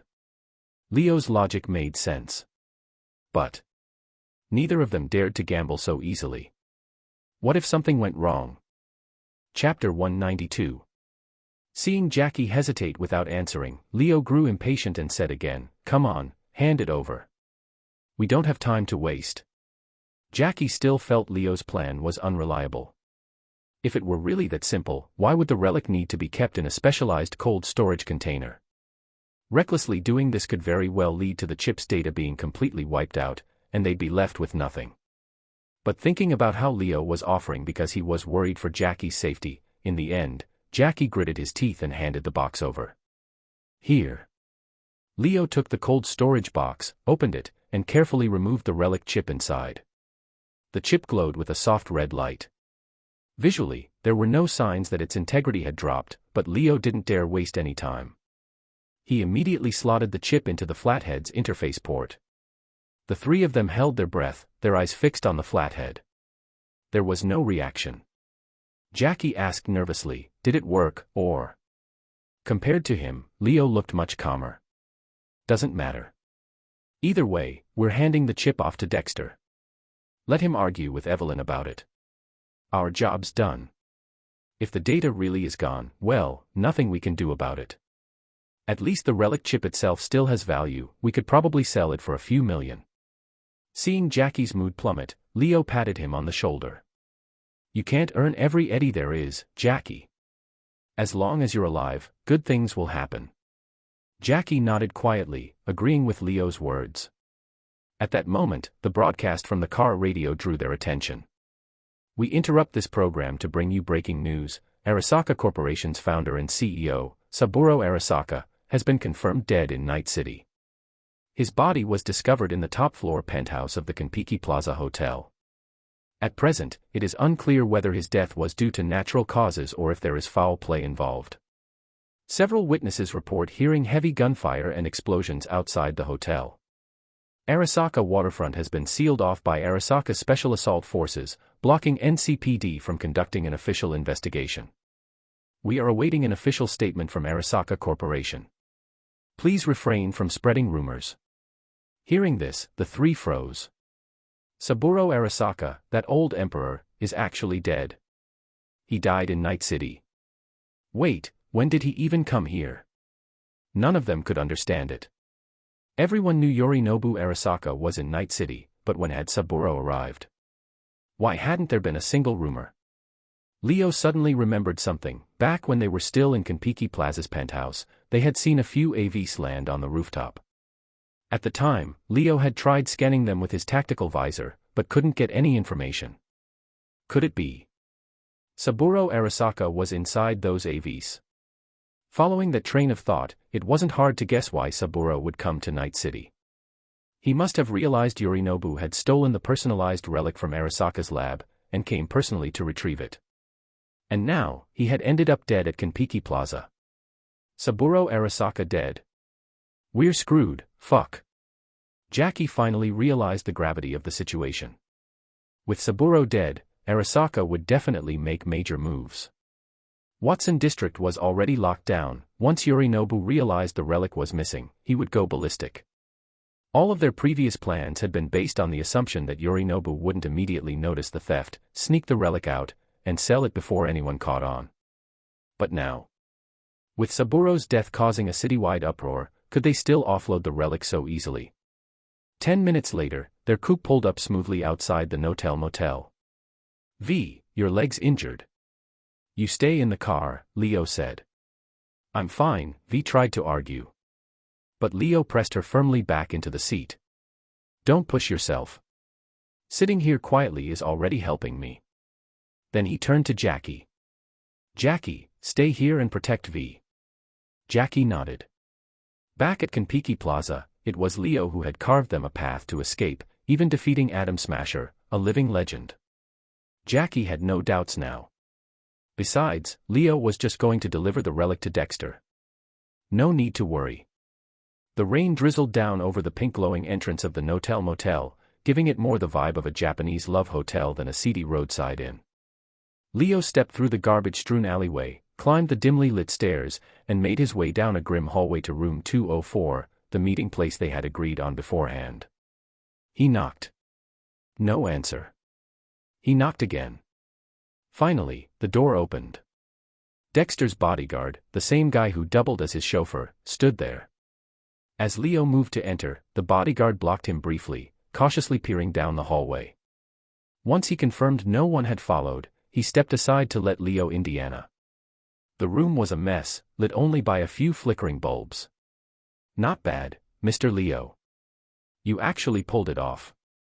The news is blowing up, Dexter said, nodding toward the TV, then glanced at his bodyguard.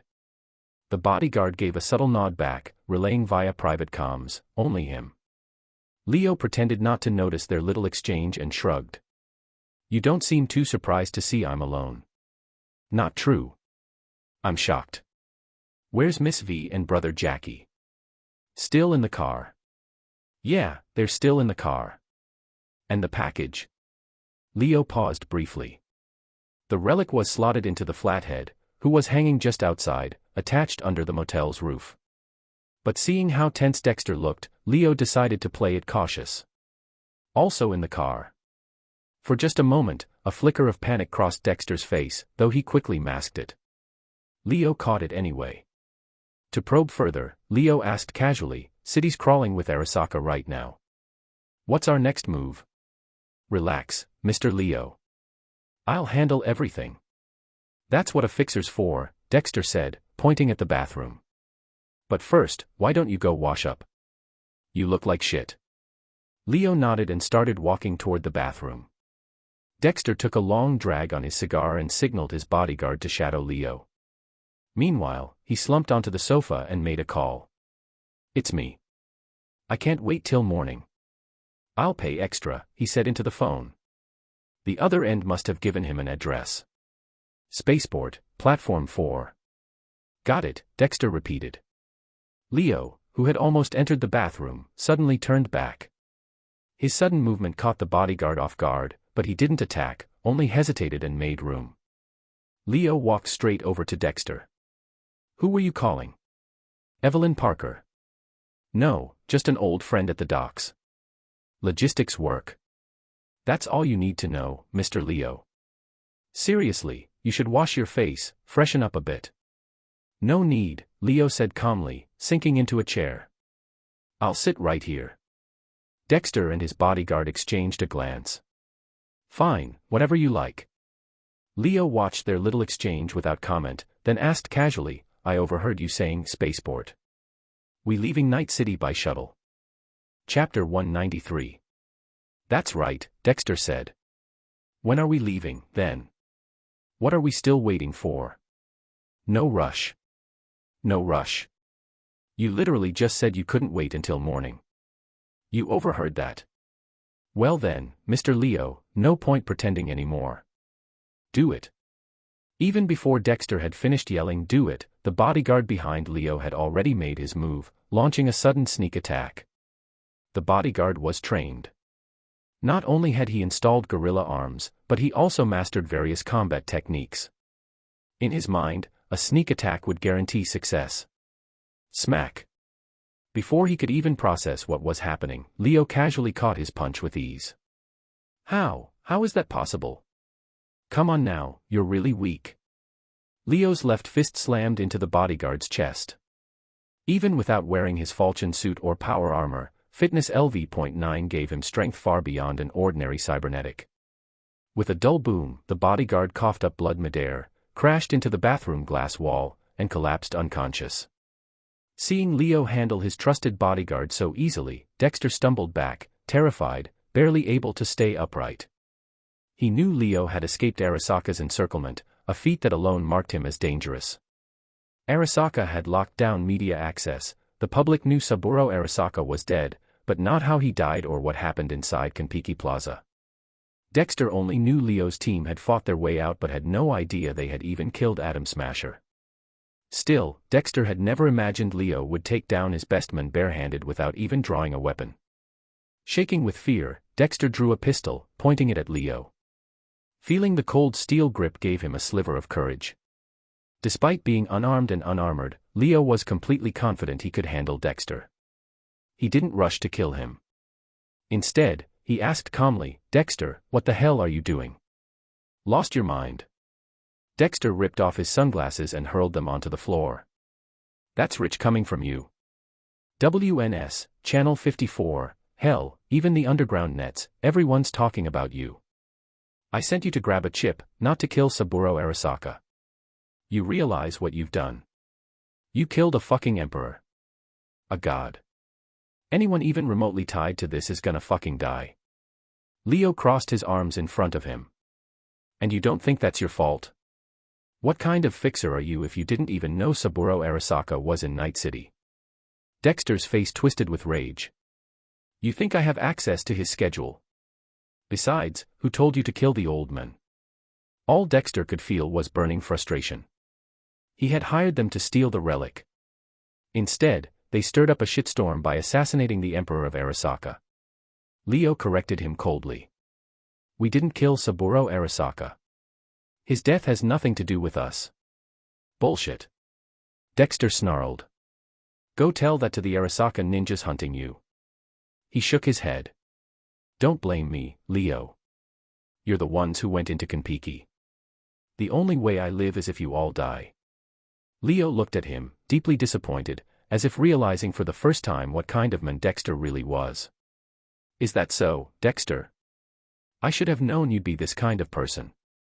Better late than never, right?" Dexter sneered. "Remember what we talked about the first time we met? Guess I'm better off a nobody after all." As soon as he finished, Dexter pulled the trigger. Clang. The high-speed bullet struck Muramace's blade. Leo had drawn it the instant the trigger was pulled. Sparks flew as the bullet ricocheted harmlessly into the wall, leaving only a shallow dent. Leo stepped forward, crossing the distance in a single flash. With one swipe, he severed Dexter's gun cleanly in half, and in the next instant, Muramasa was resting against Dexter's thick, trembling neck. Realizing his imminent death, Dexter, still wearing his flashy gold chains and oversized jacket, dropped to his knees, groveling without a shred of dignity. Hey, brother, no need to be rash, all right? Let's talk. We can talk this out." "Oh, now you want to talk? Weren't you trying to kill me just a second ago?" Dexter bowed even lower, his voice trembling. "I know I fucked up. I know saying sorry won't fix this. But listen, brother, I've got a lot of money saved up. Years of hustling as a fixer, I'm not broke." Eyeing the blade still pressed against his neck, Dexter swallowed hard. "If you let me live, I'll give you everything I've got." Desperately trying to sweeten the deal, he added, "And listen, Arasaka's locking down the city, right? All exit routes are gonna be swarming with troops. But it's okay, we can escape through the spaceport. Slip away without anyone noticing."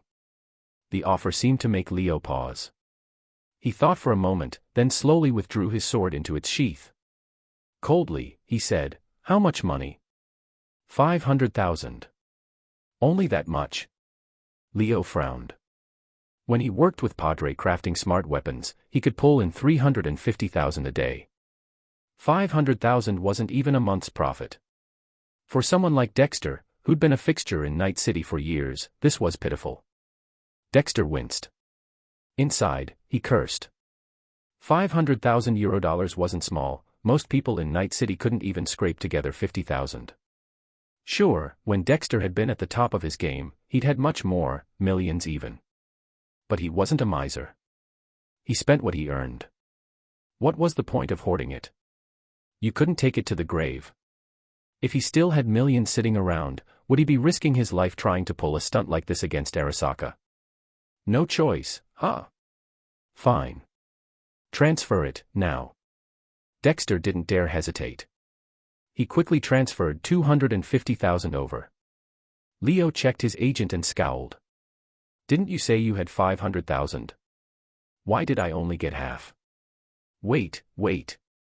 Brother. It's not that I don't trust you.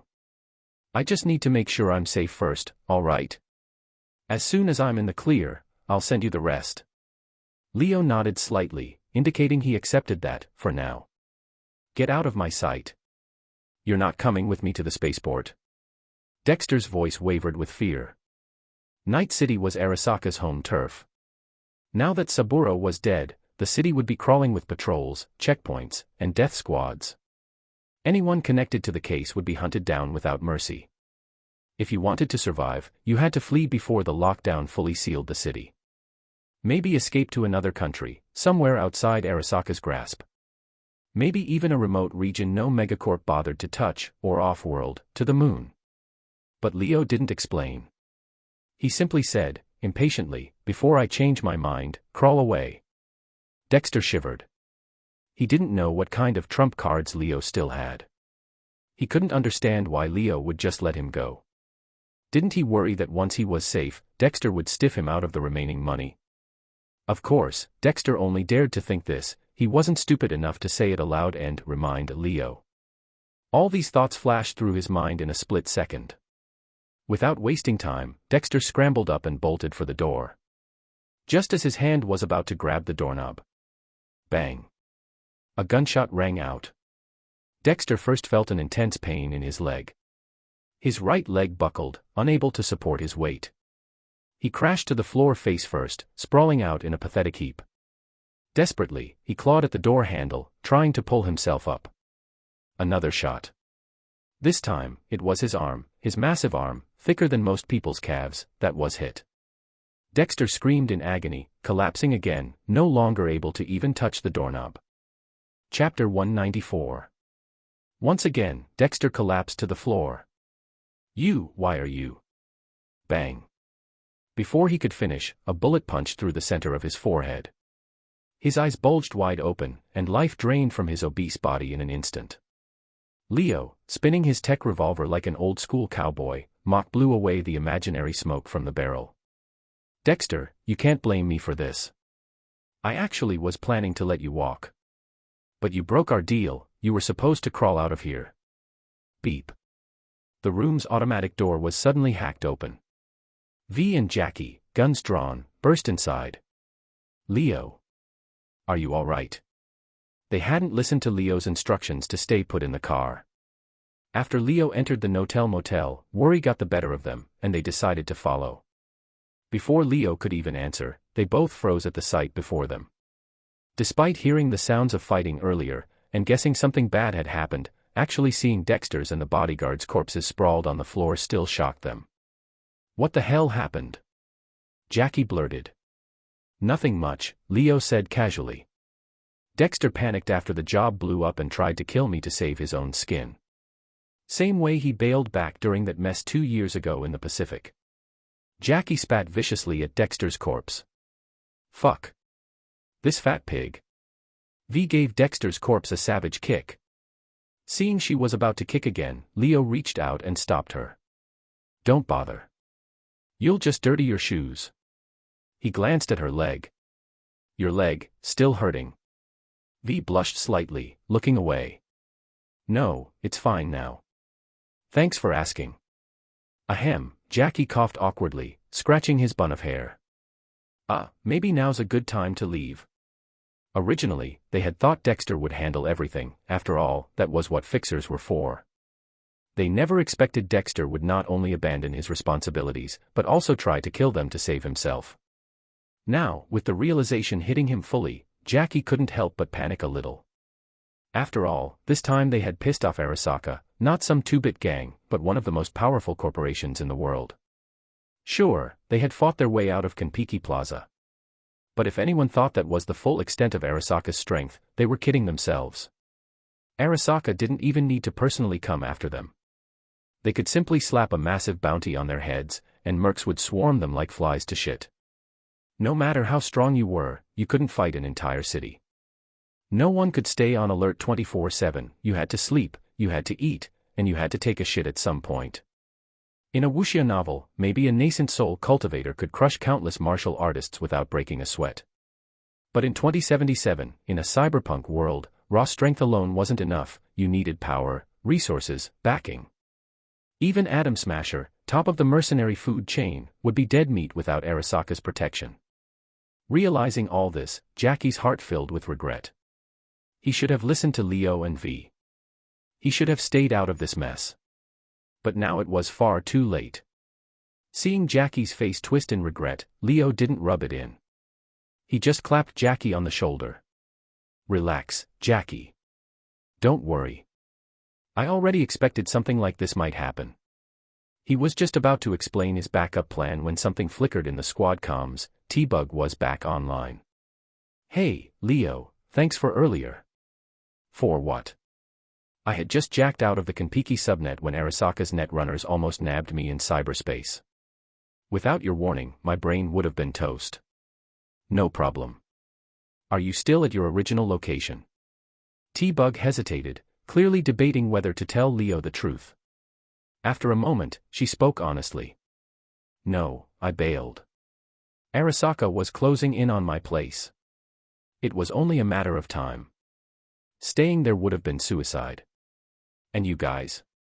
You made it out of Konpeki, right? Did you meet Dexter at the Notel Motel? What's Dexter's plan? He's sorting out a way for us to leave the city. T-Bug's questions were rapid fire, but Leo's strange expression made her pause. Why aren't you saying anything? Something happened. Dexter's dead. What? What happened? Arasaka. No. I killed him. Leo quickly and succinctly explained what had gone down in room 204. You're telling me Dexter was going to sell us out? T-Bug sounded incredulous. Well, maybe not completely incredulous. When the Pacifica disaster 2 years ago went viral, even if T-Bug hadn't been there personally, she'd heard the rumors. Abandoning his crew and fleeing at the first sign of trouble. Yeah, that sounded exactly like Dexter. After a moment, T-Bug sighed. Okay, fine. No big shock, really. But without Dexter, how are we getting out of the city? Arasaka already found my place. They'll definitely be staking out your homes too. The whole city's crawling with Arasaka scouts.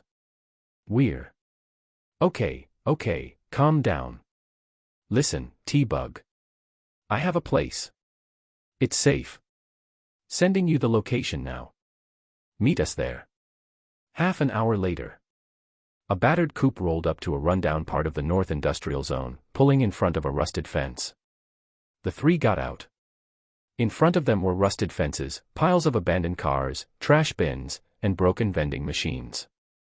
To the left, a wall bore a graffiti of a skeletal spider-bot.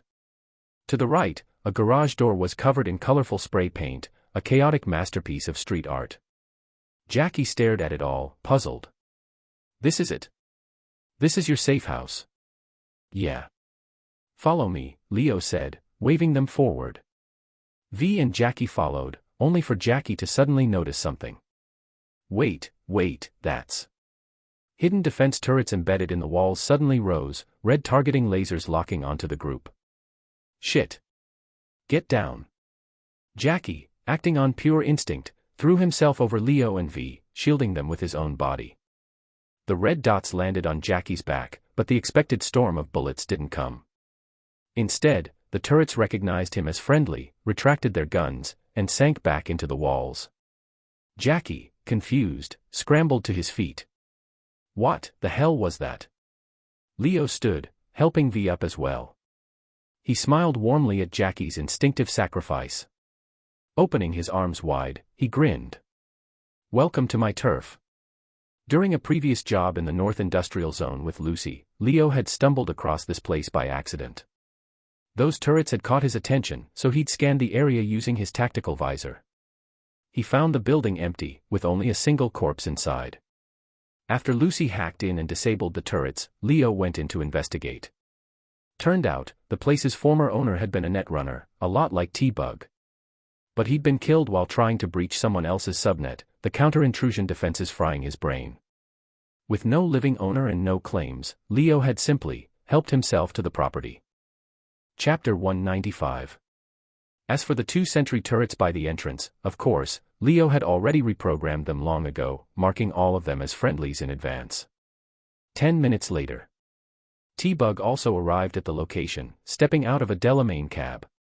Once everyone had gathered, Leo pulled a few crates out from a hidden compartment in the wall. V and Jackie crowded around curiously. And when they saw what was inside the crates, Jackie's jaw dropped. That's a lot of weapons. Each crate was neatly organized: kinetic weapons, tech weapons, smart weapons, all sorted by type. Other crates were filled with ammunition of various calibers. This was Leo's safe house. And in a real-world cyberpunk hellhole like Night City, any proper safe house needed more than just walls. It needed weapons, supplies, and essentials for survival. This wasn't a game where you could lug dozens of weapons around in your backpack. Outside of the gear carried for missions, all extra equipment had to be left at home. And if you couldn't get home, you were screwed. It was exactly for situations like this that Leo had stocked his safe house to the brim, ready for any contingency. Seeing the arsenal, V and Jackie didn't stand on ceremony. V picked a tech pistol Kenji, a smart SMG Dien, and a tech sniper rifle Nikomata. Jackie grabbed a tech shotgun Sovereign and a kinetic LMG Defender. T-Bug only chose a smart pistol, Yukimura. Leo offered to let her take more, but she declined. In her own words, "My aim sucks. I can't hit a target at 10 meters. My physical strength is low too, can't handle the recoil from kinetic or tech guns. Only smart weapons are manageable. If I burn through 2 full mags and the enemy's still standing, I'll be screwed anyway. At that point, 1 extra gun won't make a difference." At that moment, V suddenly leaned over. "Shouldn't we call Lucy? Let her know we're alive. She's probably worried sick." Lucy hadn't come along for this mission. But there was no doubt she'd seen the disaster at Kiki Plaza on the news. Leo agreed. He had meant to call earlier but hadn't found the right time. He dialed. The call barely rang once before it connected. Lucy's tear-streaked, worried face appeared on the holo display. "Leo, where are you?" Her eyes were red, makeup ruined from crying. "We're safe, Lucy. We made it out. We're at a secure location." Hearing that, Lucy visibly relaxed, breathing out a shaky sigh of relief. That's good, that's good. When are you coming home?" "We can't come back yet. It'd only bring trouble to you and Mama Wells," Leo said gently, quickly steering the conversation away. "How are things over there?" Lucy shook her head. "So far, nothing suspicious. Mama Wells moved us into El Coyote Kojo for now. It's safer." Leo nodded. That was just like Mama Wells, always thinking ahead. "Where are you?" "I'll come find you," Lucy said anxiously. "I can't tell you. I don't want you getting dragged into this. But listen, Lucy. I just wanted you to know we're alive. Don't worry about us. We'll be back once this blows over. We shouldn't stay connected too long. If Arasaka traces the call, it could get ugly." Lucy clearly understood. Though she had so much more she wanted to say, she swallowed it all down into a single sentence. "Be safe. Tell Mama Wells Jackie's with me, he's safe too, not a hair out of place." After the call ended, Leo sat in silence. V noticed something different about him and asked softly, "Are you okay, Leo?" "I'm fine," he said, forcing a small smile. They were alive. That was the truth. But when he saw Lucy's tear-streaked face, it felt like someone had punched him in the chest, knocking the breath out of him. He knew Lucy was suffering even more. Because she wasn't by his side. At that moment, Leo felt someone grasp his hand. Startled, he turned and saw V looking at him, her eyes full of encouragement. She didn't say anything. She didn't need to. Her gaze said it all. "No matter what comes next, I'll be here with you." A little while later, Jackie couldn't sit still anymore. He started bouncing his leg anxiously. "Hey, Bug," he called out. T-Bug, reclining in her hacker chair, glanced over. "What? If this job had gone smoothly and we got paid, what were you planning to do with your cut?" T-Bug rolled her eyes. "Is now really the time to talk about that?" Jackie shrugged. "Yeah. Better than sitting around staring at each other awkwardly. T-Bug looked around. Cramped in this tiny 20 or 30 square meter room, packed shoulder to shoulder, yeah, he had a point. If everything had gone right, I'd be on a plane out of Night City right now. You were planning to leave Night City too? Why? Is this city that bad? Jackie asked, wide-eyed. It surprised him. Lucy had never seen Night City as home, only a temporary stopover. Only after joining their crew had she started thinking differently. Same with Judy from the Mox gang. Evelyn had lured her in with promises of making enough to leave the city. Now hearing T-Bug wanted to bail too. Was Night City that awful? One after another, everyone seemed desperate to get out. It really was like a walled fortress. Those outside wanted in, those inside were desperate to escape. Jackie, you're a Haywood native, right? T-Bug said. Do you really think this city is paradise? Jackie quickly waved his hands. No, I'm not saying Night City's a utopia or anything. I just mean, if you had money, you could move somewhere nice. City Center, Charter Hill, North Oak. Was Night City a paradise? Hell no. Gunfights happened more often here than anywhere in New America. And that was just the stuff people saw. It didn't include the bodies that ended up in sewers or alleys. Still, it wasn't all bad. If you had money, living in those wealthy districts was pretty damn close to paradise. T-Bug just gave a noncommittal shrug. Maybe you're right.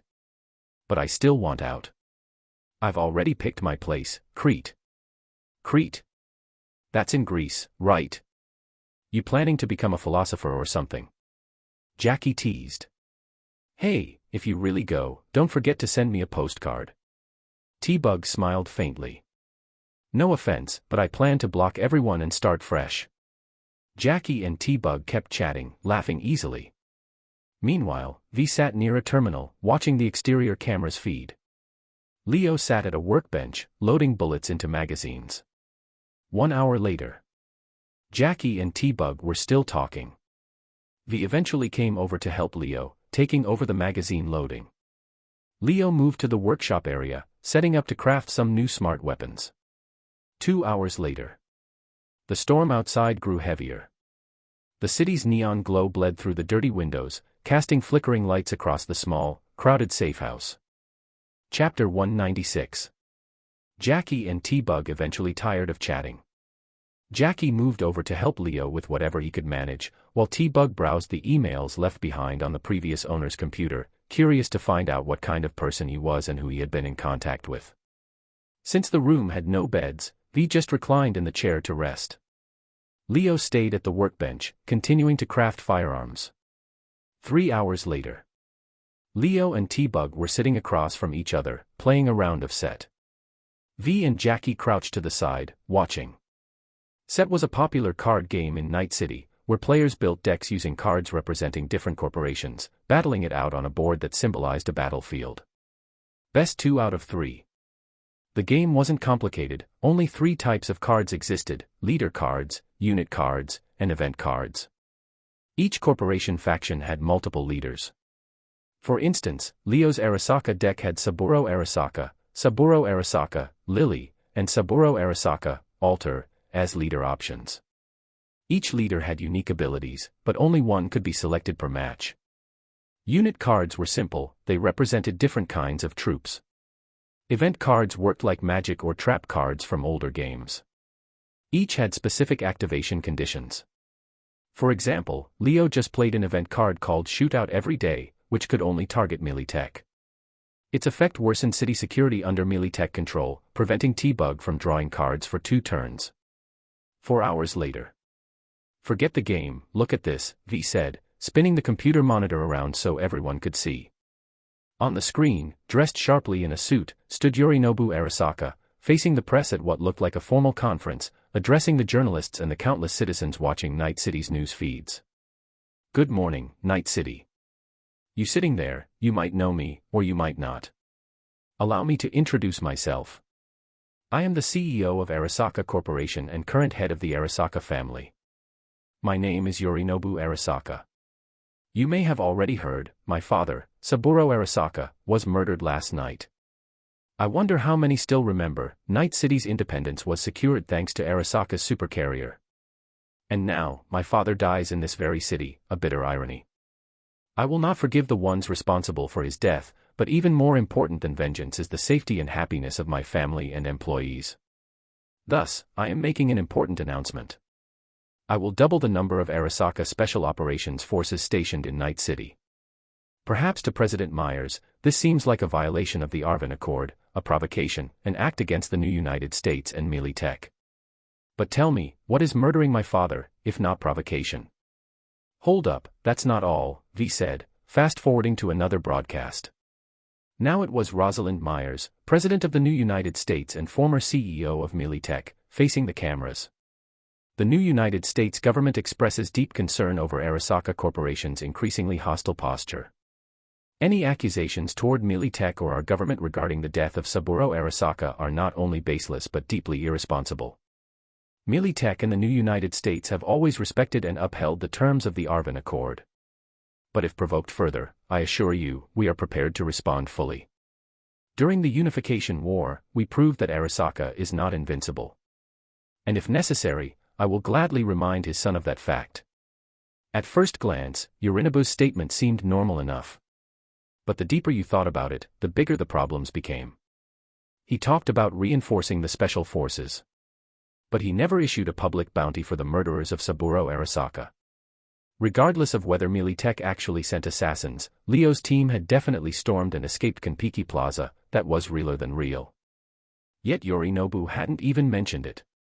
Normally, the city would be plastered with wanted posters. Or maybe they weren't actually being wanted at all. Leo frowned. Something was off. He quickly dialed a contact. Hey, Leo. Linari's face popped up in the hollow call. Hey. How's it going? She tilted her head slightly. Same as usual. You remember you said you were digging for dirt on that, someone. How's that going? Without saying names, Leo got the message across. Linari smiled slyly. Found some, but not enough to bring charges. Keep it up. Let me know if you need help. Linari winked. Thanks. But you didn't call just for that, did you? Nothing gets past you. Tell me, has Arasaka put out any bounties through NCPD yet? Why you asking? Just curious. Seeing Leo didn't want to explain, Linari didn't push. Hold on. I'll check. 2 minutes later. Nothing. No bounty. Got it. Thanks. Leo was about to hang up when Linari suddenly asked, It wasn't you, was it? Leo's face stayed perfectly calm. What are you talking about? You know, that whole Kiki Plaza thing. Impossible. Not me. No way. You're imagining things. Leo fired off denials rapidly. Why would you think that? Linari pressed a finger to her lips, winked, and said, Woman's intuition. Ending the call with Linari, Leo immediately rang another number. Hey, Rogue. Kid, you really stirred some shit up, huh? Even though the news hadn't reported anything about them specifically, Rogue clearly didn't rely on mainstream media for her info. She wasn't some politician's lackey, her intel network was something else entirely. And Rogue had known about Leo's job with Dexter from the start, even if she hadn't known every detail. There was no point lying to her. It's complicated. How complicated does it have to be for you to kill Saburo Arasaka? Leo flinched. Wasn't us, he said quickly. To his surprise, Rogue didn't press the issue. I figured, she said lightly. You believe me that easily? Leo blinked, caught off guard. He had prepared a whole speech to convince her. Now it seemed it was all useless. Seeing the faintly surprised look on Leo's face, Rogue chuckled. He had the right mix, looks, skill, brains, and just enough edge when it mattered. Still, Rogue had to admit, there was a small part of her that liked catching him off guard like this. It made him feel a little more real. Kid, I've crossed more bridges than you've walked roads, Rogue said, her voice tinged with nostalgia. Back during the Fourth Corporate War, when Arasaka Tower was stormed, there wasn't just Johnny Silverhand's team. There were 3 full assault teams. Johnny's Alpha team led by him, Spider Murphy, Santiago, and some of the best cybermercs of the era. Chapter 197. Of course, Rogue herself had been part of Alpha team. Alpha wasn't just made up of Johnny Silverhand's squad, it had included a few Militech Special Forces soldiers as well. Beta team, the second group, had also been composed of cybermercs whose skills and reputations were no less than Johnny's. Finally, the most elite, Omega team, was led personally by the legendary Morgan Blackgun, made up entirely of Militech's top-tier ACPA units. Back then, the assault on Arasaka Tower had started off smoothly. But everything changed when Atom Smasher arrived. Alpha team suffered massive casualties. Those legendary mercenaries fell one by one under Smasher's assault. If not for Morgan Blackhand's timely arrival, Rogue, Spider Murphy, and the others would have never made it out alive. Just trying to bomb Arasaka Tower had been that difficult. To assassinate Saburo Arasaka, the difficulty would be exponentially higher. Rogue wasn't foolish enough to believe that Leo's group had truly been responsible for Saburo's death. After ending the call, Leo turned back toward the others in the safe house, who were watching him anxiously. A contact at NCPD says Arasaka hasn't issued any public bounty through official channels, Leo said. V couldn't believe it. Could it be a long con? Like, letting us relax before striking? Leo shook his head. He had a different theory. No. Think about Yorinobu Arasaka's position. Saburo died without officially naming a successor. Arasaka Corporation must be in chaos right now. Don't forget, emperors never have just one heir.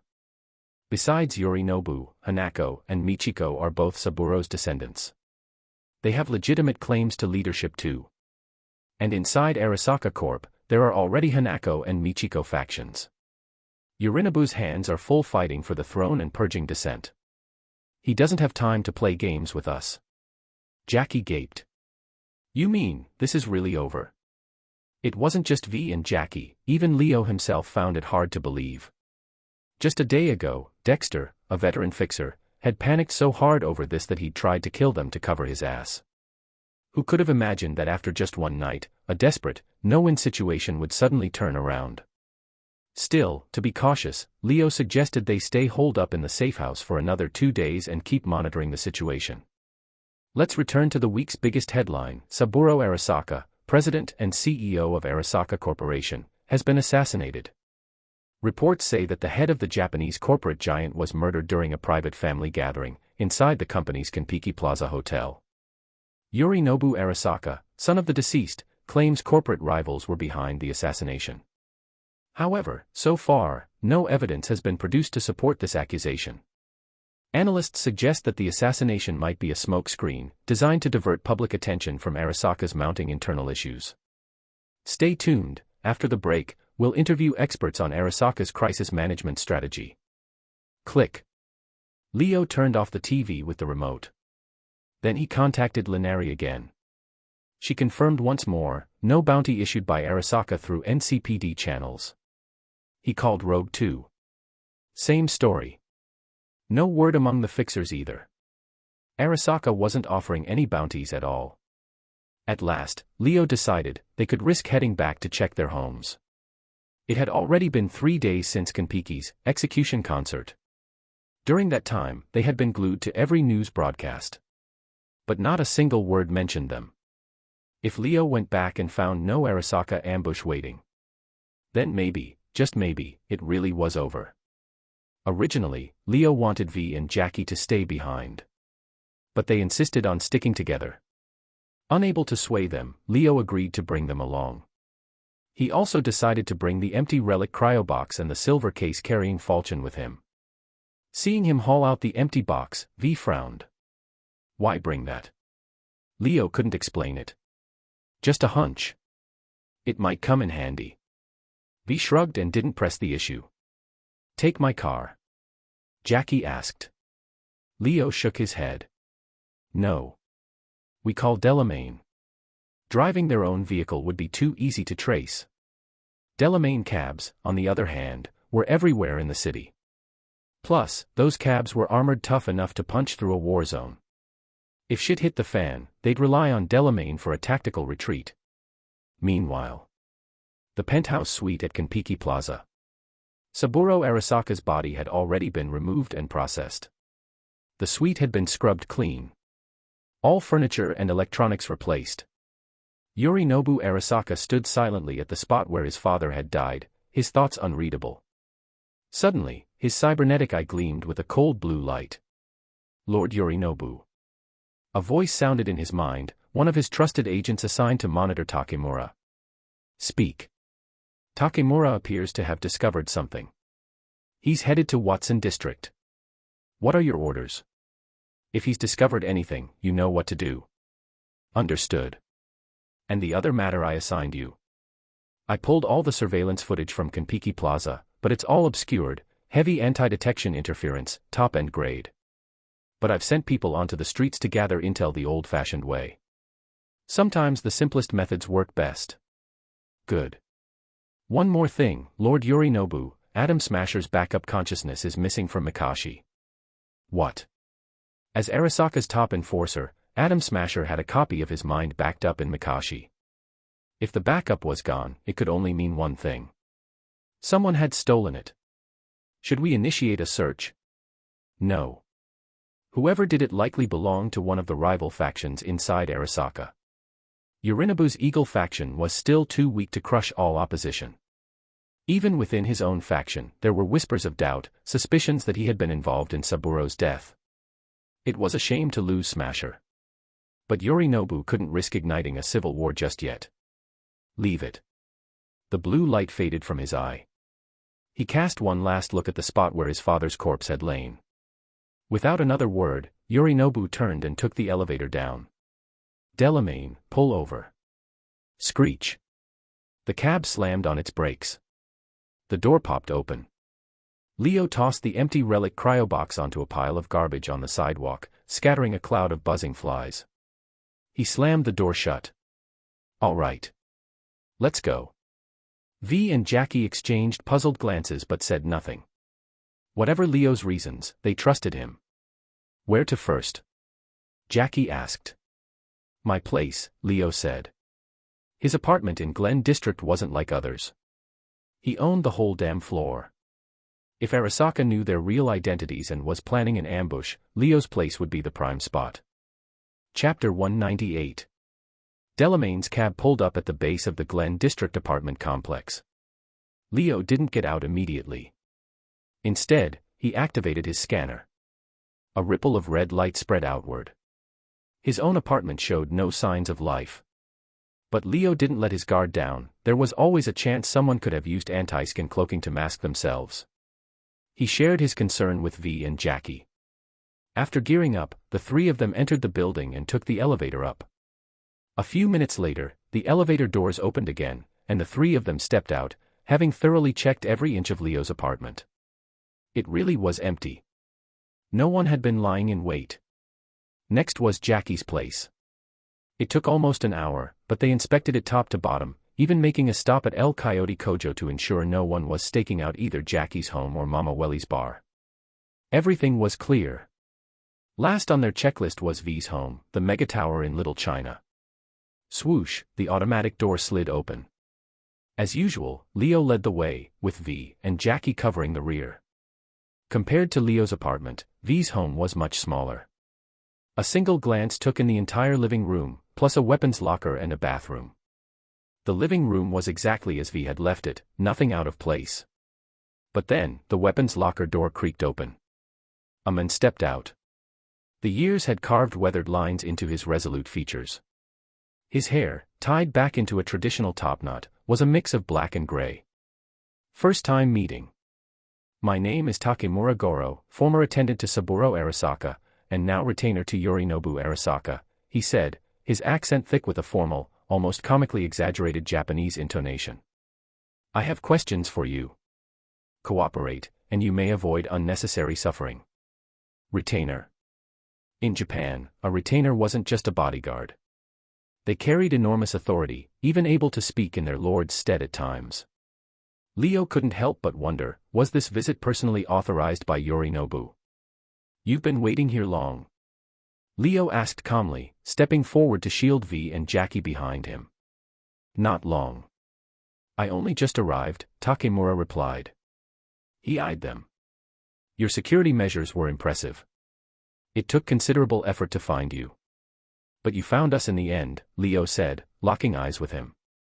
Of course. In Night City, no one escapes Arasaka's grasp. Takemura's exaggerated accent would have been laughable under different circumstances, but right now, none of them were smiling. Saburo Arasaka is dead. But it wasn't us. I do not believe a single word from a suspect who has not undergone interrogation, Takemura answered bluntly. So you're saying we don't have a choice? I am aware you defeated Atom Smasher. But if you think I am some mere mercenary, you are gravely mistaken. Leo said nothing. Then, both sides moved at once. Takemura's left hand gripped the hilt of his katana at his waist, but instead of drawing it, his right hand, hidden in his pocket, whipped out a tech pistol and opened fire. Leo swung the silver briefcase forward, using it as a shield. Bang. Bang. Bang. Bullets struck the case, sparking bright flashes of light. Meanwhile, V and Jackie, protected behind Leo, split left and right, firing at Takemura as they moved. And then, something unbelievable happened. Takemura didn't even flinch. His exposed face and hands darkened as nanomachine particles covered his skin. Bullets bounced off him, bursting into showers of sparks. Long ago, Takemura had undergone full-body enhancements, embedding nanomachines throughout his body. They provided far stronger defense and regeneration than standard subdermal armor. After all, he had once been Saburo Arasaka's personal retainer. Weaklings didn't earn such a position. Takemura moved like a bolt of lightning, lunging straight at Jackie. Jackie barely managed to cross his arms in front of him. Clang. The katana Kakur slammed against Jackie's powered arm bracers. Jackie was thrown backward like a rag doll, crashing through a table and smashing it into pieces. Takemura pressed forward, but suddenly sensed a fierce gust of wind behind him. This time, it was different. His expression shifted. He turned, raising an arm to block. Clang. Leo's blade collided with Takemura's nanomachine-clad arm, sending a shower of sparks flying like a welder's torch. Takemura's face twisted in pain, he could feel the damage piling up fast. That one blow had consumed more nanomachine resources than the entire prior barrage of gunfire. Leo pressed the advantage, forcing Takemura back. His boots scraped against the floor, gouging scorch marks into the ground. Takemura stared in shock. Leo had changed, he was now fully suited up in the falchion exoskeleton. So this is the power you used to defeat Atom Smasher? Whose orders are you following? Kong Tao. Militech. GlobalNet. For the first time, Takemura felt like he might have stumbled into a corporate war far bigger than he had anticipated. Leo's armor wasn't any standard gear, it was something no ordinary merc could get their hands on. There was only one explanation: Leo had sold his soul to a megacorp in exchange for their backing. Leo shook his head. I work for no corporation. I live only for myself.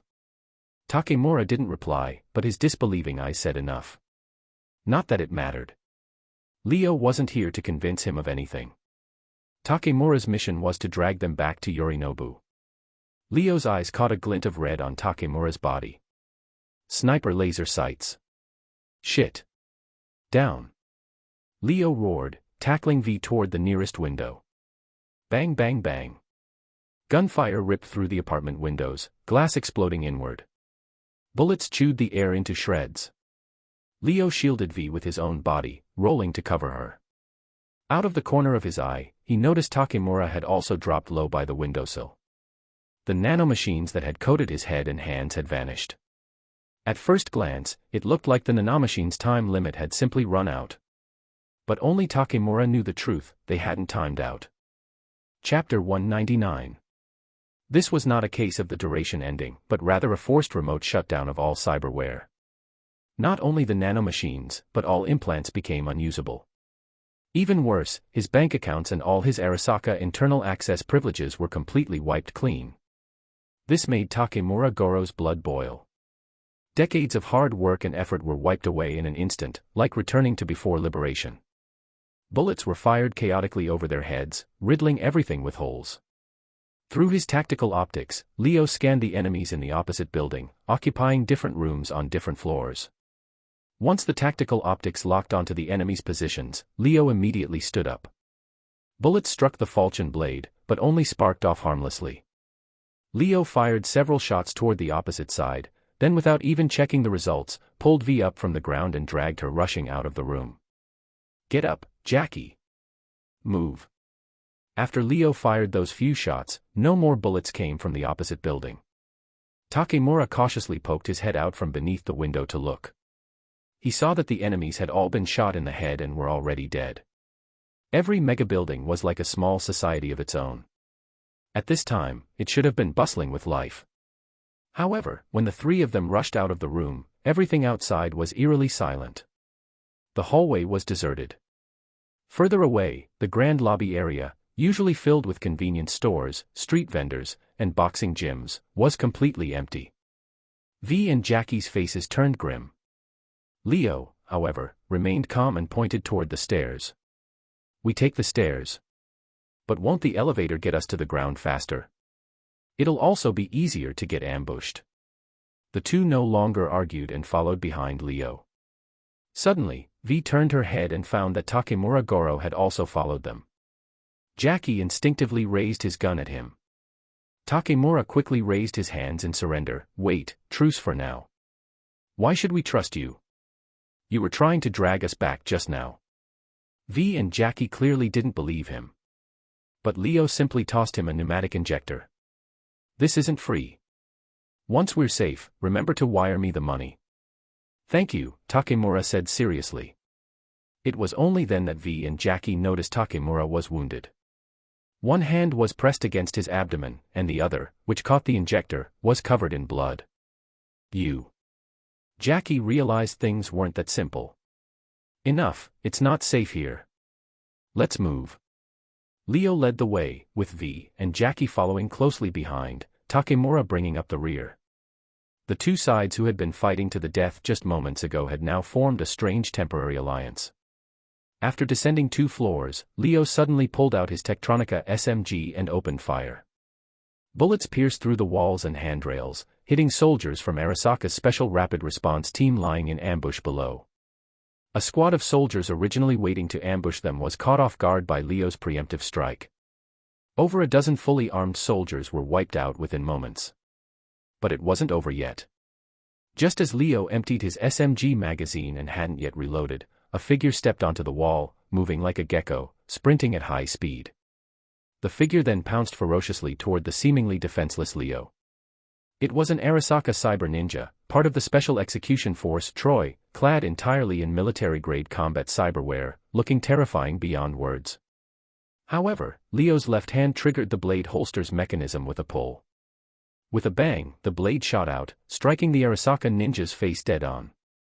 The ninja had no time to dodge, and was hit squarely, flipping backward midair and crashing hard to the ground. Before he could get up, a steel-clad foot stomped heavily on his neck. Crack! The ninja's eyes bulged grotesquely before he fell silent.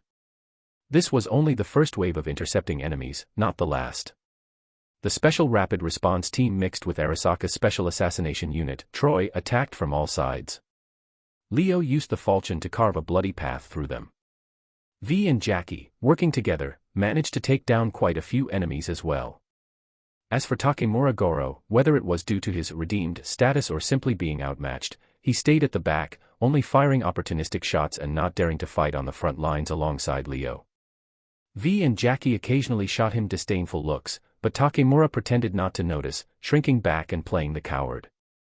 Thus, the group finally reached the ground floor and entered the underground parking lot. The vast parking lot was brightly lit but nearly empty, with only a few lonely cars parked here and there. Takemura, thinking he could finally be useful, hurried ahead. "My car's right here." But Leo shook his head. "Jackie, call Delamain. Why not take my car? It's a supercar. We could lose the pursuers faster." Takemura's accent became even more ridiculous when he got flustered, unintentionally easing the tense atmosphere a bit. Leo glanced at him. "Your car's rigged with a bomb." "What?" Takemura's face froze. You stayed upstairs the whole time. If you were them, wouldn't you have tampered with your car? Takemura's expression was one of disbelief, but, realizing they were about to escape, he finally understood. Arasaka's assaults grew even fiercer. But in the open layout of the parking garage, it suited Leo just as much. In a blink, Leo's figure vanished from his spot, reappearing behind an Arasaka soldier. The blade in his hand sliced cleanly, sending the soldier's head flying into the air. Then he repeated the move, rapidly eliminating soldiers from other ambush points. If he hadn't been wearing exoskeleton armor, such reckless charges would have been impossible. But now, clad in armor, he wasn't afraid to storm headfirst into a rain of bullets. Gunfire mixed with desperate screams. Leo became a whirlwind of death, cutting through the Arasaka forces. The gunfire thinned out and eventually stopped. It wasn't long before the Delamain taxi arrived. The three quickly jumped into the car. Takemura looked back regretfully at the supercar he had spent a fortune on, taking out loans to buy. Gritting his teeth, he too climbed into the Delamain cab Jackie had called. Once everyone was inside, the cab sped away from the megabuilding's parking lot. However, Arasaka's forces were unwilling to give up. Several Arasaka ninjas riding motorcycles revved after them, bullets raining down on the Delamain taxi, striking its body and windows with loud clanging noises. Inside, everyone except Leo instinctively ducked down and covered their heads. Chapter 200. Delamain, activate combat mode. Combat mode activated. From the trunk of the cab, a Gatling rotary cannon slowly rose. The 6 barrels spun, the muzzle spraying blinding flashes of fire. One Arasaka ninja trailing behind was caught off guard and shredded by the hail of bullets, falling from his bike. The motorcycle skidded out, crashing into a street lamp and exploding. The other 2 Arasaka ninjas dodged to the sides the moment the Gatling opened fire. But the rotary cannon tracked them relentlessly, like a shadow clinging to the bone. Bullets spilled out in a long golden chain, whipping brutally against another ninja. Despite his best evasive efforts, he was still riddled with bullets and died on the spot. The last Arasaka ninja took the opportunity to close the distance between his motorcycle and the Delamain cab. Stepping onto the seat, he leapt high into the air like a great bird. Thud. He intended to land atop the Delamain taxi, but he overestimated his balance and underestimated the vehicle's speed and the slick surface of the car roof. Unable to steady himself, he slipped off. But before he could tumble off completely, he drove his mantis blade into the trunk for leverage. Swinging his empty left hand, he used the mantis blade on his arm to slash at the rotary cannon, chopping half of it off. On the streets of Little China, a Delamain taxi sped along. Still stuck in the trunk was an Arasaka ninja clad in uniform.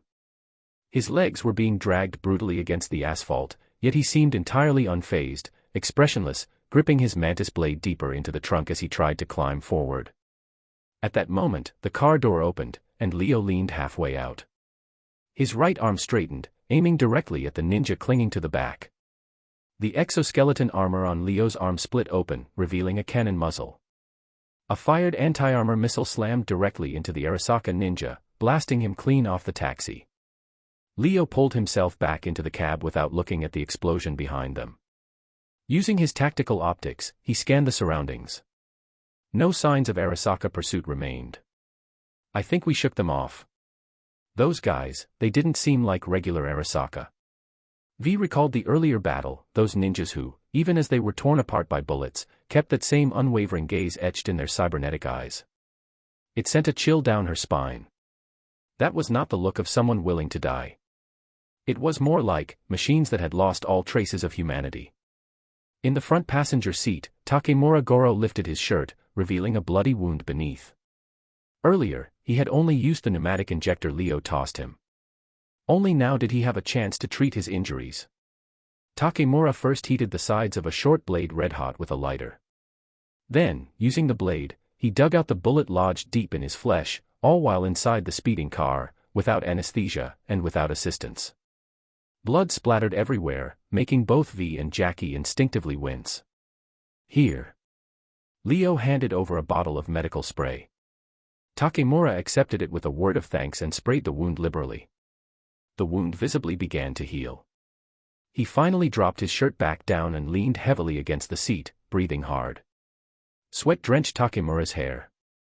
Even though he hadn't uttered a sound while operating on himself, the sweat had still poured down uncontrollably. They're called Troy. Troy. What's that? They're assassins lurking in the shadows, the sharpest blade, one that's always used against their own people. Arasaka always has two blades, one aimed at enemies, one aimed at their own. Leo shrugged, adding mockingly. Why not name the group something more Japanese, like Lone Shadows or Sekisaigumi? Sorry, I don't know, Takemura responded seriously, not catching Leo's sarcasm. Jackie pointed at Takemura. What's with you? Don't you have bulletproof cyberware? How did you even get hurt? Takemura's face stiffened. This involves Arasaka company secrets. I can't disclose it. Leo glanced at him and said flatly. No need to ask, Jackie. His cyberware was remotely shut down by Arasaka. That was why he ended up running away. He is a stray dog now. What, X2?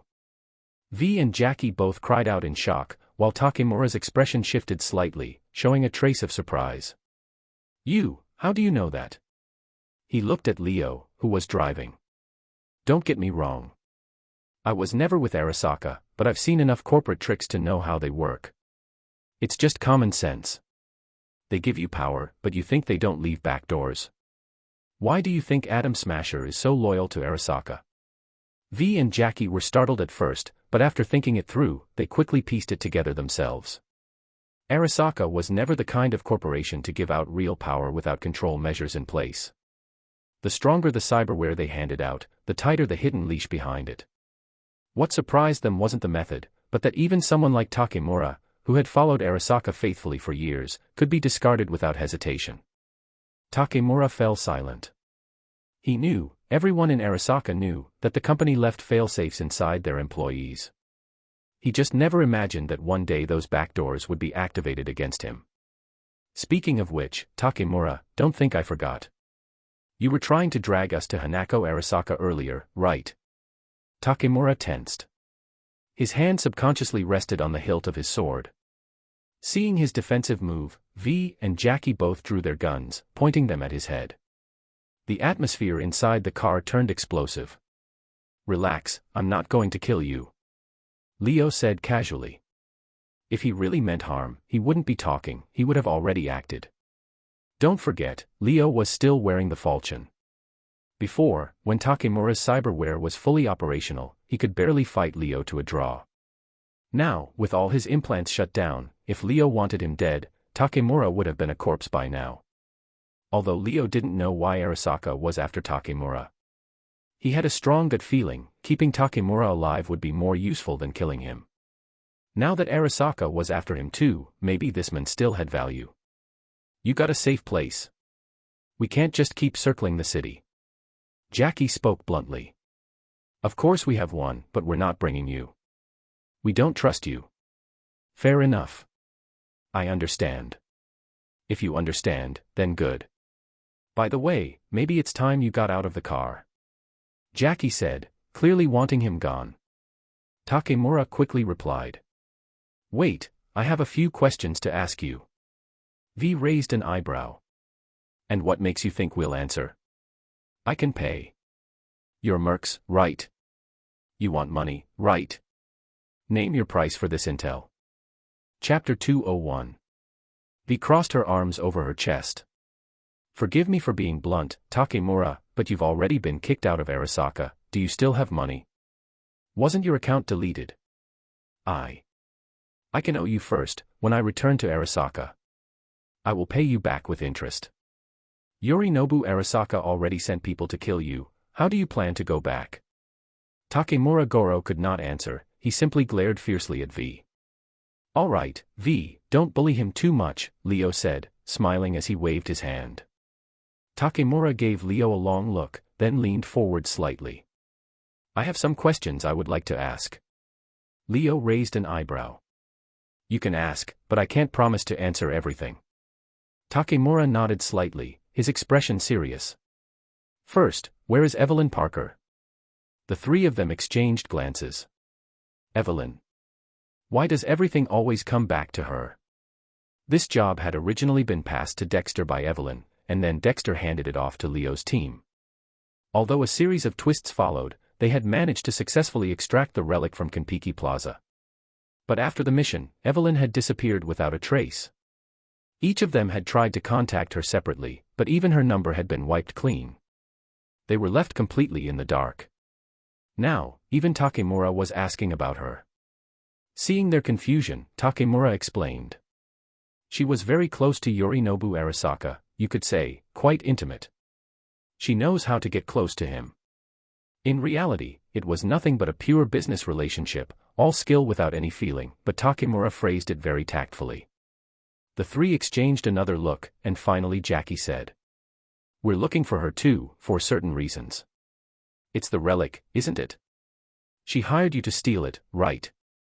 Takemura, as if seeing through their attempt at evasion, directly exposed it. Leo frowned slightly. How do you know? Takemura's expression remained unchanged, and he explained in an orderly fashion. First, although the surveillance system at Kiki Plaza failed to capture your images, the anti-detection jammers you deployed did not completely shield the cryo case containing the relic. From the security logs, it was clear the cryo case's signal was momentarily exposed, which indicated it had been tampered with. He continued, second, the timing of the incident. Immediately after the blackout and your departure, Yorinobu returned to the penthouse and erupted into uncontrollable rage. Yet no alarms were triggered, no full lockdown was initiated, and no massive casualties occurred among the security detail. If it had been an attack against Yorinobu himself, or a larger assault, the alarms would have been activated and security forces would have responded en masse. The fact that none of this happened clearly points to something else. A specific item was taken, not a general attack launched. And third, Takemura's tone deepened slightly, the only item in the penthouse worth such a risk, which could make Yorinobu react with that kind of fury, was the relic. Leo remained silent, acknowledging inwardly that someone capable of becoming Arasaka Saburo's close aide was not simple. From limited clues, Takemura had logically deduced nearly the entire truth. Terrifying. Since Takemura had already guessed most of it, there was no point in hiding it any longer. Yeah, the chip was supposed to be handed over to Evelyn so she could sell it, but we lost contact with her afterward. So it's just as I thought, she has likely fled far away. V asked doubtfully, why do you think she's no longer in the city? I tried to find her, but I couldn't. I suspect she deliberately concealed her whereabouts. Then your question is answered, Jackie said coldly with a snort. Takemura continued. I just said that Parker hired you to steal the chip, and you didn't deny it. Now let me ask, do you think she was working for another company? Another corporation targeting Arasaka and using her as an intermediary to steal the relic? Leo shook his head. No, I don't think she was working for a corporation. Takemura made a sound of understanding. And why are you so sure? Because she doesn't have that corpo dog smell about her. You know what I mean. Takemura looked unhappy. Are you implying that I smell like that? When we first met, yes. Now, not so much anymore, Leo said with a teasing smile. Takemura frowned in confusion. What do you mean? Leo grinned. Your questions are piling up. That's because you have a lot of interesting answers.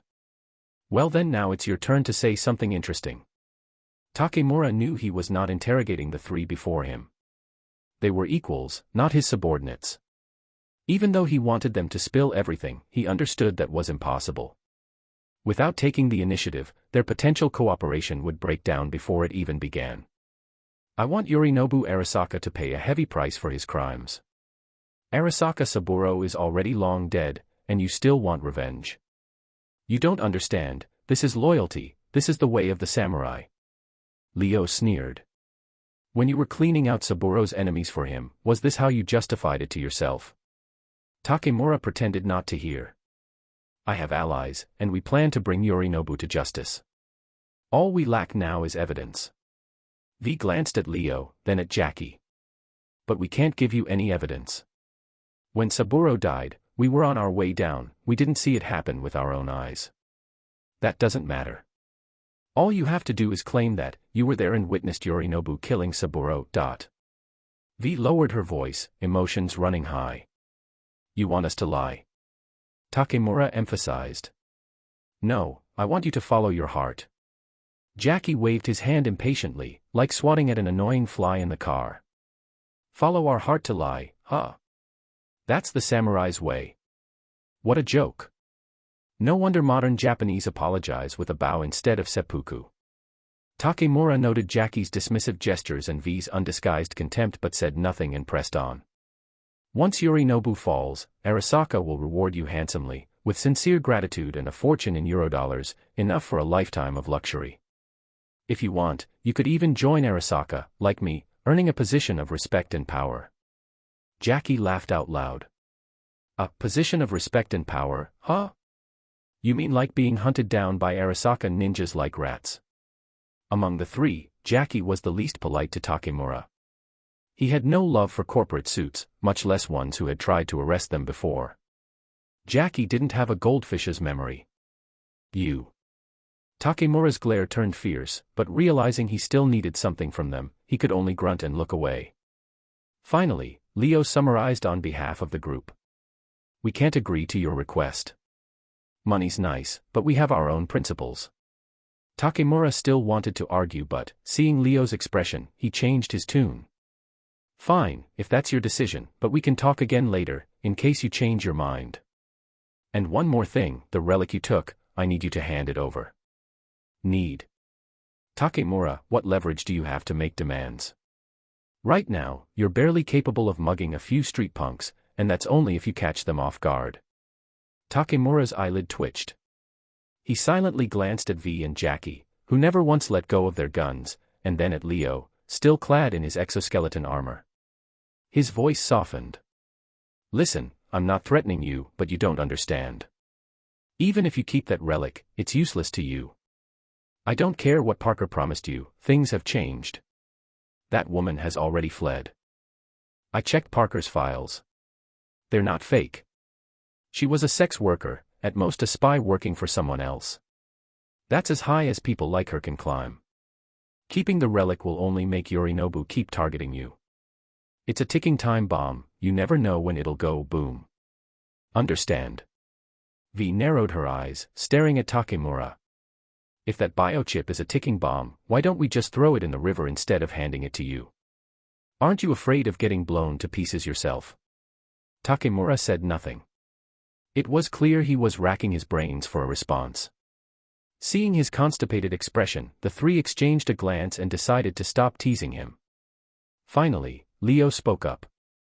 Actually, the cryo case holding the relic got wrecked when we escaped from Kiki Plaza. Later, we saw the containment integrity drop to 0, so we just threw it away. Don't lie to me. Do I look like an idiot? You don't believe me. Fine, I'll take you there right now, see for yourself. Half an hour later, the Delamain cab brought them back to where Leo had dumped the cryo case.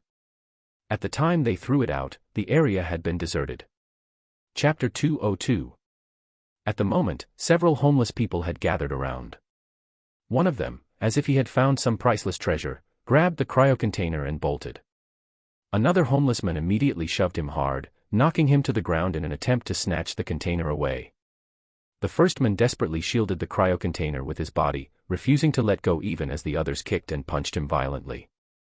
Bang. Bang bang bang, gunshots rang out suddenly. All the homeless froze on the spot, terror written across their faces as they turned to see Goro Takemura, his expression twisted in fury. Seeing that they still hadn't moved, Takemura, who had initially fired into the air, slowly lowered his gun and aimed it directly at them. Get lost, he barked. Only then did the homeless scatter in panic, abandoning even the cryo container. The one who had fought so desperately to protect it didn't dare to pick it up again. Soon, all of them had disappeared without a trace. Takemura ignored them. He holstered his weapon, rushed forward without hesitation, trampling through the filthy garbage heap without a second thought, and retrieved the cryo container. That was when he noticed the bullet holes riddling its surface and the information displayed on its screen: chip integrity, 0%. His heart sank. It seemed Leo hadn't lied to him. If the container sustained damage and the chip integrity dropped to 0, then the data inside would be wiped as well, making it completely useless. Even so, clinging to a final shred of hope, Takemura slowly opened the cryo container. But inside, it was completely empty. The relic was nowhere to be found. Takemura's mind went blank. His lord, Saburo Arasaka, had died at Kiki Plaza, and now even the relic was gone. No. This can't be. Like a madman, he threw himself into the garbage heap, frantically rummaging through the filth without regard for the stench or grime. Takemura searched for several minutes, digging through all kinds of trash and getting himself absolutely filthy, but he found no trace of the relic. In the end, he collapsed amid the garbage, his mind empty, his figure suddenly looking as if he had aged 10 years. It was a miserable sight, almost too miserable to look at. Yet Leo hadn't tricked him out of malice, he truly had no good way to explain. After all, he couldn't tell Takemura that the relic was now installed inside the Flathead's neural link. Otherwise, knowing Takemura's stubborn loyalty, Leo feared he might actually try to rip the chip out by force. And who knew if Johnny Silverhand's engram could survive that? Don't forget, Johnny was Arasaka's mortal enemy. If not for Johnny and Morgan Blackgun detonating the 2 nuclear bombs, Samurai 2 and Samurai I, Arasaka wouldn't have been expelled from Night City and lost decades of influence. When enemies met, the hatred ran deep, bloodshed would have been inevitable. Leo simply couldn't imagine a harmonious scene between Takemura and Johnny Silverhand. You plan on sitting there all night? We don't have time to waste, V said coldly. Or should we leave you some private space? Only then did Takemura seem to snap out of his daze. He staggered to his feet from the trash pile. No need. I'll come with you.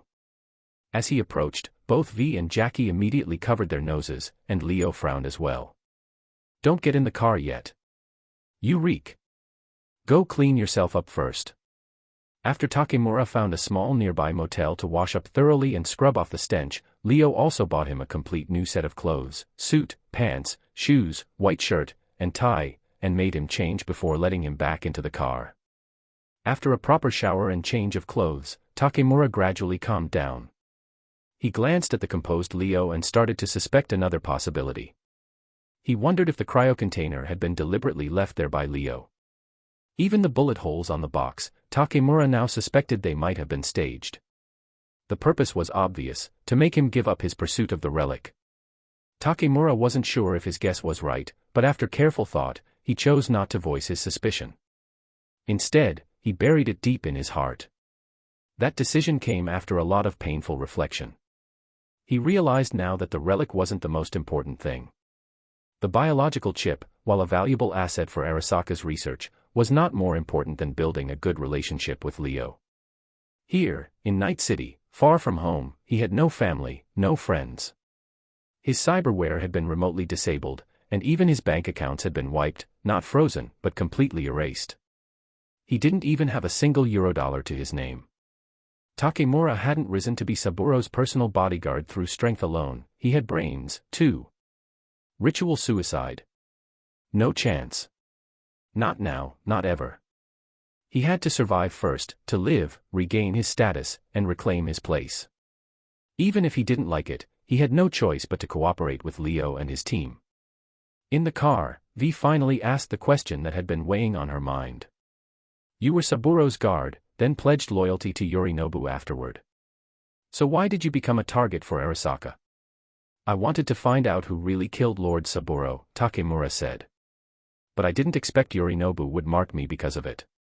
That only made me more certain it was Yorinobu who murdered Lord Saburo. Jackie looked puzzled. But why be so loyal to Saburo? Did he give you that much? Jackie could understand loyalty between brothers, risking everything for each other, but he couldn't fathom why someone would give their life for a corporation.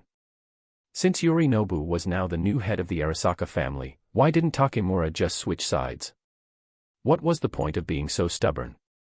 Even Yorinobu himself had moved on, what was Takemura still clinging to? Takemura scoffed, his face full of disdain.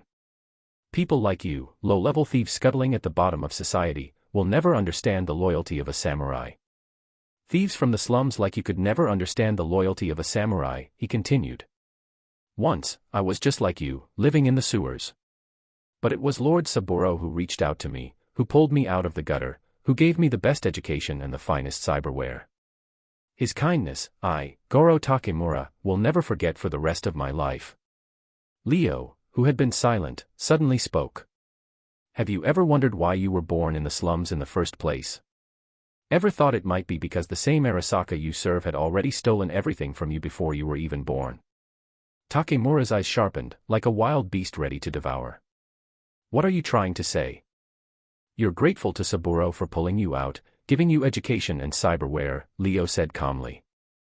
But you never questioned that if Arasaka hadn't existed, maybe you would never have needed saving at all. Maybe you would have been born into a life where you didn't have to live in the slums. Takemura roared, like a wounded beast, impossible. That's absolutely impossible. After that, the car ride fell into silence. Takemura sat facing the window, his expression unreadable, and no one knew what he was thinking. Chapter 203. Leo and the others fell silent, the heavy atmosphere lingering only briefly. When the Delamain cab carried them from the desolate, deserted industrial zone of Northside into the bustling, neon-lit Japanese street, Takemura suddenly spoke up, I'll get off here, thanks. Pull over, Delamain, Leo instructed. The Delamain cab smoothly pulled over to the curb. Takemura Goro opened the door, hesitated for a moment, then said, about my earlier proposal. Leo shook his head. We won't testify falsely, no matter the reason. Takemura seemed unbothered. Planning, preparation, all of it takes time. If you help me, you'll be well rewarded. For now, I need to meet some friends, gather their support. Once my people inside Arasaka are ready, I'll call you again. People change, you might think differently by then. Seeing that Takemura was unwilling to give up, Leo no longer refused him coldly and simply said, we'll see then. After Takemura left, Jackie immediately said, I'm dying of thirst. What do you guys want to drink? My treat. Leo glanced out the window. Not far down the street, there was a bar. He knew Jackie had been craving alcohol for days, ever since they'd holed up in the safe house, where Leo, who didn't smoke or drink, had made sure there was no alcohol or cigarettes stocked, almost driving Jackie mad. Now that they were finally out, and there was a bar nearby, Jackie could no longer hold back. I'm good. Bring a bottle of tequila for V. Heh, I'll be right back. Jackie, grinning from ear to ear, rushed off as if he had just won the lottery and was in a hurry to claim the prize. After Jackie left, only Leo and V remained in the car. V parted her lips lightly. Leo, what do you think? Leo knew she was referring to Takemura's offer. His voice was cold. Following him would be worse than heading out into the Badlands and joining the nomads. At least the nomads still value family. Corporations have no humanity whatsoever. V's eyes widened. You mean he's lying to us? Hard to say, Leo shook his head. Even if he is a traditional samurai who truly wants to avenge his master, it doesn't change anything. A company will use you as long as you're useful, sweet-talking you with promises and lies. If you buy into it, congratulations, you've just become another expendable asset. Once you're no longer useful, they'll throw you out without a second thought. Past loyalty, hard work, none of it matters. In their eyes, employees are just talking beasts of burden. The corporate towers look impressive from the outside, but inside. Stress, suspicion, ulcers, nervous breakdowns. Leo suddenly felt a pair of soft, warm hands envelop his own. He froze and looked up, seeing V gazing at him with clear, earnest eyes. Sorry, I talked too much. V gently shook her head. Whenever you want to talk, I'm here. Leo didn't know if it was just his imagination, but he felt the atmosphere between them subtly shift. Only now did he realize, V, already beautiful before, looked even more stunning now. They stared at each other without speaking, time seeming to freeze in that moment. Until the sharp tapping at the window broke the silence. Startled, V quickly withdrew her hand like a frightened rabbit. Leo frowned and looked toward the source of the noise. It wasn't Jackie outside, it was Takemura, who had returned. His expression was awkward, and even his old face flushed red. Sorry to bother you, but could you lend me some money? A few minutes later, Jackie returned to the car carrying 3 bottles, 2 alcoholic drinks and a soda. Though Leo hadn't asked for anything, Jackie still thoughtfully brought him a can of cola. Sensing the strange atmosphere in the car, Jackie asked, puzzled, what happened? Nothing, Leo replied simply. Jackie shrugged and didn't push it. He handed the tequila and the cola to V and Leo respectively, then bit open the cap of his own drink and gulped down a few mouthfuls, exhaling in relief. Speaking of which, what are we gonna do about the relic? Even though Takemura seemed to believe that the relic wasn't in their possession, the fact remained, Evelyn, who had the means to sell it, had disappeared without a trace. Though the relic had no built-in tracker, it meant the chip, acquired at great risk and effort, now had no buyer and was stuck in their hands. If this keeps up, that cooked duck might just fly away, Jackie muttered anxiously. Maybe I should call Evelyn again. Jackie was still unwilling to give up. Go ahead, Leo said indifferently. Jackie dialed her number. Half a minute later, he shook his head helplessly. Nothing. Still says the number's invalid. Shit. Maybe she bolted just like Dex did after the Konpeki heist went south. No Evelyn, no way to sell the chip. Fuck. If it were any other merchandise, we could maybe move it, but this. No middleman's gonna touch something this hot. Jackie had dealt with Wakako Okada and Padre more than anyone. He knew Wakako had several husbands who had all been high-ranking members of the Tiger Claws, and even though she claimed she had no connection to the gang, her 9 sons all held important positions within it. Believing she had no ties to Tiger Claws would be pure foolishness. As for Padre, Jackie didn't believe he would risk angering Arasaka by buying a chip of dubious origin. If it comes to it, I've got a backup plan, Leo said. V and Jackie immediately turned toward him, curious. What is it? Rogue. V and Jackie exchanged looks. You think Rogue would buy it? Why? Leo spread his hands. Did you forget? This relic contains the personality construct of Johnny Silverhand. Rogue is one of the few people from his era still alive, besides Atom Smasher, but now he's dealt with. I can't think of anyone besides Rogue who might be interested in it. She fought alongside Silverhand back in the day. Rumor has it, they were more than just comrades, she might even be his ex. Jackie looked hesitant. But, what about the price? Leo glanced at him knowingly. Jackie immediately understood. Yeah, guess we won't be getting top dollar for it. But it's better than letting it rot in our hands, Leo said. Besides, we can always see what she's willing to offer first. Jackie sighed, reluctant but resigned. If it could only be sold as a keepsake or a memento, the price would obviously be much lower. But better that than holding onto it until it became worthless. With Dex dead and Evelyn gone, there weren't many options left. Guess we don't have much choice, Jackie muttered. After finishing their discussion, they prepared to head back to the safe house to find T-Bug. Just then, Leo's comms beeped with a series of sharp doot-doot-doot sounds. An unknown incoming call.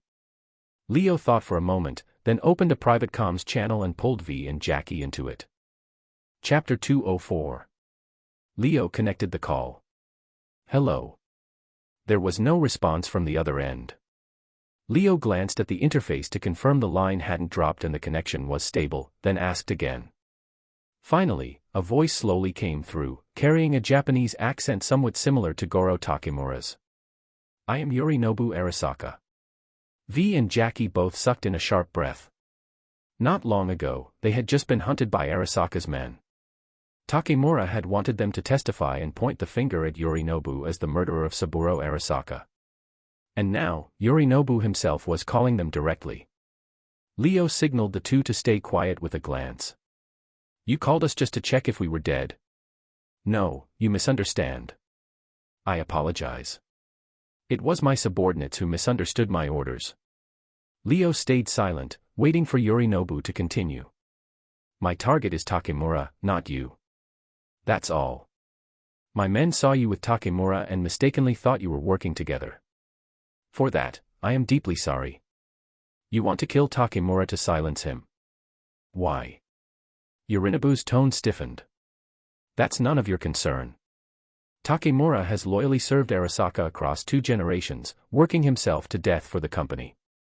Even if he hasn't achieved great merit, his dedication should count for something. And you're this ruthless.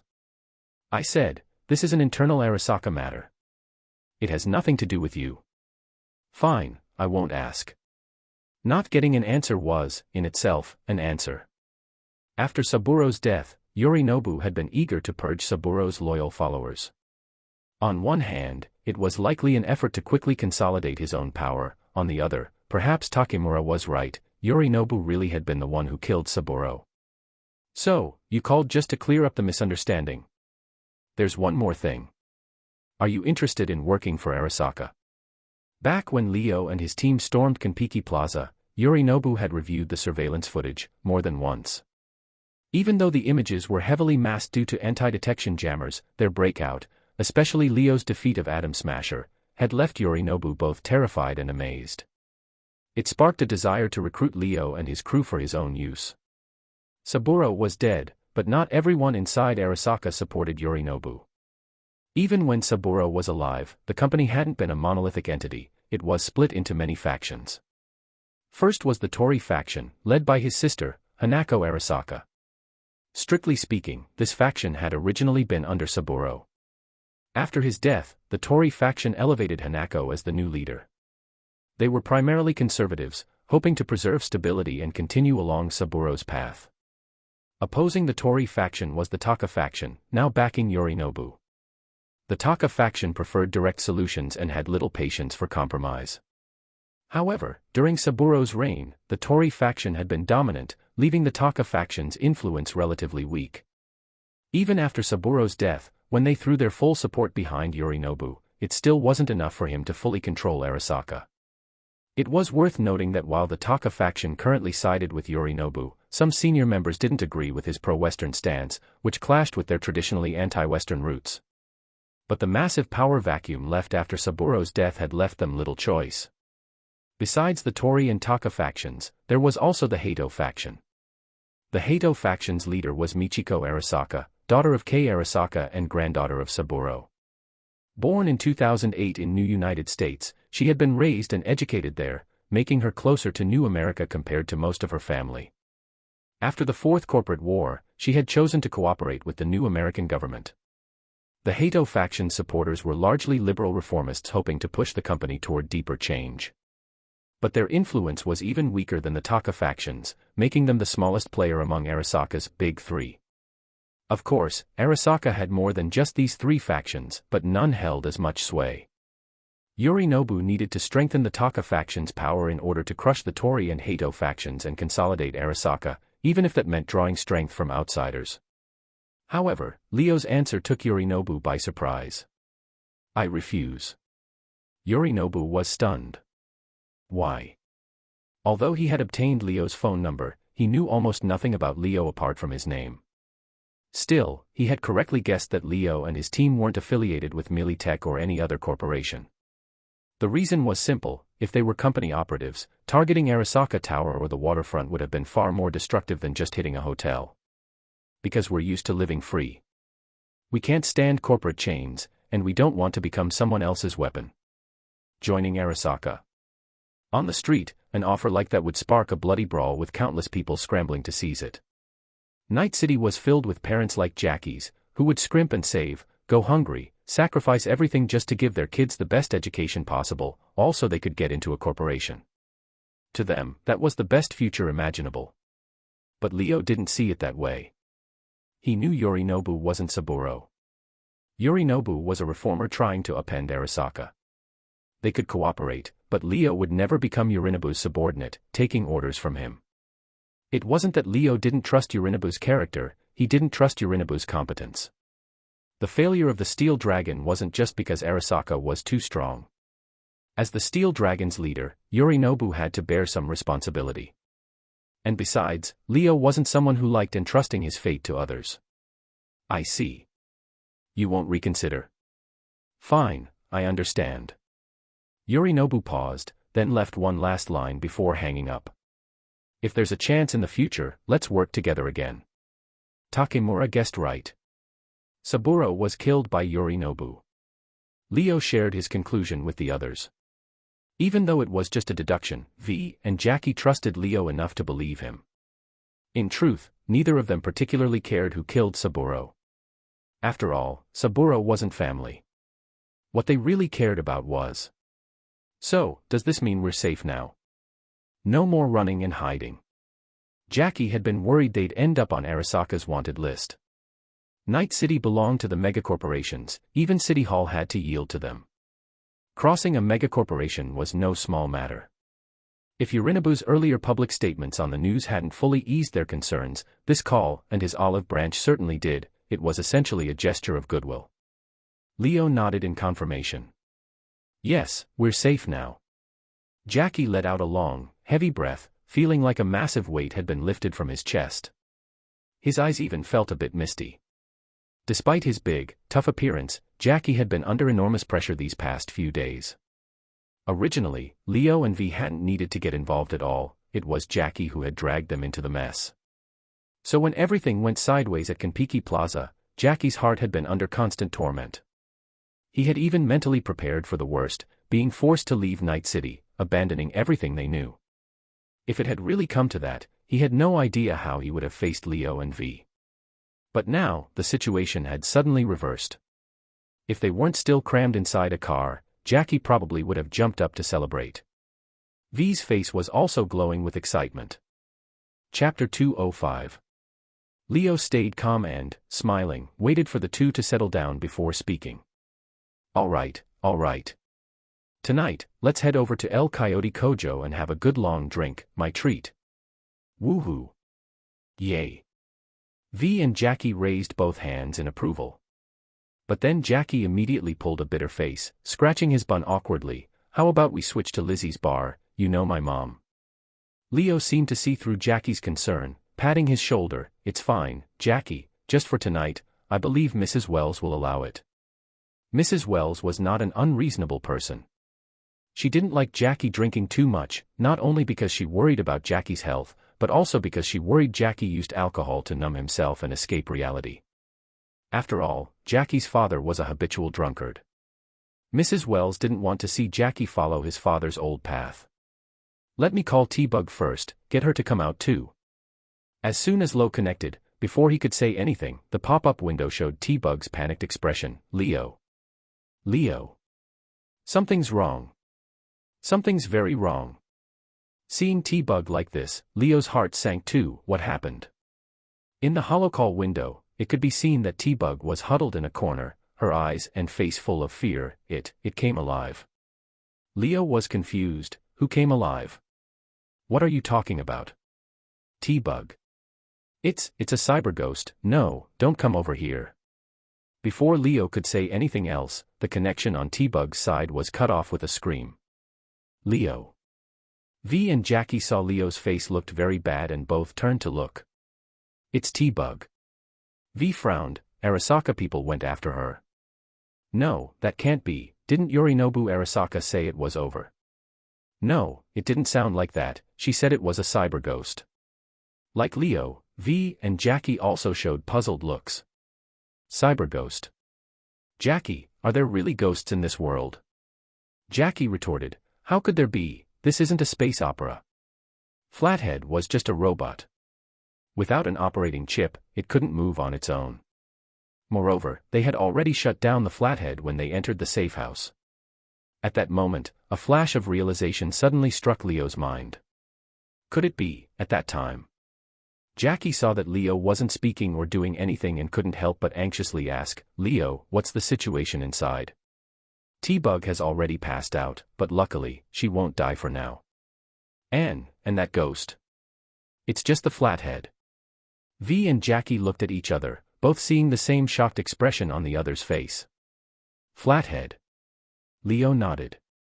It seems like it's been possessed by something, that's why it suddenly came alive and attacked T-Bug. Jackie's face changed dramatically. What the fuck? There's really a ghost. At this moment, Jackie's expression was like that of a firm atheist discovering that unspeakable things truly existed in this world. But Leo quickly comforted him. No, it's not something supernatural, but I roughly know what it is. Let's go, let's meet it. Leo took the lead and walked toward the safe house. But he didn't immediately open the rolling door. Instead, he spoke through the intercom at the door. Don't hurt the woman on the ground, she's with us, we're not bad people. Inside the house, the Flathead first jolted, then let out a slightly hoarse male voice. Who the fuck are you? What the fuck did you do to me? What the fuck? Before Jackie could finish, V jabbed him with her elbow, then pointed at Leo and put her finger to her lips. Shoo, Jackie. Leo gestured for the two to stay quiet, then continued speaking to the person inside. We didn't do anything to you. Bullshit, you goddamn corpo dogs. What is this? Some new torture your boss came up with. You think this will make me submit? Make Johnny Silverhand submit. Fuck you. Stop dreaming. Jackie's eyes instantly went wide like copper bells. Johnny Silverhand. The soul of samurai, that legendary rocker boy. The one who blew up Arasaka Tower decades ago. Leo wasn't surprised at all, as if he had known that the soul trapped in Flathead was Johnny Silverhand. That was for sure. After all, the relic containing Johnny's engram was the one he had plugged into Flathead's slot. I need to correct you on a few things. First, we don't have a boss. Second, the one who killed you and your girlfriend back then, Arasaka Corporation's CEO Saburo Arasaka, is already dead. Inside Flathead came Johnny's roar. What did you say? You said Saburo Arasaka is dead. You're lying. I'm not, Leo shrugged, though Johnny inside the house couldn't actually see his gesture. There's a terminal in the room, right there on the table, see it? Go online and check it yourself, you'll know if I'm lying or not. The Flathead, being a combat robot, didn't have a personal neural link. But its spider-like long legs could act as fingers to search and type on the virtual keyboard. For a while, it was silent inside and outside the room. A moment later. So, that old monster really is dead, and he died within his own empire. Johnny's tone sounded deeply incredulous. It was no wonder. Only by personally throwing oneself into the fight against Arasaka could one truly understand how huge and terrifying this military-industrial beast was. It simply wasn't something an individual could shake. It was like the Yamata no Orochi from Japanese mythology, with 8 heads and 8 tails. Even if you were lucky enough to chop off 1 or 2 heads, new ones would quickly grow back. As for Saburo Arasaka, the very core of the Arasaka Empire, there was no doubt he would be under layer upon layer of protection. Don't even think about touching a single hair on him. Chapter 206. Saburo Arasaka had lived for so long that many people had assumed he would go on living forever, all the way to the end of the universe. Johnny Silverhand sighed, never thought he'd see this day. Leo patiently explained to this relic of the 1980s, you died during the Fourth Corporate War, when Arasaka Tower was nuked. Back then, the President of the new United States blamed Arasaka for the blast, which led to the company's forces being uprooted and forced back to Japan. It wasn't until the Unification War that Arasaka was invited back to Night City. And now, it's 2077. Johnny was stunned. Invited back. Why? He couldn't comprehend it. Back then, they had sacrificed Southwest much to finally drive Arasaka out of Night City. How could the city have welcomed them back? How could they face those who had died resisting, or the countless victims persecuted by Arasaka? During the Unification War, New America tried to seize control of Night City. Lucius Rhine, who was mayor at the time, reached out to Arasaka for help to stop that from happening. Fuck. How could someone be that stupid? Unbelievable. Unbelievably dumb. And that guy was allowed to be mayor? It's easy to invite vampires, hard to send them away. Now there's no Samurai 2 or Samurai I nuke to push Arasaka back out. New America was a tiger, Arasaka is a wolf. To chase out the tiger, they invited the wolf into their home. Maybe Mayor Rhine thought between two evils, the lesser was easier to handle. Johnny paced around the room restlessly. All right, let's assume what you're saying is true, then why am I in this robot body? If you guys didn't do it, then who did? Leo shook his head. I don't know all the details. But when you raided Arasaka Tower, you died there. Afterward, Arasaka used Soul Killer on you, digitizing your consciousness and storing it in their soul prison, or as they call it, the Data Fortress. Later, Arasaka developed the Relic, a biochip designed to store personality engrams, with the goal of implanting them into new organic hosts when the time was right, achieving immortality. Leo's explanation flowed rapidly, so much so that both V and Jackie were getting a headache just listening, and even Johnny, separated by a single door, felt overwhelmed. Okay, If you really can't wrap your head around it, let me put it in fantasy terms. Basically, they copied your soul, stored it somewhere, and when your body aged or died, they put that copied soul into a new vessel, so you resurrect. As for whether the copied soul is still you, well, that's a question for philosophers. Anyway, that's the gist of how the relic works. Johnny finally grasped the point. So, you're saying my body's already dead? Long dead. The grass on your grave is probably taller than you by now. Johnny fell silent. His soul was now stuck inside a spider-like robot, and though they couldn't see his expression, it wasn't hard to imagine the storm raging inside him. Wait, Johnny suddenly caught a detail. You say you guys aren't corpo dogs, so how the hell do you know all this? Because we did a lot of homework before this gig. All the data came from the brain dance Evelyn had recorded in the penthouse, including a scene where Yorinobu Arasaka sat on the bed holding a tablet crammed with relic information. Leo, suspecting it might be useful, had saved the data and could pull it up anytime through his tactical goggles. His explanation was airtight, leaving Johnny no room to argue, but that didn't mean Johnny was eager to believe.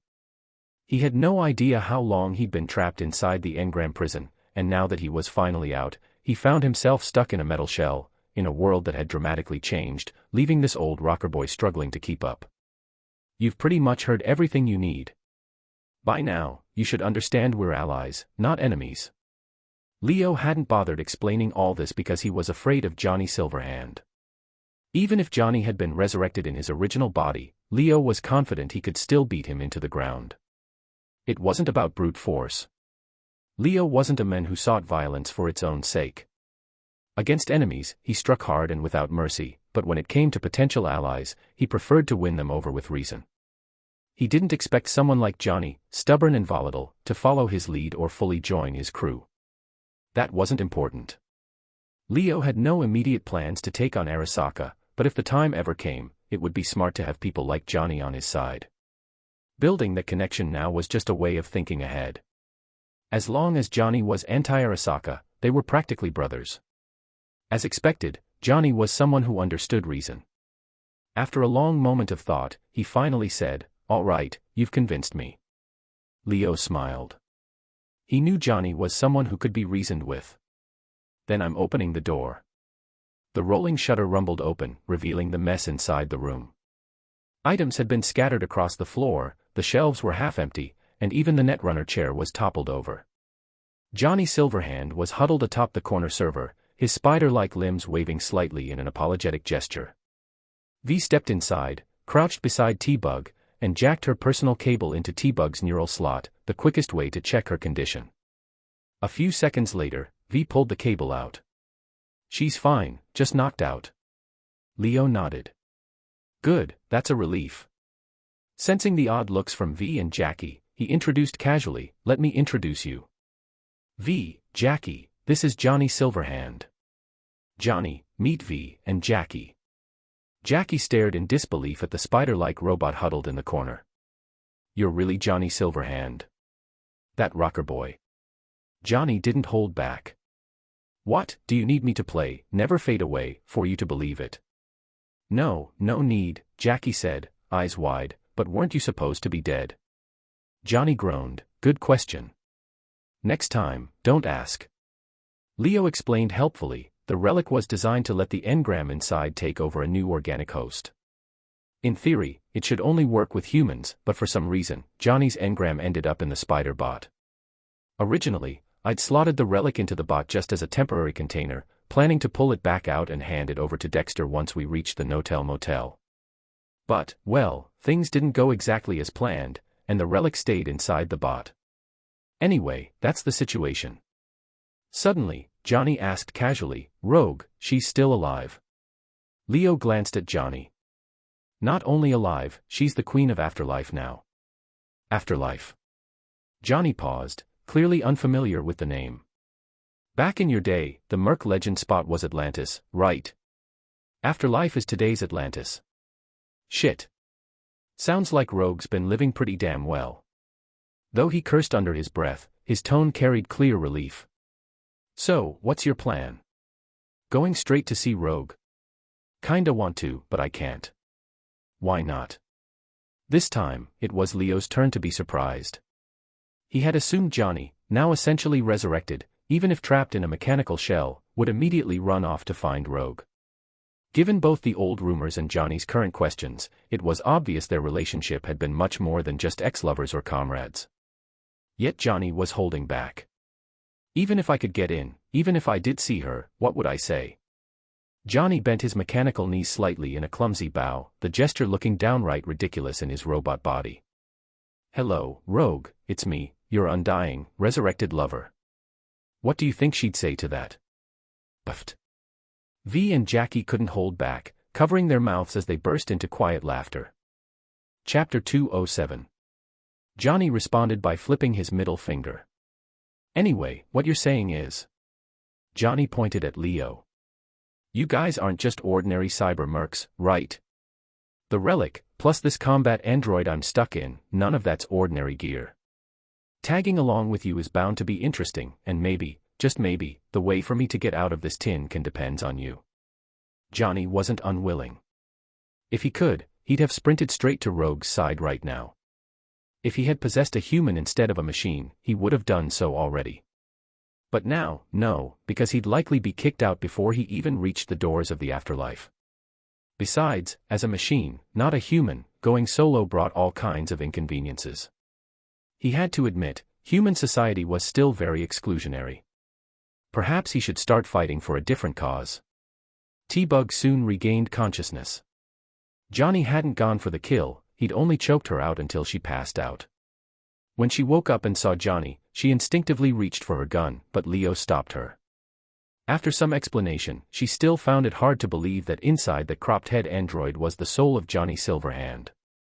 What amazed her even more was that Arasaka was willing to let them go. She just couldn't understand why. There had never been a case where people walked away unscathed after provoking a megacorp. Why would Yorinobu Arasaka make an exception?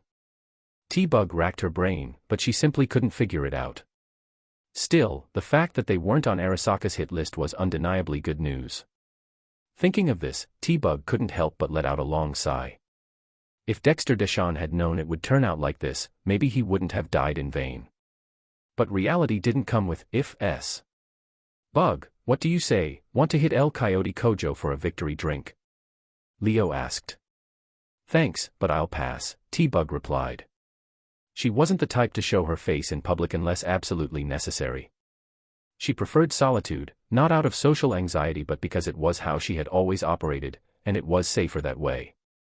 As a netrunner, the moment you connected to cyberspace, your awareness of the outside world dropped to zero. If someone got hold of your real-world information, there was no telling how they might exploit it. T-Bug trusted no one but herself. This was clear from how, after making enough money, she'd planned to move to Crete and cut off contact with everyone. Leo. Just as she was about to leave, T-Bug tugged Leo's sleeve. Leo paused, realizing she had something to say to him. If they were on the same comms channel, they could talk privately, but in a multi-person channel, their eyes would light up blue or gold, effectively giving away the fact they were talking. Johnny Silverhand, is he the consciousness inside the relic? Yeah, Leo answered without hiding anything, there was no reason to. Then, does that mean this relic can't be sold? T-Bug's goal in this job had been the same as Jackie's, money. So, it made sense she'd ask. Right, but not just because of that. Only Evelyn had the connections to offload something like this, and now that she's gone, nobody will touch the chip. T-Bug wasn't ready to give up. Like other netrunners in Night City, she'd been in the biz a long time. Netrunning was even riskier than merc work, since you often had to dive solo into hostile subnetworks to steal data. During that process, you could be counter-hacked or slaughtered by ICE defenses. And when you worked alone, there was no backup, no reinforcements, no one but yourself. Because of the asymmetric risks involved, netrunners were often seen as loners, misfits by their own crews. Before meeting Leo and the others, T-Bug had worked with many teams. Some got wiped out entirely, others dissolved for various reasons. But without exception, T-Bug had developed a deep-seated aversion to jacking into cyberspace. That's why, when Dexter approached her with news of a big score, she had agreed almost without hesitation. Even though it was Leo, V, and Jackie who physically infiltrated Kiki Plaza, the risks T-Bug faced were no less. In fact, Without Leo's timely warning when the red alert sounded, she might have been caught by Arasaka netrunners and flatlined right there through the wire. So, when she learned that the chip they'd fought so hard to obtain was now worthless, she just couldn't let it go. Can't we find another fixer? There are tons of them in the city, Wakako. Padre. Rogue. Maybe they'd be interested. This thing's a worthless prize, bug. The rich can easily spend a little extra to buy legit versions straight from Arasaka, the poor can't afford it at all. And besides, extracting the relic is basically murder for Johnny Silverhand. Bug, are you really that cold-blooded? T-Bug opened her mouth, looking like she wanted to argue, but in the end, she swallowed her words. I get it. Leo patted her arm. If something good comes up, I'll let you know. T-Bug nodded, then called out again just as Leo turned to leave. Leo. When Leo looked back, T-Bug spoke sincerely. I don't think I've properly thanked you yet. Thank you. If it weren't for you, I'd probably be a corpse by now. No need. I try and take care of my crew, even those who stay with me momentarily. At El Coyote Kojo, Mama Wells was discussing inventory with Pepe and Chihiro, talking about what stock they were running low on and what needed to be ordered. Lucy wasn't interested in any of that, but she wasn't just freeloading, she was doing what she could to help out, wiping tables, sweeping the floor, serving drinks to customers. Just then, the door to the bar swung open. Lucy, who was mopping the floor, instinctively called out, "Sorry, we're closed." Then she looked up toward the entrance, and froze in place. Jackie. Mama Wells also turned, then rushed over, leaving Pepe and Chihiro behind at the counter, and threw her arms around Jackie. Jackie was touched, but also a little embarrassed. With so many people watching, having his mom hug him tight made him feel awkward. But honestly, he was overthinking it, everyone could understand how Mama Wells felt. No one was going to laugh at him. Leo walked up to Lucy and gave her a smile. I'm back. Tears sparkled in Lucy's eyes. Welcome back. She stepped forward to help Leo take off his white trench coat. Chapter 208. Lucy tossed her jacket aside and wrapped her arms tightly around Leo from behind, refusing to let go. Standing at the entrance of El Coyote Kojo, V saw the scene but didn't feel a trace of jealousy. On the contrary, she understood completely. She had been by Leo's side through life and death battles. Though it was dangerous, she was always right there beside him.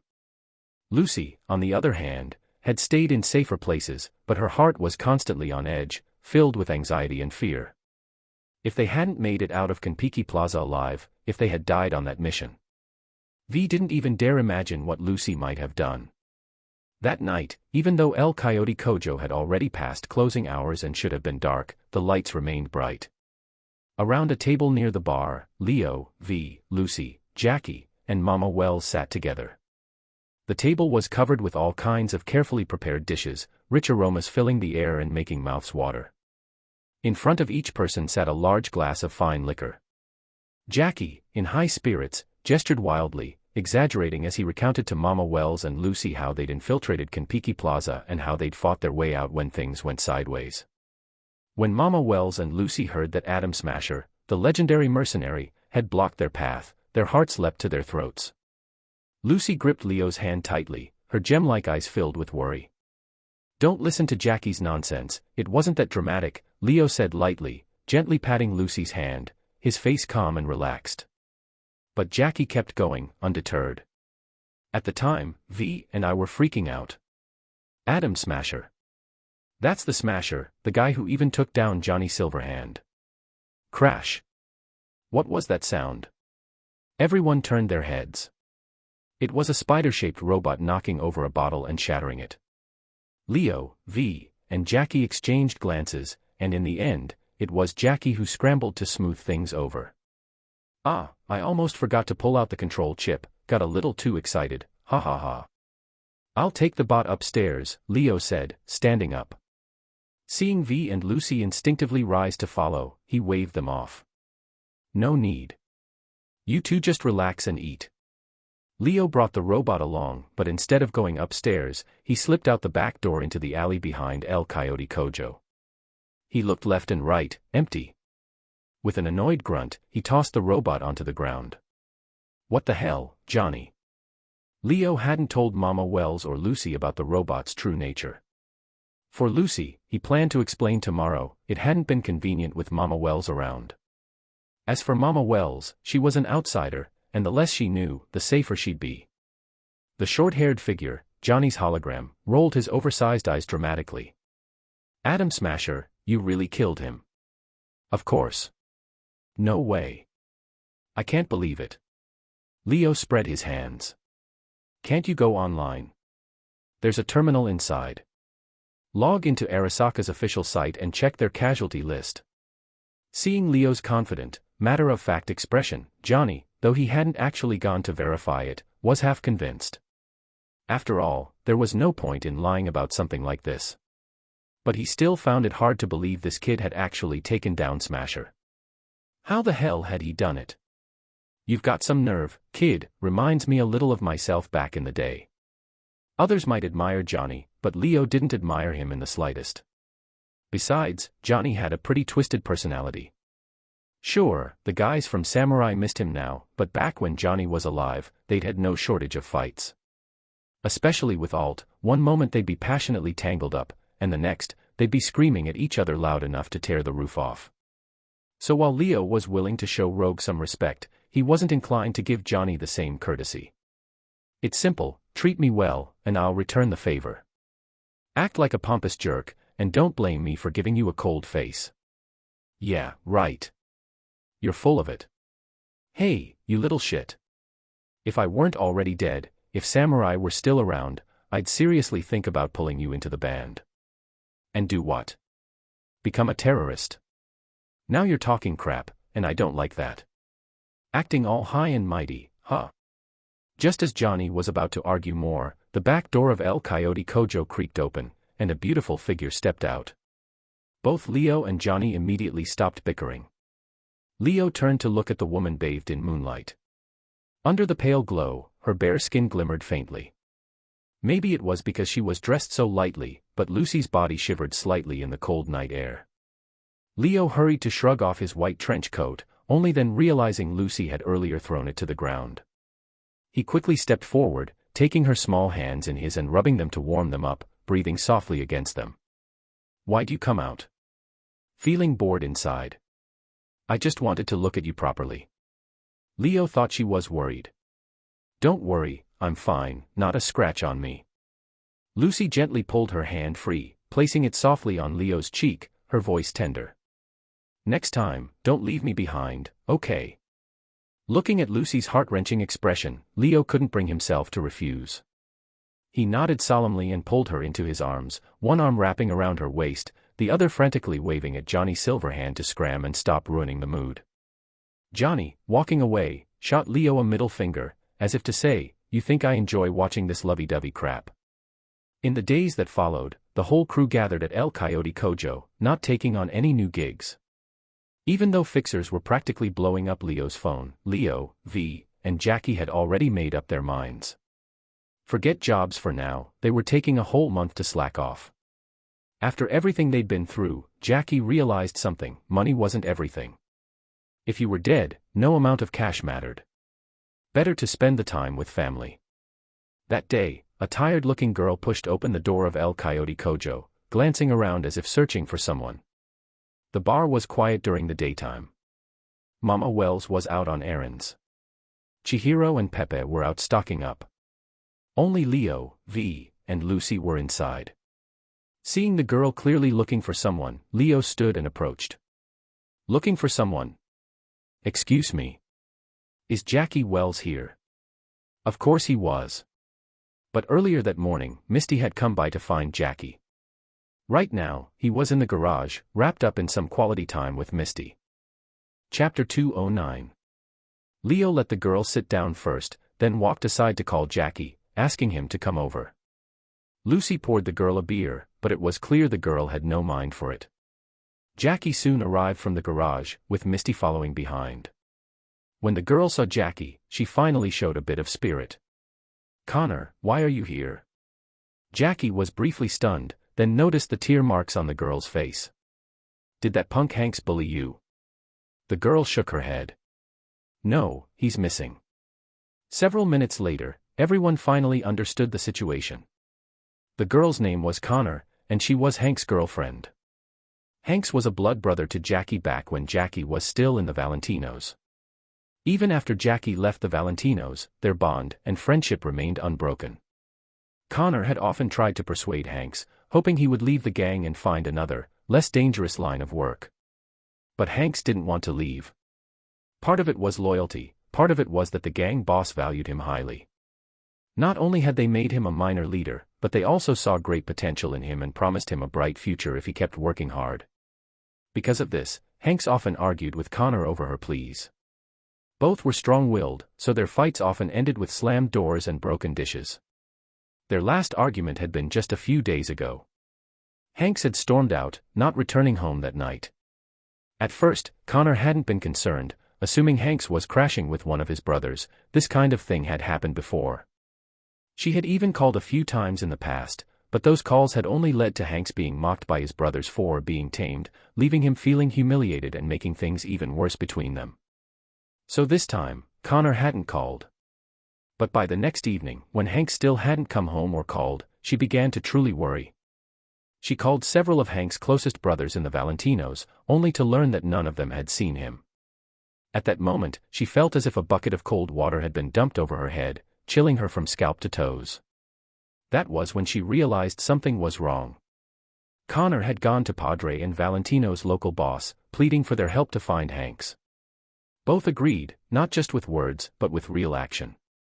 Padre instructed his netrunners to scour the net for Hank's trail, while the gang boss directly dispatched people all over Haywood to search.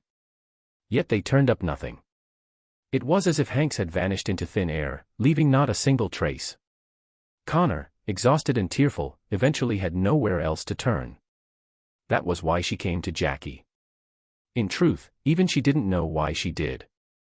In terms of influence, both Padre and the Valentino's boss held far more sway than Jackie. They had already mobilized all their people to search, and there was still no lead. What could Jackie do? But Connor came anyway, maybe because someone in desperation will cling to even the faintest hope, maybe because she had nowhere else left to turn. Connor looked at Jackie, eyes filled with pleading. "Please, tell me you can find Hanks." Jackie didn't dare meet Connor's gaze. "Connor, I can't promise that, all I can say is I'll try my best." That reaction, Connor had already seen it several times over the past few days. She realized she was putting Jackie in a tough spot. "I understand." After Connor left, Jackie turned to Leo. "Leo. No need to say it, your business is my business." "Thank you, Leo." Leo waved it off. "It's nothing." He gestured for Jackie not to overthink it. "Where do you think Hanks might have gone?" "I get what you're implying, but look, Hanks might have his flaws, but cheating isn't one of them. He wouldn't be off with some side girl. Something must have happened to him." "So you're thinking, the 6th Street Gang? Or the Scavs?" The Valentino's only major rival was the 6th Street Gang, fighting over territory in Vista del Rey. Apart from them, there were the Scavs, who, honestly, didn't get along with anyone. To the Scavs, nearly everyone except the absolute bottom dwellers like Joy Toys and Vagrants was fair game. It wasn't out of mercy that they left the lowest castes alone, it was because there was no profit to squeeze from them. Those scraping by at the bottom used the cheapest, most worthless cyberware, basically junkyard scraps. The Scavs were organ harvesters, not garbage collectors. No one wanted to buy worthless junk. So it was possible the 6th Street Gang had grabbed him, but it was also possible he'd fallen into the hands of the Scavs. And if it was the latter, that was bad, because very few people survived more than 24 hours in their hands. I'd better start by making some calls. In this city, the most well-informed people were the fixers. If anyone might know Hank's whereabouts, it was them. Leo first thought of Muammar Reyes, the fixer known as El Capitan, who operated in Santo Domingo. After Faraday's death, El Capitan was the most prominent fixer in the area. "Hey, El Capitan, you busy?" "Leo. Been a while since we talked. What have you been up to lately?" El Capitan's rich, magnetic voice came through the hollow call, and from the image, he seemed in a good mood. "Nothing much. Listen, I've got a favor to ask." Still as straight to the point as ever. Fine, I don't mind that. Go ahead. Leo quickly explained Hank's situation. So that's the deal. I was hoping you could help me check around Santo Domingo and see if you can dig up anything about his whereabouts. All right, no problem. I'll look into it for you. That easy. I thought you might refuse. Why would I? I don't have ties to 6th Street. All right, thanks. No need to thank me. If I do find something, you know I'll be billing you for the info later. Sentiment doesn't pay the bills. Afterward, Leo also called Regina, Wakako, and Rogue. And then, all they could do was wait at the bar. Chapter 210. 2 days later, Regina sent a message. A Delamain cab pulled up in front of a dilapidated building in Kabuki, Watson. Jackie glanced out the window. What did Regina say? She said Hank's here. No, Leo shook his head. Regina said there's a company here that keeps hiring workers every few days. Jackie forced himself to listen patiently. He knew Leo never spoke without purpose. The company needing workers isn't strange, but what's strange is that the demand never seems to be filled. Every so often, they need more people, as if there's always some massive shortage inside. Jackie finally caught on. You mean that so-called company is actually running human trafficking? Yeah, that's what I'm saying. But Hank. Jackie frowned slightly. Normally, the ones trafficked were ordinary people. Without combat cyberware, just a couple of scavs with guns could force them to submit. But Hank was different. In the Valentinos, he was a tough fighter. A few random thugs wouldn't be able to get close to him. And he had a gun, too. Leo glanced at him. No harm in checking it out, right, Jackie? Jackie nodded, agreeing. After all, they had no other leads. Instead of sitting around in El Coyote Kojo, they might as well give this a try, maybe they'd actually find something. Leo first scanned the building with his tactical goggles, but to his surprise, there were no signs of trafficked victims inside, or rather, no one being hired under the guise of recruitment. In fact, there were barely any people inside at all. After a brief moment of thought, Leo decided to go in hard. He equipped the falchion and charged straight in. A few minutes later, he had taken control of the situation. The enemies in the building were either dead or incapacitated, leaving only a suit-clad manager. Leo wasn't in the mood to waste words. He signaled Lucy to jack into the man's neural link. If the violent hack fried his brain, so be it. Leo hadn't planned on letting him live anyway. The manager tried to resist, but Leo simply punched him in the face, knocking him out cold. That settled him. Lucy knelt nearby, pulling a black personal cable from her wrist and plugging it into the neural slot at the back of the manager's neck. A few seconds later, Lucy clutched her head, face twisted in pain. Lucy. Leo tensed. The pain gradually faded from Lucy's face. I'm fine, it's just. Lucy gave the unconscious manager a deep, uneasy look. His brain is full of corrupted data. Corrupted data. Leo blinked. Is that normal? Of course not. If an ordinary person's neural link were full of corrupted data, they'd have gone insane long ago. Lucy shook her head. I don't know how he's still maintaining consciousness and awareness. V suddenly offered a thought. Could this be some kind of anti-hacker defense? Probably not. His neural link has no segmentation. Some expert netrunners would rig their neural link's outer layers with corrupted data, kind of like hidden traps in a vault, to protect the core. But this guy's brain showed no such setup.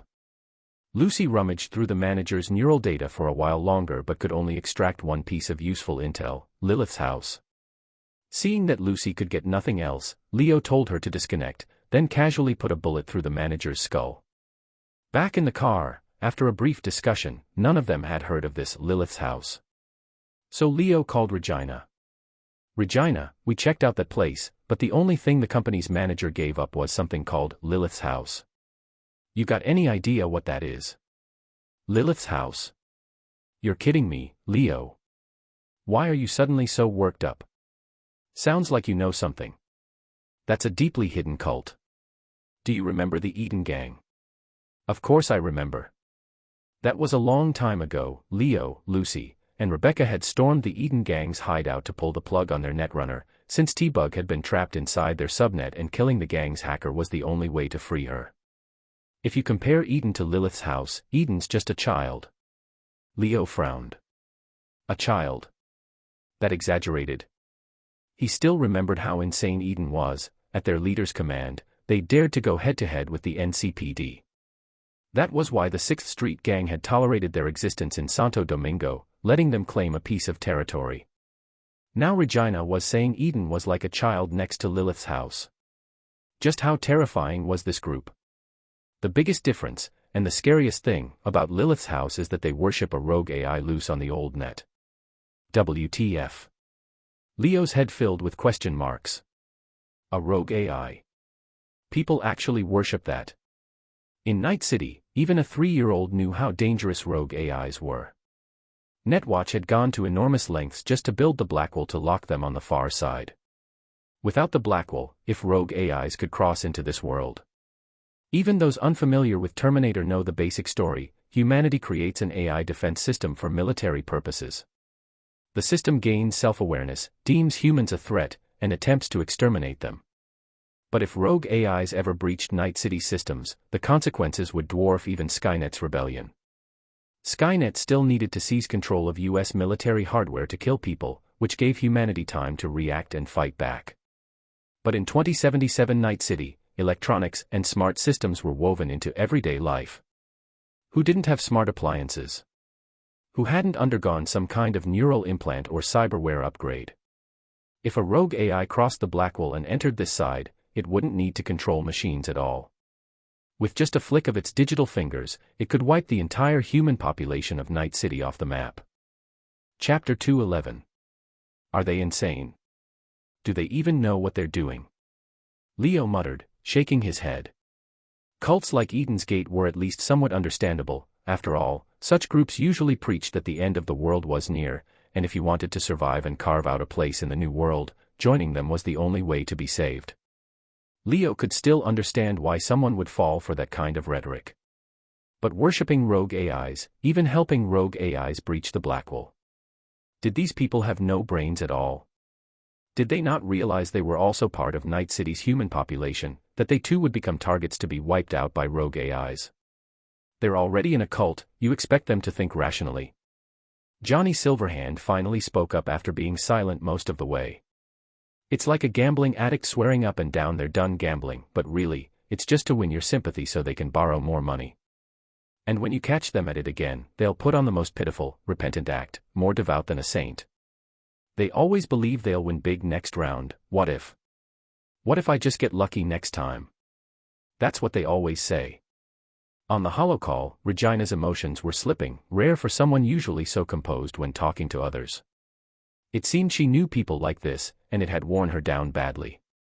Realizing it herself, she took a deep breath and said, "Sorry, I lost it for a moment." "It's fine," Leo said, waving it off. Everyone had moments of losing control.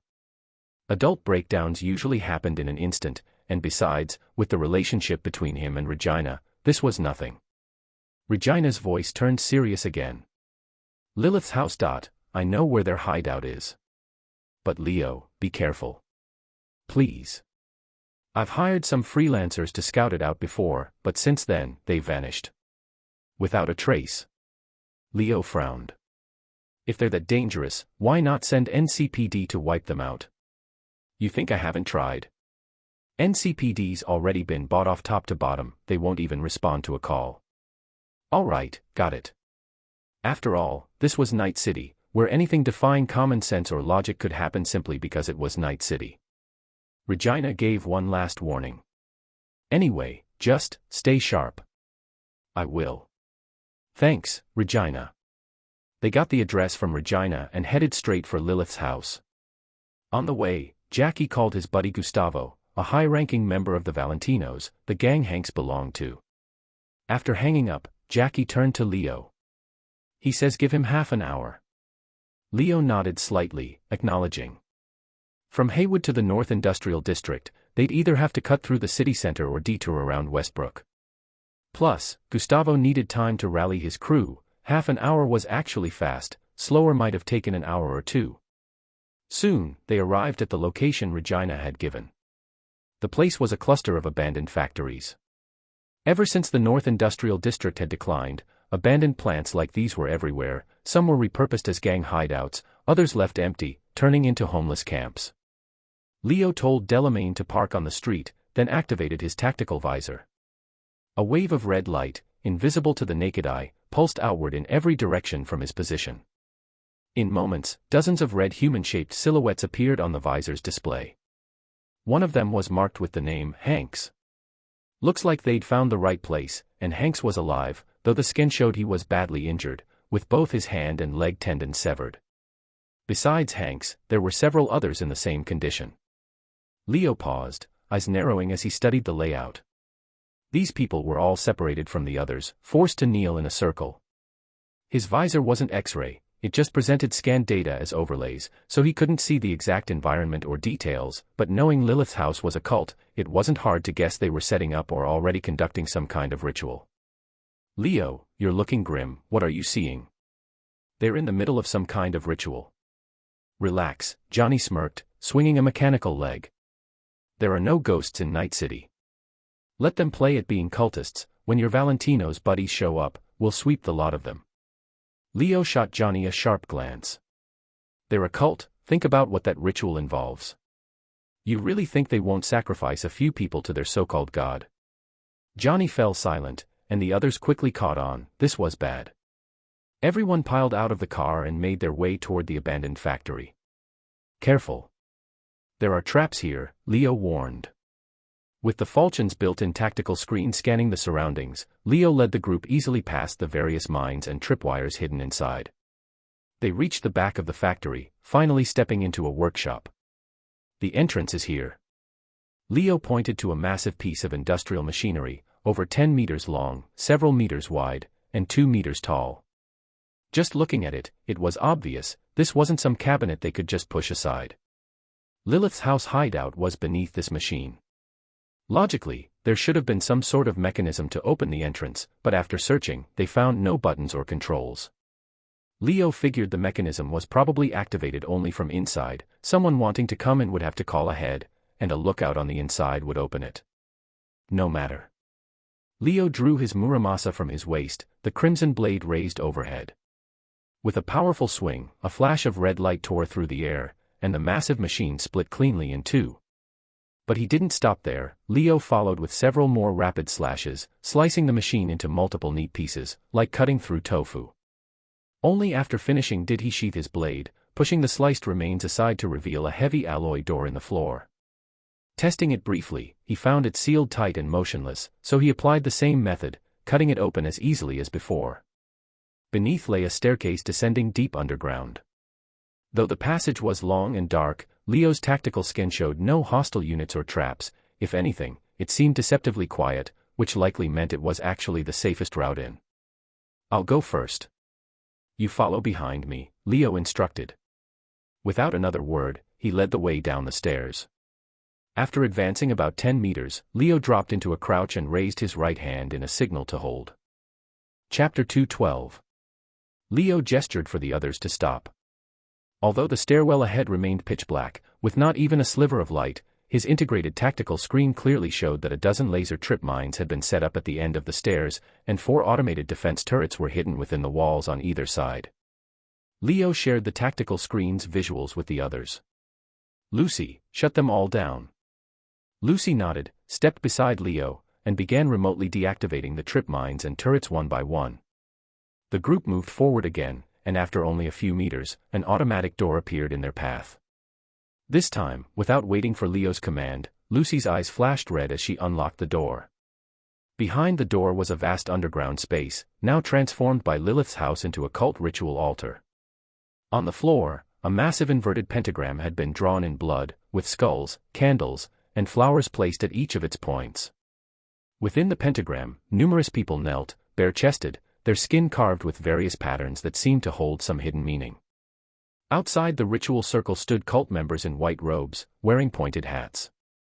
At the very center of the pentagram was a coffin-shaped freezer, pure white with a large blood stain on its surface.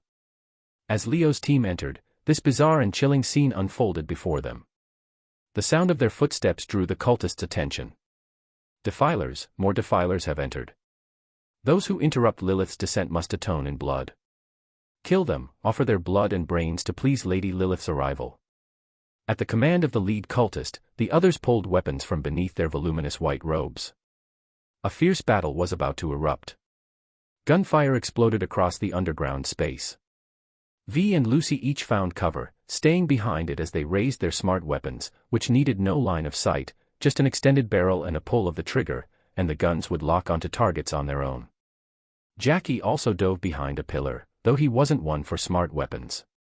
He preferred heavy hitters like the MK.31 heavy machine gun or the precision tech rifle Achilles, both long-range, high-power weapons that could send enemies flying.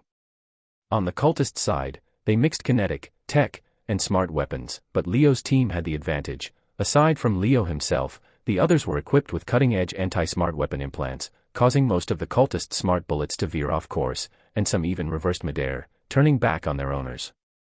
This was why, despite Arasaka exporting smart weapons globally, its own field agents and soldiers often carried kinetic and tech guns. Smart weapons didn't work everywhere. The invention of a spear inevitably gave rise to the invention of a shield, and once smart weapons appeared and tore through battlefields, people, including their creators, began devising counters. Bullets ripped through the air, blasting countless holes in walls and pillars. The hostages kneeling inside the pentagram, marked as ritual offerings, were terrified. They wanted to flee, but with their tendons cut, they couldn't even crawl away. Their firepower and implants are too much for us, bring Lady Lilith, the lead cultist shouted. Just as he finished, Jackie saw an opening and fired. His bullet pierced the cultist's cover, turning the man's head into pulp. Leo stomped forward from behind cover. The cultists tried to stop him, but their bullets only sparked uselessly off his falchion armor. In a flash, he closed the distance, swinging Murasame through their ranks, and the sound of gunfire swiftly turned to screams of agony. The outcome was sealed from that moment. Not even Arasaka's elite assault teams or the Troy unit could stop Leo. These cultists had no chance. The battle ended quickly. Silence fell as Leo scanned the area with his tactical display, confirming every enemy was dead before finally sheathing his blade. V, Jackie, and Lucy emerged from cover. Is it over? Jackie glanced around before striding toward the ritual circle. Hanks. Hanks. I'm here, Hanks, who had instinctively flattened himself against the ground during the chaos, weakly called out. Jackie, is that you? It's me. Are you okay? You look like shit. As Jackie untied Hanks, he noticed his severed hand and foot tendons, but quickly steadied himself. This was Night City. Even if you lost your limbs, you could replace them with cybernetics. As long as you used genuine corp-made gear, it was as good as real.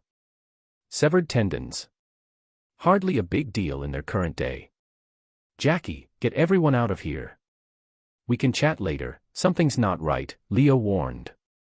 Suddenly, from the center of the inverted pentagram, the blood inside the freezer began to roil like boiling water, bubbling up violently. What? Something's coming out. Leo's pupils contracted. Jackie, get away from there. Jackie dragged Hanks, trying to put as much distance as possible between them and the freezer. V and Lucy raised their weapons, forming a triangle formation with Leo to surround the freezer, ready to unload a volley the moment anything emerged. They didn't have to wait long. A naked old woman slowly crawled out of the freezer. Her hair was like seaweed, her skin sagging and rotting, reeking of decay. She looked eerily similar to the old woman from room 237 in The Shining.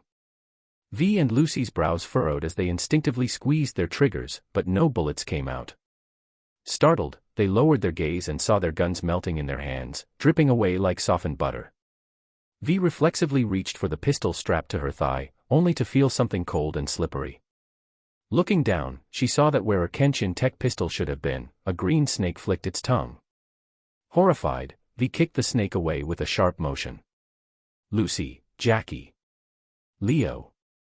V spun around, a chill running down her spine. At some point, the others had vanished. The pentagram remained. The freezer was still there. But the hostages, those once intended as offerings, now lay sprawled across the floor, throats slit, long dead. V called out again, but no one answered. Chapter 213. This left V confused and panicked. What exactly had just happened? Where was everyone else? At that moment, a massive bat suddenly burst out from the shadows. V had seen bats before, but a bat so huge its wings could wrap around a calf. She had only ever encountered something like that in Braindance fantasy adventures. Never mind that by 2077, most animal species were extinct. Had bats this big even existed decades ago? These thoughts flashed through V's mind in an instant as she timed a tactical roll to the side, narrowly dodging the massive bat's fierce strike. When the bat's attack missed, it opened its jaws and let out a piercing screech, and the sound seemed to carry some kind of strange force. Sparks shot from V's Kiroshi optics, her vision shaking and blurring. Luckily, her quick hacking cyberware, provided by Leo, was a top-line 4th-generation model, and as an accomplished netrunner herself, V managed to reboot her optics in less than a second. But how could a bat trigger a reboot in cyberware? What made her blood run cold was that as soon as her vision cleared, the bat's face was already right in front of hers. She felt a sharp pain in her neck. The bat had sunk its fangs into the side of her throat. Her face twisted from the pain, but in the next instant, she channeled that pain into power, slamming her right knee hard into the bat's soft belly. As she had predicted, the bat shrieked in pain and loosened its grip, flapping its wings wildly as it retreated back onto the freezer. V clutched her neck tightly. The bat's fangs were razor-sharp, and blood was already streaming between her fingers, soaking her palm. But strangely, even though she had stashed multiple max-stock MK.3 injectors and bounce-back MK.3 inhalers on her, when she searched all her pockets, she came up empty. "I'll kill you, I'll kill you, I'll kill you." The bat roared in a voice that didn't sound human at all, the sound echoing through the underground chamber and reverberating into the distance. "Come on, you bastard, let's see if I don't rip your damn mouth open." V snarled back. Her words seemed to completely enrage the creature, which shot toward her like an arrow. The bat was too fast. V couldn't react in time. It slammed into her full force, and the two of them tumbled across the ground in a rolling heap. V used all her strength to pin the bat beneath her, ignoring the cuts and slashes its fangs and claws left on her body. With both hands, she squeezed its throat as hard as she could. The bat thrashed and struggled wildly. V fought with everything she had to avoid being thrown off. Finally, the bat's frenzied struggling began to weaken. But V didn't dare let go. Blood was pouring from her neck, enough to drown her. Darkness flickered at the edges of her vision. She didn't know how much longer she could stay conscious, so she didn't loosen her grip, not until she was sure the bat was dead. But, maybe because of the blood loss, when she blinked again, she was stunned to realize that what she was strangling wasn't some giant bat, it was Lucy. She froze for a second, then slowly let go. Lucy immediately clutched her own neck, coughing hard. V collapsed to the side, looking around in bewilderment, and finally noticed that none of the people who had been captured as sacrifices were dead. Lucy, Jackie, even Leo, they were all there. Jackie was locked in a scuffle with Johnny, while Leo leaned against a freezer, still wearing his falchion exoskeleton. At his feet was the decayed, headless corpse of an old woman, her severed head resting quietly a few meters away. Leo pulled out a pneumatic injector and gave himself a shot. A cool sensation swept over his wounds, and the burning pain faded almost immediately. He tossed the empty injector aside and looked at the others. "You're all back to normal. How do you feel?" Jackie and Johnny, realizing who they were grappling with, separated. V, still shaken, asked, "Leo, what the hell just happened?" Leo pointed at the corpse at his feet. It was a rogue AI. It crossed through the Blackwell into the real world and possessed that vessel. As soon as it showed up, it dragged you all into a hallucination. A hallucination? Jackie said, his face pale. He'd been trapped in the same nightmare as V, seeing some monster charging at him. Only when the illusion lifted had he realized it was Johnny. Think of it like a black market brain dance, except an out-of-control AI doesn't need a BD wreath or server, it can shove you straight into that nightmare on its own, Leo explained. Honestly, if I hadn't gotten Vic to fit you all with 4th-gen Netrunner cyberware and anti-detection scramblers, when that AI targeted you, you'd already be its thralls, groveling at its feet like that manager Lucy jacked into earlier, whose neural link was scrambled into pure static. Leo silently thanked his own precautions.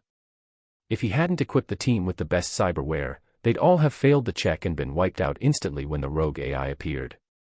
And if he himself hadn't refused implants and stayed fully meat, he would have been pulled into the hallucination too. When the AI found its tricks useless on him, it had tried to breach his exosuit, freezing the falchion system.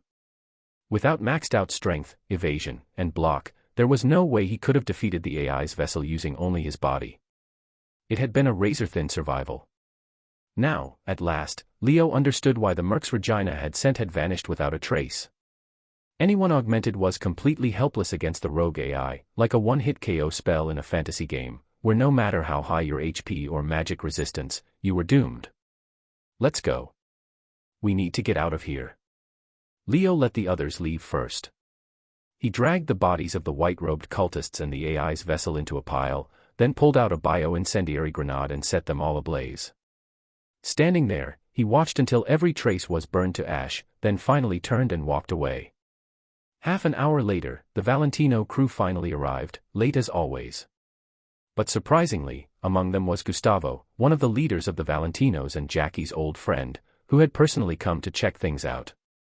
After hearing the full story from Jackie, even Gustavo, hardened gang boss that he was, broke into a cold sweat. Thank God they'd arrived late. Thank God Leo and the others were here. Otherwise, if they'd rushed in alone, they would have been devoured by the rogue AI, enslaved without a chance to resist. Gustavo greeted Leo with warmth and deep respect. Chapter 2:14. Not only had Leo received a large payment, but he had also been promised that no matter when or where, if he ever ran into trouble, Gustavo and the Valentinos would rush to help without hesitation. After saying goodbye to Gustavo and the Valentinos, everyone went their separate ways. Since Johnny had nowhere to go, Leo brought him back to his own place. Southwest, this is your place. Looks like you're living pretty well, though compared to my old home, it's still missing a little something. Shut up, Johnny. Look at you, can't even take a little comment. The youth of today are so soft. Forget it, I can't be bothered to talk to you anyway. I'm going to play on the computer. Johnny scurried away on his mechanical legs, already well accustomed to the small robot body he was using. He climbed up to the computer, powered it on, then pulled out a cable and plugged himself in, letting him directly access cyberspace, way faster than typing on a keyboard. Seeing Johnny entertained on his own, Leo didn't bother with him. He went to enjoy a long, hot shower, then ordered some takeout. He didn't want to think about anything, didn't want to do anything, just lay on the sofa watching Tom and Jerry until he drifted off to sleep. He had no idea how much time had passed when the morning sun woke him. Leo stretched, got up from the sofa, turned off the TV, brushed his teeth, washed his face, showered again, then put on his tactical goggles, ready to head to El Coyote Kojo to meet up with Jackie and the others. But just then, he finally noticed the missed calls from last night. Every single one was from Judy. His heart tightened as he immediately called her back. The phone only rang a few times before it was picked up. Leo, thank God, you finally called back. Hey, Judy, what's going on? You okay? No, I'm really not okay. Evelyn, she's missing. Inside the VIP room at Lizzie's bar, Judy turned off the holographic dancer on the table and switched on the lights, instantly brightening up the dim room. Come in. Want anything to drink? Leo, V, Lucy, and Jackie walked into the room. Johnny had wanted to come too, but Leo had told him to stay back at the apartment. No need. All right. Judy closed the door, shutting out the noise and chaos of the dance floor outside. She nervously lit a cigarette and sat on the couch, then suddenly seemed to remember something. She looked up at Leo and stubbed out the cigarette in the ashtray. Sorry, I forgot you hate the smell of smoke. It's fine. I understand. I didn't know you smoked. I used to. Quit a long time ago. Judy's body trembled slightly, though the room had no air conditioning running. Judy, on the phone you said Evelyn's missing. Does that mean you saw her recently? Judy nodded. V, Jackie, and Lucy exchanged surprised glances. They could all see the shock on each other's faces. After the Konpeki disaster, they'd tried to contact Evelyn, but her phone never connected. Leo had assumed she'd gone into hiding back then. But judging from Judy's reaction, it wasn't that simple. Evie stayed at Lizzie's for 2 days, and then where did she go? Among the group, the one with the most intense feelings about Evelyn was Jackie. She had given them this job, they were all tied to the same rope. But when things went south, Evelyn vanished, not answering calls, not as murderous as Dexter, sure, but it was still a kind of betrayal. No wonder Jackie was so fired up. I don't know. And with that attitude of yours, even if I did, I wouldn't tell you. Judy didn't know all the details about the gig, but it was obvious Leo's crew had gone through hell. Still, with Jackie looking ready to tear someone apart, Judy couldn't help but worry what he might do to Evelyn. Jackie, go get a drink at the bar, on me. Leave the rest to me. Leo gestured and gave him a look. Jackie realized he'd gotten a bit too worked up, nodded, and left the room. Once he was gone, Leo turned to Judy. Don't take it to heart. He wouldn't really hurt Evelyn. It's just that job nearly killed us, hope you understand. I understand. Back to the point. Evelyn stayed at Lizzie's for 2 days. Then where did she go? Why didn't she keep hiding here? Judy shook her head. I don't know. She didn't say anything, but she looked really off. What do you mean, off? She was scared, I could tell. Even though she kept telling me it was fine, I'm not an idiot or blind. Scared of Arasaka. Not Arasaka. Or, not just Arasaka. Leo frowned, an uneasy suspicion forming in his mind. Lucy asked, Leo, you've thought of something, haven't you? I suspect Evelyn getting us to steal the relic at Konpeki, she was probably working for someone else. Judy's eyes widened. You're saying?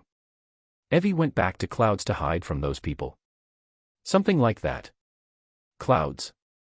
That dollhouse in Japantown, right? Judy nodded. But now you're saying she's missing. Yeah, a few days after she went back to Clouds, I couldn't reach her anymore. V raised an eyebrow. You didn't go to Clouds to look for her. Anyone could see Judy and Evelyn had a special bond. Judy's hands twisted together nervously. Chapter 215. I went there, but they all said she doesn't work there anymore. I wanted to ask a few more questions, but the security threw me out and won't let me back in. Leo, I know Evelyn really screwed you over last time, and I'm not expecting you to forgive her, but I'm asking you to help me find her, okay? Treat it as a job, I can pay. I'm a brain dance editor. The Mox pays me decently, and if it's not enough, I can even take out a loan. Before Judy could finish, Leo stood up and said, Judy, I'll help you, free of charge. Judy's eyes lit up, her face full of joy and excitement. Really, Leo? Really, it's just. I can help you look for Evelyn, but it's not just for you, I have a few questions I need to ask her myself. Leo's willingness to help wasn't purely out of kindness. If his suspicions were right and Evelyn had been acting on someone's orders when she hired Dexter to steal the relic, then Leo needed to know who was pulling the strings, what they were after, and more importantly, whether they posed a threat to them. Thank you, Leo. Really, thank you. As Leo and the others were about to leave, Judy wiped her tears and called out, Wait, Leo, one more thing. Before you go to Clouds, you can visit a private detective named Kendra Ryan.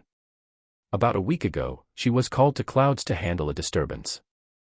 I know this because I used to work at Clouds as a brain dance editor, and some old friends there told me. Kendra Ryan, the name stuck in Leo's mind. He turned to Judy. You didn't go look for this detective yourself. Judy's reply was unexpected. No. Leo frowned. Why not? Because I was afraid of alerting the wrong people. Editing brain dance is my skill, but I have to admit, there's always someone better out there. Kendra Ryan. Private detective. Visited Clouds a week ago. Leo repeated the key points in his mind to lock them in. This detective might really have some valuable information. Got it, Judy. Thanks for the tip. Do you know where she lives? Judy gave a regretful look. Sorry, that's all I know.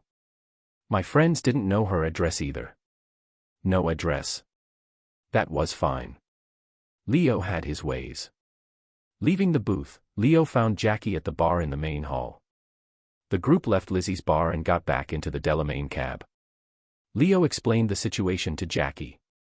So we're going to find this Kendra Ryan, but we don't know where she lives. Should we check with a fixer?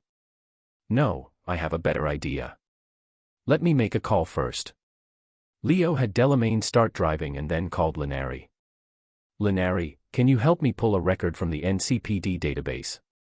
The NCPD database stored the addresses and contact info of every Night City citizen, including the rich and powerful. Of course, the data on the elites was practically guaranteed to be fake, and accessing it required absurdly high clearance. But for ordinary people, it worked just fine. Linari sighed. The NCPD database isn't meant for you to go poking around in. This is important. I have a friend, an acquaintance, who's gone missing, and this person might have information on her. Missing. So why aren't you calling the NCPD?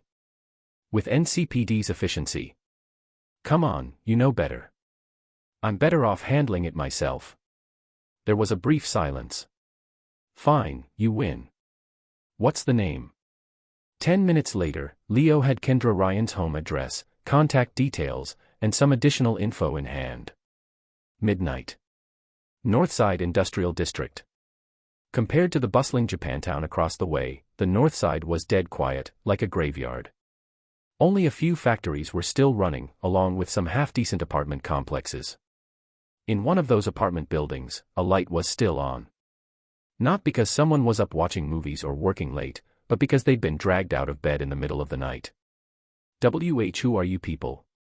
A middle-aged couple, wrapped in a blanket, sat nervously on the bed, trembling like quail as they stared at the intruders in their room. No need to be afraid, Mr. Ryan. We just have a few questions for your wife. The man mustered a flicker of courage and squeezed out a line that was probably the boldest thing he'd ever said. You bastards, if you've got a problem, come at me if you're real men. Leo and Jackie exchanged an amused glance. If I were you, Mr. Ryan, I wouldn't raise my voice at people who can sneak into your home without you noticing, Leo said calmly. If we wanted to harm you, do you really think you'd still be sitting there on that bed? The man's courage evaporated in an instant. What do you want with my wife? We're just honest folks, we don't mess with core. I know you're decent people. We just need to ask your wife a few questions. That's all. That's all. Yes, that's all. The man looked at his wife, then around the room, as if finally realizing how little power he had in this situation. He sighed heavily. All right, ask your questions. No, we need to talk to your wife alone. You shouldn't be here, it's not good for you to hear this. You want me to leave my wife alone with you? You're insane. No. I won't allow it. Over my dead body. As soon as the words left his mouth, the man felt a sharp pain at the back of his neck. His strength drained away like water down a sink. His body stiffened and then toppled backward. He clearly felt his nose smash against the cold floor, possibly breaking, with blood gushing out. Face pressed to the floor, he couldn't even lift a finger, frozen like a gutted fish. The woman screamed. Oh God! What did you do to him? Relax. He's just temporarily paralyzed. Leo stopped her from yanking out the blocker attached to her husband's neural slot. Jackie, take him out to the living room couch, and don't forget the blanket, we don't want him catching cold. If they'd been willing to cooperate, Leo wouldn't have had to go this far. But the husband had been too stubborn, there was no helping that. At least he'd probably look brave to his wife now. All right. Now, let's have a little chat. Leo gently pressed the woman back onto the bed. Finally, she stopped struggling. What do you want from me? I told you, we just want to ask you a few questions. Give us the answers we need, and we'll be out of here. Really? Chapter 216. Leo pointed at Lucy standing behind him. Exactly, and I don't want to repeat myself again. My patience is limited, if you keep resisting, I'll have my companion pull the answers straight out of your neural link. There's no need to doubt her. She's an expert netrunner, and judging by the state of this place, I doubt you've got any serious ICE set up. The woman glanced at Lucy in fear. All right, fine, ask your questions. I'll tell you what I know. Leo was satisfied with her cooperative attitude. First, I know something happened at the Cloud Club a week ago, and they called you in to investigate. I want you to tell me what went down at the Cloud, and what you found out. As soon as the woman heard the words Cloud Club, her face immediately changed. Who sent you to ask these questions? You shouldn't be poking around in this. Right now, I'm the one asking questions, and all you have to do is answer. Understand? The woman was overwhelmed by Leo's presence, her expression turning even more unpleasant. Good. Now, answer. At 1:50 a.m. a week ago, there was a Netrunner attack in room 11 at the Cloud Club. A Netrunner attack. Leo frowned slightly. This Netrunner sounded a lot like the one pulling strings behind Evelyn, trying to silence her. The woman nodded and continued, the witness was Thomas Briggs, who was in the system with one of the dolls. The attack sent him into shock and caused symptoms of mental disturbance. Later, it was found that the Netrunner attack also triggered a malfunction in the doll's behavioral routines. The management at Cloud was afraid of a broader assault, so at 2:06 a.m., they ordered all off-duty and vacationing security staff back on duty. 10 minutes later, Tiger Claw reinforcements arrived, but it seems the Netrunner's target was only room 11. Leo asked, the doll, what's her name? The woman frowned as she tried to remember. I didn't really pay attention. I think it was Adeline Porter or something. You sure it wasn't Evelyn Parker? Yes, that's it. How do you know? Leo ignored her question. Is that doll still at the Cloud? I don't know. The woman shook her head. Leo looked surprised. You don't know? Didn't you investigate there? I was investigating the attack, not a missing persons case. The doll is Cloud's business, they'd handle it themselves. How could an outsider like me interfere? Her answer was fairly reasonable, and Leo decided to tentatively trust her. All right, so what else did you find? Any intel on the Netrunner who attacked the doll? The woman shook her head again. No, don't look at me like that. Really, nothing. Those people were smart, really skilled. Listen, that's the Cloud, not some back alley dive. That place is the top entertainment club in Japantown. Do you know how much money Cloud brings the Tiger Claws every month? Leo crossed his arms. I don't know, and I don't care to know.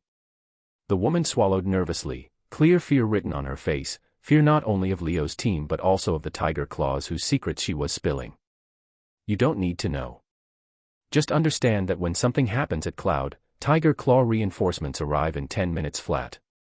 That shows how much they value it. In other words, Cloud's net defenses, if not top tier, are still nothing some random gutter Netrunner can breach. But those people pulled it off, and they didn't leave a trace in cyberspace. That not only means they have exceptional Netrunner skills but also very advanced equipment. What I don't understand is, after going through all that trouble, they weren't after Cloud's server data, and they didn't aim to crash its systems, they just attacked a single doll, one without even VIP access. Leo raised his hand to interrupt. What exactly do you mean by that? The woman gave Leo a surprised look. Someone like him, she had assumed he'd be a regular at the Cloud. You've never been to Cloud? All right, Cloud has 2 levels, the lower floor for regular customers, and the upper floor for VIPs.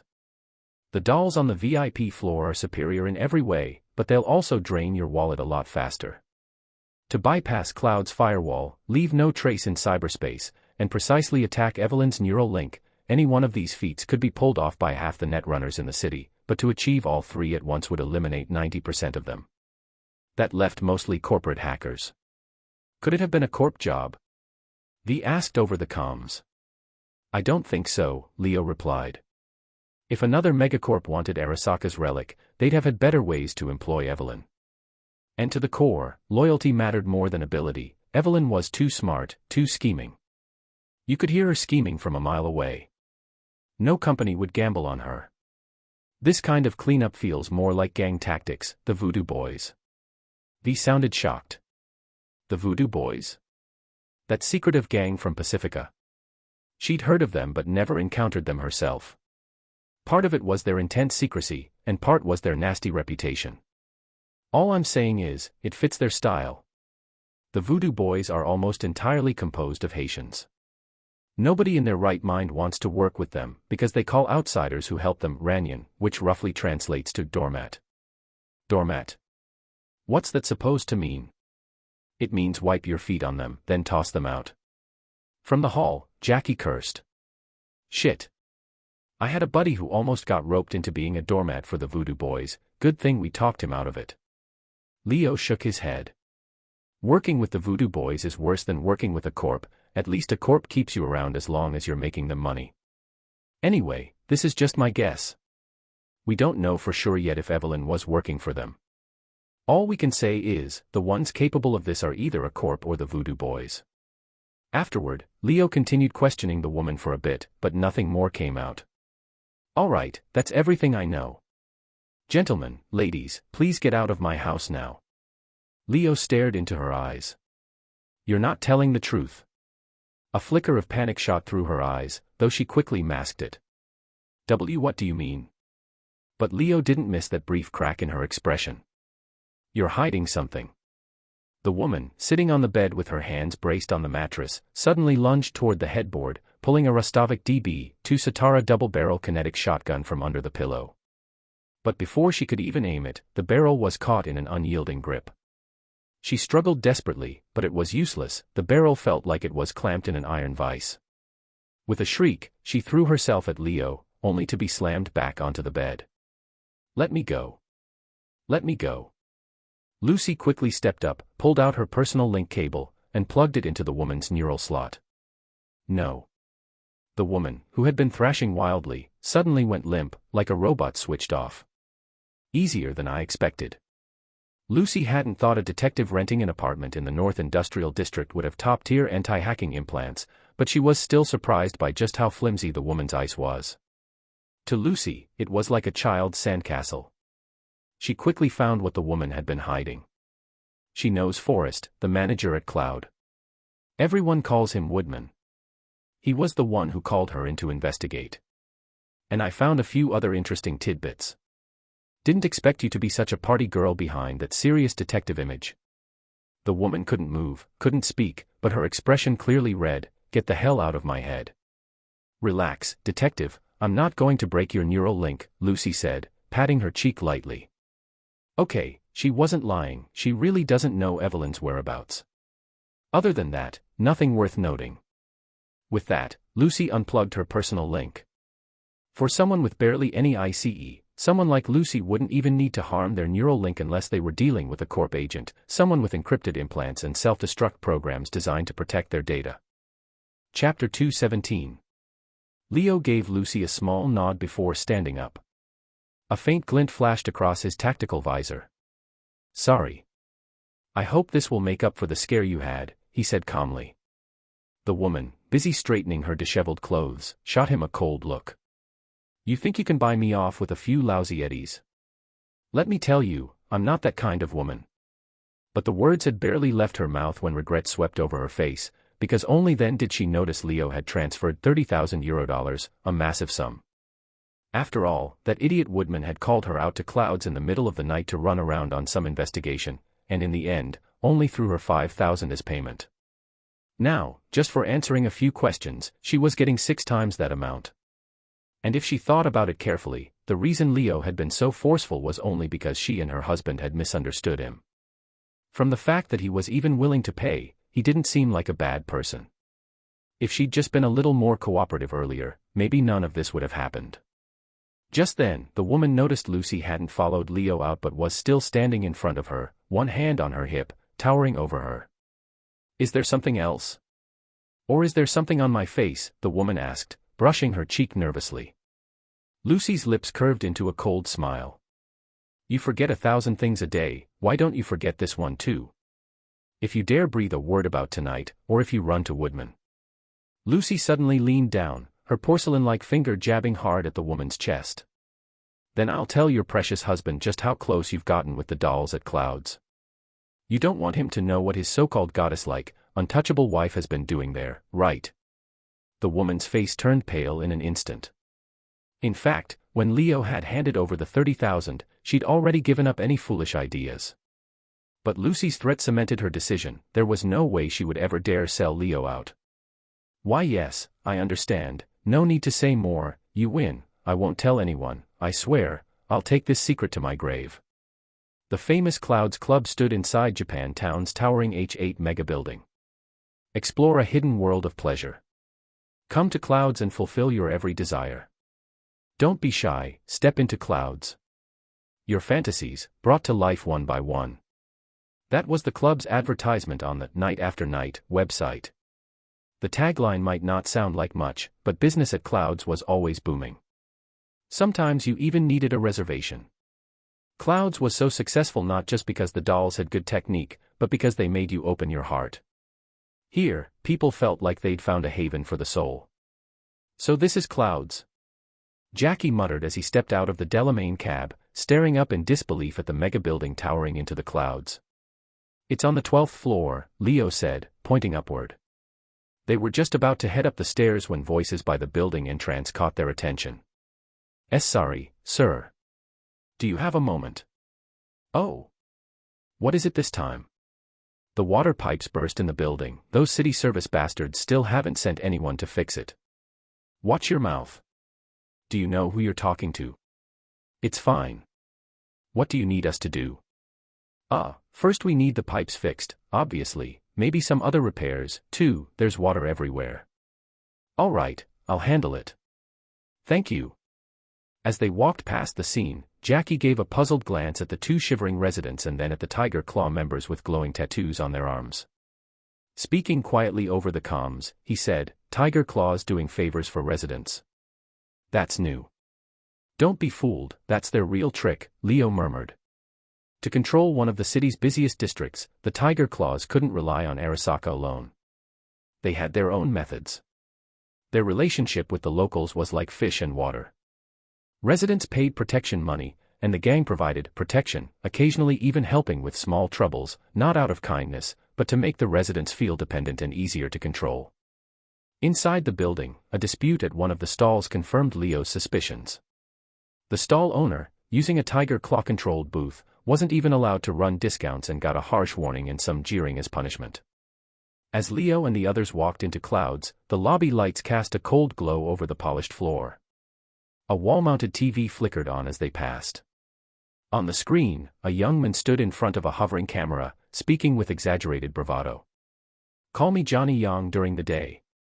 After hours, it's Boss Yang. My hands bring in money. There's don't. My dad gambles. My mom's sick. My brother's in school. She just started this job and doesn't know anything yet. Her whole family leans on her. Her ex-husband's violent and gambles. Her business went under. She's in debt. She has a kid and no income. That's why Boss Yang's here, to spend. People say the money's dirty. That's crap. I earned it. It's clean. Footage of burning streets in Japantown flashed briefly across the screen, drones in the air, smoke on the ground, before cutting back to Boss Yang. He pointed toward the screen. That's where the real filth is. The ad kept looping. Leo and the others walked past it without a glance, tuning out the noise as they made their way to the front desk. At the terminal, a woman stood waiting. Her hair was tied in a tight bun. Her arms and shoulders glowed with detailed neon tattoos. She wore a blue dress with a fish-scale pattern that shimmered as she moved. She greeted them with a practiced smile. Welcome to Clouds. Here, we understand what you really want. Please connect to the terminal. From the detective, Leo already knew there was only one way into Clouds: connect to the terminal and pose as a client. Glancing at the terminal on the desk, Leo asked casually, is this thing safe? If it's full of viruses, I don't want to be paying a Ripperdoc a fortune afterward. In Night City, you didn't connect to strange terminals lightly.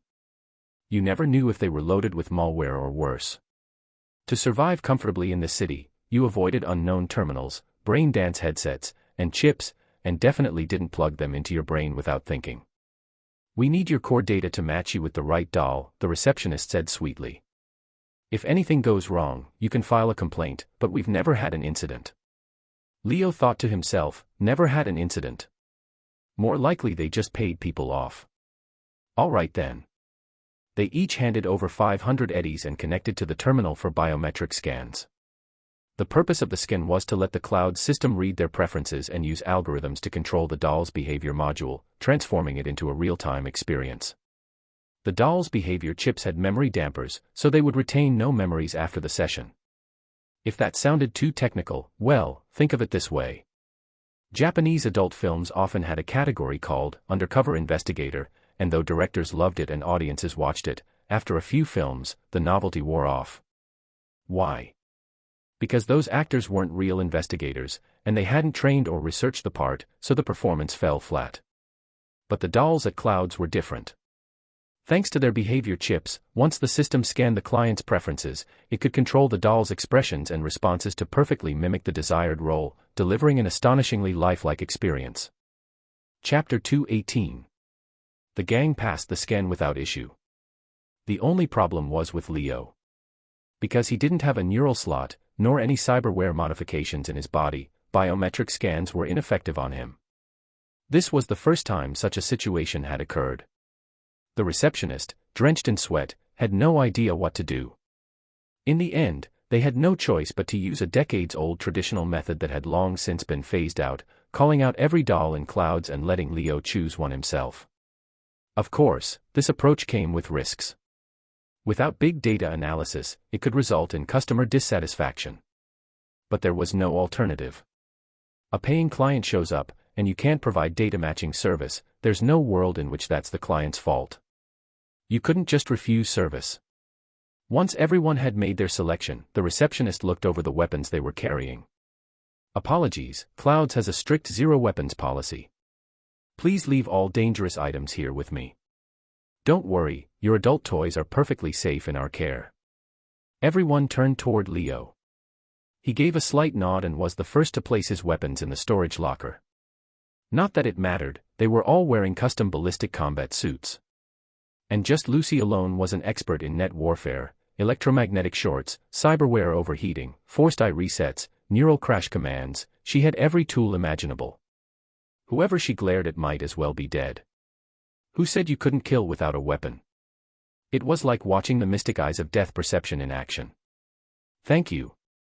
We hope you enjoy our service. Inside were individual private rooms, each marked with a number. Everyone in the group was handed a corresponding number. Cloud's system assigned these and distributed them accordingly based on each customer's scanned profile. But they hadn't come to enjoy themselves. They were here to find the one called Woodman. The detective didn't know where Evelyn had gone, which meant the manager of Clouds, Mr. Forrest, better known by his nickname Woodman, had to know. Woodman's office was located behind the VIP lounge on the second floor. Normally, one would need to find a way into the VIP area before accessing Woodman's office. But Leo had a better idea. This way. He moved as if walking through his own home, taking the lead and heading left. V and Lucy shut down the surveillance cameras in the room corridor as they passed. When they passed room 07, voices could be heard from inside. Hey, what the hell are you doing here? You forget it's work hours. Get back to your own booth. I just need to ask you one thing. Say yes and I'll go. What? Spit it out and cut the crap. If we get caught, both our asses are fried. I don't want people thinking I'm screwing around with you. Can we switch shifts on Saturday, man? No way, forget Saturday. Come on, I'm begging you. Keep dreaming. Saturday's a goddamn nightmare. Fuck. Aren't we brothers?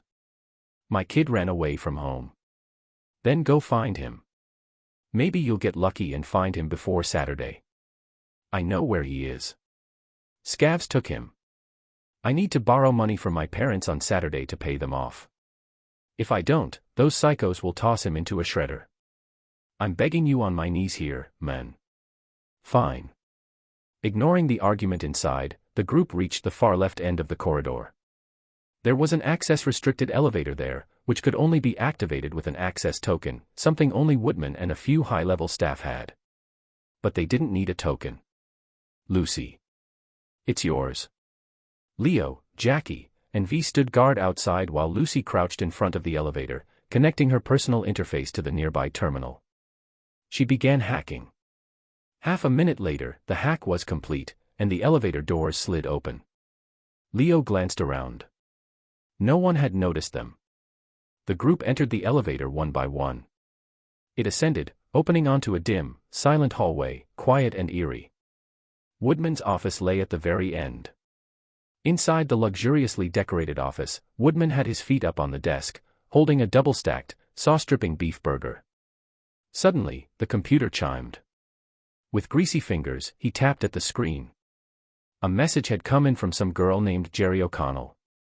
About the job at Clouds, give me a reply. Other places are offering too. I'm not waiting around forever. Say something. Woodman curled his lip in disdain. He remembered the name, some idiot woman who had turned down his offer for a night together. And she still wanted to work at Clouds. What was that chick's brain made of, mashed paste? He typed out a reply on the virtual keyboard and sent it. You're mistaken. Hiring's not my department. Send in a resume. The reply came back quickly. Oh, now I need to send in a resume. That's not what you said last time when you were trying to fuck me, asshole. Woodman glanced at the message without even flinching. Not a spark of anger. That kind of insult was child's play to him. He didn't bother to argue. Who the hell was he? Every minute of his time was worth hundreds of Eurodollars. Wasting it on a flame war with some moron chick. He muttered, dumb bitch, then casually blacklisted her. Just as he was thinking about which doll to blow off some steam with tonight, the office's side door suddenly opened. Hey! Who the hell are you? How did you get in here? Woodman looked at the four strangers stepping inside, 2 men, 2 women, and his instincts screamed trouble. That side elevator was always disabled. Only he and a handful of Cloud's higher-ups had access tokens. Not even the dolls or tiger claws could use it. How did these people get up here? Your Forrest. Nickname Woodman. I can forgive the intrusion, but I don't recall having any appointments today. You just need to answer a few questions. After that, we'll be gone. Woodman's face darkened. He set down his burger and stood up from his chair, walking to a cabinet against the wall. A desk lamp atop it emitted a soft golden glow. If I were you, Leo said coldly, I wouldn't reach under the cabinet for the gun. Chapter 219. The man's body stiffened instantly. How did the other party know what he was about to do? No, how did they know there was a gun hidden inside his cabinet? You said you wanted to ask a few questions. All right, let's hear them first, he said, trying to steady the situation. This wasn't cowardice, it was self-preservation. Better to gauge the other side's intentions first. A week ago, a doll named Evelyn Parker was here. She disappeared after an incident. Where did you send her? The men flinched, instinctively denying it. You've got the wrong place. We don't have any girl by that name. Leo smiled faintly, then quoted the more detailed intel he had received from the detective's files. Last Wednesday, 1:50 a.m., room 11 was attacked. The doll assigned to that room was Evelyn Parker. Still want to lie? The man looked like he'd been struck in the back of the head, his eyes widening. This information came from Cloud's internal system and was classified. Even most of the dolls who worked here wouldn't have access to this. Just who the hell were these people? A dark suspicion crept into his mind. The netrunner who attacked her, was that one of yours? Leo ignored the hostility. His eyes calmly scanned the office.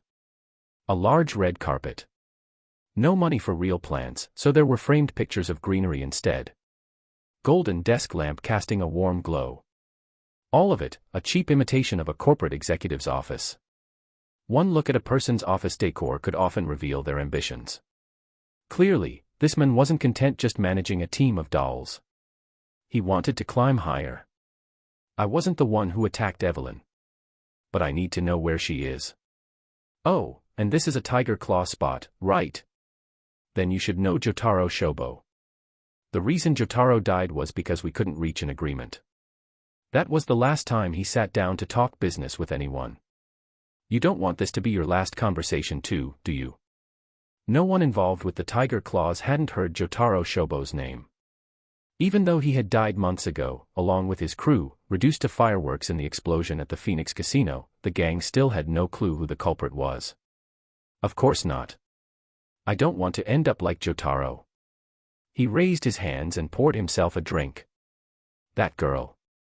Parker. She's not here anymore.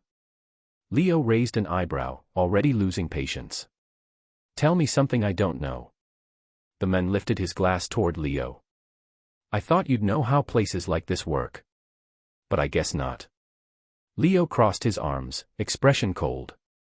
Oh, I know. Her behavioral chip got fried by a netrunner, along with some other components. She couldn't work anymore. I'm asking where you sent her.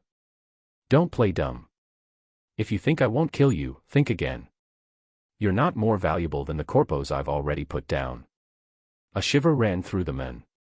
He could tell the difference between a bluff and a real threat. The young guy in front of him didn't seem he was new to this. The man hesitated, then set his glass down. Like you said, her chip was fried, completely toasted. We tried to fix it, believe it or not, but there was no chance.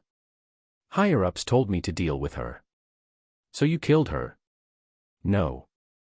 I found a Ripperdoc willing to take a look. Said he might know how to fix her. Since when were you such a bleeding heart? Hey, I've got feelings too, you know. You can insult my brain, but not my moral character. Leo acted like he bought the explanation. This Ripperdoc, what's his name? I don't know. Don't lie to me. The men hiccuped. I'm not. Everyone just calls him Fingers. His clinic's down some dark alley in Jig Street. If you're looking for Parker, that's where you should go. I've told you everything I know. Just don't come back. Ever. All right. I'm leaving. Leo nodded and turned like he was about to walk away. But in an instant, he blinked to the man's side. A knife slid from his sleeve into his right hand and slashed clean across the man's throat. The man's eyes widened, filled with disbelief. He tried to scream, but no sound came out. He stumbled toward the door, but hadn't even made it a few steps before collapsing hard onto the floor. Leo stood at the doorway, blocking his exit. Why? Don't blame me. Blame yourself for trying something stupid. In truth, the cabinet he had stood in front of didn't just contain a handgun. There was a silent alarm trigger mounted behind the handle. Small and well hidden, easy to miss unless you know where to look. But Leo had scanned the room with his tactical optics before entering. He knew why the men refused to step away from the cabinet. It wasn't the gun he'd been reaching for, he was going for the alarm. He never got the chance. Now he lay motionless on the floor, blood pooling across the carpet. Leo sat down at the desk and opened the computer. Sure enough, there were chat logs between the men and a Ripperdoc named Fingers on Jig Street. The logs confirmed Evelyn was in Fingers' care. But the man hadn't found her a doctor out of kindness, he'd sold her to Fingers. Leo had figured as much. No way this bastard suddenly grew a conscience. You two head back the way we came. I'll take care of the surveillance. No one objected. They split up. The surveillance room was just outside the office. Inside was a single tiger claw. He didn't even notice when Leo entered. With one quick twist, Leo snapped his neck. Then he deleted all surveillance footage, disabled every camera in clouds, and erased all the biometric scan data from the entrance terminals. Not a single trace of their presence would remain. Leo took the elevator back down to the ground floor, rejoined the others, and walked out together. The receptionist looked surprised they were already leaving. She even tried to persuade them to stay a little longer. Chapter 220. The group walked out of clouds without a word, took the elevator down the mega tower, exited the massive structure, and returned to the Delamain cab. On the way, Leo made a call to Judy, letting her know that Evelyn might be at Fingers' clinic on Jig Street. That's right, he said, might. Woodman had told the truth, but Evelyn had been taken to Fingers' clinic several days ago. If Fingers had actually patched her up, there was no reason Evelyn wouldn't have contacted Judy. It made sense for her to avoid Leo and the others, but there was no reason to avoid Judy. That alone gave Leo a bad feeling. Fingers' clinic probably wasn't the end of the road for them. Fingers? Shit, that bastard's done more dirt than I can count. Oh, Ev. I told her to stay away from clouds. Leo, where are you guys? Wait for me, I'm coming to meet you right now. Then we'll wait for you at the entrance to Jig Jig Street. Jig Jig Street wasn't far from Megatower H8. Also a red light district, it was a chaotic blend of every kind of person and service. Shops proudly displayed their lip-shaped neon signs, while behind glass windows, bodies twisted and swayed to invisible rhythms. Sex dolls, dressed in provocative, barely their outfits, stood outside with eyes full of heat, aggression, and hunger, scanning every passerby. They had only been standing at the entrance to the street for less than 10 minutes before they had already brushed off several groups of sex dolls trying to solicit them, each more persistent than the last. Fortunately, they didn't have to wait long. Judy arrived, driving a Columbus Sea Dragon van, speeding over from Lizzie's bar.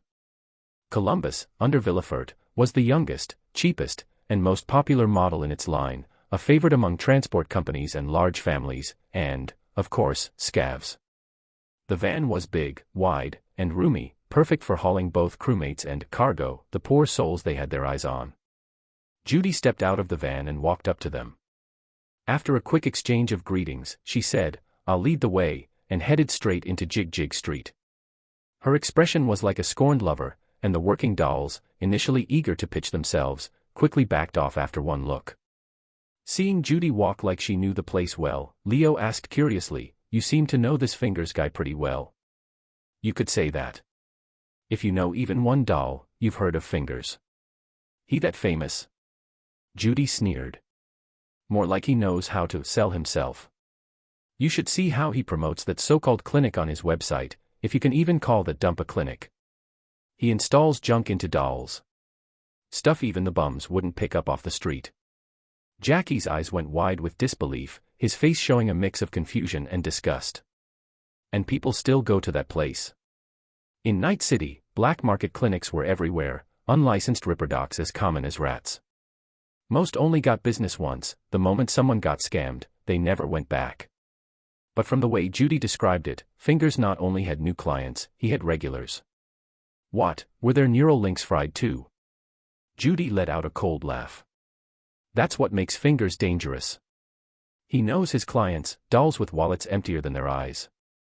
So he lets them pay, in other ways. V and Lucy's expressions turned grim. At the same time, they both muttered, "Scum." While they talked, the group made their way into a side alley deep within Jig Jig Street, the walls covered in strange, disturbing graffiti. At the alley's end was a huge wall mural, a pale face with sunken panda eyes, lips sewn shut with black thread. It didn't seem to serve any purpose other than to show off the artist's twisted tastes and make anyone looking at it deeply uncomfortable. Beside the mural stood a dirty, crumbling building. Fingers' clinic was inside. The wall above the door still had a flickering white neon sign, Fingers MD. But outside the door, a few punks were loitering, some sitting, others standing, completely blocking the entrance. Well, look who we've got here." The gang leader sitting on the steps leered at V and Lucy, his gaze hungry and overtly hostile. "Two sweet little cherries in a dumpster like this. Walkin' around without a leash, you sure you're not asking for it? Bet you'd scream real nice."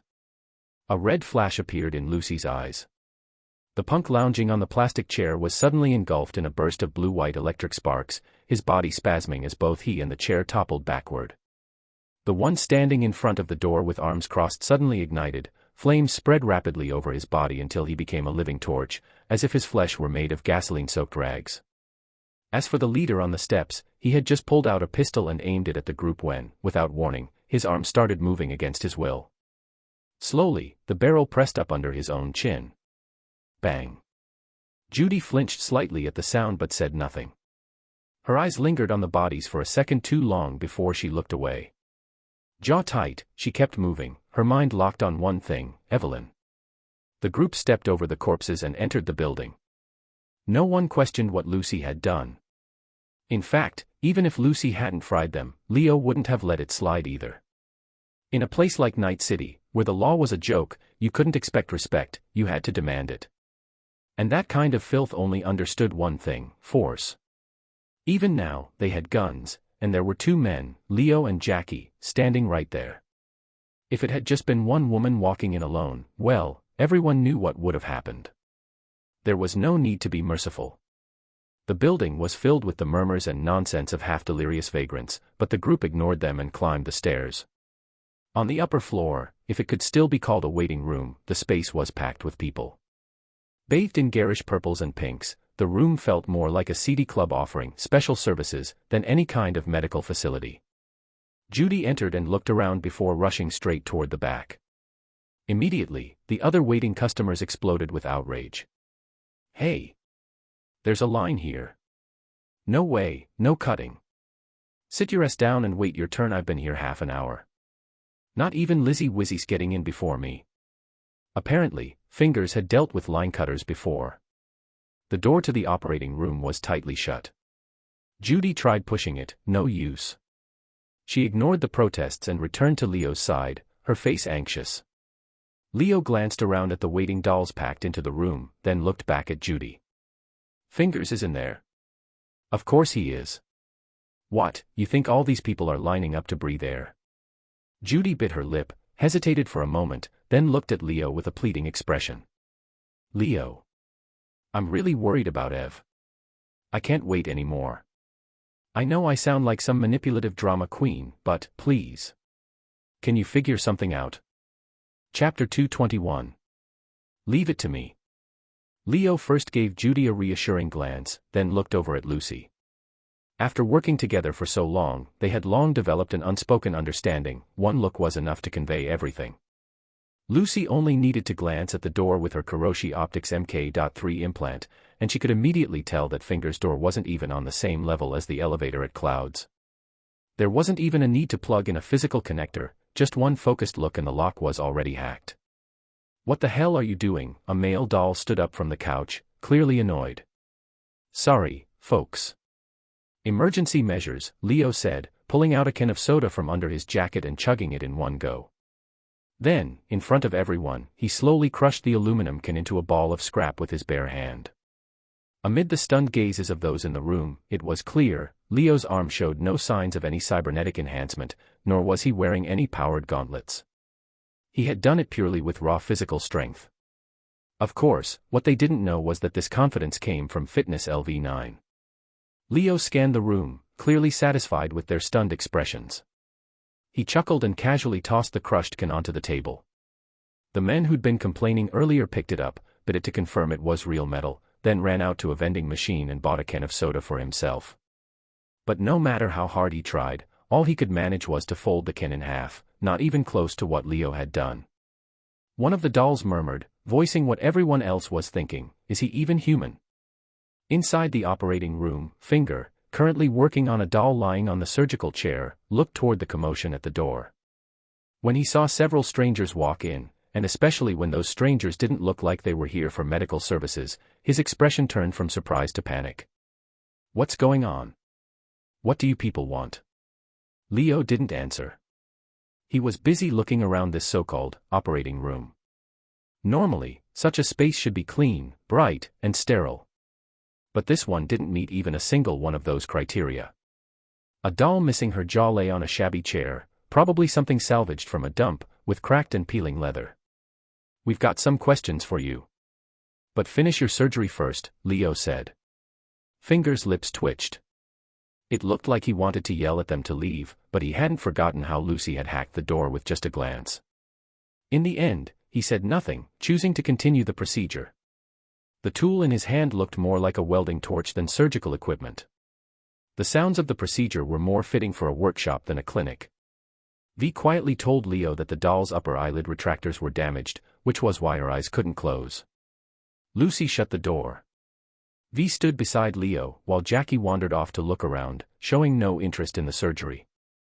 Sparks jumped from Fingers' torch as he welded at the doll's face. He picked up a jaw component and carefully fitted onto the doll's lower face. A loud click rang out as the jaw locked perfectly into place. Of course, it wasn't finished yet. If she just walked out like this, a jump or two and that jaw would fall right off again. If you're a big girl, hold still, it's gonna hurt. Judy, who had been silently watching until now, couldn't take it anymore. "You don't even have any endorphins or anesthetics in here?" Finger didn't even glance at her. It's not that I don't have them. My customers usually can't afford that kind of stuff. One hand held the doll's head firmly in place, the other continued sparking away. The doll moaned in pain and struggled instinctively. Don't scream, just bear with it a bit longer. Judy turned away, unable to watch. But Leo observed Finger closely, thoughtful. Eventually, Finger finished and looked at the doll. All done. How's it feel? It's okay, I guess, the doll said, voice trembling, nearly in tears. Finger examined her carefully. Looks good to me. Don't forget to smile, sweetheart. The doll touched her jaw, and after confirming it wouldn't fall off, she left the operating room. Finger put down his tools and walked over to the sink. He washed the grime off his hands, pumped some soap from a wall dispenser, and lathered up. Then he glanced at Judy, eyeing the various tattoos on her arms. You with the tiger claws? Far as I remember, I paid my protection fee. Judy snorted. No. I'm with the Mox.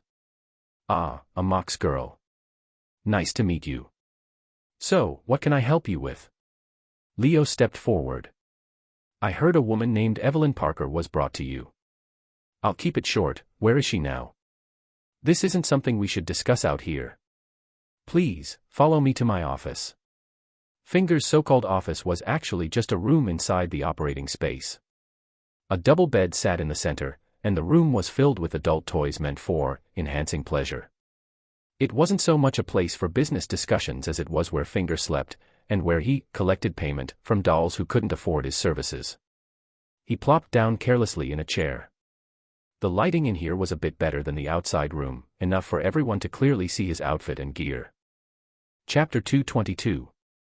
Fingers didn't look a day over 40, but his appearance redefined the word creepy. Thin, short, and wiry, he looked like one of those doll-like henchmen from a dark fairy tale.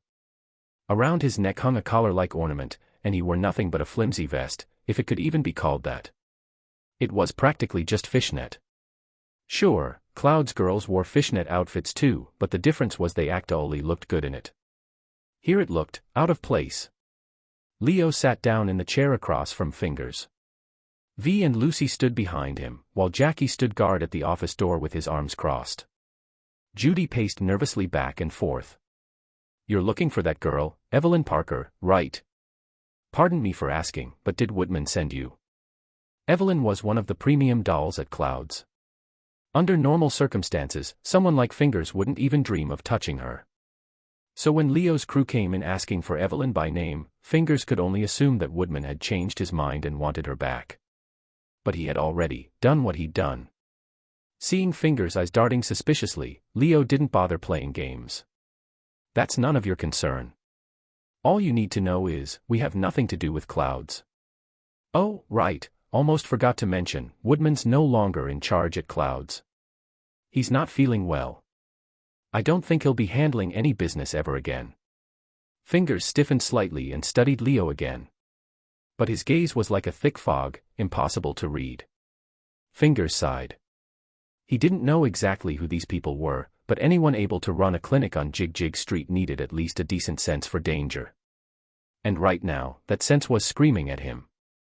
He could tell which people you could mess with, and which you absolutely couldn't. Poor girl. I really wanted to help her. But you can see for yourself, this place isn't exactly state-of-the-art. You said you couldn't help her. Why not? Be specific.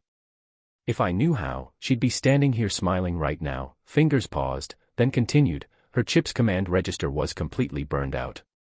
I tried replacing it, but no luck. A netrunner did it. Using some kind of custom malware. That's possible. And then? What did you do with her? Fingers shifted uncomfortably. She stayed here for 4 days, didn't move at all. Spent the whole time locked inside her BDs. When I realized I couldn't fix her, I patched her up the best I could and made a call to my fixer. Jackie couldn't help but snort with laughter. You've got a fixer? Of course Fingers had a fixer. Everyone did. People like him, those who constantly ran into trouble, were a fixer's bread and butter. Leo didn't say a word. He just gave Fingers a look, signaling him to keep going. Fingers' face flushed slightly, but he didn't argue. I called my fixer, and that same day, 2 people came and took her away. Who did you call? Who's your fixer? Okada Wakako. Queen of Westbrook. Jig Jig Street was right next to Clouds, and part of Japantown. So it made perfect sense for Fingers to call a local fixer. Wakako wasn't a good person, but as long as you didn't cross her and were willing to pay, she could be reliable. At least, for cases like Fingers.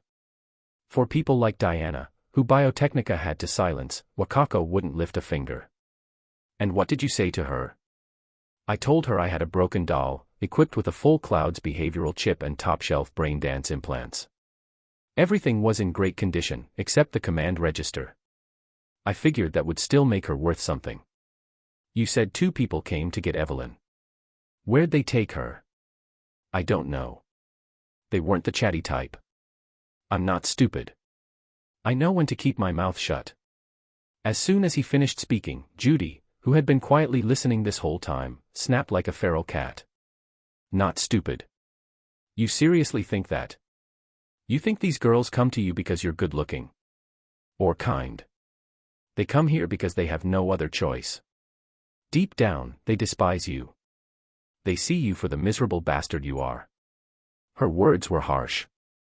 Even someone like Fingers, who was used to crawling through Night City's trash heaps, couldn't remain unaffected. But maybe because of the threat Leo and his crew posed, he swallowed his pride and brushed imaginary dust from his thigh to mask his emotions. Leo continued. You remember what those 2 looked like, don't you? They were the kind of people nobody dares look at straight. One of them had a full beard. And when they were taking her, they didn't mention where they were going or what they were planning to do. They mentioned black BDs, something about moths and skulls. Said she'd be a good fit. I can guess what kind of people Wakako sent, probably a crew that shoots illegal brain dance smut. They wanted her to be an actress. Fingers swallowed hard. That's all I know, I swear. I really don't know anything else. Judy glared at him furiously. And you just handed her over like a plastic doll, didn't even think twice. Fingers looked guilty, but he also had his excuses. What else could I do, girl? Let's be real, I can't take care of a broken doll. Even if I wanted to, I don't have the means. And how was I supposed to know you'd come looking for her? If I'd known, I'd have kept her. You know I would've. Judy fell silent, that burning weight in her chest hard to describe. But it sat heavy all the same. I need air. She turned and headed for the door. Jackie, standing nearby, stepped aside to let her pass. Fingers lowered his head, clearly unsettled. He tried to appear calm, but the way his leg kept twitching gave him away. He was terrified. Leo gave him one last long look, then stood up. The sudden motion startled Fingers so badly he fell out of his chair and landed flat on his ass. But to his surprise, Leo didn't touch him. Instead, he gestured to the others to leave and walked out with V, Lucy, and Jackie. Huh. Fingers was overwhelmed with relief. It was like a wave of euphoria washed over him, he felt as if he'd just dodged a bullet. But he was also confused. He had thought Leo would at least rough him up. Maybe even kill him. So why didn't he do anything? Outside the operating room, the dolls waiting in line were still sitting on the lounge couches. When they saw Leo and his crew exit, they instinctively made room, avoiding them entirely. Leo, are we really just gonna walk away like that? Jackie turned back and spoke into the squad comms. Judy wasn't on this channel, it was just the 4 of them. So he wasn't worried she'd hear. Chapter 223. If not, then what? Hang Fingers up and beat him. Or just kill him outright. V, Lucy, do you two also think the way I handled Fingers isn't quite my usual style? The 2 women nodded. Leo motioned with his chin toward the waiting room. See all those dolls lining up out there? Forget killing Fingers, even if we just roughed him up and put him out of commission for a while, have either of you thought about what happens next? What about them? Besides Fingers, who else will help them? Fingers was a creep, no doubt. The implants he gave to dolls were so bad even scavs wouldn't want them. But that was exactly the problem. The people who came to him weren't just poor, they were the kind of desperate no one else wanted to deal with. People who couldn't even afford to step inside a real clinic. The absolute bottom of Night City's food chain. The implants he installed were junk, sure. But at least they kept these people alive. Barely scraping by, barely holding on, but alive nonetheless. Even ants cling to life. These people wanted to live, even if reality felt like hell. Cutting fingers down in a clean sweep might be satisfying in the moment. But then what? Who would those poor bastards turn to next? Who would care if they lived or died? And besides, Fingers might have been a sleaze, but buried somewhere deep inside him, there was still a sliver of decency. Maybe it was nothing more than a candle flickering in the dark, but to him, and to those who needed him, that tiny flicker still meant something. Remember what he was doing when we barged in? The doll on the surgery chair couldn't afford endorphins or anesthetics. Fingers was holding her head still with both hands, trying to keep her from thrashing and making a mistake during the procedure. Someone might say, isn't that what a Ripperdoc's supposed to do? And they'd be right. It is the bare minimum. But in Night City, how many Ripperdocs still follow even that? WNS and 54 News had reported countless malpractice cases, drunken doctors killing patients during surgery. But because those doctors came from the right families and had the right connections, and because the patients who died were the kind who'd sold everything they owned just to afford one appointment, they all thought the same thing, so what? They were nobodies. If they die, they die. At worst, toss them a hollow apology and move on. I said I'm sorry, what more do you want? Give me a break, doctors are human too. Everyone makes mistakes. Let's not get hung up on facts. What, the patient had no fault at all? You might find it hard to believe. But this is Night City. Here, nothing's too absurd to be true. Judy leaned on the stair rail outside, looking completely defeated. I'm the one who let her go back to Clouds. If I'd known this would happen, I should have stopped her. Leo tried to encourage her. Losing your cool won't help. Panic and regret only waste time. Judy snapped, cool. You think I'm not calm? Evelyn's already dead, and you want me to calm down. We don't know that yet. She might still be alive. Right now, every second counts, we can't afford to waste any time. Leo's words slowly pulled Judy out of her spiral. He reignited her hope. He was right. Fingers had only just sent Evelyn away a day or two ago. Even Black Brain Dance didn't kill someone that fast, probably. Which meant, they still had a chance. But even so, they were short on leads. All we know is she got dragged off to shoot a Black Brain Dance. How's that supposed to help us find her? We also know there's a connection to the Skull Moth. That's something, at least. Judy buried her face in the crook of her arm. You're way more optimistic than I am. That thing. You call that a lead? You ever heard of Skull Moth before?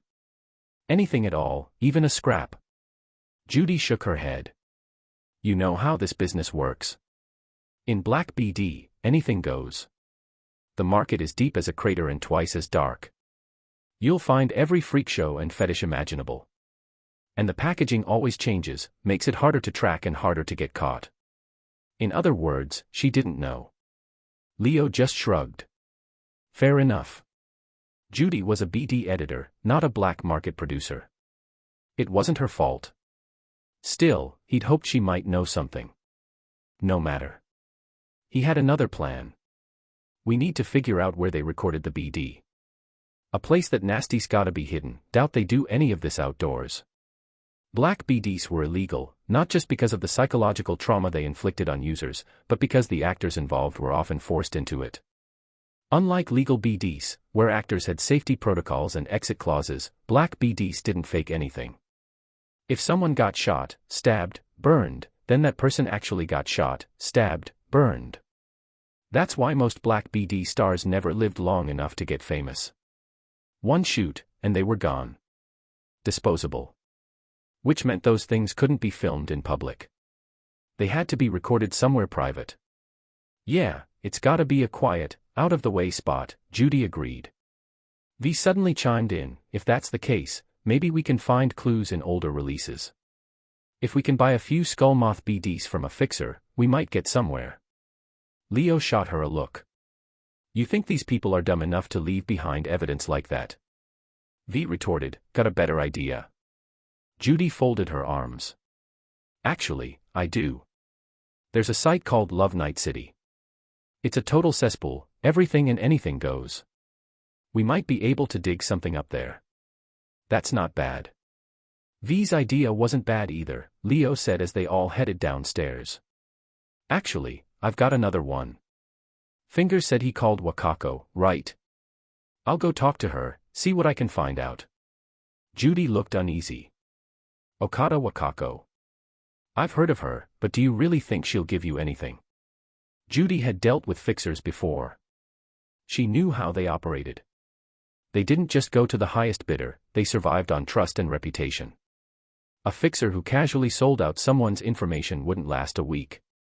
That's why Night City had dozens of fixers, but only a handful that people actually remembered by name.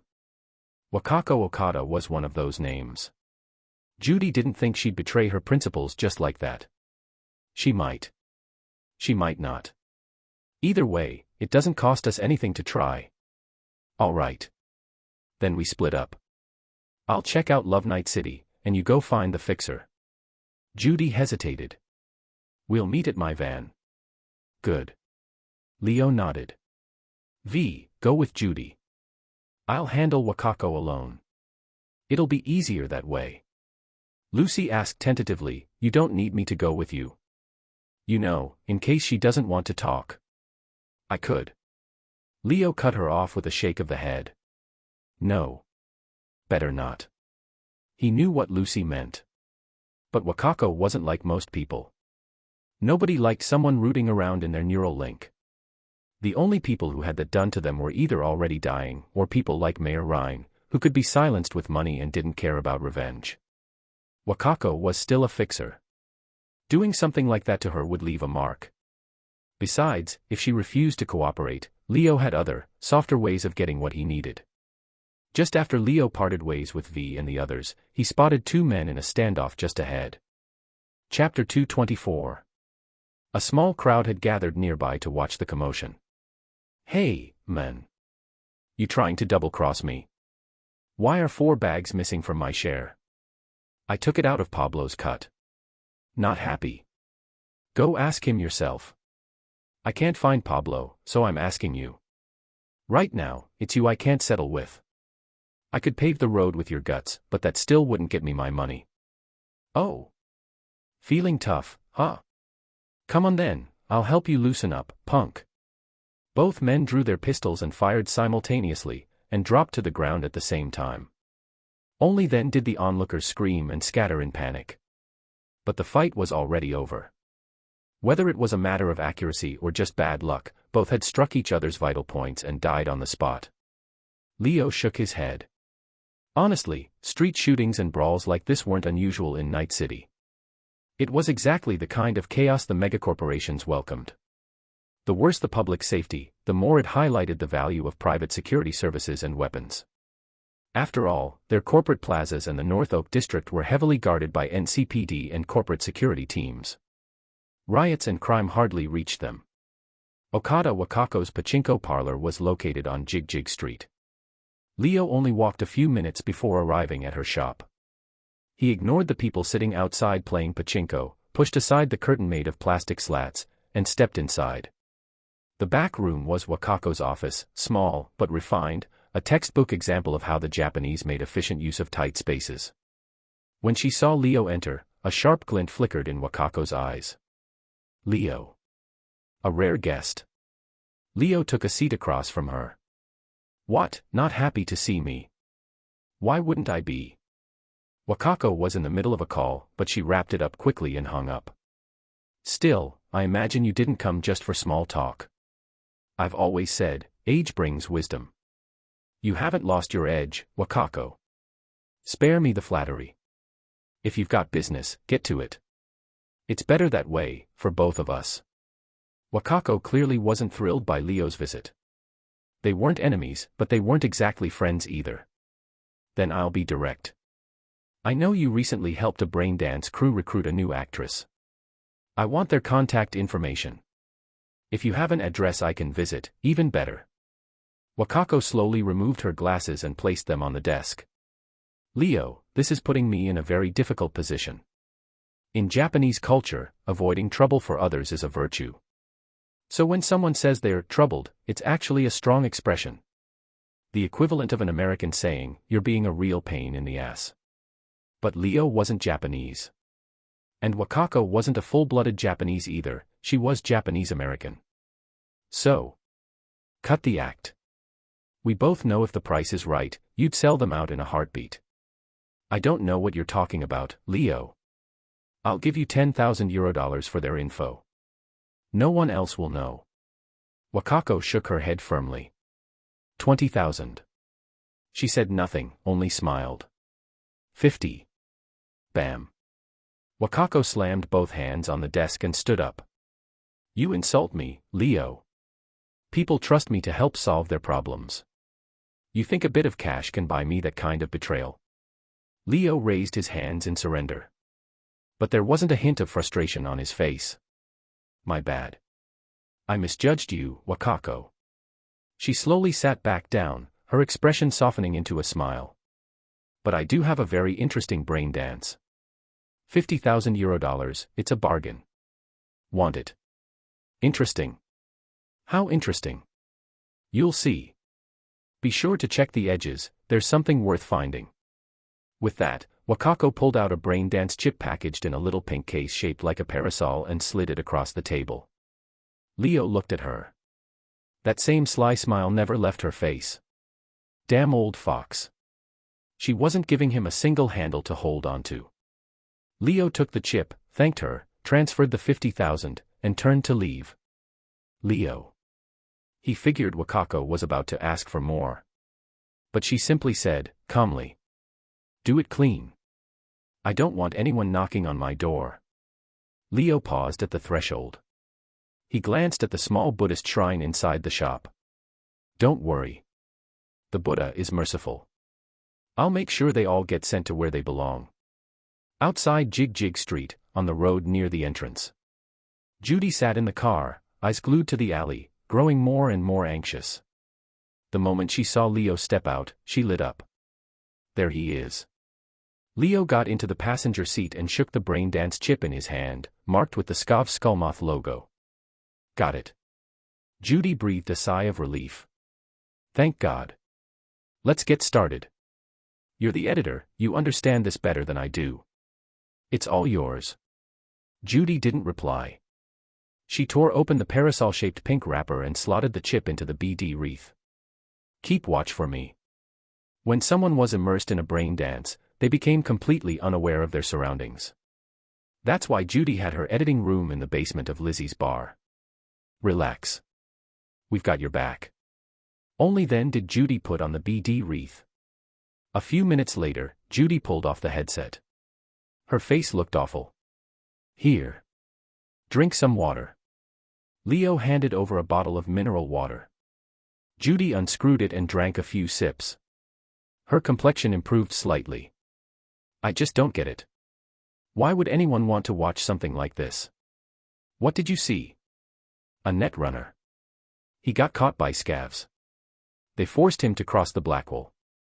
Lucy's expression changed immediately. Cross the Blackwall? What do you mean? Judy didn't know Lucy's background, all she knew was that Lucy was the netrunner in Leo's crew, nothing more. Seeing Lucy suddenly tense up, Judy chalked it up to professional nerves. She didn't overthink it. Just what I said. They were making the netrunner cross the Blackwall. Or rather, it was the people bankrolling that BD team, those clients, they wanted to see what's on the other side. Lucy shivered. On the far side of the Blackwall, inside the old net, there was nothing worth seeing. Chapter 225. Only countless rogue AIs roamed inside. Back when she was still at the Arasaka facility, she and other children raised under Arasaka training had been forced into the old net. If the Badlands above were already riddled with dangers, then the old net was its cyberspace equivalent, only deadlier. In the Badlands, if you wanted to cross safely, you could hire mercs, rent armored vehicles, these things significantly increased your chances of survival. But nothing could improve your odds in the old net.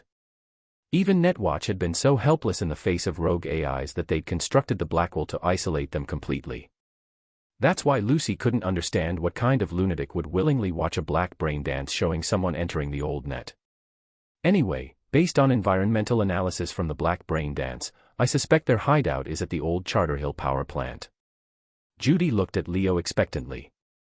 If she were alone, she had no chance of snatching Evelyn back from the black brain dance crew. Fortunately, Leo didn't disappoint her. Good. No time to waste. Let's move. The van roared to life, carrying them all toward Charter Hill. As the scenery changed from skyscrapers to low-rise buildings, Leo knew they were close. They had just crossed a bridge and were now driving along the road between Charter Hill and the Glen. There were no neon signs, no giant holographic ads here. Pedestrians and traffic had grown sparse. The van slowed down. To avoid being spotted, Judy didn't drive it straight up to the power plant. Instead, she parked a short distance away. We're here. From inside the vehicle, they could clearly see the glowing signage on the power plant wall up ahead. Leo began assigning roles to the group. V, you stay here and protect Judy. Jackie, Lucy, you're with me. No way. I'm coming with you, Judy said, pulling out a pistol and skillfully removing the magazine to check it. I don't use this much, but I know how to handle myself. Just editing brain dances won't get you far in a city like this. With her attitude, Leo knew even if he stopped her now, she'd sneak in on her own. Fine. If you're set on it, I won't stop you. Everyone got out of the vehicle. Leo scanned the area using his tactical goggles before taking the lead. This way. The power plant was right next to a half-demolished apartment block. The ground floor had been sealed off by scavs with iron fencing. There were no stairs to the second floor either. But that wasn't a problem for Leo. With a light leap, he landed on a platform on the second floor. The others didn't need help, except Judy. The lights from the power plant cast long shadows over the ruins, illuminating parts of the half-demolished building. They all hid in the darkness, waiting for Leo's orders. From this point on, everyone crouch and move quietly. There are scavs below. I'll send you their locations shortly. V, Jackie, Lucy, we each take one. Keep it clean, and don't make a sound. And you, Judy, you stay here. Judy frowned. I told you. But this time Leo didn't back down. Yes, you did. But I agreed to bring you here, not to let you join the fight. Stay hidden and don't cause trouble, that alone helps us a lot. Judy bit her lip. She knew Leo was right. Even if she could pull the trigger, the people here were professionals when it came to killing. If she tried to get involved, she might make noise or fall into danger and need rescuing. I got it. I'll wait here. When you've cleared them out, I'll come in. Leo gave her a reassuring pat on the shoulder, then the others began moving. He shared his tactical feed with the team. The other three nodded and silently moved into position, waiting for Leo's signal. In the open space between the power plant and the half-demolished building, a few scavs stood around smoking and chatting. Someone's asking about our studio over on Jig Jig Street. Either we're up for some award, or someone's planning a hit. They're asking because our product's strong. The word was bound to get out. If someone wants to get violent, let them. I want to see who's got the balls. We should double the gate security at least. No one's barging in here for autographs. Hey, you done resting? That's like your fifth smoke. Get back to work before the sun comes up. Right then, the lights suddenly dimmed. The street lamps outside were still on, but the open area fell into complete darkness. The scavs began to panic. What the hell? Relax, it's probably another short. Hey, what's happening on your side? In the dark, the sound of blades cutting into flesh and neck snapping echoed sharply. When the lights came back on, the ground was covered in bodies. Judy, you can come in now. From her hiding spot, Judy stood up cautiously and looked down. Scav corpses were strewn across the ground. Some were decapitated with a katana, some had their necks broken, others had been stabbed through the heart with tactical knives. Judy had seen Leo's team in action before, when they attacked the Phoenix Casino and took down Jotaro Shobo, but she still couldn't help feeling a chill at their deadly efficiency. Heads up. There are more scavs in the building. I'll handle the ones upstairs. You three take the ground floor. Leo pulled out a silver case. In seconds, he equipped his falchion combat gear and activated optical camo. His figure blended seamlessly with the environment. He pushed off the wall and vaulted to the second floor. A scav leaning on the railing didn't even react before Leo gripped his skull and snapped his neck in one smooth motion. Seconds later, another scav upstairs met the same fate. After clearing the second floor, Leo deactivated the camo and came back down. V and the others had also finished off the ground floor guards. We've checked every room. No sign of Evelyn. Could we have the wrong place? Jackie asked, looking at Judy. They definitely filmed the Black Brain dance here. I'm sure of it. They're hiding underground. I found the entrance. Group up on me. Inside a dimly lit room. We're out of methionine for tonight. No worries, just mix in some RTL. It weighs the same anyway. RTL. Erythritol. Basically sugar for grown-ups. That stuff won't make people foam at the mouth, right? We still need our customers. Do you even know what we're making? It's propylmethionine. Even the animals piss themselves on it. A little synthetic sugar won't hurt. I don't get why anyone would take this shit. No one buys it for fun, except maybe psychos. Then who buys it? Duh, corpos. Are you dumb? Corpos. What the hell would they want with it? Jesus, are you stupid or just acting?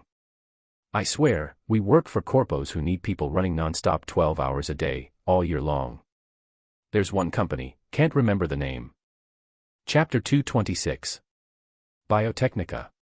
Yeah, fucking Biotechnica.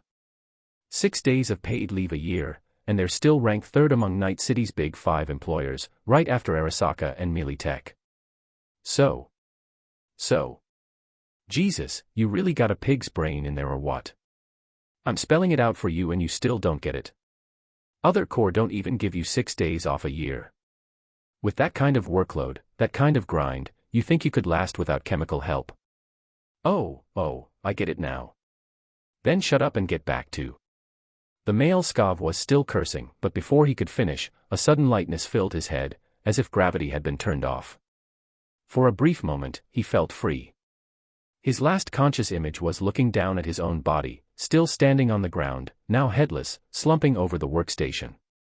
Strange, that body looks just like mine, he thought, before darkness swallowed his consciousness. The female scav's face turned pale as she saw the male scav decapitated. She opened her mouth to scream, but Jackie was already behind her, clamping her mouth shut. His knife pressed against her jawline and sliced hard. Her eyes bulged as if they were about to pop from their sockets. Her body thrashed like a fish out of water. This place is a fucking nest of rot, Judy said as she caught up from behind after Leo confirmed the area was secure, her eyes sweeping the surroundings with disbelief. She wasn't wrong. It looked exactly like any drug lab in a film, only dirtier, messier, and far worse. Leo had heard rumors that Militech provided its employees with performance-enhancing drugs for free to boost efficiency. He didn't know if Militech was backing this place, but if they were, he pitted their workforce. As they pushed deeper into the facility, the scenes grew even more depraved, blood-soaked bathrooms, dormitories worse than concentration camps, and corpses. These scavs were smarter, and more efficient, than the ones in the city. Victims were abducted and forced to record black brain dance sessions for their clients. When the victims died from torture, their bodies weren't discarded. Instead, their implants, organs, and anything valuable were harvested. Fucking scum. The others looked sick. Even V, Jackie, and Lucy, no strangers to death, were deeply disturbed. There was something especially grotesque about seeing human ingenuity twisted into such cruelty against their own kind. Judy had already vomited several times. In the deepest room of the second basement level, the heads of the Black Brain Dance operation had gathered. Papaya Nova removed her brain dance wreath and grinned. Good quality. Our client's gonna love this one. She tossed the wreath aside. wanna try it? Suanov quickly shook his head. No thanks. I'll pass. No balls, huh? Papaya Nova snorted. You should just change your name to Coward and be done with it. The rest of the room erupted in laughter. Suanov was a weirdo, even among scavs. He led a crew of psychos and junkies but refused to watch brain dance. Murder, arson, rape, drug abuse, they'd committed every sin on the list. But black brain dance. That, he couldn't stomach. Still, a strange bird in a big forest wasn't surprising. And Suanov was effective at what he did, so the others only mocked him without malice. Papaya Nova, seeing his face flush red and pale in turns, dropped the matter and shifted topics. Right, what's the deal with that girl the Ripperdoc brought in for us? She's holding up, I guess. But I got a bad feeling about her. We should get rid of her soon. No more brain dance sessions. If word gets out, we're fucked. Papaya Nova had originally intended to give Suanov a way out of the mockery, but his cowardice pissed her off. A bad feeling. What, you need a crystal ball too? Gonna call Grandma's ghost for advice next. You seriously scared of a comatose chick? The fuck's wrong with you? What did you snort this time? Forget it, I didn't ask. I don't care what you're taking, but you need to stop. Your brain's already mush. Another round of laughter broke out. Then, a gunshot cut it short. Silence. The room went dead quiet, everyone stunned. These weren't green kids, they'd all killed before. Instantly, they grabbed their weapons and took cover. From outside the room, they could hear their underlings shouting, the crack of gunfire, and the sounds of a firefight. Enemies got in. They made it this far in. What the fuck are the guys outside even doing? They'd stationed more than 10 guards on the upper level around the generator walls, not to mention the others posted all the way down to the second basement. How the hell had intruders gotten this far unnoticed? Could it be Corp security forces? Not even NCPD had this kind of efficiency. Only corporate troops, with top-tier gear and training, could have steamrolled their way in like this. But Papaya Nova quickly dismissed the idea. No way. Don't forget, the Corps need us for their drugs. Sure, the stuff we give them's dirty, the side effects nasty, but it's dirt cheap. Even Hippocrates would call us saints. If they wipe us out, who's gonna sell them their chems? They could make it themselves, sure, but their costs are higher. What, you think they're gonna take a loss out of kindness? No one replied. Then, suddenly, the gunfire stopped. Not just the gunfire, everything stopped. The shouting, the sounds of fighting, gone. Silence returned. But not the kind of silence that comes after a party.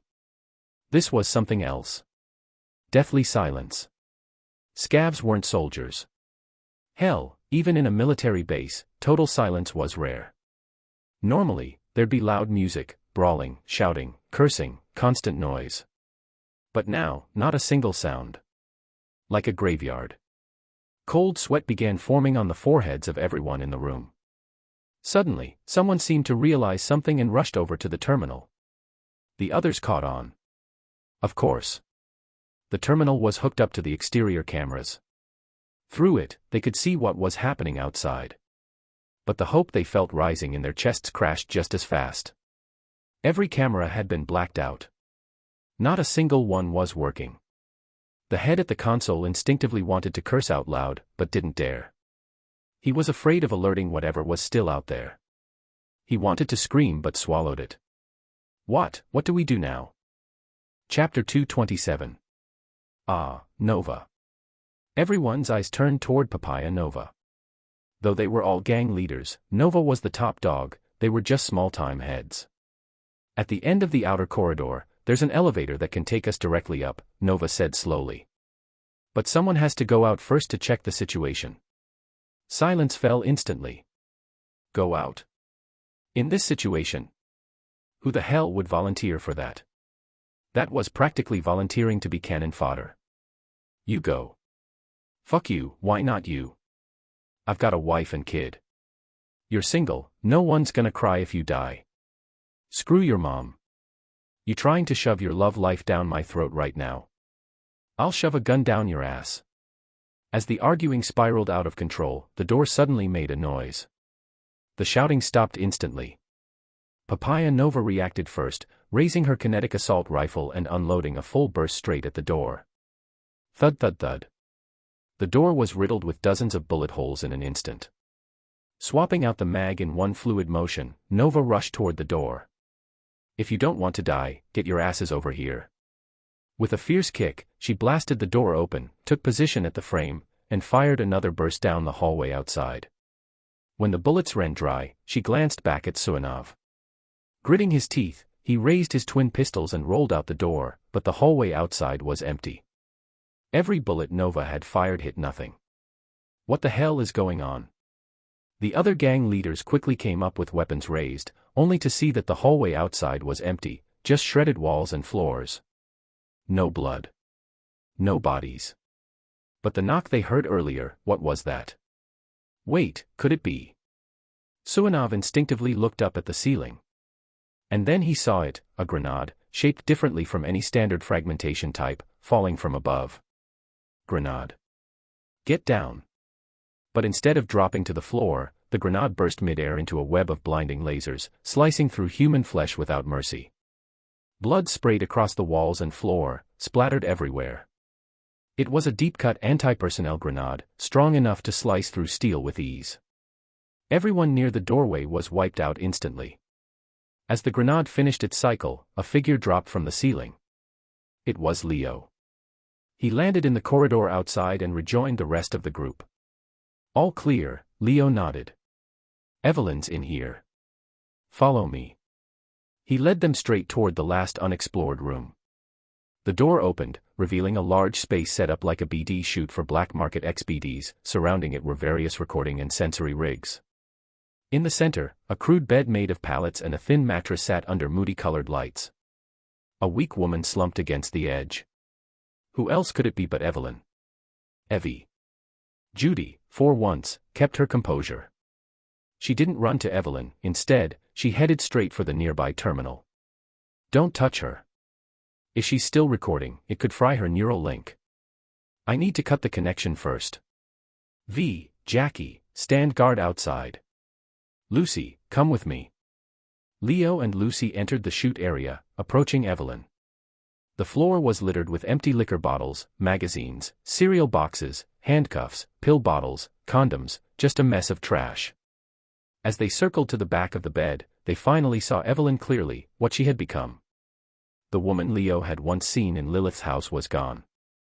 Evelyn now looked like a broken toy, bloodied, bruised, wrists raw from cuffs. She wore only a thin top. No pants. No shoes. Pinch Dios Santo Bendito. Jackie had held grudges against Evelyn. She gave them the job, and like Dexter, she vanished when things went south. He had spent the whole search wondering what kind of attitude he should take when they finally found her. But now he didn't need to decide. Even Jackie couldn't bring himself to say anything. Evelyn had abandoned them, sure. But they were still alive. And Evelyn, she was barely a person anymore. After Kiki Plaza, Jackie's mindset had shifted. He still wanted to make a name for himself, but the dream of getting rich overnight. That was gone. Why are there so many legends buried in the ground? Because the sky doesn't drop miracles, only traps. As long as you're alive, there's hope. A future. Possibility. See the wires hooked into her. Tell me when you're ready to pull. We have to disconnect simultaneously. Got it. On your count. Leo knelt in front of Evelyn. 3, 2, 1. He yanked the wires out. In doing so, he saw Evelyn's face more clearly. It was soaked in blood. Her eyes were empty, like a corpse. Footsteps approached. Judy rushed over, reaching to touch Evelyn. But the moment she saw Evelyn up close, she flinched and pulled her hand back. Let's go. We'll get her out of here. The rest can wait. Leo carried Evelyn, climbing out with the others, returning to the surface. Judy led the way, jumping into the back of the truck. Jackie pulled the door open, and V helped guard Evelyn's head. Chapter 228. Careful. Leo carefully placed Evelyn in the seat, fastening her seatbelt securely. Once everyone was in the car, he gave Judy's seat a light tap. Let's go. Hold on tight. Later, after carrying Evelyn into Judy's apartment and laying her down on the bed in Judy's room, no one disturbed her. The group quietly exited, giving her space. Judy pulled out a cigarette, glanced at Leo with slight hesitation. If you want to smoke, go ahead, Leo said calmly. Thanks. Judy lit the cigarette and took a deep drag. Jackie asked, will she recover? I don't know. Judy exhaled a cloud of smoke, shaking her head. Though Evelyn had been rescued, her current state was neither human nor ghoul. Leo suggested, maybe we should take her to Trauma Team's hospital for a look. Trauma Team's private hospital ranked among the top in Night City, both in terms of medical equipment and technology. Of course, the price was astronomical. If Evelyn had a Platinum Trauma Team membership, most of the treatment costs, about 90%, would be covered. But corporations weren't stupid. If the cost of saving Evelyn was too high, even with Platinum membership, they'd find ways to avoid covering it. Judy was tempted but could only force a bitter smile. I don't have that kind of money. Without hesitation, Leo said, I can cover it. Leo. Judy wasn't the only one surprised, the others stared at him in shock. In truth, Leo wanted to help Evelyn not just out of pity. There was a more important reason. In her current state, Evelyn couldn't tell Leo who had ordered her to steal the chip. On the ride back from Charter Hill in Judy's car, the more Leo thought about it, the more certain he became that Evelyn had been manipulated. That was the only way to explain why her neural link had been fried by a netrunner. He needed Evelyn to recover, so she could tell him who was behind this. If someone had used her once, it was possible they would target Leo next if they found out the relic was in his hands. Or worse, if they couldn't touch him, they might go after the people around him. Leo wasn't the type to leave a known threat lurking in the dark. He wasn't someone who would pretend everything was fine while enemies gathered in the shadows. That's why he was willing to spend money to get Evelyn treated. As for why he didn't let Lucy dive into Evelyn's neural link. Netrunning wasn't a cure-all. Only a conscious, mentally stable person's neural link could yield useful intel. If someone's brain was already mush, the data inside would be the same, garbled and useless. Besides, Judy's feelings had to be considered. And for Leo, the so-called astronomical treatment cost wasn't really a big deal. His daily earnings from Padre's operations alone reached over 300,000 eddies, not counting other income. Covering Evelyn's treatment was well within his means. Actions speak louder than words. Leo immediately called Trauma Team to arrange pickup. 10 minutes later, a Trauma Team AV hovered onto the apartment rooftop. Several fully armed operatives descended from the vehicle. The squad leader looked at the stretcher, now with Evelyn changed into clean clothes, and asked, "Is this the patient?" Leo nodded. 2 operatives lifted the stretcher and carried it into the AV. "Sir, the specific treatment costs can only be determined after a full examination. There will typically be several treatment packages to choose from. The better the treatment, the higher the price. However, there are also more cost-effective options, though their results are comparatively conservative. Regardless of the package you choose, you'll need to register a medical account and deposit no less than 30,000 eddies to cover fuel, labor, and other costs." The squad leader pulled out a tablet displaying a QR code. Leo scanned it with his tactical optics, bringing up a registration page. After inputting Evelyn's full name, the remaining information autofilled, sparing him the need to ask Judy. A sudden thought crossed Leo's mind. If there's unused money in the medical account, can it be refunded? "Of course, sir. You can trust our integrity and reputation." Leo considered for a moment. Trauma Team might ignore non-clients, but for paying customers, especially Platinum members, they were meticulous and reliable. They didn't just fire a few rounds in the air to justify your premiums. They really showed up when it mattered. He nodded and deposited 500,000 eddies into Evelyn's account in one go. "This should be enough. If more's needed later, call me. My number is XXX." The squad leader's attitude immediately became even more respectful. Everyone watched as the Trauma Team AV lifted off and disappeared into the sky. Judy was at a loss for words, tears streaming down her face as she kept repeating, "Thank you. Thank you so much." After leaving Judy's apartment, Jackie couldn't hold back his question any longer. Leo, I don't get it. Why would you do that? Seeing Leo transfer 500,000 eddies to Evelyn's account had pained Jackie as if he had lost the money himself. Well, maybe that was an exaggeration, but he really didn't understand. Neither did V and Lucy. They had kept quiet earlier out of respect for Judy, but their confusion was evident. Actually, Leo explained his reasoning. So that's how it is. The group exchanged looks of sudden understanding. If it's really the Voodoo Boys, we need to act fast. Best to crush them in the cradle, Jackie said grimly. The Voodoo Boys were notorious for assassinations. Jackie agreed that it was best not to let them take the first shot.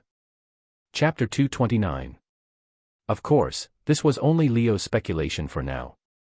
Whether it was really the Voodoo Boys involved, they would have to wait until Evelyn woke up to find out. He was about to say something else when his holocall suddenly rang. Hey, Leo, long time no talk. I heard you're working with Dexter now, making some big moves. How's that going? Smooth. Cut the crap, Regina. What do you want? Regina chuckled softly. You know, Leo, sometimes being too blunt isn't a good thing. Everyone's time is valuable. No need to waste it on pointless pleasantries. But if you insist, nice weather today, have you eaten? You're impossible. Regina pressed her forehead, shaking her head. All right, fine. I do have a job for you. Let me guess, another scavenger cleanup. Regina caught the subtle tone in his voice. What's up with you? Something wrong. There was no need to hide anything from Regina. It wasn't even a secret. We just got out of a scav hideout. These scavs weren't just organ harvesters, they were running illegal brain dance shoots, slicing up people for footage.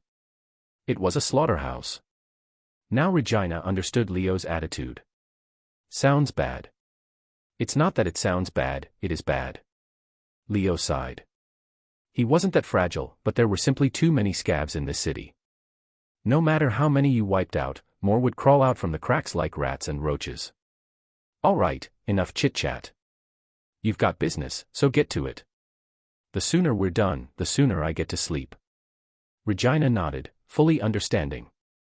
You know, I used to be a journalist. Back in those days, digging up dirt, I made a friend. We even ran a podcast together, but that's ancient history now.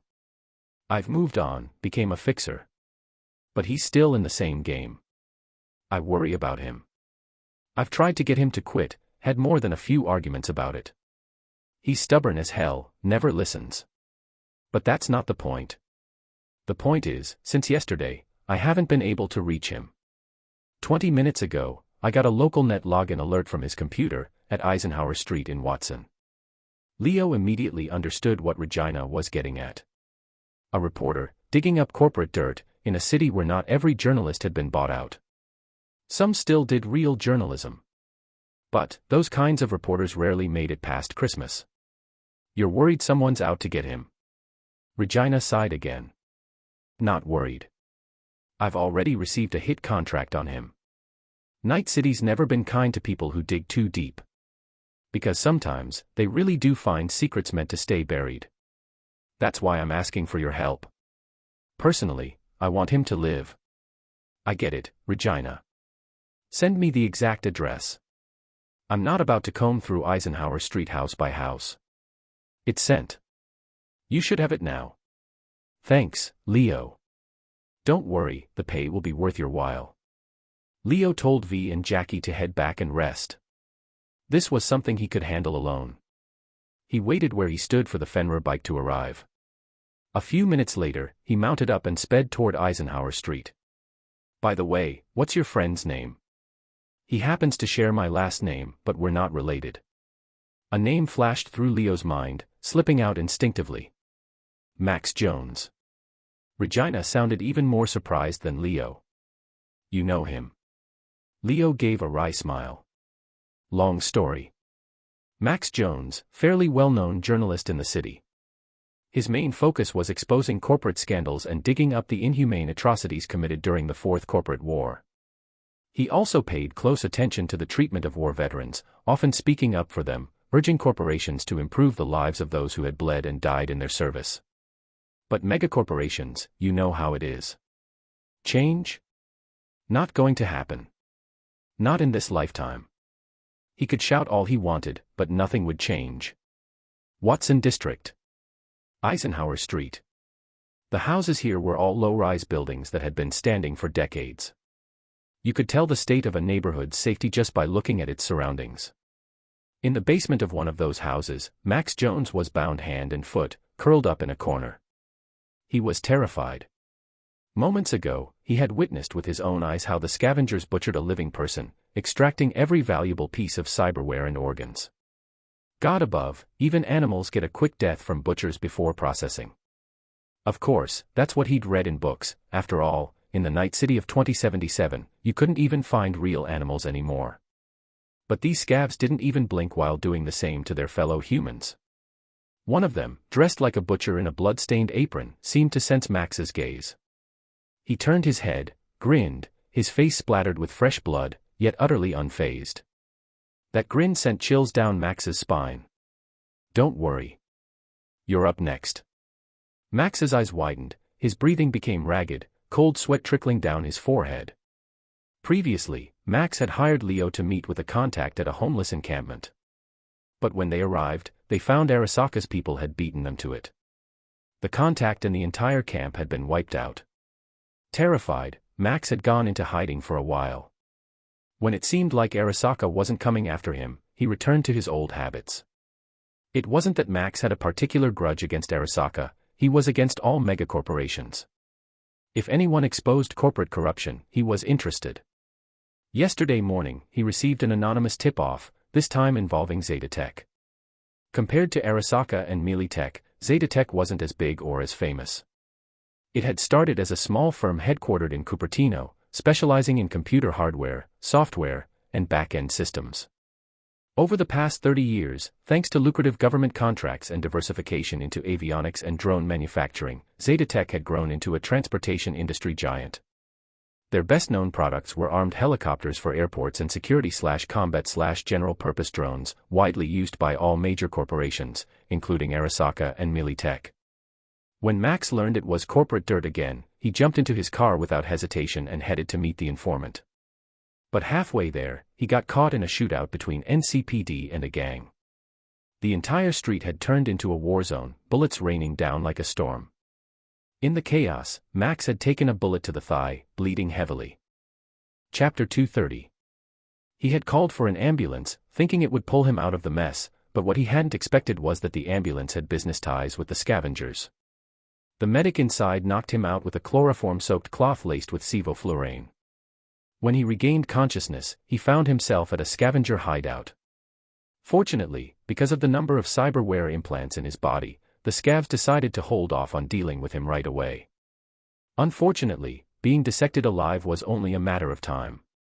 Stop scaring him, Fegashevsky, you idiot. If he pisses himself, you're cleaning it up, snapped Liptov as he shoved the scav who had just grinned at Max. He walked to the sink, turned on the faucet, and let the water run over his blood-stained hands, rinsing away the gore. Trachev, the two people I asked you to find, any news yet? Another scavenger ripped off his bloodied gloves and tossed them to the floor with a wet slap. I asked around. That old Korean lady living across the street said it was a big guy from the Valentinos, a young guy from the Slavs, a white woman, and a half-Japanese chick. They're the ones who trashed your brother's place in Japantown. Those sons of bitches. Came looking for that corpo woman, Sandra Dorset, and killed my brother on their way out. You got connections in the afterlife? Ask around. I need to know who did this. This isn't over. Bang. Before Liptov could finish, a scavenger from upstairs came tumbling down the stairs, slamming into the basement wall, his neck snapping with a crisp crack, folding at a perfect 90 degrees. Who's there? The sudden chaos left Liptov both shocked and furious. He reached for his weapon, but in that moment, time itself seemed to freeze. A white figure shot down the stairs, gliding past Liptov, Fegashevsky, and Trachev in a flash. Then, time resumed. Simultaneously, all three of their necks burst open, jets of blood spraying out like crimson fountains, painting the walls and ceiling in vivid red. The three collapsed one after another, the life draining from their eyes. Max stared, dumbfounded. His mind struggled to process what had just happened. Moments ago, these scavs were ready to carve him up, and now, they lay dead at his feet, someone else's victims. It was only then that he noticed Leo, dressed in a white trench coat, standing calmly in the basement, a faint smile in his eyes. "Need a hand, Max? What the hell are you doing here?" Max's emotions were a roller coaster. He had thought himself doomed, only for fate to throw him a lifeline. "Regina sent me." At the mention of Regina's name, Max's joy visibly deflated. Seeing his sour expression, Leo raised an eyebrow. "You and Regina got beef. She used to be the best journalist I knew. My mentor, even. Now. Pfft. She sold her soul." It seemed the two really did have a falling out. Leo didn't know what kind of grudge Max was holding, but it was obvious it ran deep. In his eyes, Regina was probably the most righteous fixer in Night City, bar none. On another day, Leo might have given Max a piece of his mind, but this was not the place for it. The room reeked of blood and rot, littered with hooks, ice tubs, and fresh gore. A good set for a horror movie, but terrible for a chat. "Let's go. I'll get you out of here." Leo cut the restraints from Max's wrists and ankles, then ripped off the tape over his mouth. "Wait, give me a gun." "You won't need one. I've already dealt with the scavs upstairs. Only one left, and he's no threat to you." Leo waved his hand, signaling Max to follow. To Leo, these were just small fry, not worth Jackie or V's time, let alone his. The basement wasn't just a single room, it was a series of connected chambers with considerable space. There were two exits, one was the entrance Leo had used, connected to a residential building, while the other. A sliding automatic door opened with a hiss, revealing a strange room. The walls were lined with wrenches of various sizes, while the cabinets were cluttered with empty liquor bottles. A man sat in a chair, staring at them in shock. His outfit was even stranger, a blue surgical cap on his head, but no lab coat. From appearance alone, it was unclear what his role was. Seeing Leo and Max emerge, the man panicked, stammering incoherently. Where did you come from?" "I don't know anything. I swear.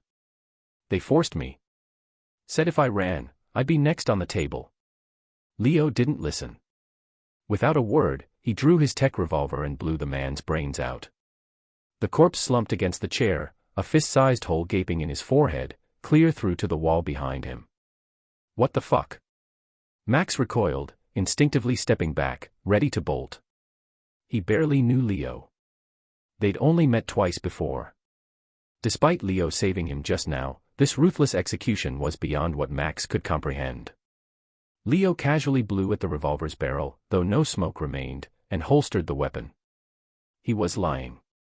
"Before I came down to rescue you, I checked the terminal upstairs." His chat logs with the scavs were all there. Same old routine, scavs snatch people, harvest organs, and he sells them off. You can see it for yourself if you don't believe me. Leo stepped out of the room. Beyond was a narrow alleyway. As he opened the door, sunlight poured in. After being locked underground for so long, Max reflexively shielded his eyes. It took a moment before his vision adjusted, and when he finally looked up in the direction Leo pointed, he saw it, a shop sign hanging boldly. In Night City, there was an unspoken rule: if a place has an open sign but doesn't specify what it sells, it almost certainly deals in illegal cyberware or human organ trafficking. Chapter 231. Thinking back to the basement of that Ripperdock front, the place where scavs performed surgeries on ordinary people, it all made sense. Shops like that one, in Night City, there were at least hundreds, if not over 1,000. For money, they'd toss any moral boundary aside. "Let's go. The cab I called is waiting outside. I'll take you to meet Regina." Max nodded, then suddenly started to vomit violently. "You okay?" Max looked like he wanted to speak, but only kept retching. Leo held him from behind, stopping him from smashing his face into his own puke. Eventually, after retching out the last of what was in him, Max could only dry heave. Leo dragged his limp body, his legs soft like overcooked noodles, into the waiting Delamain cab, then handed him a bottle of mineral water. After rinsing out his mouth and taking a few gulps, Max's face finally regained some color. So, where are we going now? Catching his breath, Max suddenly realized the cab wasn't heading toward his apartment. I'm taking you to Regina. The job isn't done until you see her. Can I get out here? Honestly, I'm feeling fine now. No need to hitch a ride on your dime. Leo gave him a sideways glance. Would you go find Regina on your own? Max hesitated. If I said I would you believe me? If you hadn't paused, maybe I would've. But since you did. No. Max slumped back in the seat. Why do you sound like you really hate Regina? Am I wrong? His tone was bitter, borderline cynical. If it were you, Max said without hesitation, if someone you once raised the banner of justice with, a mentor who once swore to expose every injustice and fight against the darkness of the world, if they suddenly became a fixer in the underground, mingling with the scum, cutting deals, covering up for corpos, and turning their cameras into tools for lies instead of justice, how would you feel? She ever hurt her friends? Innocent people? Max hesitated again. And no, but she doesn't even turn down corpo jobs anymore. Leo shrugged. If there's money in it, why not? As long as she doesn't harm innocents, and she's true to herself. Max sat up straighter. But. Max, listen. Until the right time comes, blind resistance only gets you killed. But even if we die, the truth we uncover stays behind. People will remember. Leo shook his head. Trust me, they won't. At best, you'll be gossip at some bar. Johnny Silverhand dropped a nuke on Arasaka Tower. To many, what could have been more heroic than that? And now, decades later, this city welcomed Arasaka back with open arms. Night City had seen countless reporters like Max. Militech field agents and corpo security teams had faked their suicides or staged their deaths as accidents countless times. These reporters died, yes, but nobody remembered them. Most people didn't even know what their deaths meant. Regina must have realized that, which is why she stopped being a journalist and became a fixer. Compared to her days behind a camera, now she had merc squads under her command, and she had cash flow. More importantly, she had dirt on the core. She could sell intel on Biotechnica to Arasaka, or order her mercs to back off in front of Militech, accidentally leaving a chip full of Arasaka secrets behind, or walk into some Chinese diner in Little China and swap a bowsy stuffed with Militech data for her own lunch. Max thought Regina had fallen, had dirted her hands as a fixer. But to Leo, she was finally becoming someone the core had to fear. Corporate lackeys might scoff, calling fixers little more than hyenas fighting over scraps, but any corpo with half a brain wouldn't dare ignore them. Max fell silent. Leo's words had hit him harder than expected. And what really made him think wasn't just the reasoning, it was what came next.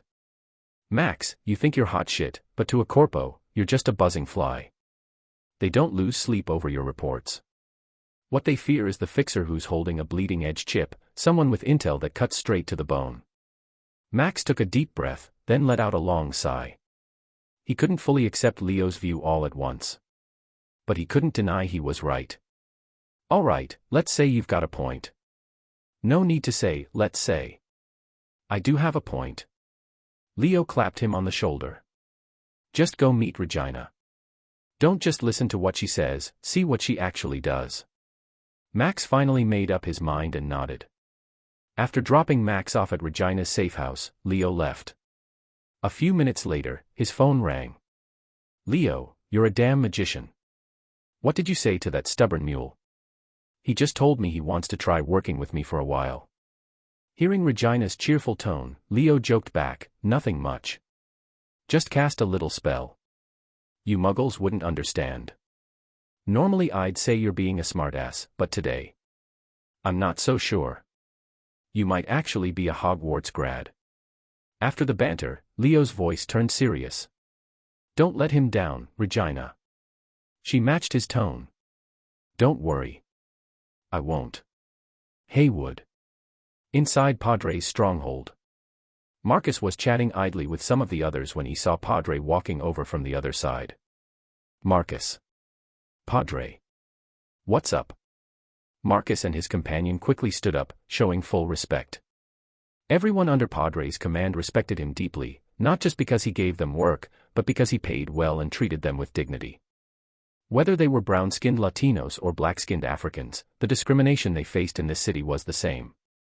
Racism was like a curse in this land, one that never lifted. From the first shot fired in 1775 for independence, to the formal recognition of the United States by the British Crown, through its bloodiest civil war, and all the way to the present day, 300 years had passed in the blink of an eye, yet the plague of discrimination remained entrenched. Latinos had long been stereotyped as criminals. And outside of Haywood, it was almost impossible for them to find decent jobs. Even within Haywood, there was no real solidarity among Latinos. More often than not, it was one Latino stabbing another in the back. In fact, the people who screwed over Latinos the hardest were usually other Latinos. Marcus considered himself lucky to have been chosen by Padre, one of the few bosses in Haywood who didn't discriminate, who paid fair, and treated his men with respect. Good thing you're here. I need to get to El Coyote Cojo, but Carlo's sick. Can you drive? Of course, Padre. Marcus immediately tossed his cigarette and stomped it out. The two of them headed outside and climbed into a Villefort Alvarado V4 F570 Diplomat, a six-wheeled sedan, 4 wheels in front, 2 in the rear. As the name suggested, it was a product of the Villefort Car Company. It came equipped with an engine powerful enough to turn heads wherever it went. Despite its massive size, the Alvarado's twin front axles made handling the weight a non-issue. Unfortunately, that same innovative design also required constant maintenance and occasionally came with some pretty steep costs. Chapter 232. For many in Night City's underworld, Alvarado was the very embodiment of ostentatious luxury. The wide synthetic leather seats made cruising through the urban sprawl feel like a pleasure rather than a necessity. In the southern districts of the Glen, the buildings weren't as tall as those in the north, and the neighborhoods were visibly poorer and more rundown. The car carrying Padre and Marcus was driving along the road toward an intersection. As Marcus turned left, a truck waiting at a red light on the right suddenly plowed through a group of pedestrians crossing the street and then rammed straight into them. Marcus instinctively swerved to evade, but the truck still slammed hard into the car's rear, sending it spinning before it skidded off and crashed into the roadside guardrail. Both Marcus and Padre were tossed about inside the cabin. Fortunately, they were wearing seatbelts, otherwise, they would have been seriously injured, if not worse. Padre leaned out to look through the window and saw the truck slowly reversing to reposition itself. Though the truck's front end had taken some minor damage, the rear of their car was far worse. They weren't even in the same weight class, their vehicle couldn't take another hit like that. Marcus, drive. Now. Padre urged as he saw the truck about to charge again. Marcus, sweating profusely, tried to start the car, but for some reason, the engine wouldn't respond. The truck had already turned around and was coming back in for another strike. Boom. The strained guardrail let out a creaking groan before it shattered. The car was shoved sideways into a street-facing shop. The outdoor stands and merchandise at the entrance were obliterated in an instant. The vehicle got jammed in the doorway, and the area of impact began to twist and collapse under the pressure. Even if the engine started now, there was Northwest way to drive out. Padre, get out. Marcus shouted. Alvarado only had 2 seats, meaning only 2 doors. Marcus's side had been crushed and warped in the collision, completely sealed shut. The only way out was through Padre's door. Padre unbuckled, opened his side, and climbed out. Then he reached back in and pulled Marcus out too. The truck driver, realizing things weren't going as planned, tried to back away, but Padre raised a tech pistol and fired through the windshield, killing him instantly. Padre, are you all right? Padre didn't answer immediately. He scanned the shop around them. The staff and customers were all huddled in corners, staring at him in fear. It was Carlo. He sold us out. He's the only one who knew about my schedule today. Padre's voice was filled with anger. Carlo was his personal driver. Padre had always treated him well. Yet Carlo had betrayed him. He didn't know why, but betrayal was something he couldn't tolerate. We need to get out of here, Padre said, glancing at the wrecked car embedded in the wall before correcting himself. Call the house. Have them send someone to pick us up.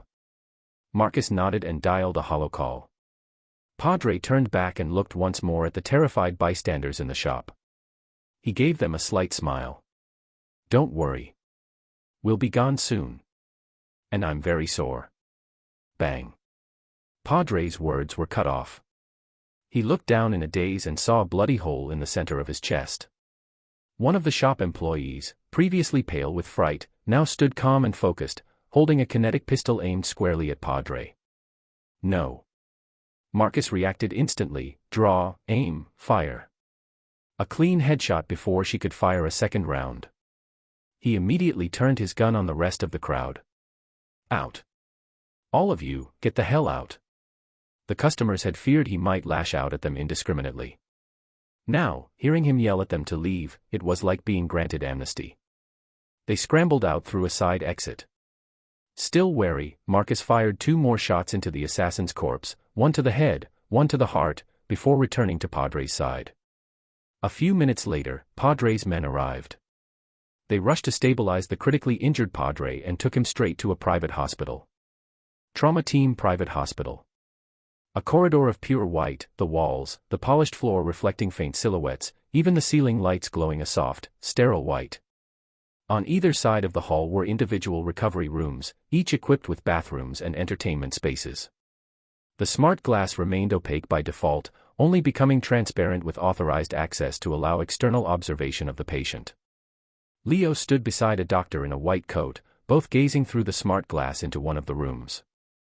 Lying on a clean bed, Evelyn was undergoing various diagnostic scans. "How is she?" Leo asked. The doctor, faced with a customer who didn't even blink at spending hundreds of thousands, was polite and thorough. "She's in terrible shape, but her condition has stabilized. However, it will take some time before she regains consciousness. Doctor, I have some questions I need to ask her. What's the earliest she might wake up?" The doctor looked inside again and sighed. "I can't guarantee that. As I said, she's stable for now, but the trauma she suffered was severe. On top of that, she has a behavioral chip implanted." Behavioral chip, you know what that is. It's a remarkable piece of tech, a brilliant invention. It can turn someone into a completely different person, real enough to win an Oscar. But what the specialists selling these things won't tell you is that they come with devastating side effects. For instance, it can take a rookie fresh out of basic training and turn them into a war-hardened veteran. And then into a cyberpsycho who can't tell friend from foe. That's why companies still prefer brain dance and VR combat training rather than mass-producing soldiers using behavior chips. Leo was a bit surprised by how candid the doctor was. He had expected some corporate spin or sugarcoating. Seeing his expression, the doctor chuckled and explained, "Behavioral chips weren't developed by us at Trauma Team. We gain nothing by hiding the risks. Besides, we're a private hospital. If some other corp takes a hit, all the better." Even among corporations, unity didn't exist.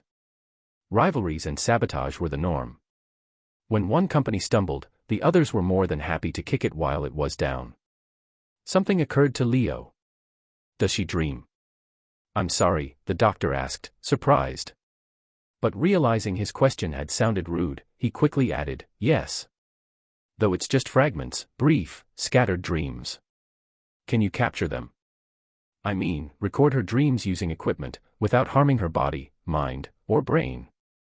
"Of course. We're one of the top 3 hospitals in Night City. That kind of task is routine for us." "Good. Then I'll leave it to you." Just then, Leo's holocall lit up. "I need to take this." "Of course. Go ahead." The doctor tactfully stepped aside. The call connected, revealing the panicked face of a man on the display. "Leo. Is that you?" Leo raised a brow. "Marcus. You don't look good. What the hell happened?" Chapter 233. Something's happened, something huge. Padre's been gravely injured. He's in the hospital right now.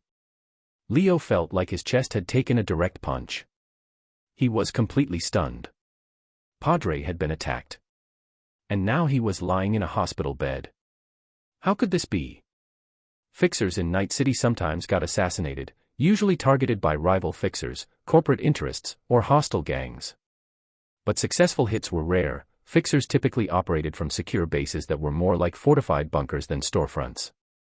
Unless someone declared full-on gang war, breaking into such a place wasn't easy. Even when a fixer needed to step outside, the city's tangled roads and alleyways made it nearly impossible for would-be assassins to predict which route the target would take, unless someone in Padre's crew had betrayed him. What exactly happened? Why's Padre in critical condition? What was he doing? Marcus's expression was grim. Padre was headed to El Coyote Cojo today. Carlo, his usual driver, took the day off, so I drove him. When we reached an intersection, those 6th Street mutts had an ambush waiting. They used a truck to force us into a flower shop, and a disguised assassin posing as an employee put a round straight through Padre's heart. Leo immediately suspected the men who took the day off.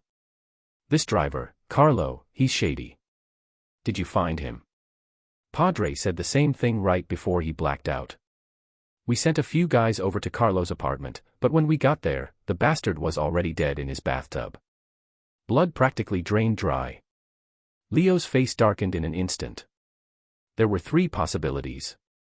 1. Carlo betrayed them, then offed himself out of guilt or fear. 2. Carlo didn't betray anyone, but 6th Street got to him, tortured the itinerary out of him, and killed him afterward. 3. Carlo didn't matter. The real traitor was someone higher up, someone who passed the intel to 6th Street and then staged Carlo's death to make it look like he was the leak. What's the situation on your end now? Not good. We clashed with the Clementi crew, lost several guys. The Clementis were one of the 3 branches of the 6th Street gang, alongside the Falcons and the Frenchies.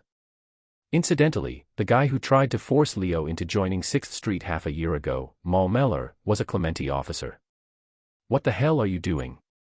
Leo's voice held both anger and frustration. Right now, your top priority should be protecting Padre and rooting out the mole, not starting a war with Clementi. It was Nicola who led us to attack them. Nicola, Padre's second-in-command. He usually handled affairs when Padre was unavailable. The smart weapons Padre got from Leo had been negotiated through Nicola. This Nicola, if he wasn't the mole, then he was a complete idiot. But considering Padre trusted him enough to let him handle major business, the odds of him being an idiot were slim. Which left only one explanation: Nicola was the traitor. At least for now, he was the top suspect. Marcus, listen closely. Gather a small group of Padre's most loyal people, don't let the others find out. Quietly restrain Nicola. Don't give him a chance to explain himself. If I'm right, he leaked Padre's schedule. If I'm wrong, we'll deal with that later. Just secure him for now. Leo was 90% certain he wasn't wrong. And if it turned out Nicola wasn't the traitor, but just some moron who crumbled under pressure, well, the deaths of Padre's men were still on him. Locking him up wouldn't be wrong, either. Nicola's not at the hideout. He's missing. Leo's blood pressure spiked. WTF. What did you just say? Nicola took us to hit Clementi's crew. We lost the fight. He wanted to launch a second attack, but when no one agreed, he locked himself in a room. When we went to get him, he was gone. Great. That pretty much confirmed it. Nicola was 100% the mole. He probably ran off to 6th Street, or cashed out and skipped town. Either way, forget about him. Focus on getting to the hospital and protecting Padre. We can't get out, we're pinned in by the NCPD. Wait, why's NCPD involved? What are they doing there? They said they got an anonymous tip and want to search the place. Said they're looking for glitter. Leo's eyes narrowed. What a ruthless move. Whether it was Clementi's doing or Nicola's plan, the combo was lethal. First, leak Padre's travel plans to Clementi. They set the trap. Padre survives, but barely. Next, stir up his men, bait them into retaliating on Clementi turf, where a counter-ambush was Northwest Stout already in place. If Padre hadn't outfitted his crew with smart weapons, there'd be way more than just a few casualties. Then, when things began to smell wrong and people started piecing it together, have the NCPD show up, bought off, and was ready to stir chaos. The NCPD might be inept and corrupt, sure, but fighting them head-on would be suicide. Leo knew Padre forbade his people from touching glitter, but right now, with everyone emotional and on edge, all it would take was one hothead to snap. And without Padre to calm the waters, no one could maintain order. If a firefight with the NCPD broke out, everything Padre had built over the years could come crashing down in a single night. Who's in charge over there now? It was Nicola. But now that he's gone, no one's stepping up. Fine. Get everyone to shut up and patch them into my comms channel, right now. Soon, comm requests began flooding in. Leo accepted them all, one after another, a waterfall of pop-ups cascading across his interface. Once everyone was in. You all know who I am, so I'll skip the introductions. Time's tight, so I'll keep it short. You're standing on a cliff edge, and one wrong move could doom you all. That's why right now, you need to stay calm. If you keep arguing, or worse, start a shootout with NCPD, you're playing right into Clementi's hands. If you want to do them a favor, go ahead and disconnect now. No one disconnected. Everyone kept watching Leo, waiting for what he'd say next. Leo wasn't officially part of Padre's operation, but everyone knew it was because of his work that Padre scored major profits that trickled down to the entire crew. They all got their cut. They all knew who made it possible. Plus, they knew he also led a successful mercenary team, so he must have had experience dealing with uncivil things. So Leo's words carried weight. He paused a few seconds, saw no one left the call, then nodded slightly and continued. All right. No one left. That means you're all willing to listen. Good. From this point on, stop the shouting, stop the infighting. Marcus spoke up, asking the question on everyone's mind. Then what do we do? The NCPD's still out there, and they want in. Keep them outside. Don't talk to them. Don't provoke them.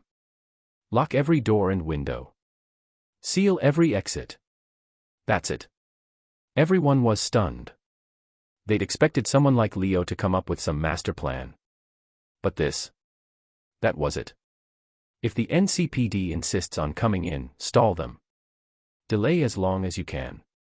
But under no circumstances are you to fire on them. Even if the NCPD were corrupt and incompetent. They were still the law. Chapter 234. There was no denying it, anyone who had ever dared to cross the NCPD had long since vanished without a trace.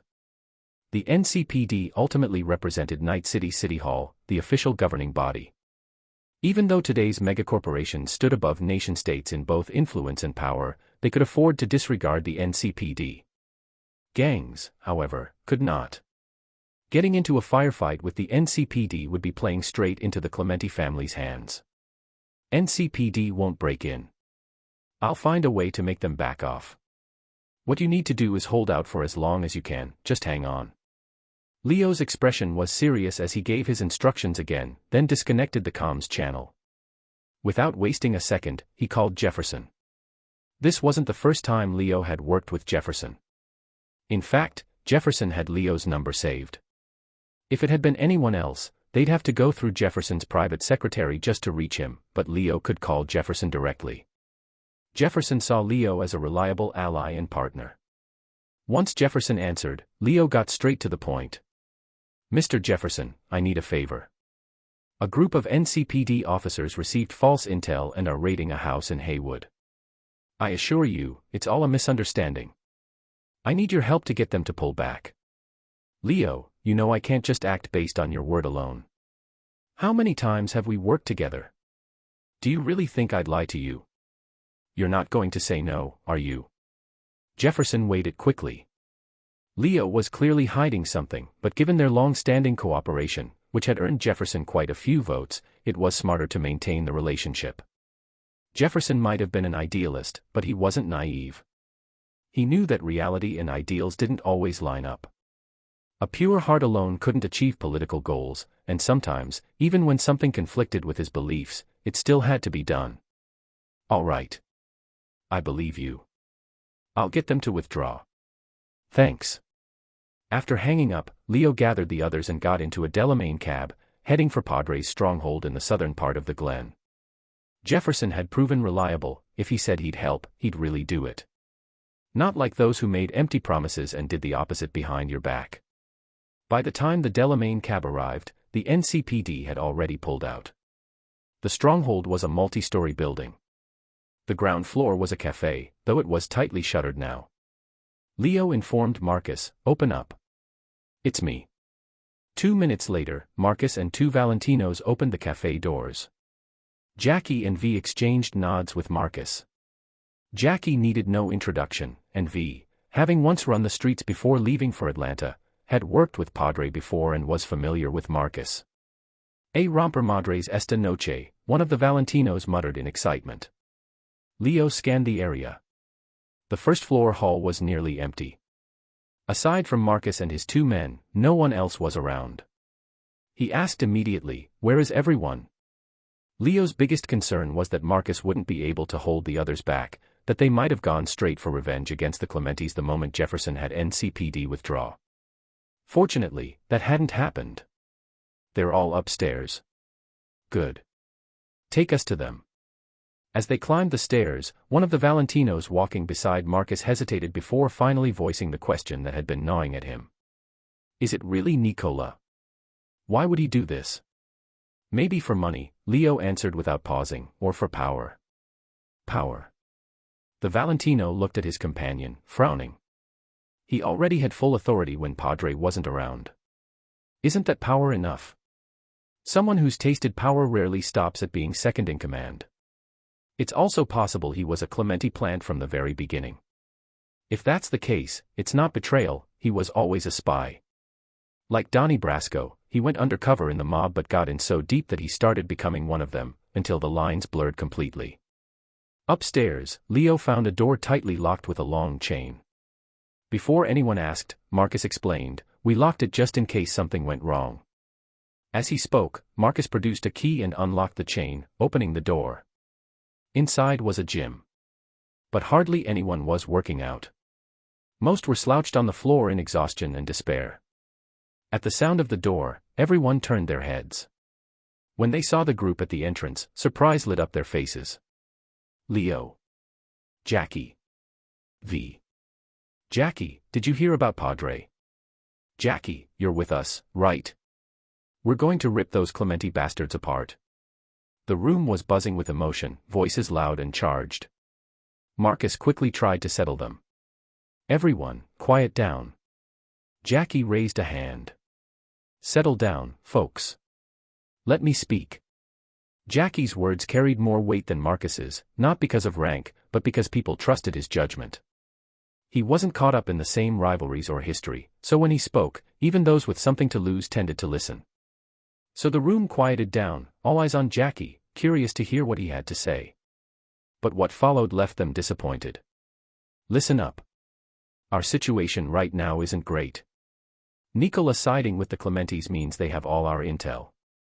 To be blunt, going to war with the Clementis right now would be suicide." That sparked a wave of discontent. "So what, we just do nothing? Sit here while those bastards gloat in our faces?" "We need to stay calm," Jackie continued. "We can't let anger cloud our judgment. First, we need to post guards at the hospital around the clock, 3 shifts a day, 24-hour protection for Padre. We can't give the Clementis another chance. Next, we need help from the other Valentinos." Some looked unconvinced. To them, Jackie's plan felt like cowardice. But most were willing to listen. Cautious as it was, his plan was also the most stable. Jackie personally selected men to guard Padre, then dispatched runners to deliver messages to the other Valentino families in Haywood. Like the 6th Street Gang, the Valentinos had their own internal branches: the Manuel family, the Juan family, the Gonzalez family, the Hernandez family, and the Gustavo family. Each family was named after its leader. By noon the next day, under the scorching sun, the leaders of those Valentino families had gathered in Padre's office. "Jackie." Gustavo greeted him warmly and embraced him. Manuel gave him a nod. Jackie had worked under Manuel for years in the past. But the other 3 leaders, Juan, Gonzalez, and Hernandez, remained cold. "Hold up. Before we begin, I've got one question." Gonzalez pointed at Leo, who was seated to the side. "This guy's not one of us. What the hell is he doing here?" Chapter 235. Jackie looked at Leo. "He's my friend, and Padre's friend too. Even if Padre were here, he wouldn't refuse a friend's presence. But in the end, he's still an outsider. He saved one of my men. He's a friend of mine. I agree to let him stay, Gustavo said coldly. Gonzalez, if you've got a problem with that, you're free to leave. The door's over there, go ahead. Gonzalez's face darkened as soon as Gustavo spoke. Among the Valentinos, the Gustavo family was the most powerful. He couldn't afford to offend them. So instead, he looked to recruit an ally. Manuel, you don't have anything to say. You really have no opinion at all. There's precedent in Valentino history for outsiders to be involved. If Jackie thinks Mr. Leo should be here, I've got no objections. Shut down without support, Gonzalez fell silent, and Jackie continued. I believe everyone here already knows why I've asked you all to come. But before he could finish, Juan cut him off bluntly. Jackie, who made you the one to speak here? Leo narrowed his eyes. Once might be a coincidence.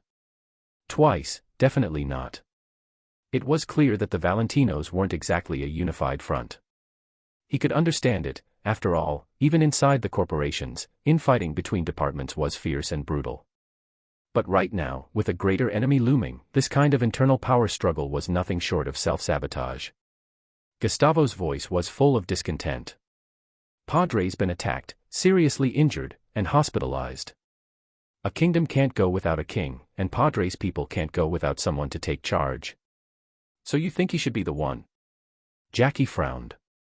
Mr. Juan, what exactly are you trying to say? What am I trying to say? Empires rise, and empires fall. Don't you think it's about time Padre paid back what he took when the wind was blowing in his favor? Seeing them dance around the point, Leo turned to Marcus beside him. Marcus, what's he talking about? There's something you may not know, Mr. Leo, Marcus said helplessly.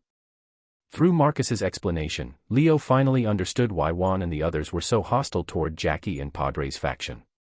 As it turned out, a significant portion of Padre's current turf used to belong to the Juan family. A few years ago, the Juan family went through internal strife, and many of their members were killed. The opposition was dissatisfied with Juan, the current head, and defected to Padre's side, bringing not only manpower but also turf. Naturally, Juan resented that deeply. But back then, the situation left him with no options. Now that Padre had been ambushed by the 6th Street gang and was lying in a hospital bed, Juan saw an opportunity. Before coming here, he had already spoken with Gonzalez and Hernandez. Juan was willing to pay a price in exchange for their support. So his appearance today wasn't about helping, it was about seizing Padre's turf while he was down, a personal act of revenge. Jackie wasn't about to let that happen. Not just because of his old friendship with Padre, but because Juan was clearly trying to exploit a crisis. And this realization made Leo, who had been observing silently, understand why the Valentinos were so divided. Despite Haywood being a Latino-controlled district, they had even lost parts of Vista del Rey to 6th Street, and never taken them back. Turns out, betrayal wasn't just for outsiders, it happened even among brothers. Gustavo stepped forward. Juan, you really want to start fighting amongst ourselves right now? You think the 6th Street gang won't see this as weakness? But Juan remained defiant. Why should I care what they think? Besides, the Clementi family of 6th Street targeted Padre, not us. What are you so worked up about, Gustavo? Juan wasn't a fool, he had his own calculations. He knew the Clementi's family targeted Padre because Padre was the only force strong enough to challenge them in Vista del Rey. Juan had little presence there, almost none, so he was fine with letting the 6th Street gang take it, he had no chance of controlling it anyway. But Padre's turf was a different matter, he could take that, and with little risk. After all, Padre was stuck in a hospital bed. By the time he woke up, it would be too late. That was Juan's thinking, and the reason he was challenging Jackie now. Juan, Jackie's gaze turned cold, dropping the Mr. entirely. I know all about your history with Padre.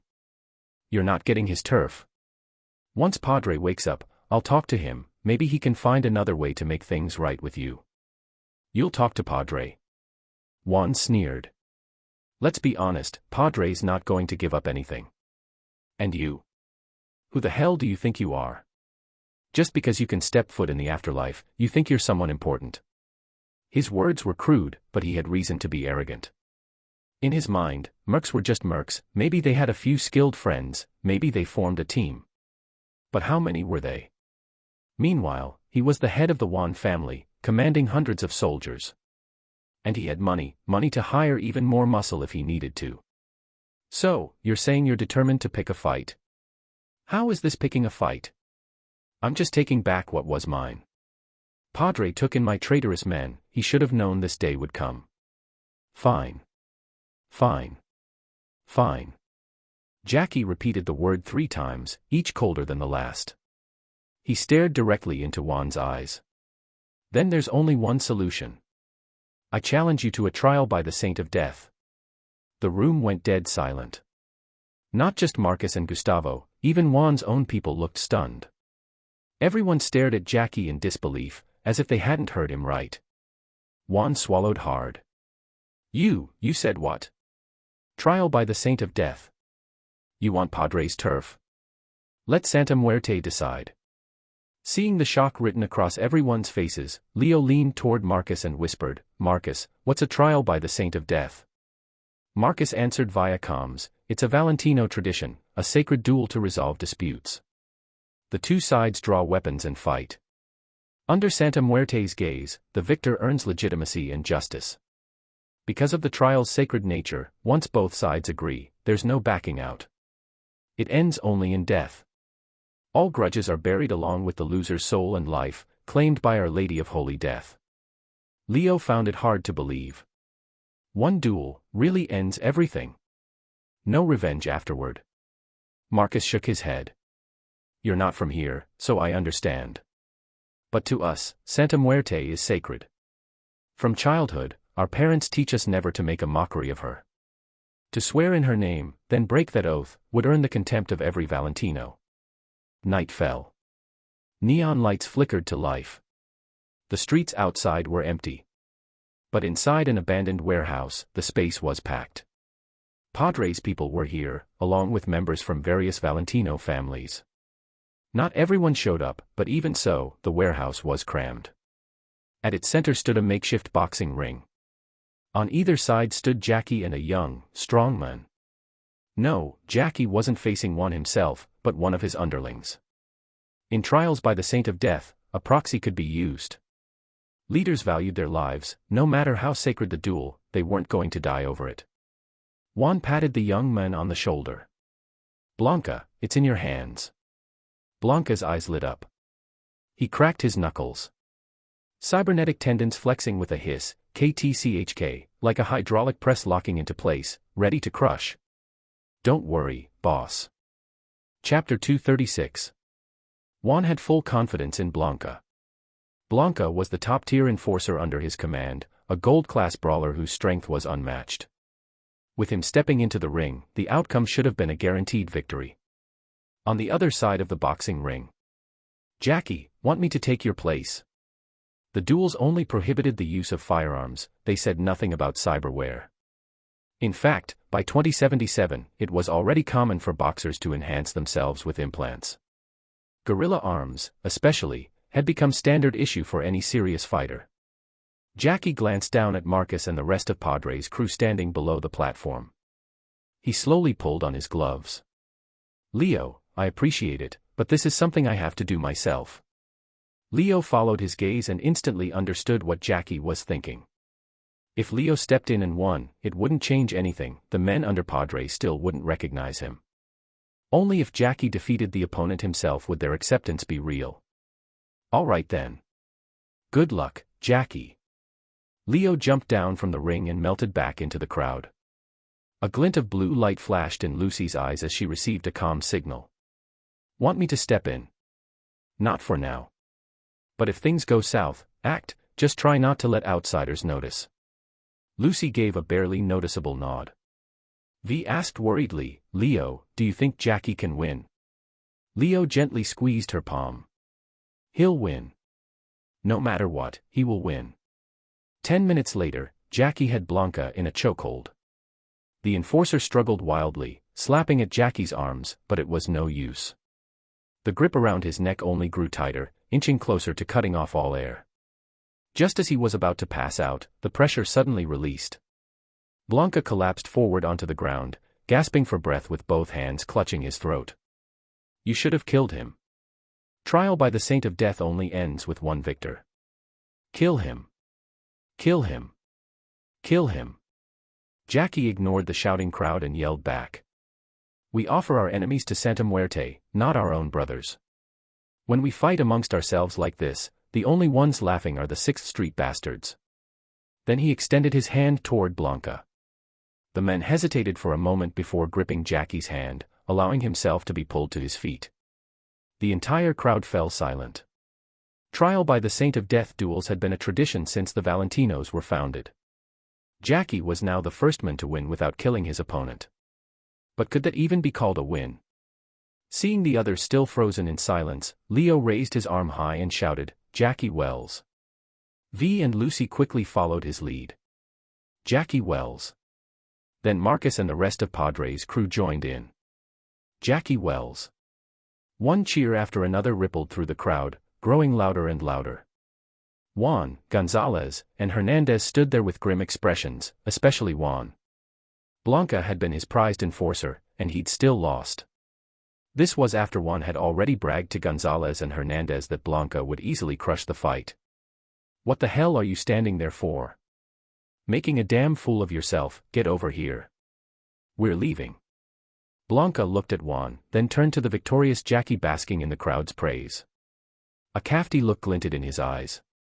In the end, he made his choice.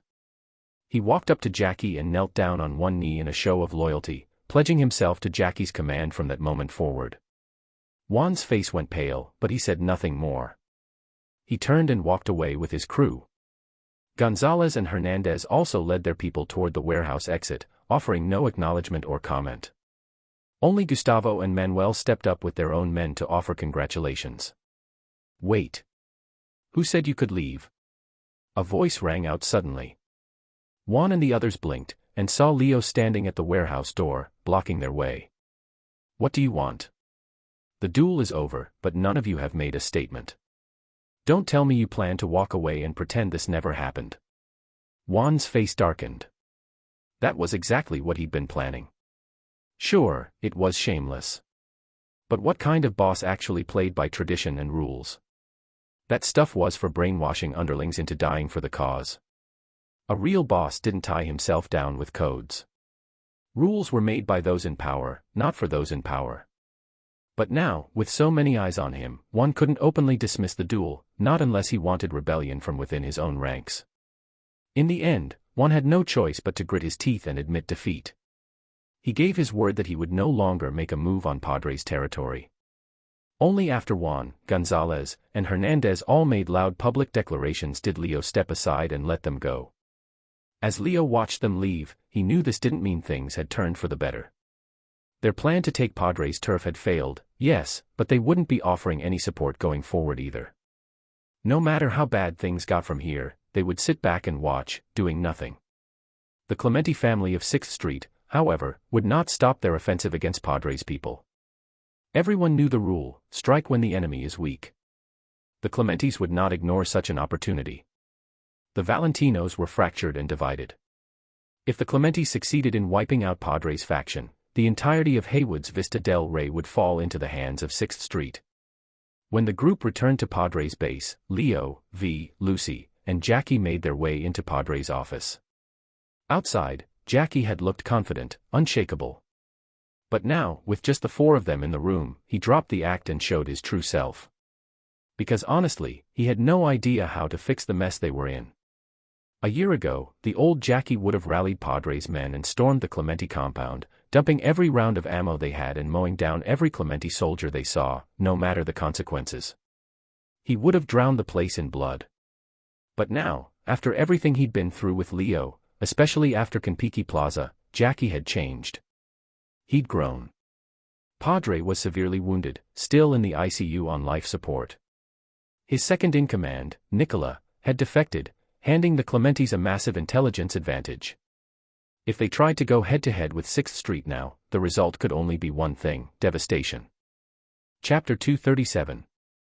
As for the rest of the Valentinos, Jackie had left the Valentinos 10 years ago.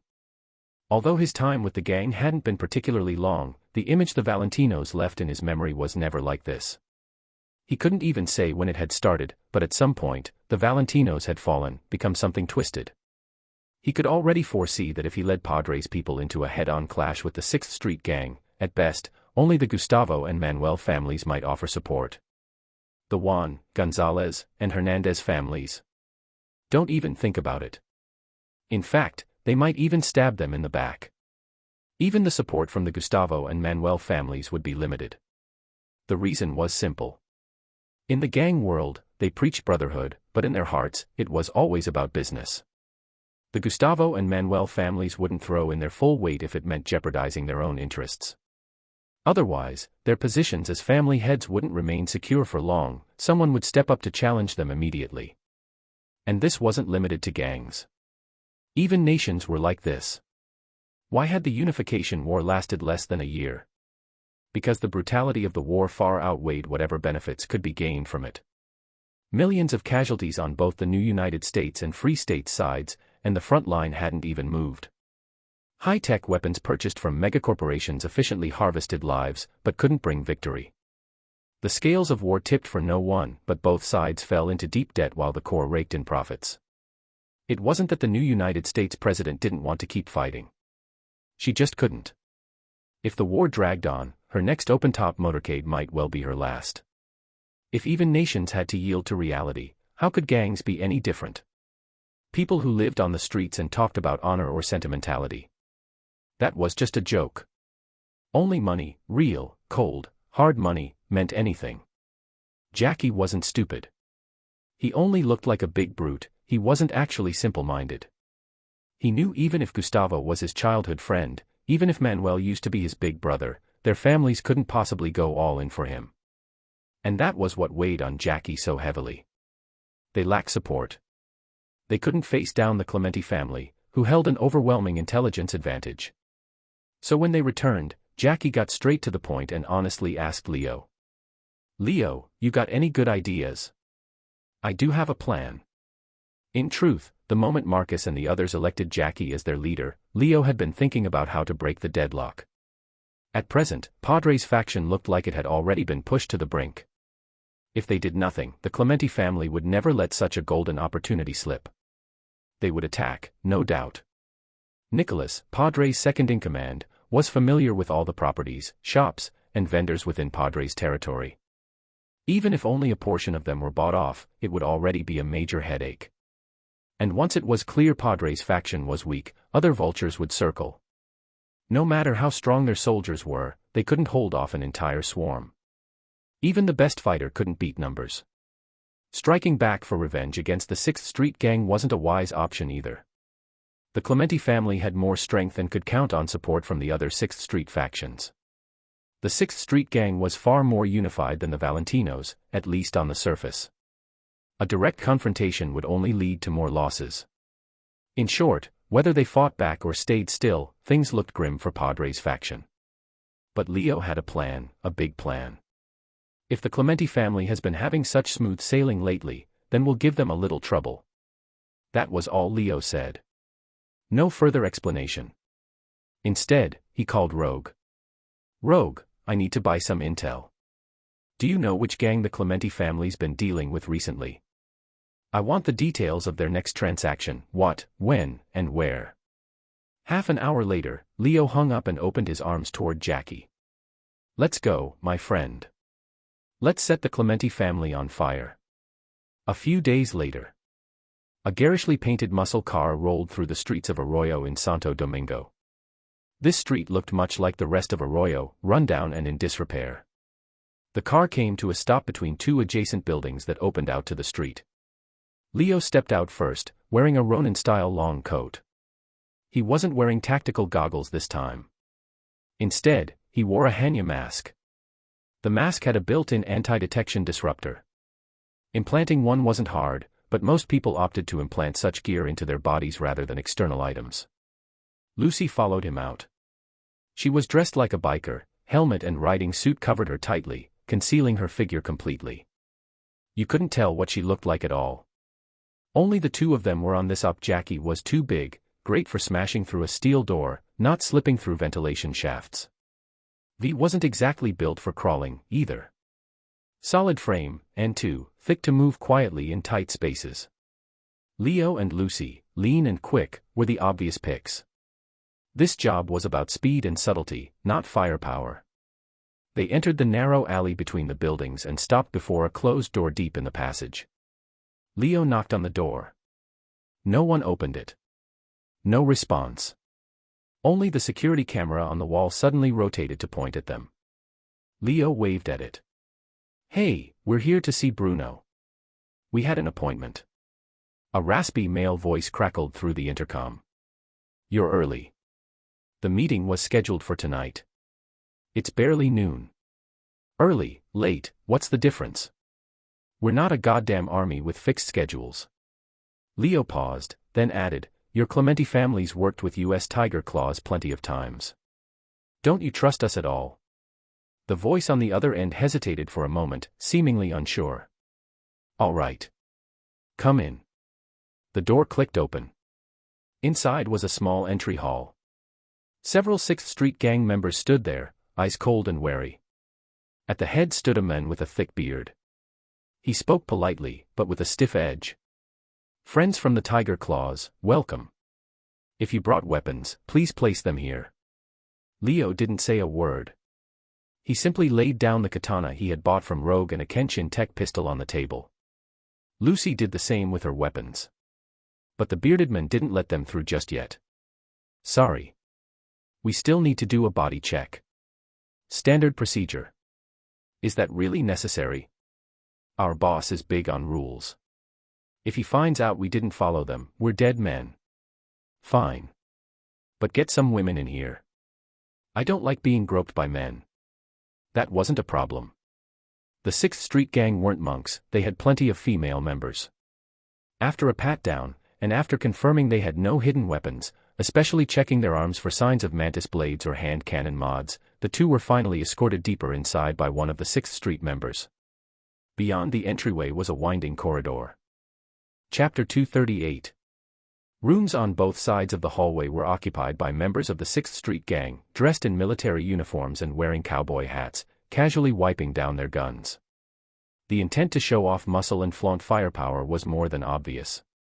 Their trading partner waited deeper inside, in the room at the very end of the corridor. Inside stood several armed 6th Street members. The only one seated was a man wearing gold-rimmed glasses with slick back hair, neat and precise.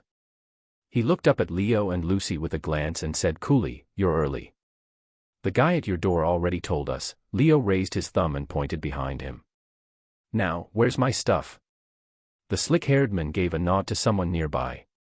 Soon after, a member of 6th Street entered, carrying a case. He placed it on the table and opened it. Inside was a tightly sealed package of glitter. The color was exceptionally pure, indicating high quality, rare even within the city. Tiger Claw once had its own production labs, operated by the Jotaro Group. But after Leo and his crew blew those labs to pieces, Tiger Claw hadn't been able to produce decent glitter again. It wasn't for lack of space or materials, but because those Breaking Bad types from the Jotaro Group were rare talents. Once they died, Tiger Claw couldn't replace them quickly. However, Tiger Claw could still churn out low-end product, but when it came to high-grade shipments meant for corporate clients or special purposes, they had no choice but to buy from the Clementi family of 6th Street. All of this intel had been bought by Leo from Rogue. Tiger Claw's secrecy simply couldn't compare with a corpo's. With enough eddies, Rogue's information was always reliable. The slick-haired man smiled. "Same amount as last time. Pay up, and the product's yours." Leo nodded, appearing ready to pay. But at that moment, time suddenly slowed. Everyone froze in place as though someone had hit a pause button. The only one who could still move was Leo. He calmly walked over to one of the 6th Street members, drew a pistol from the man's waist, and aimed it around the room. Bang, bang, bang, shots rang out. Then he reached again into the same guy's belt and pulled out several frag grenades, lobbing them into the hallway outside. A few seconds later, time resumed its normal flow. Inside the room, everyone except Leo and Lucy collapsed, heads shot through, blood spraying violently with looks of utter shock frozen on their faces. The room wasn't soundproof. The gunfire had echoed into the corridor, and the ever-suspicious 6th Street guards came rushing out, only to run headfirst into the incoming grenades. Boom. Screams mixed with the thunder of the explosions, shrapnel tearing through flesh. It was a brutal, symphonic mess. Once the detonations ended, Leo grabbed 2 kinetic assault rifles from inside the room and stormed into the hallway, unloading round after round. When the magazines were finally empty, not a single enemy was left standing, only bodies and fresh blood soaked across the floor. Passing through the corridor, Leo and Lucy reached the front foyer. The 6th Street members they'd seen here earlier had vanished. "Stay inside and don't move," Leo told Lucy, then activated talent, Time 0. Time slowed again. Without hesitation, Leo kicked the main door open. As expected, more 6th Street gangers were waiting outside in ambush, hiding in the alley. Leo drew his katana and strode forward. When time resumed, heads rolled, every last one of them was dead before they realized what happened. 10 minutes later, the screeching of tires pierced the air. Several 6th Street cars skidded to a stop, ignoring every traffic law. A dozen armed gangsters leapt out, storming the scene with rifles and SMGs at the ready, only to arrive and find nothing but corpses and blood left behind. After leaving the Clementi family's secret shop, Leo and Lucy drove to a remote part of Santo Domingo. In front of a rusted tin shack stood a black man, puffing on a cigarette between long pauses.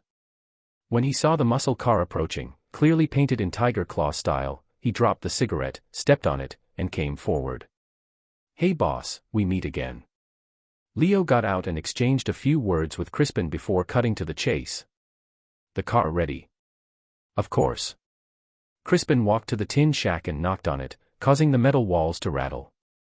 He pulled out a homemade remote, hit a button, and the dented, rust-covered roll-up door began to rise with a mechanical whir. Inside, the shack was barely large enough to hold one vehicle, and parked there was a Thornton Mackinac MTL1, a rugged all-purpose vehicle. Tough but not clumsy, affordable yet durable, it could handle both the dense traffic of Night City and the harsh sands surrounding it.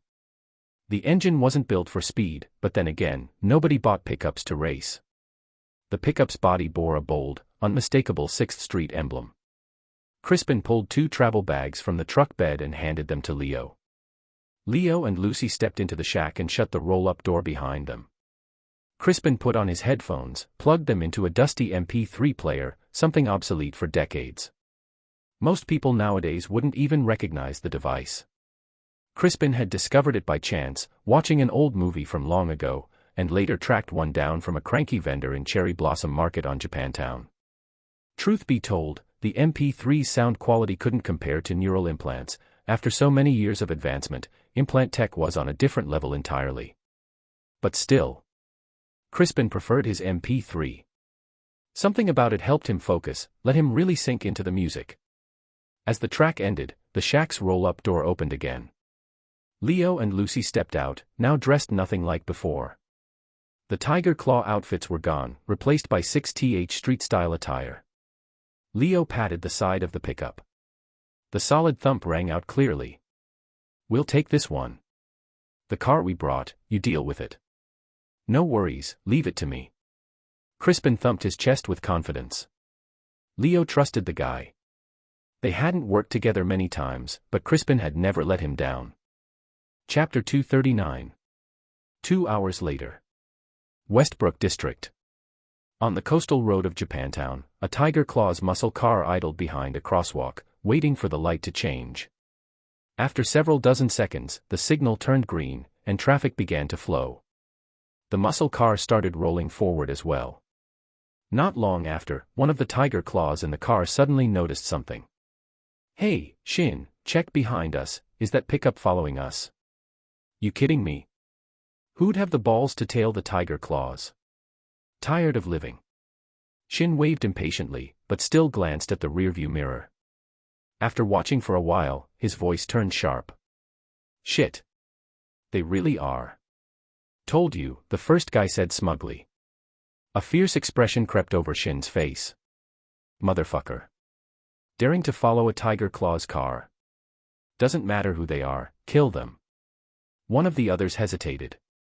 "Hold up, look at their truck, aren't they from 6th Street? Shin and the other paused, then leaned in to take a better look. Only then did they notice the 6th Street insignia on the truck's side panel.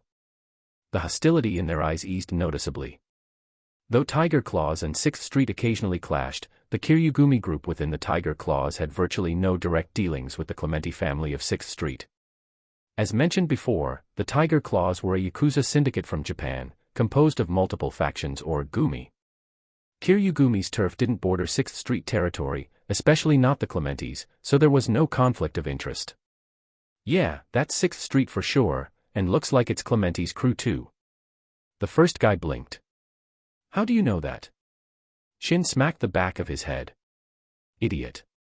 Even if the different 6th Street families all use the same general emblem, there are subtle differences between them, just like us. What's our Tiger Claws symbol? A tiger head, with the characters for Tiger Claws in its mouth. Right. And for Kiryugumi? The tiger head has the characters for Kiryu over the eyes. Exactly. Didn't you notice that little C on their 6th Street logo? That means Clementi. The first guy nodded, feeling like he'd just learned something totally useless. But now that they knew it was a Clementi vehicle, a new question surfaced. Why's the Clementi family tailing us? You think maybe they're delivering the goods? Their leader, Kiryu Zanma, had specifically instructed them to head over to the Clementi family's turf today to pick up a big shipment of premium merch. So logically, that should have been the case. But now the Clementis were showing up in Japantown, following them closely. That made the 3 guys in the car start to second-guess things. Whatever. Pull over. I'll go ask them what's up. The muscle car gradually slowed and pulled to the curb. Shin and another Tiger Claws member got out while the third stayed in the car. The pickup following behind them also rolled to a slow stop at the curb. Shin and the other exchanged a glance, then walked toward the truck. The second Tiger Claws guy confirmed again that the truck bore the unmistakable 6th Street markings. He nodded to Shin, who eased up a little, walked up to the window, and flashed a grin. Hey, brothers. What brings you to Japantown? Weren't we supposed to pick the goods up ourselves? You didn't have to go through the trouble of delivering, it's almost too courteous. The window rolled down. Only then did Shin see the gun aimed straight at him. Fuck. Bang. Shin instinctively tried to dodge. His mind raced, but his body couldn't keep up. In that moment, it felt like he had a Sandevistan activated. He could clearly see the instant the bullet left the chamber, the muzzle flash, and the spiraling bullet carving through the air in concentric ripples. Right before it kissed his forehead and scrambled his neural link into sludge, blowing out the back of his skull. Shin's eyes widened, his face still frozen mid-smile. His body locked up, then collapsed like a felled tree. At the same instant Leo pulled the trigger and dropped Shin, Lucy shot, and took down the second Tiger Claws member. The last one still in the muscle car panicked, slammed the gas, and tried to make a run for it. Leo opened the pickup sunroof and stood up, a launcher resting on his shoulder. The launcher quickly locked onto the fleeing car. Whoosh. The rocket trailed a long, white tail behind it as it chased down the target. Boom. The muscle car was launched into the air, bursting apart mid-flight, sending parts raining down like confetti. Fortunately, this stretch of road bordered the upscale area of Haywood, so there were few pedestrians around. And when the Tiger Claws had gotten out earlier, both drivers and bystanders nearby had already sensed trouble and scattered in all directions. They now stared in disbelief as Tiger Claws were butchered like pigs on their own turf. The killers even arrogantly discarded the used launcher on the ground before driving off without a care. It wasn't until the pickup had been gone for several minutes that Tiger Claws from a nearby base finally arrived. One of them picked up the launcher that Leo had deliberately left behind. On it was a line of faint, smudged text. Militech. Santo Domingo, Arroyo District. Inside the Clementi family compound, the family head was listening to a report from one of his men. That's how it went, boss. By the time we got there, not a single person was left alive. Just corpses. It was a goddamn slaughter. Someone nearby couldn't hold back. But how can you be sure it was Kiryugumi? The men giving the report struggled to contain his anger. Our hidden store only opens for people we know. The door wasn't forced, no signs of hacking either. And today was the scheduled pickup with Kiryugumi. Who else would know? But maybe it's just a coincidence. You're saying they just happened to find our secret store, happened to sweet-talk the guards, and just happened to do it on the day of our deal with Kiryugumi. What's your point? My point is, it's no coincidence. It can't be. As the most trusted lieutenants started arguing like fishwives in a market, the eldest among them suddenly bellowed. Quiet. What the hell's wrong with you all? Don't forget, the boss is right here. Only then did the others realize how far they'd gone. They glanced at Clementi, their faces instantly stiff with dread. Apologies, boss. Clementi sat with his fingers interlaced under his chin, paying no mind to the squabble. Something about the situation didn't sit right. The Clementi family of 6th Street had worked with Kiryugumi for months. Their relationship wasn't exactly brotherly, but it had been mutually respectful and professional. Each transaction went smoothly, and Kiryugumi's procurement officer always pocketed a nice kickback from the deals. Chapter 240. A deal with profits this high, there was no reason for the Kiryugumi to fall out with them. Someone had to be stirring up trouble on purpose. Clementi figured it was best to give the Kiryugumi a call first and ask about the situation. He was a businessman, after all. He couldn't let a few subordinates' deaths ruin a profitable arrangement. Just as Clementi reached for his phone to call the Tiger Claws and get to the bottom of things, his screen lit up with an incoming call. They beat him to it. Clementi. Are you out of your damn mind? Why'd you send your people to Japantown to kill ours? Shouted the voice of the Kiryugumi's purchasing officer, furious. Clementi was caught completely off guard. Wait, what? You're saying our people killed yours? In Japantown? Wasn't it your guys who stormed into our turf and started killing? Bullshit. My men were headed to your turf to make a buy, and they were gunned down in Japantown by your people. Don't even think of denying it, there were plenty of bystanders who saw the whole thing. A sinking feeling took hold in Clementi. It hit him then, this was no simple misunderstanding. He finally understood. Hold on, wait. You said there were witnesses. When did it happen? Around 2 p.m., why? My guys were taken out around noon. The attackers drove a muscle car and dressed like Tiger Claws. You. The officer bit back the word bullshit. He wasn't stupid. At first, he'd been enraged, thinking the Clementi family had gone back on their word, and that rage drove him to make the call. But now, he suddenly realized things might not be so simple. He too had thought their cooperation with the Clementi family was going smoothly, possibly even worth taking to the next level. That's why he hadn't believed the news at first. What would the Clementi family gain by breaking off the deal? Now, hearing that Clementi's side also suffered losses, his anger quickly subsided. If Clementi wasn't lying, and he had no reason to, then someone might have impersonated both gangs and staged the attacks. All right, if what you say is true, then who would have the intel to ambush both sides so precisely? That's what confuses me too. Clementi was certain he hadn't ordered any hit on the Kiryugumi. If he hadn't known better, he would have believed it was his own men. That's how accurate the attacker's imitation had been. Anyway, pass the word to Mr. Zanma that I bear no ill will toward the Kiryugumi. I've always admired Japanese culture, and anime, for that matter. I'd never. Clementi wasn't afraid of the Tiger Claws. He just saw no point in stirring up unnecessary conflict. The 6th Street gang's main focus was still in Haywood. Even with Padre hospitalized and the takeover of Vista del Rey only a matter of time, there were still Glen and Wellsprings to consider. Other Valentinos were still active too. They didn't want, and couldn't afford, a real war with the Tiger Claws. That would do no good for the 6th Street gang. No need to pass the message, the voice replied. Mr. Zanma is right here. The holocall shifted, the camera panning from the purchasing officer to reveal a man with a stern, icy expression sitting behind him, Kiryu Zanma, leader of the Kiryugumi.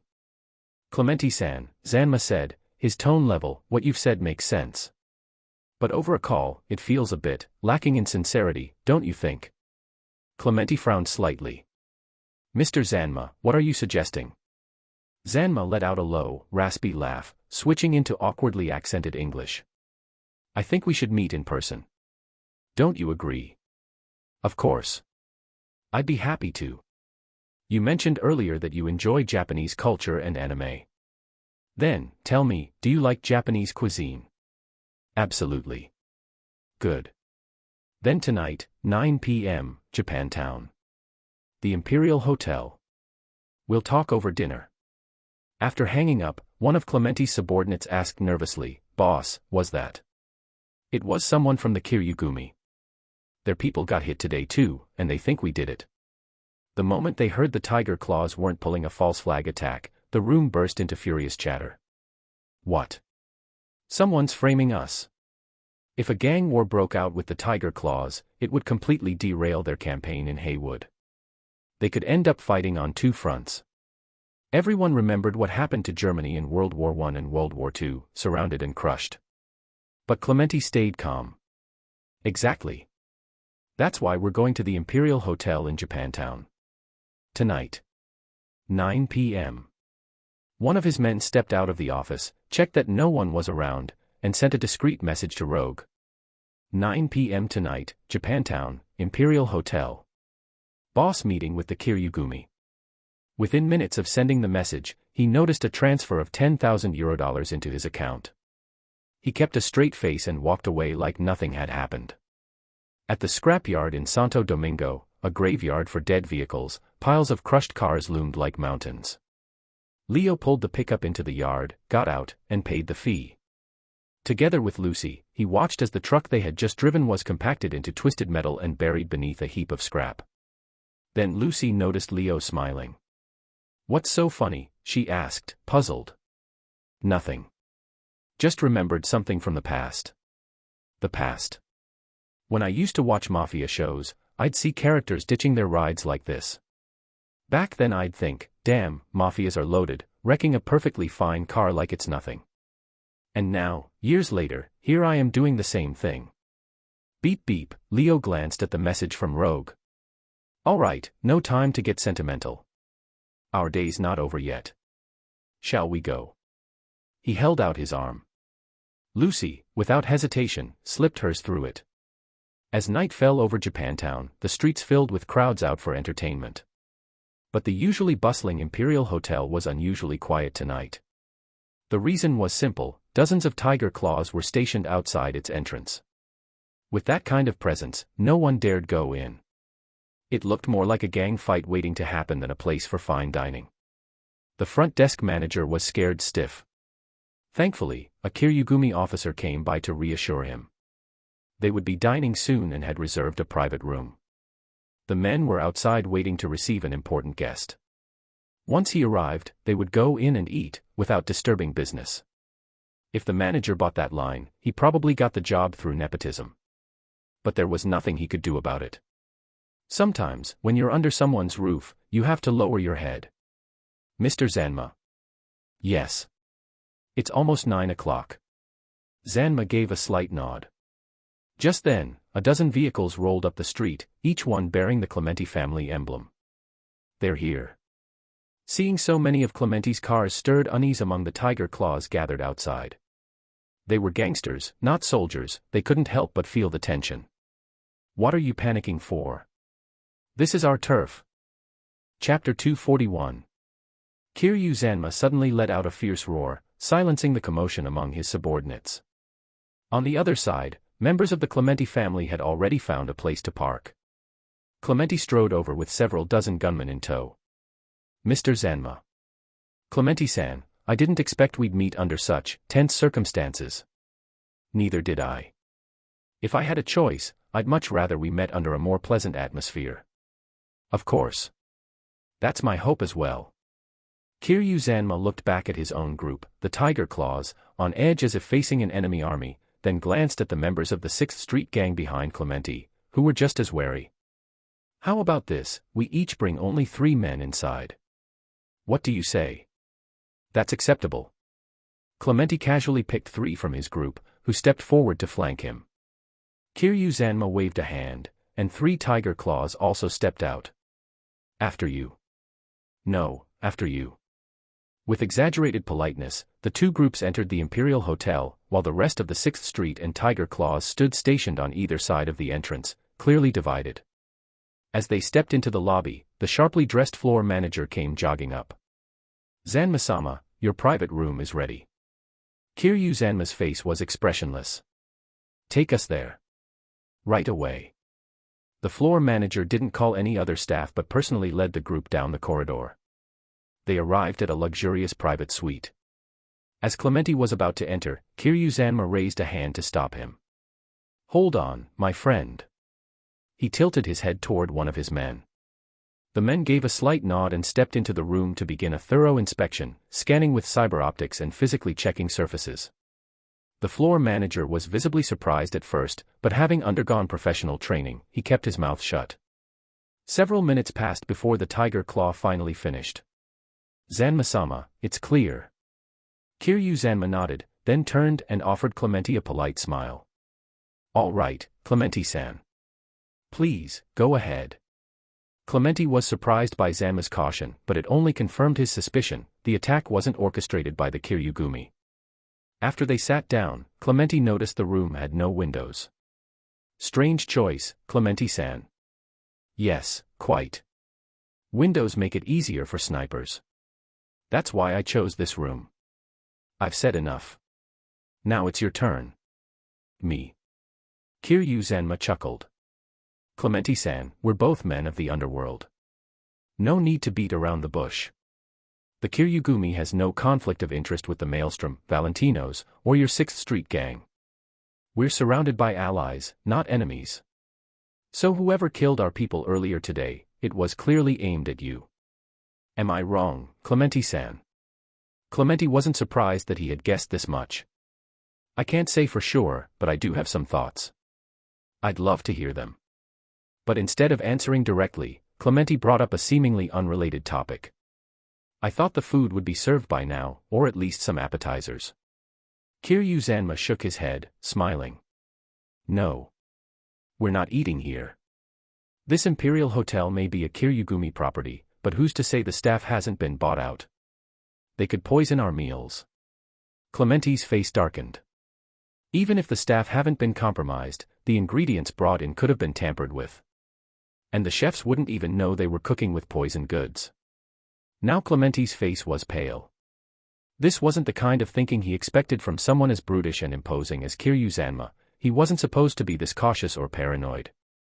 "Mr. Zanma, your guess is correct. Whoever is trying to provoke conflict between our factions, they're targeting us." "Oh." Zanma leaned in with interest. "If I'm not mistaken, your gang dominates Santo Domingo and only clashes with the Valentinos. And I also heard that the only one who could possibly contest your control over Vista del Rey, Padre Sebastian Ibarra, was recently ambushed and critically wounded. He's in the hospital now. So, Clementi-san, are you saying the attackers were Padre's men?" Clementi answered plainly. "That's very likely. I can't think of anyone else." Kiryu Zanma furrowed his brow. Based on intel he had purchased from Wakako Okada, the only faction the Clementi family had clashed with recently was Padre's. Zanma, too, believed Padre's crew was the likeliest suspect. But one thing didn't add up. How did they acquire such precise intel? Zanma had heard that even Padre's right-hand man, Nicola, had defected, to the Clementi family, no less. In fact, it was Nicola who pushed Padre's forces into launching an assault on Clementi territory, walking them straight into a trap and causing heavy casualties. If not for their tech weapons, Padre's side might have lost even more men. Everything pointed to the Clementi family having the upper hand.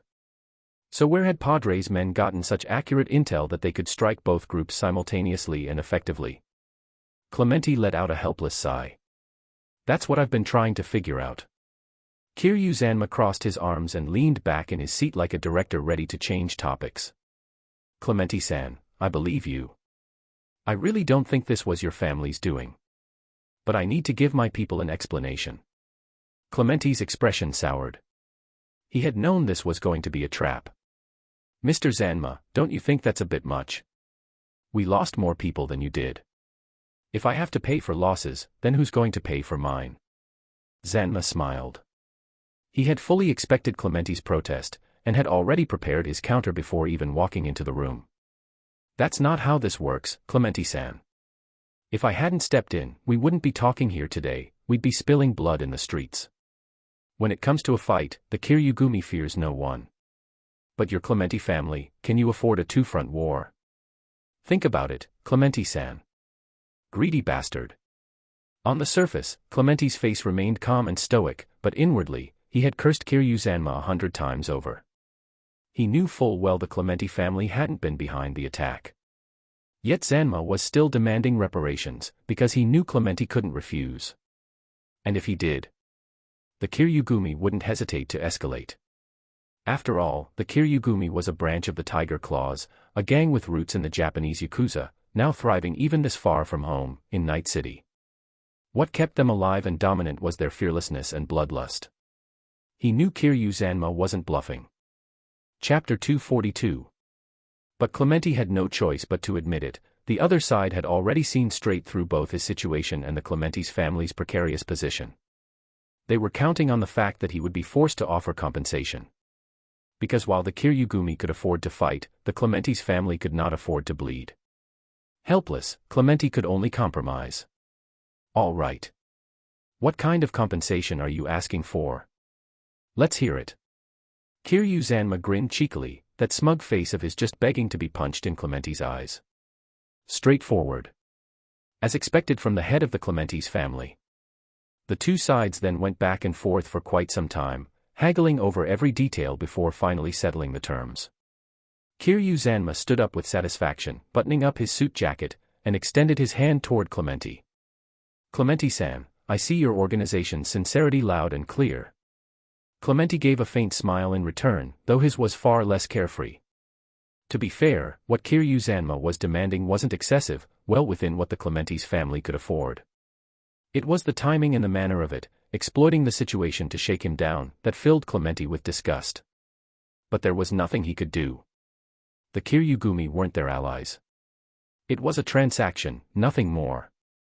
No matter how much Clementi hated it, he could only hold his nose and accept it. He hesitated for a moment, then shook Zanma's hand. Internally, he was cursing him to hell, wishing the bastard would just drop dead already. SHK. A crimson blade suddenly burst through Kiryu-Zanma's chest, piercing clean out the front. Blood was sprayed everywhere. Zanma froze. He slowly looked down at the blade protruding from his chest. It wasn't just him, Clementi was stunned too. Everyone else in the room, from both sides, stood frozen in shock. The blade was withdrawn. More blood continued to spray out. Zanma opened his mouth and vomited a mouthful of blood all over Clementi's face. Clementi instinctively shut his eyes, stumbling backward in shock and losing his balance. He tripped and fell to the ground. Only then did the surrounding men react like snapping out of a trance. Zanma-sama. You idiot. 3 Kiryugumi members panicked, drawing their weapons and taking aim at Leo. But Leo was already moving, like teleportation. He crossed several meters in an instant and appeared behind one of the Kiryugumi men. Grabbing the man's arm, he fired twice at the other two. The bullets punched through their skulls, splattering blood across the wall. The two dropped to the ground, eyes wide open, dying with disbelief etched on their faces. Leo reversed his grip on Muramasa with his left hand and drew it cleanly across the throat of the man he held. The entire exchange took less than 5 seconds. Kiryu-Zanma and his 3 personal guards were all dead. Rat-a-tat-tat. Gunfire erupted from the other side. Clementi's men had opened fire. Leo didn't even bother dodging. The round struck his exoskeleton armor and sparked harmlessly off its surface. The 3 men Clementi had brought with him were loyal. They did everything they could to stop Leo, trying to buy time for their boss to escape.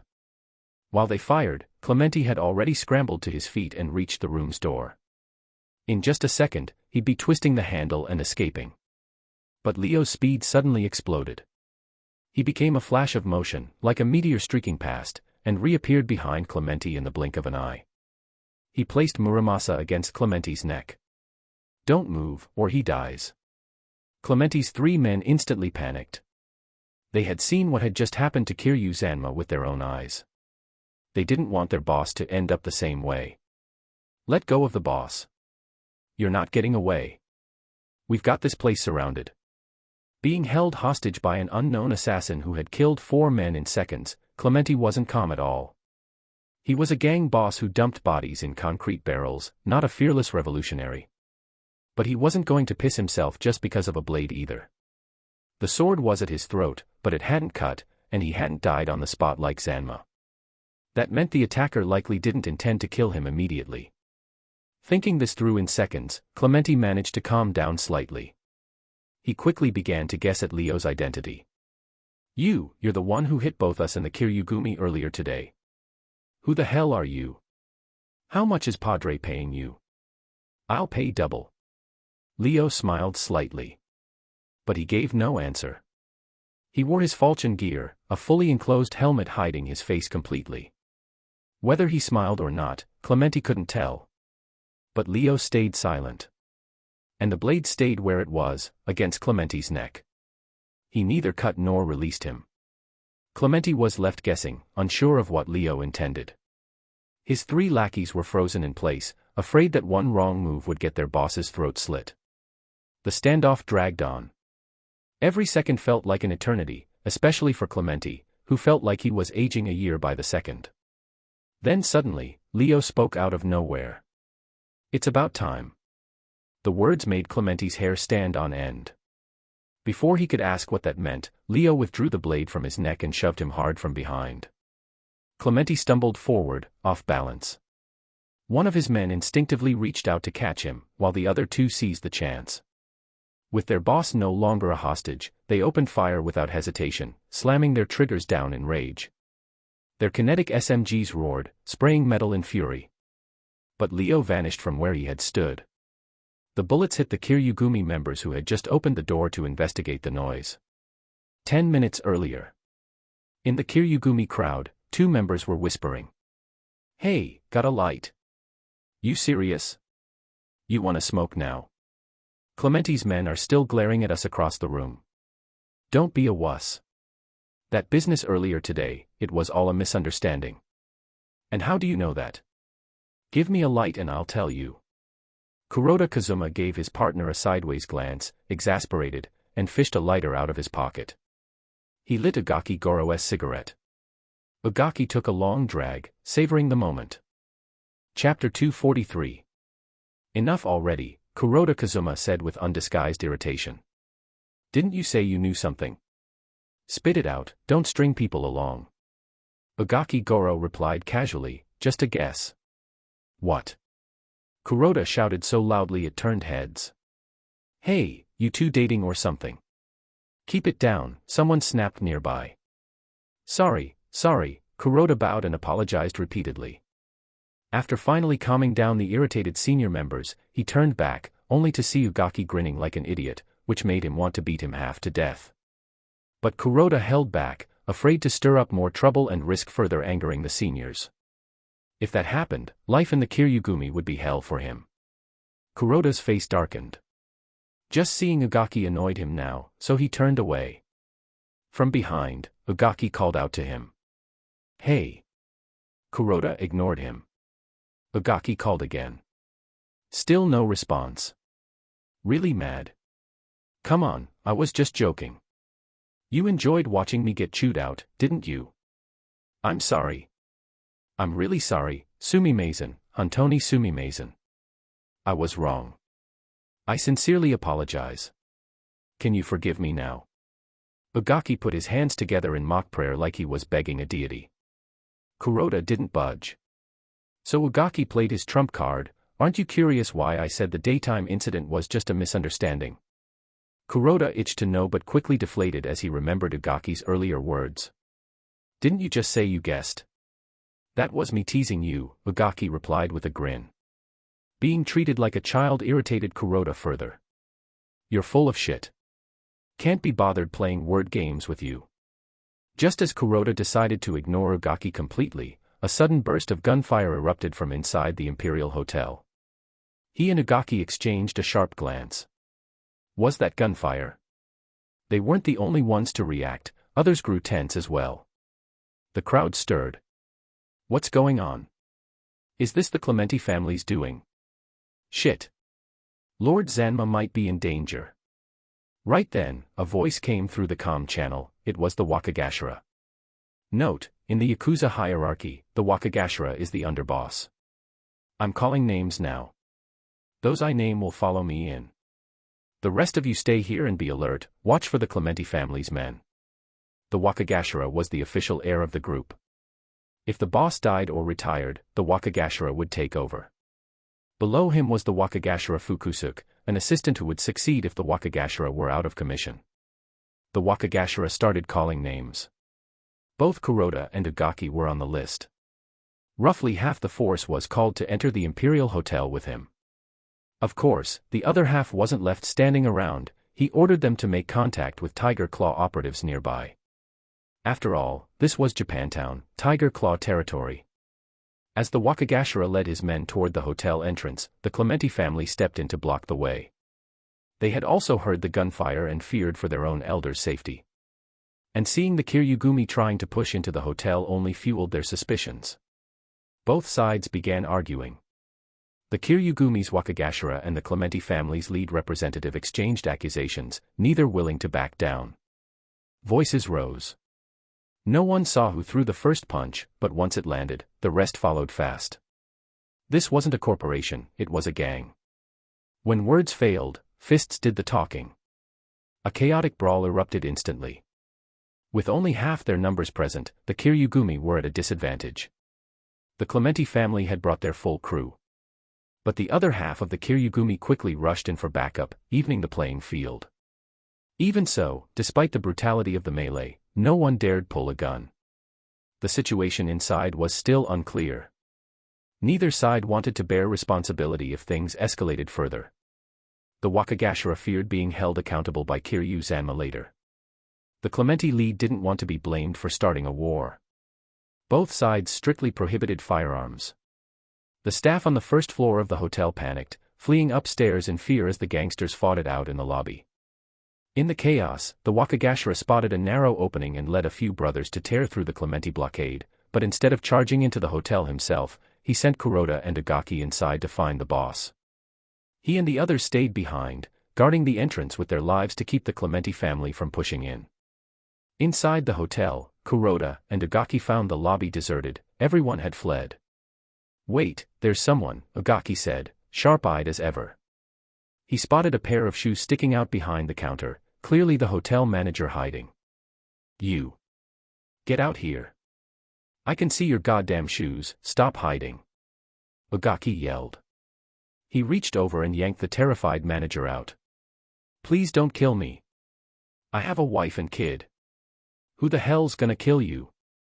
Just talk. Where's Lord Zanma and the Clementi men?"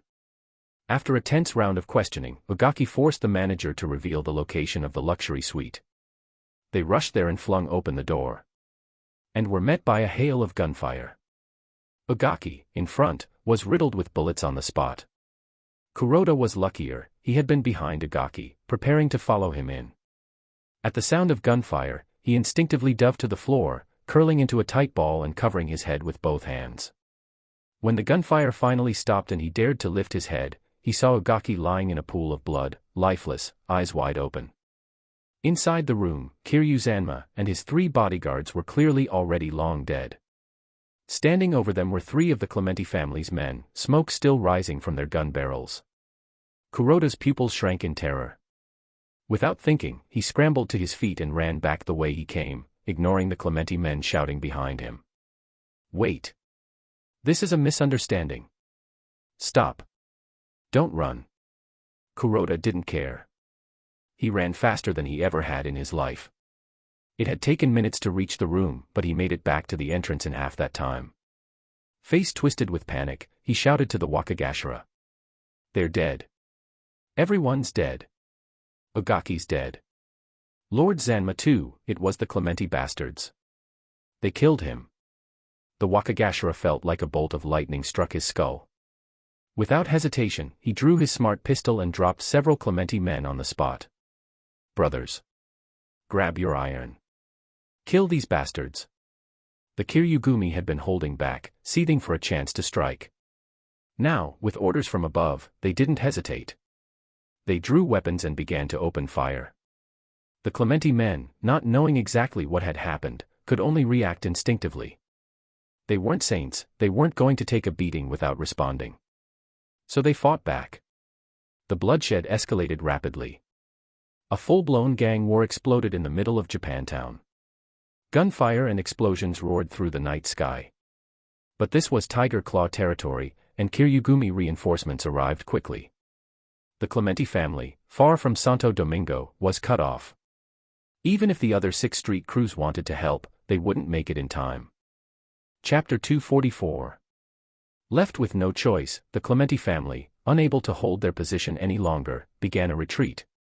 After abandoning more than half their dead, they escaped from Japantown. While the Kiryugumi and the Clementi family were caught in a brutal gang brawl, neither side knew that just a short distance away, inside a nearby high-rise, several people were watching the entire scene unfold through massive floor-to-ceiling windows. They had witnessed everything from beginning to end. Leo walked into the room and stretched out his arms. The falchion armor detached itself from his body and transformed into a sleek silver suitcase, resting quietly on the floor. Good show. That was fucking glorious, Jackie said, almost dancing with excitement. V and Lucy, being women, acted a bit more reserved, but from the looks on their faces, it was clear they were equally thrilled. Their gazes toward Leo now carried a hint of admiration and respect. V couldn't help asking, "How the hell did you pull it off?" "That. Not that hard, really. You could have done it too." After learning from Rogue that the Clementi family and the Kiryugumi were set to meet at the Imperial Hotel, Leo began planning. His plan didn't require anyone else, he could handle it alone. Though the intel said the meeting would happen at 9 p.m., Leo arrived 2 hours early. It wasn't that he didn't trust Rogue, it was simply that things often didn't go as expected, and arriving early reduced the chances of unforeseen variables. He didn't walk straight into the Imperial Hotel. Instead, he hid in a location where he could observe the entrance. Sure enough, the Kiryugumi arrived early. The Clementi family, on the other hand, showed up right on time. After a round of friendly discussion at the entrance, the two sides entered together. It was at that moment Leo activated the optical camouflage of his exosuit and slipped inside with them. Members of the Clementi family and the Kiryugumi each stood guard on either side of the hotel entrance, not fully blocking it. Leo didn't even need to do anything flashy like climb walls, he just strolled right in. He followed Kiryu Zanma and the Clementi leaders all the way to the luxury suite. While one of Zanma's men scanned the suite for bugs, the others waited outside.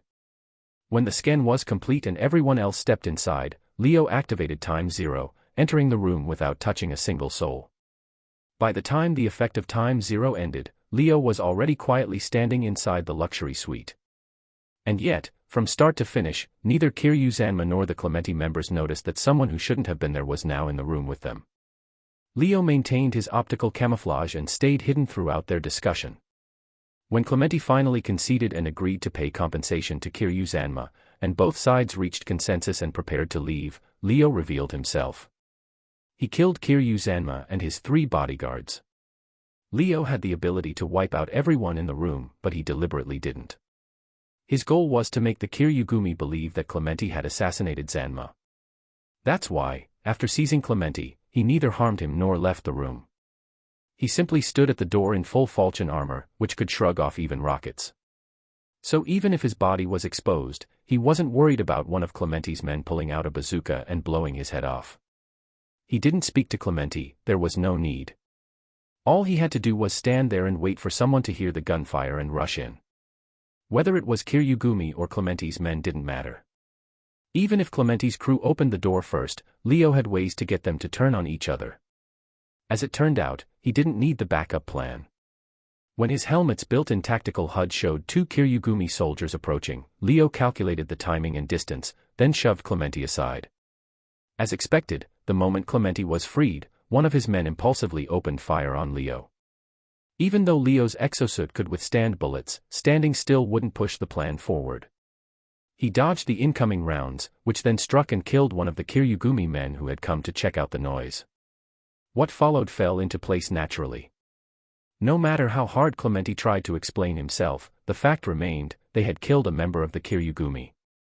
Add to that the corpses of Kiryu Zanma and his 3 bodyguards lying dead in the suite, while Clementi and his people hadn't even lost a hair. What were they going to say?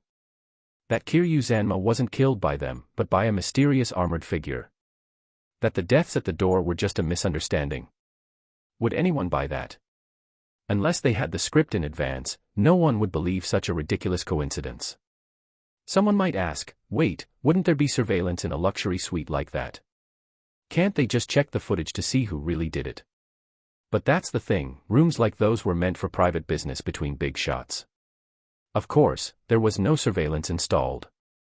It's like how a CEO doesn't install a camera in his office to let the security team monitor his every move.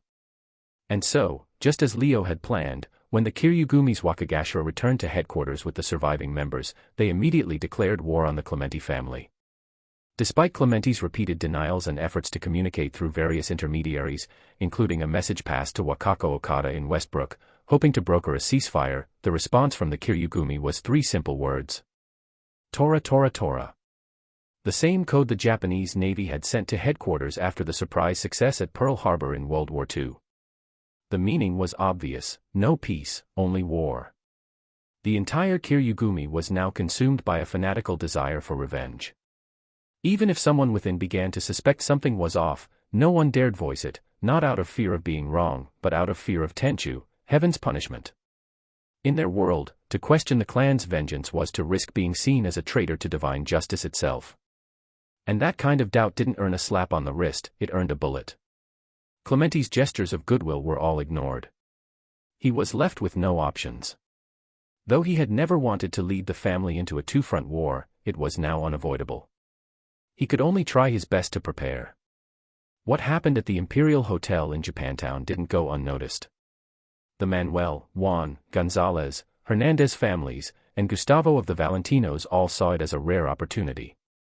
If things went well, they might even drive the Clementi family out of Haywood entirely. Currently, the Clementi family occupied Vista del Rey, one of Haywood's 3 districts. Technically, Haywood had always been the domain of the Mexican-American community, and Vista del Rey should have belonged to the Valentinos. But a few years ago, a significant internal conflict broke out among the major Valentino families. That civil war deepened the rift between them, further fracturing the Valentinos. It was during this period that the Clementi family made their move and took over the area. Chapter 245. They had taken advantage of the Valentinos being too busy to respond and seized a considerable portion of territory in Vista del Rey. From that moment onward, conflicts between the Valentinos and 6th Street began breaking out periodically in the district. However, since neither side dared to escalate things into an all-out gang war, the scale of fighting was deliberately kept at a lower level, more like skirmishes than actual battles. Because of that, neither side was able to completely drive the other out of the area. Now, with the Clementi family at war with the Kiryugumi, the rest of the Valentinos saw it as a golden opportunity to reclaim their lost turf in Vista del Rey. Just as they were preparing to make their move, both the Manuel family and the Gustavo family received a short message from Leo. The message was brief and to the point: if you trust me, or trust Jackie, then don't move. Stay put. Don't touch the Clementi family's territory. Leo's warning left both Manuel and Gustavo confused. They couldn't understand why Leo was telling them to hold back. It was true that the Clementi family was much stronger than any single Valentino branch, but with all the Valentinos getting involved, and the Kiryugumi also fighting against Clementi, how could he possibly hold them all off? In the end, Gustavo, who had grown up with Jackie, chose to believe him. If Jackie trusted Leo, then Gustavo figured he could too. Manuel, on the other hand, wasn't convinced. Or rather, he remained skeptical. During the previous Valentino Council, the reason he had shown greater support for Jackie was partly because Jackie used to work under him, but mostly because he didn't get along with Juan and the others. Letting Jackie take control of Padre's former operations was better than letting them get carved up by Juan's faction. Still, that didn't mean Manuel was going to follow Jackie's lead on everything. Jackie might be a boss now, but so was he. Even so, Manuel played it smart. He only sent half his men to Vista del Rey, keeping the other half back to hold his own territory. That way, if anything went wrong, the ones who stayed behind could hold the line until the others returned. In Vista del Rey, at a nightclub formerly controlled by the Clementi family and under 6th Street's protection, the place now stood deserted. The main entrance was wide open, but no one dared to go in. There were no signs of the Clementi family inside. Members of the Juan family were hiding nearby, keeping a close watch on the club. "Boss, how much longer are we waiting?" one of the younger guys finally asked, unable to hold it in. They had been waiting since morning, almost 3 full hours. Everyone was growing restless, but the captain leading the crew hadn't given the order to move. With no choice, they held out for as long as they could. Eventually, after some discussion, one of them was pushed forward to go ask the captain what they were waiting for. "Just wait a little longer. Boss, if we keep waiting, we'll miss the whole thing. Everyone else has already taken over a bunch of places. We haven't even got one yet." The captain looked conflicted, but finally made up his mind. "Let's go. We're moving in." Boss gave the word. "Everyone, move out." More than a dozen men, armed with various weapons, cautiously emerged from hiding and slowly approached the club from multiple angles.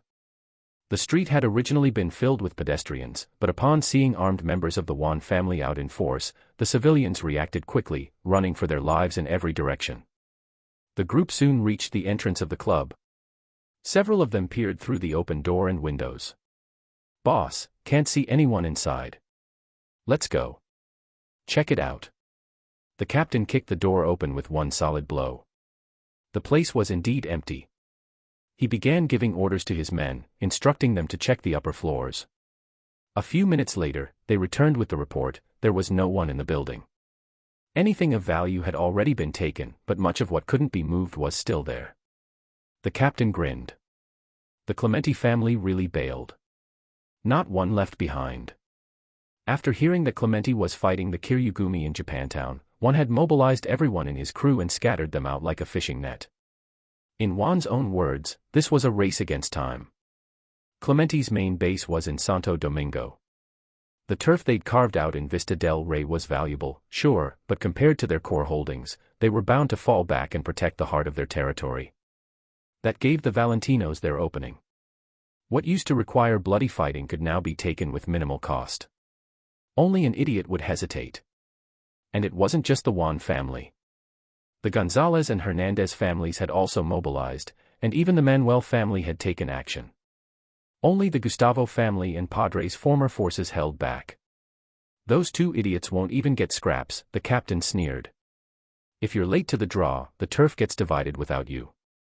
Once someone else claims a place, getting them to give it up later is pure fantasy. Leave a few guys here. We're hitting the next place." The captain was just about to lead his team out when his eyes landed on a liquor cabinet. It was filled with an array of expensive bottles. Leaving without grabbing a drink seemed like a waste. After all, it had all belonged to the Clementis. "Hey, you. Grab me a bottle of tequila." One of the crew nodded and ran over. Just as he pulled a bottle down from the cabinet, click, a few soft beeps sounded. Then, boom. The entire nightclub exploded in a hellish fireball. Glass and flames burst through the windows, and smoke poured out in thick clouds. Half the building was obliterated in the blast. No one inside survived. And this wasn't an isolated event. Simultaneous explosions erupted across all former Clementi territory in Vista del Rey. Of all the Valentino families, the Juan crew suffered the worst casualties. Because their leader had acted the fastest and sent out his people before anyone else, they had taken the most turf, and suffered the most devastation. The Clementi family was one branch of 6th Street. Many of their members were former soldiers, veterans from real wars. They didn't just know street tactics, they understood warfare, and how to weigh sacrifice against strategic value.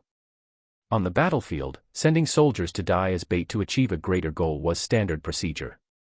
Clementi himself wasn't a soldier, but his father had fought in the Central American Wars. Clementi had grown up steeped in that mindset. He knew his family couldn't hold Vista del Rey, so instead of handing it over to the Valentinos for free, he chose to leave behind ruins. He ordered his men to rig the properties with traps and bombs. Anyone who stepped inside would trigger them. And then, boom. At the Juan family's compound, in the office of the family head, Juan received the report from his men. When he heard how many of his crew had been killed, his face went pale. Motherfucker.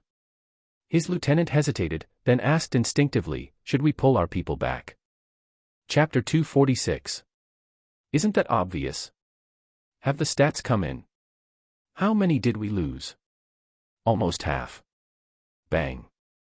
Juan slammed his fist onto the table, his face dark as swamp water. Nearly half of his men were dead, and what did they get out of it? Nothing. The Clementi family had taken everything of value and left behind only a trap-riddled ruin. And they, like fools, had charged straight into it. The place had been reduced to rubble, worthless, completely destroyed. This time, the Juan family had taken a hard fall. Juan slumped back into his chair, exhaustion written all over him. Leave me alone. I need to think. His lieutenant nodded and quietly exited, closing the door behind him. But he hadn't walked far when a gunshot rang out. The lieutenant froze, shocked, and rushed back into the office, slamming the door open, only to see Juan slumped in his chair, eyes wide open, a bullet hole clean through his forehead. Turning his head, he spotted a hole in the window glass, about the same size. He ran to the window and looked out, but there wasn't even a shadow of a sniper in sight. Leo, who had activated optical camouflage, was sprinting across the rooftops of nearby buildings in full parkour. The hit on Juan hadn't been a spur-of-the-moment decision. Leo had wanted him dead ever since Juan disrespected Jackie and kept pushing boundaries. Leo hadn't said a word back then, but in his heart, he had already sentenced Juan to death. And it wasn't just about revenge. Juan's death would leave his family without a leader. The underbosses beneath him would inevitably fight for the top seat. Leo wasn't in a rush, he'd let them bleed each other dry. Once enough blood had been spilled, Jackie could move in and claim their territory. That was one of Leo's reasons for assassinating Juan. After all, what was the leadership position worth, for a brother willing to die for him? Leo ran non-stop for several blocks before leaping down into a narrow alley, removing his exoskeleton and reverting to his usual white trench coat. He waited there briefly until the Delamain cab he had called arrived at the alley's entrance. Only then did he step out and get in. A call came through, Jackie. Leo, where are you? What is it, Jackie? Leo frowned slightly. He wasn't helping Padre with cleanup just because they were close, he also intended to pave the way for Jackie. Jackie was no kid anymore. He had a wife, but no kids yet. His career hadn't even started. With Padre seriously injured and hospitalized, this was the perfect opportunity. It was like someone handing him a pillow right when he wanted to sleep. Leo knew Jackie didn't have much formal education. Asking him to lead Padre's crew and win a war against the Clementi family was a bit unrealistic. That's why Leo had been doing all the legwork himself, never letting Jackie make a direct move against them. He had only given Jackie one job: keep Padre's men in line. Everything else, Leo would handle. This was Leo's test for Jackie. If he passed, great, love and career, both in hand. What more could a man want? If Jackie couldn't control Padre's crew, Leo would still treat him as a brother, but maybe Jackie just wasn't cut out to be a boss. Better to stay as backup, at least there'd be insurance, bonuses, and supermarket gift cards during holidays. But Jackie's next words made Leo freeze in his seat. Padre's awake. The Delamain cab stopped in front of City Center's private hospital. Night City's best medical facilities were all downtown. Leo got out and made his way inside, taking the elevator up to Padre's room. Jackie, Marcus, and several of Padre's men were already standing outside the door. Leo greeted them. "How's he doing? What did the doctors say?"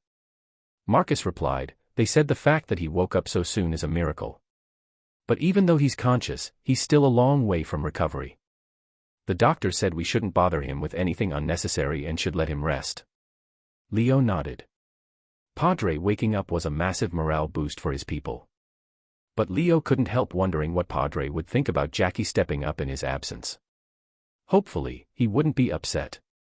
"Mr. Leo, the doctor said only one person can go in. Padre specifically asked for you." "Me?" That genuinely surprised Leo.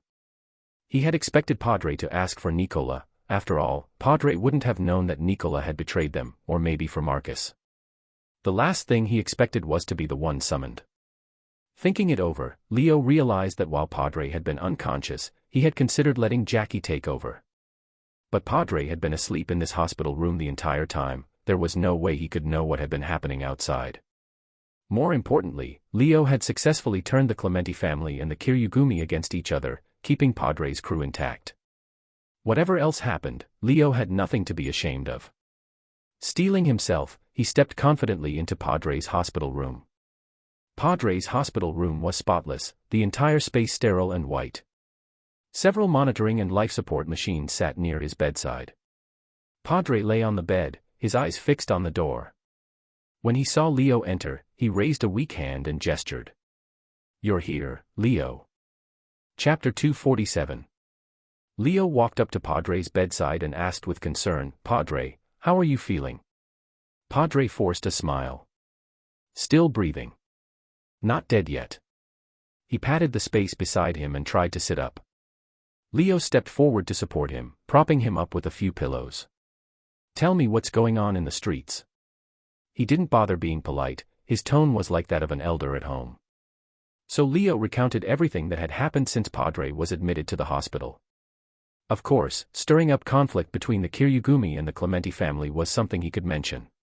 But the assassination of the Juan family's boss, that was something he absolutely could not reveal. Some things could be done, but not spoken of.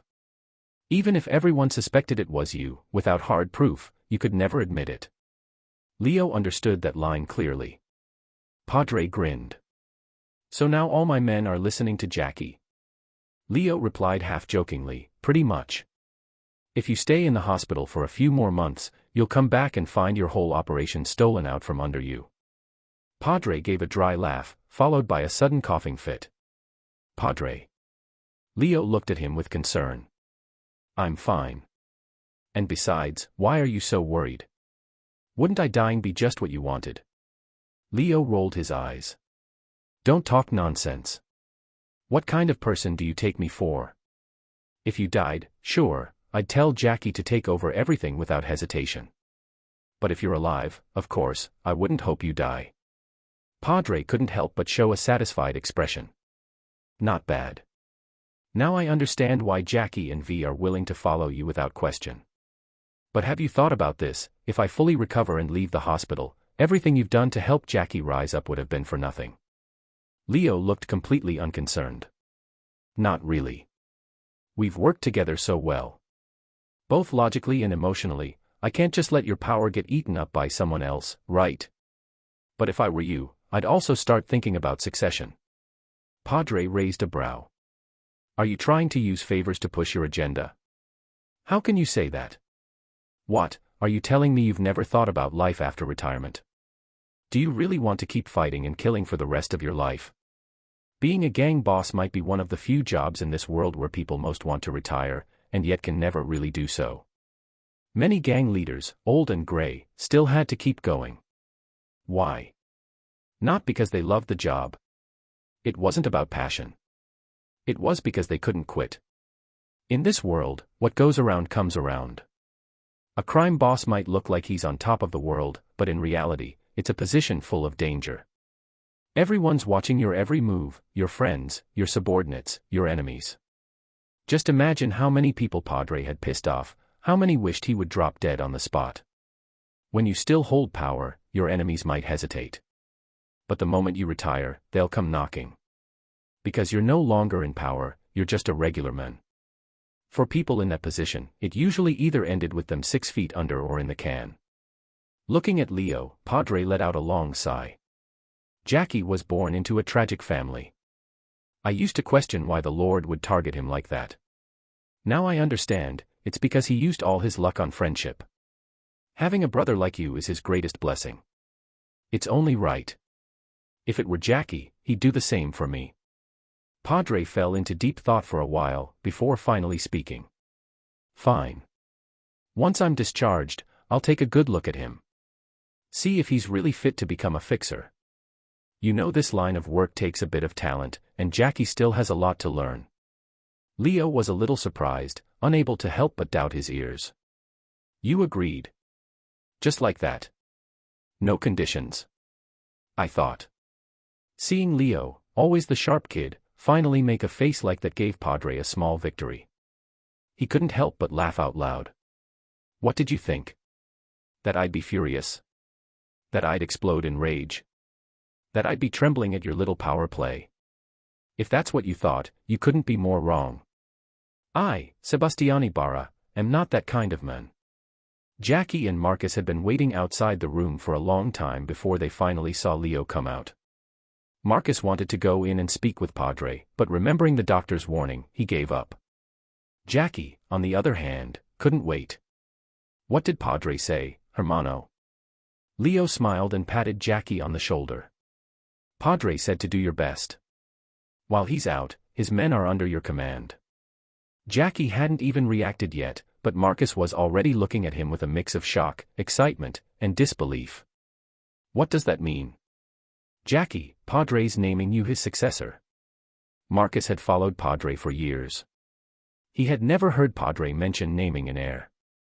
The man was only in his 40s or 50s, sure that was old for a fixer, but he was still in his prime. He hadn't shown any signs of wanting to retire.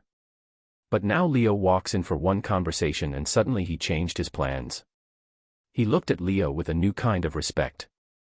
Had Leo convinced Padre? Marcus didn't continue thinking about it. No matter the reason, this meant Jackie had truly made it. Padre was a fixer in Haywood, with a huge crew under him and a territory to match. Becoming his successor meant rising to the top overnight. Every street kid dreamed of something like this, but only a few made it real. Still, even though Marcus was envious, he didn't feel jealous. He knew his own limits.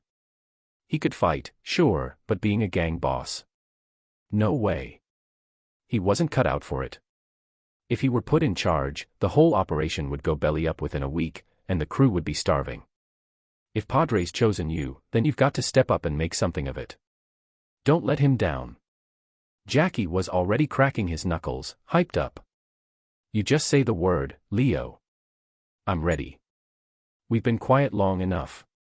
Time to shake things up. At the Clementi family compound, Clementi sat in his office.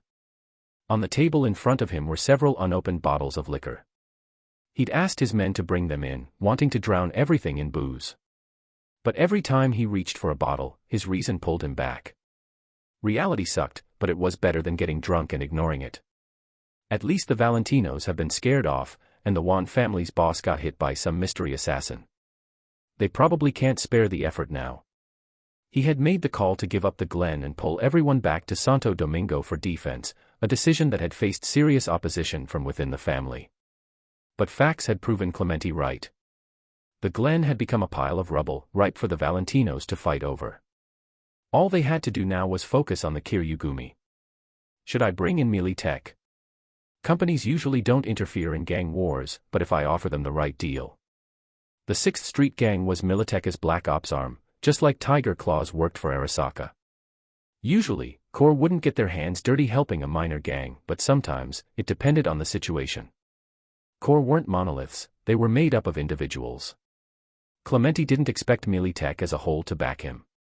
But if he could spend big and convince a few execs to lend their support, that would be enough.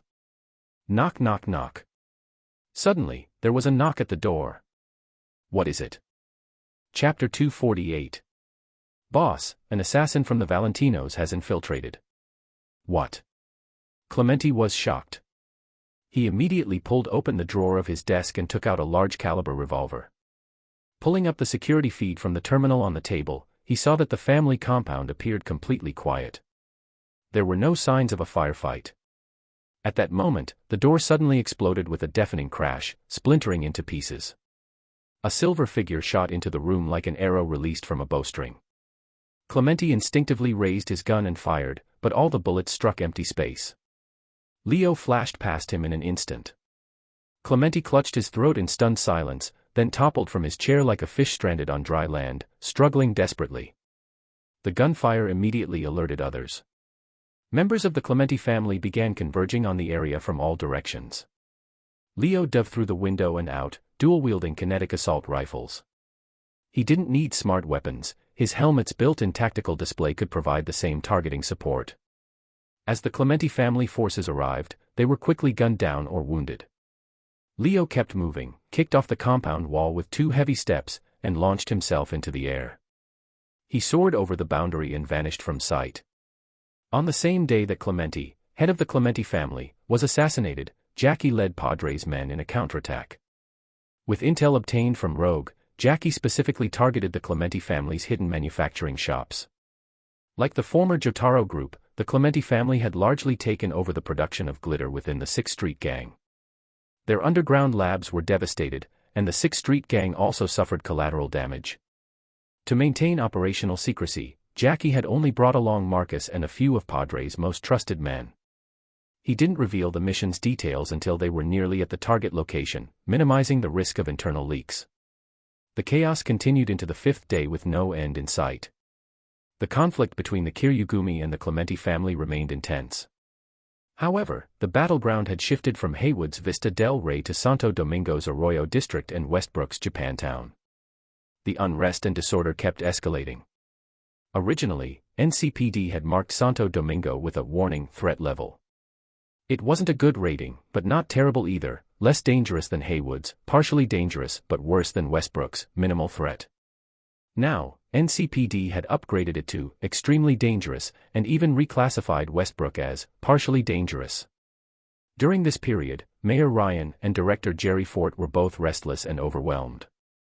Though neither particularly cared about the lives of the lower classes, that didn't mean they were willing to sit on a volcano that was about to erupt, or already had. If it were just Santo Domingo, fine. But Japantown in Westbrook was Night City's most iconic entertainment district and a major source of tax revenue. Now even Japantown was regularly shaken by gunfire and explosions. With no one going out to spend money at night, revenues dropped, and so did the city's upcoming tax intake. Mayor Ryan and Director Fort didn't care about the poor, but they couldn't ignore the cliff-diving numbers on the next fiscal report. Ryan had already screamed more than once at Fort to find a solution.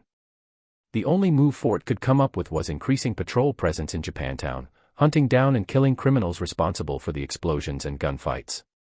The results were immediate. On the first night, the increased patrol significantly reduced incidents in Japantown. But by the next day, Fort was forced to pull those patrols back, because they had been reassigned from North Oak and Corpo Plaza. These were wealthy districts, tax powerhouses, and though they had their own private security, that didn't mean the NCPD could just reallocate public units. I pay all these taxes every year, not so the NCPD can protect the poor. A wealthy North Oak resident, who preferred to remain anonymous, stated modestly.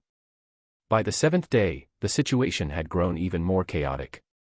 Gunfire rang out across Santo Domingo from dawn to dusk, and continued through the night. At sunrise, a factory reduced to rubble still burned fiercely, greeting the morning light with blazing flames. At this stage of the conflict, nearly every gang except Padres had suffered losses of some kind. Naturally, the Clementi family bore the brunt of the damage. Their boss had been assassinated. One by one, their glitter production and trafficking sites were raided and destroyed by Jackie's crew. Outer Circle members were dead or scattered, and even their core Inner Circle had taken massive losses. With their forces devastated, the Clementi family had no choice but to hire mercenaries. They paid generously, bringing in guns for hire to patch the holes in their battle lines. Other gangs followed suit, trading eddies for mercs. Soon the fighting flared up again, this time with mercenaries clearly present on both sides of the battlefield. Even Maine's crew joined in and made a killing. The ratio of mercs to gang members reached 1-to-1, then climbed to 3-to-1 just 2 days later. By the 11th day, Mayor Ryan could no longer tolerate the situation and authorized Fort to deploy MaxStack. Originally created to counter Cyberpsychos, MaxStack rarely deployed unless absolutely necessary, because wherever MaxStack showed up, civilian casualties were guaranteed. But at this point, no one cared about civilian casualties anymore. If the situation remained uncontrolled, Night City could collapse entirely. That day, MaxStack's heavy AVs patrolled above the city non-stop. They hovered over the hotspots, then deployed. Fully armed, heavily cyberized MaxStack officers leapt straight out of their armored AVs like angels descending from the heavens, slamming into the middle of the battlefield.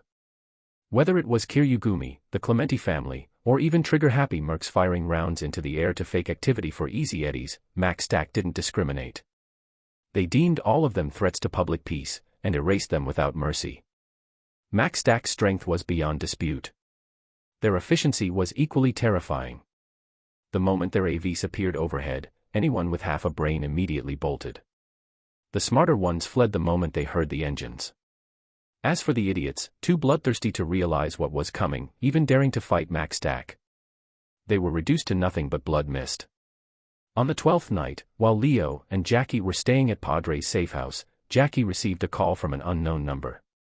After connecting, a hollow image appeared, a man wearing a military uniform and a beret, with an armband identical to the flag of the new United States. He also wore dark sunglasses under the beret. His chin, clearly once injured, had been replaced with a cybernetic alloy jaw. The man sat in a chair, leaning forward, hands resting on his knees. "Good evening, Mr. Jackie." "Evening." "Not very polite, Mr. You know my name, but isn't it only fair you share yours?" "You can call me Cannon."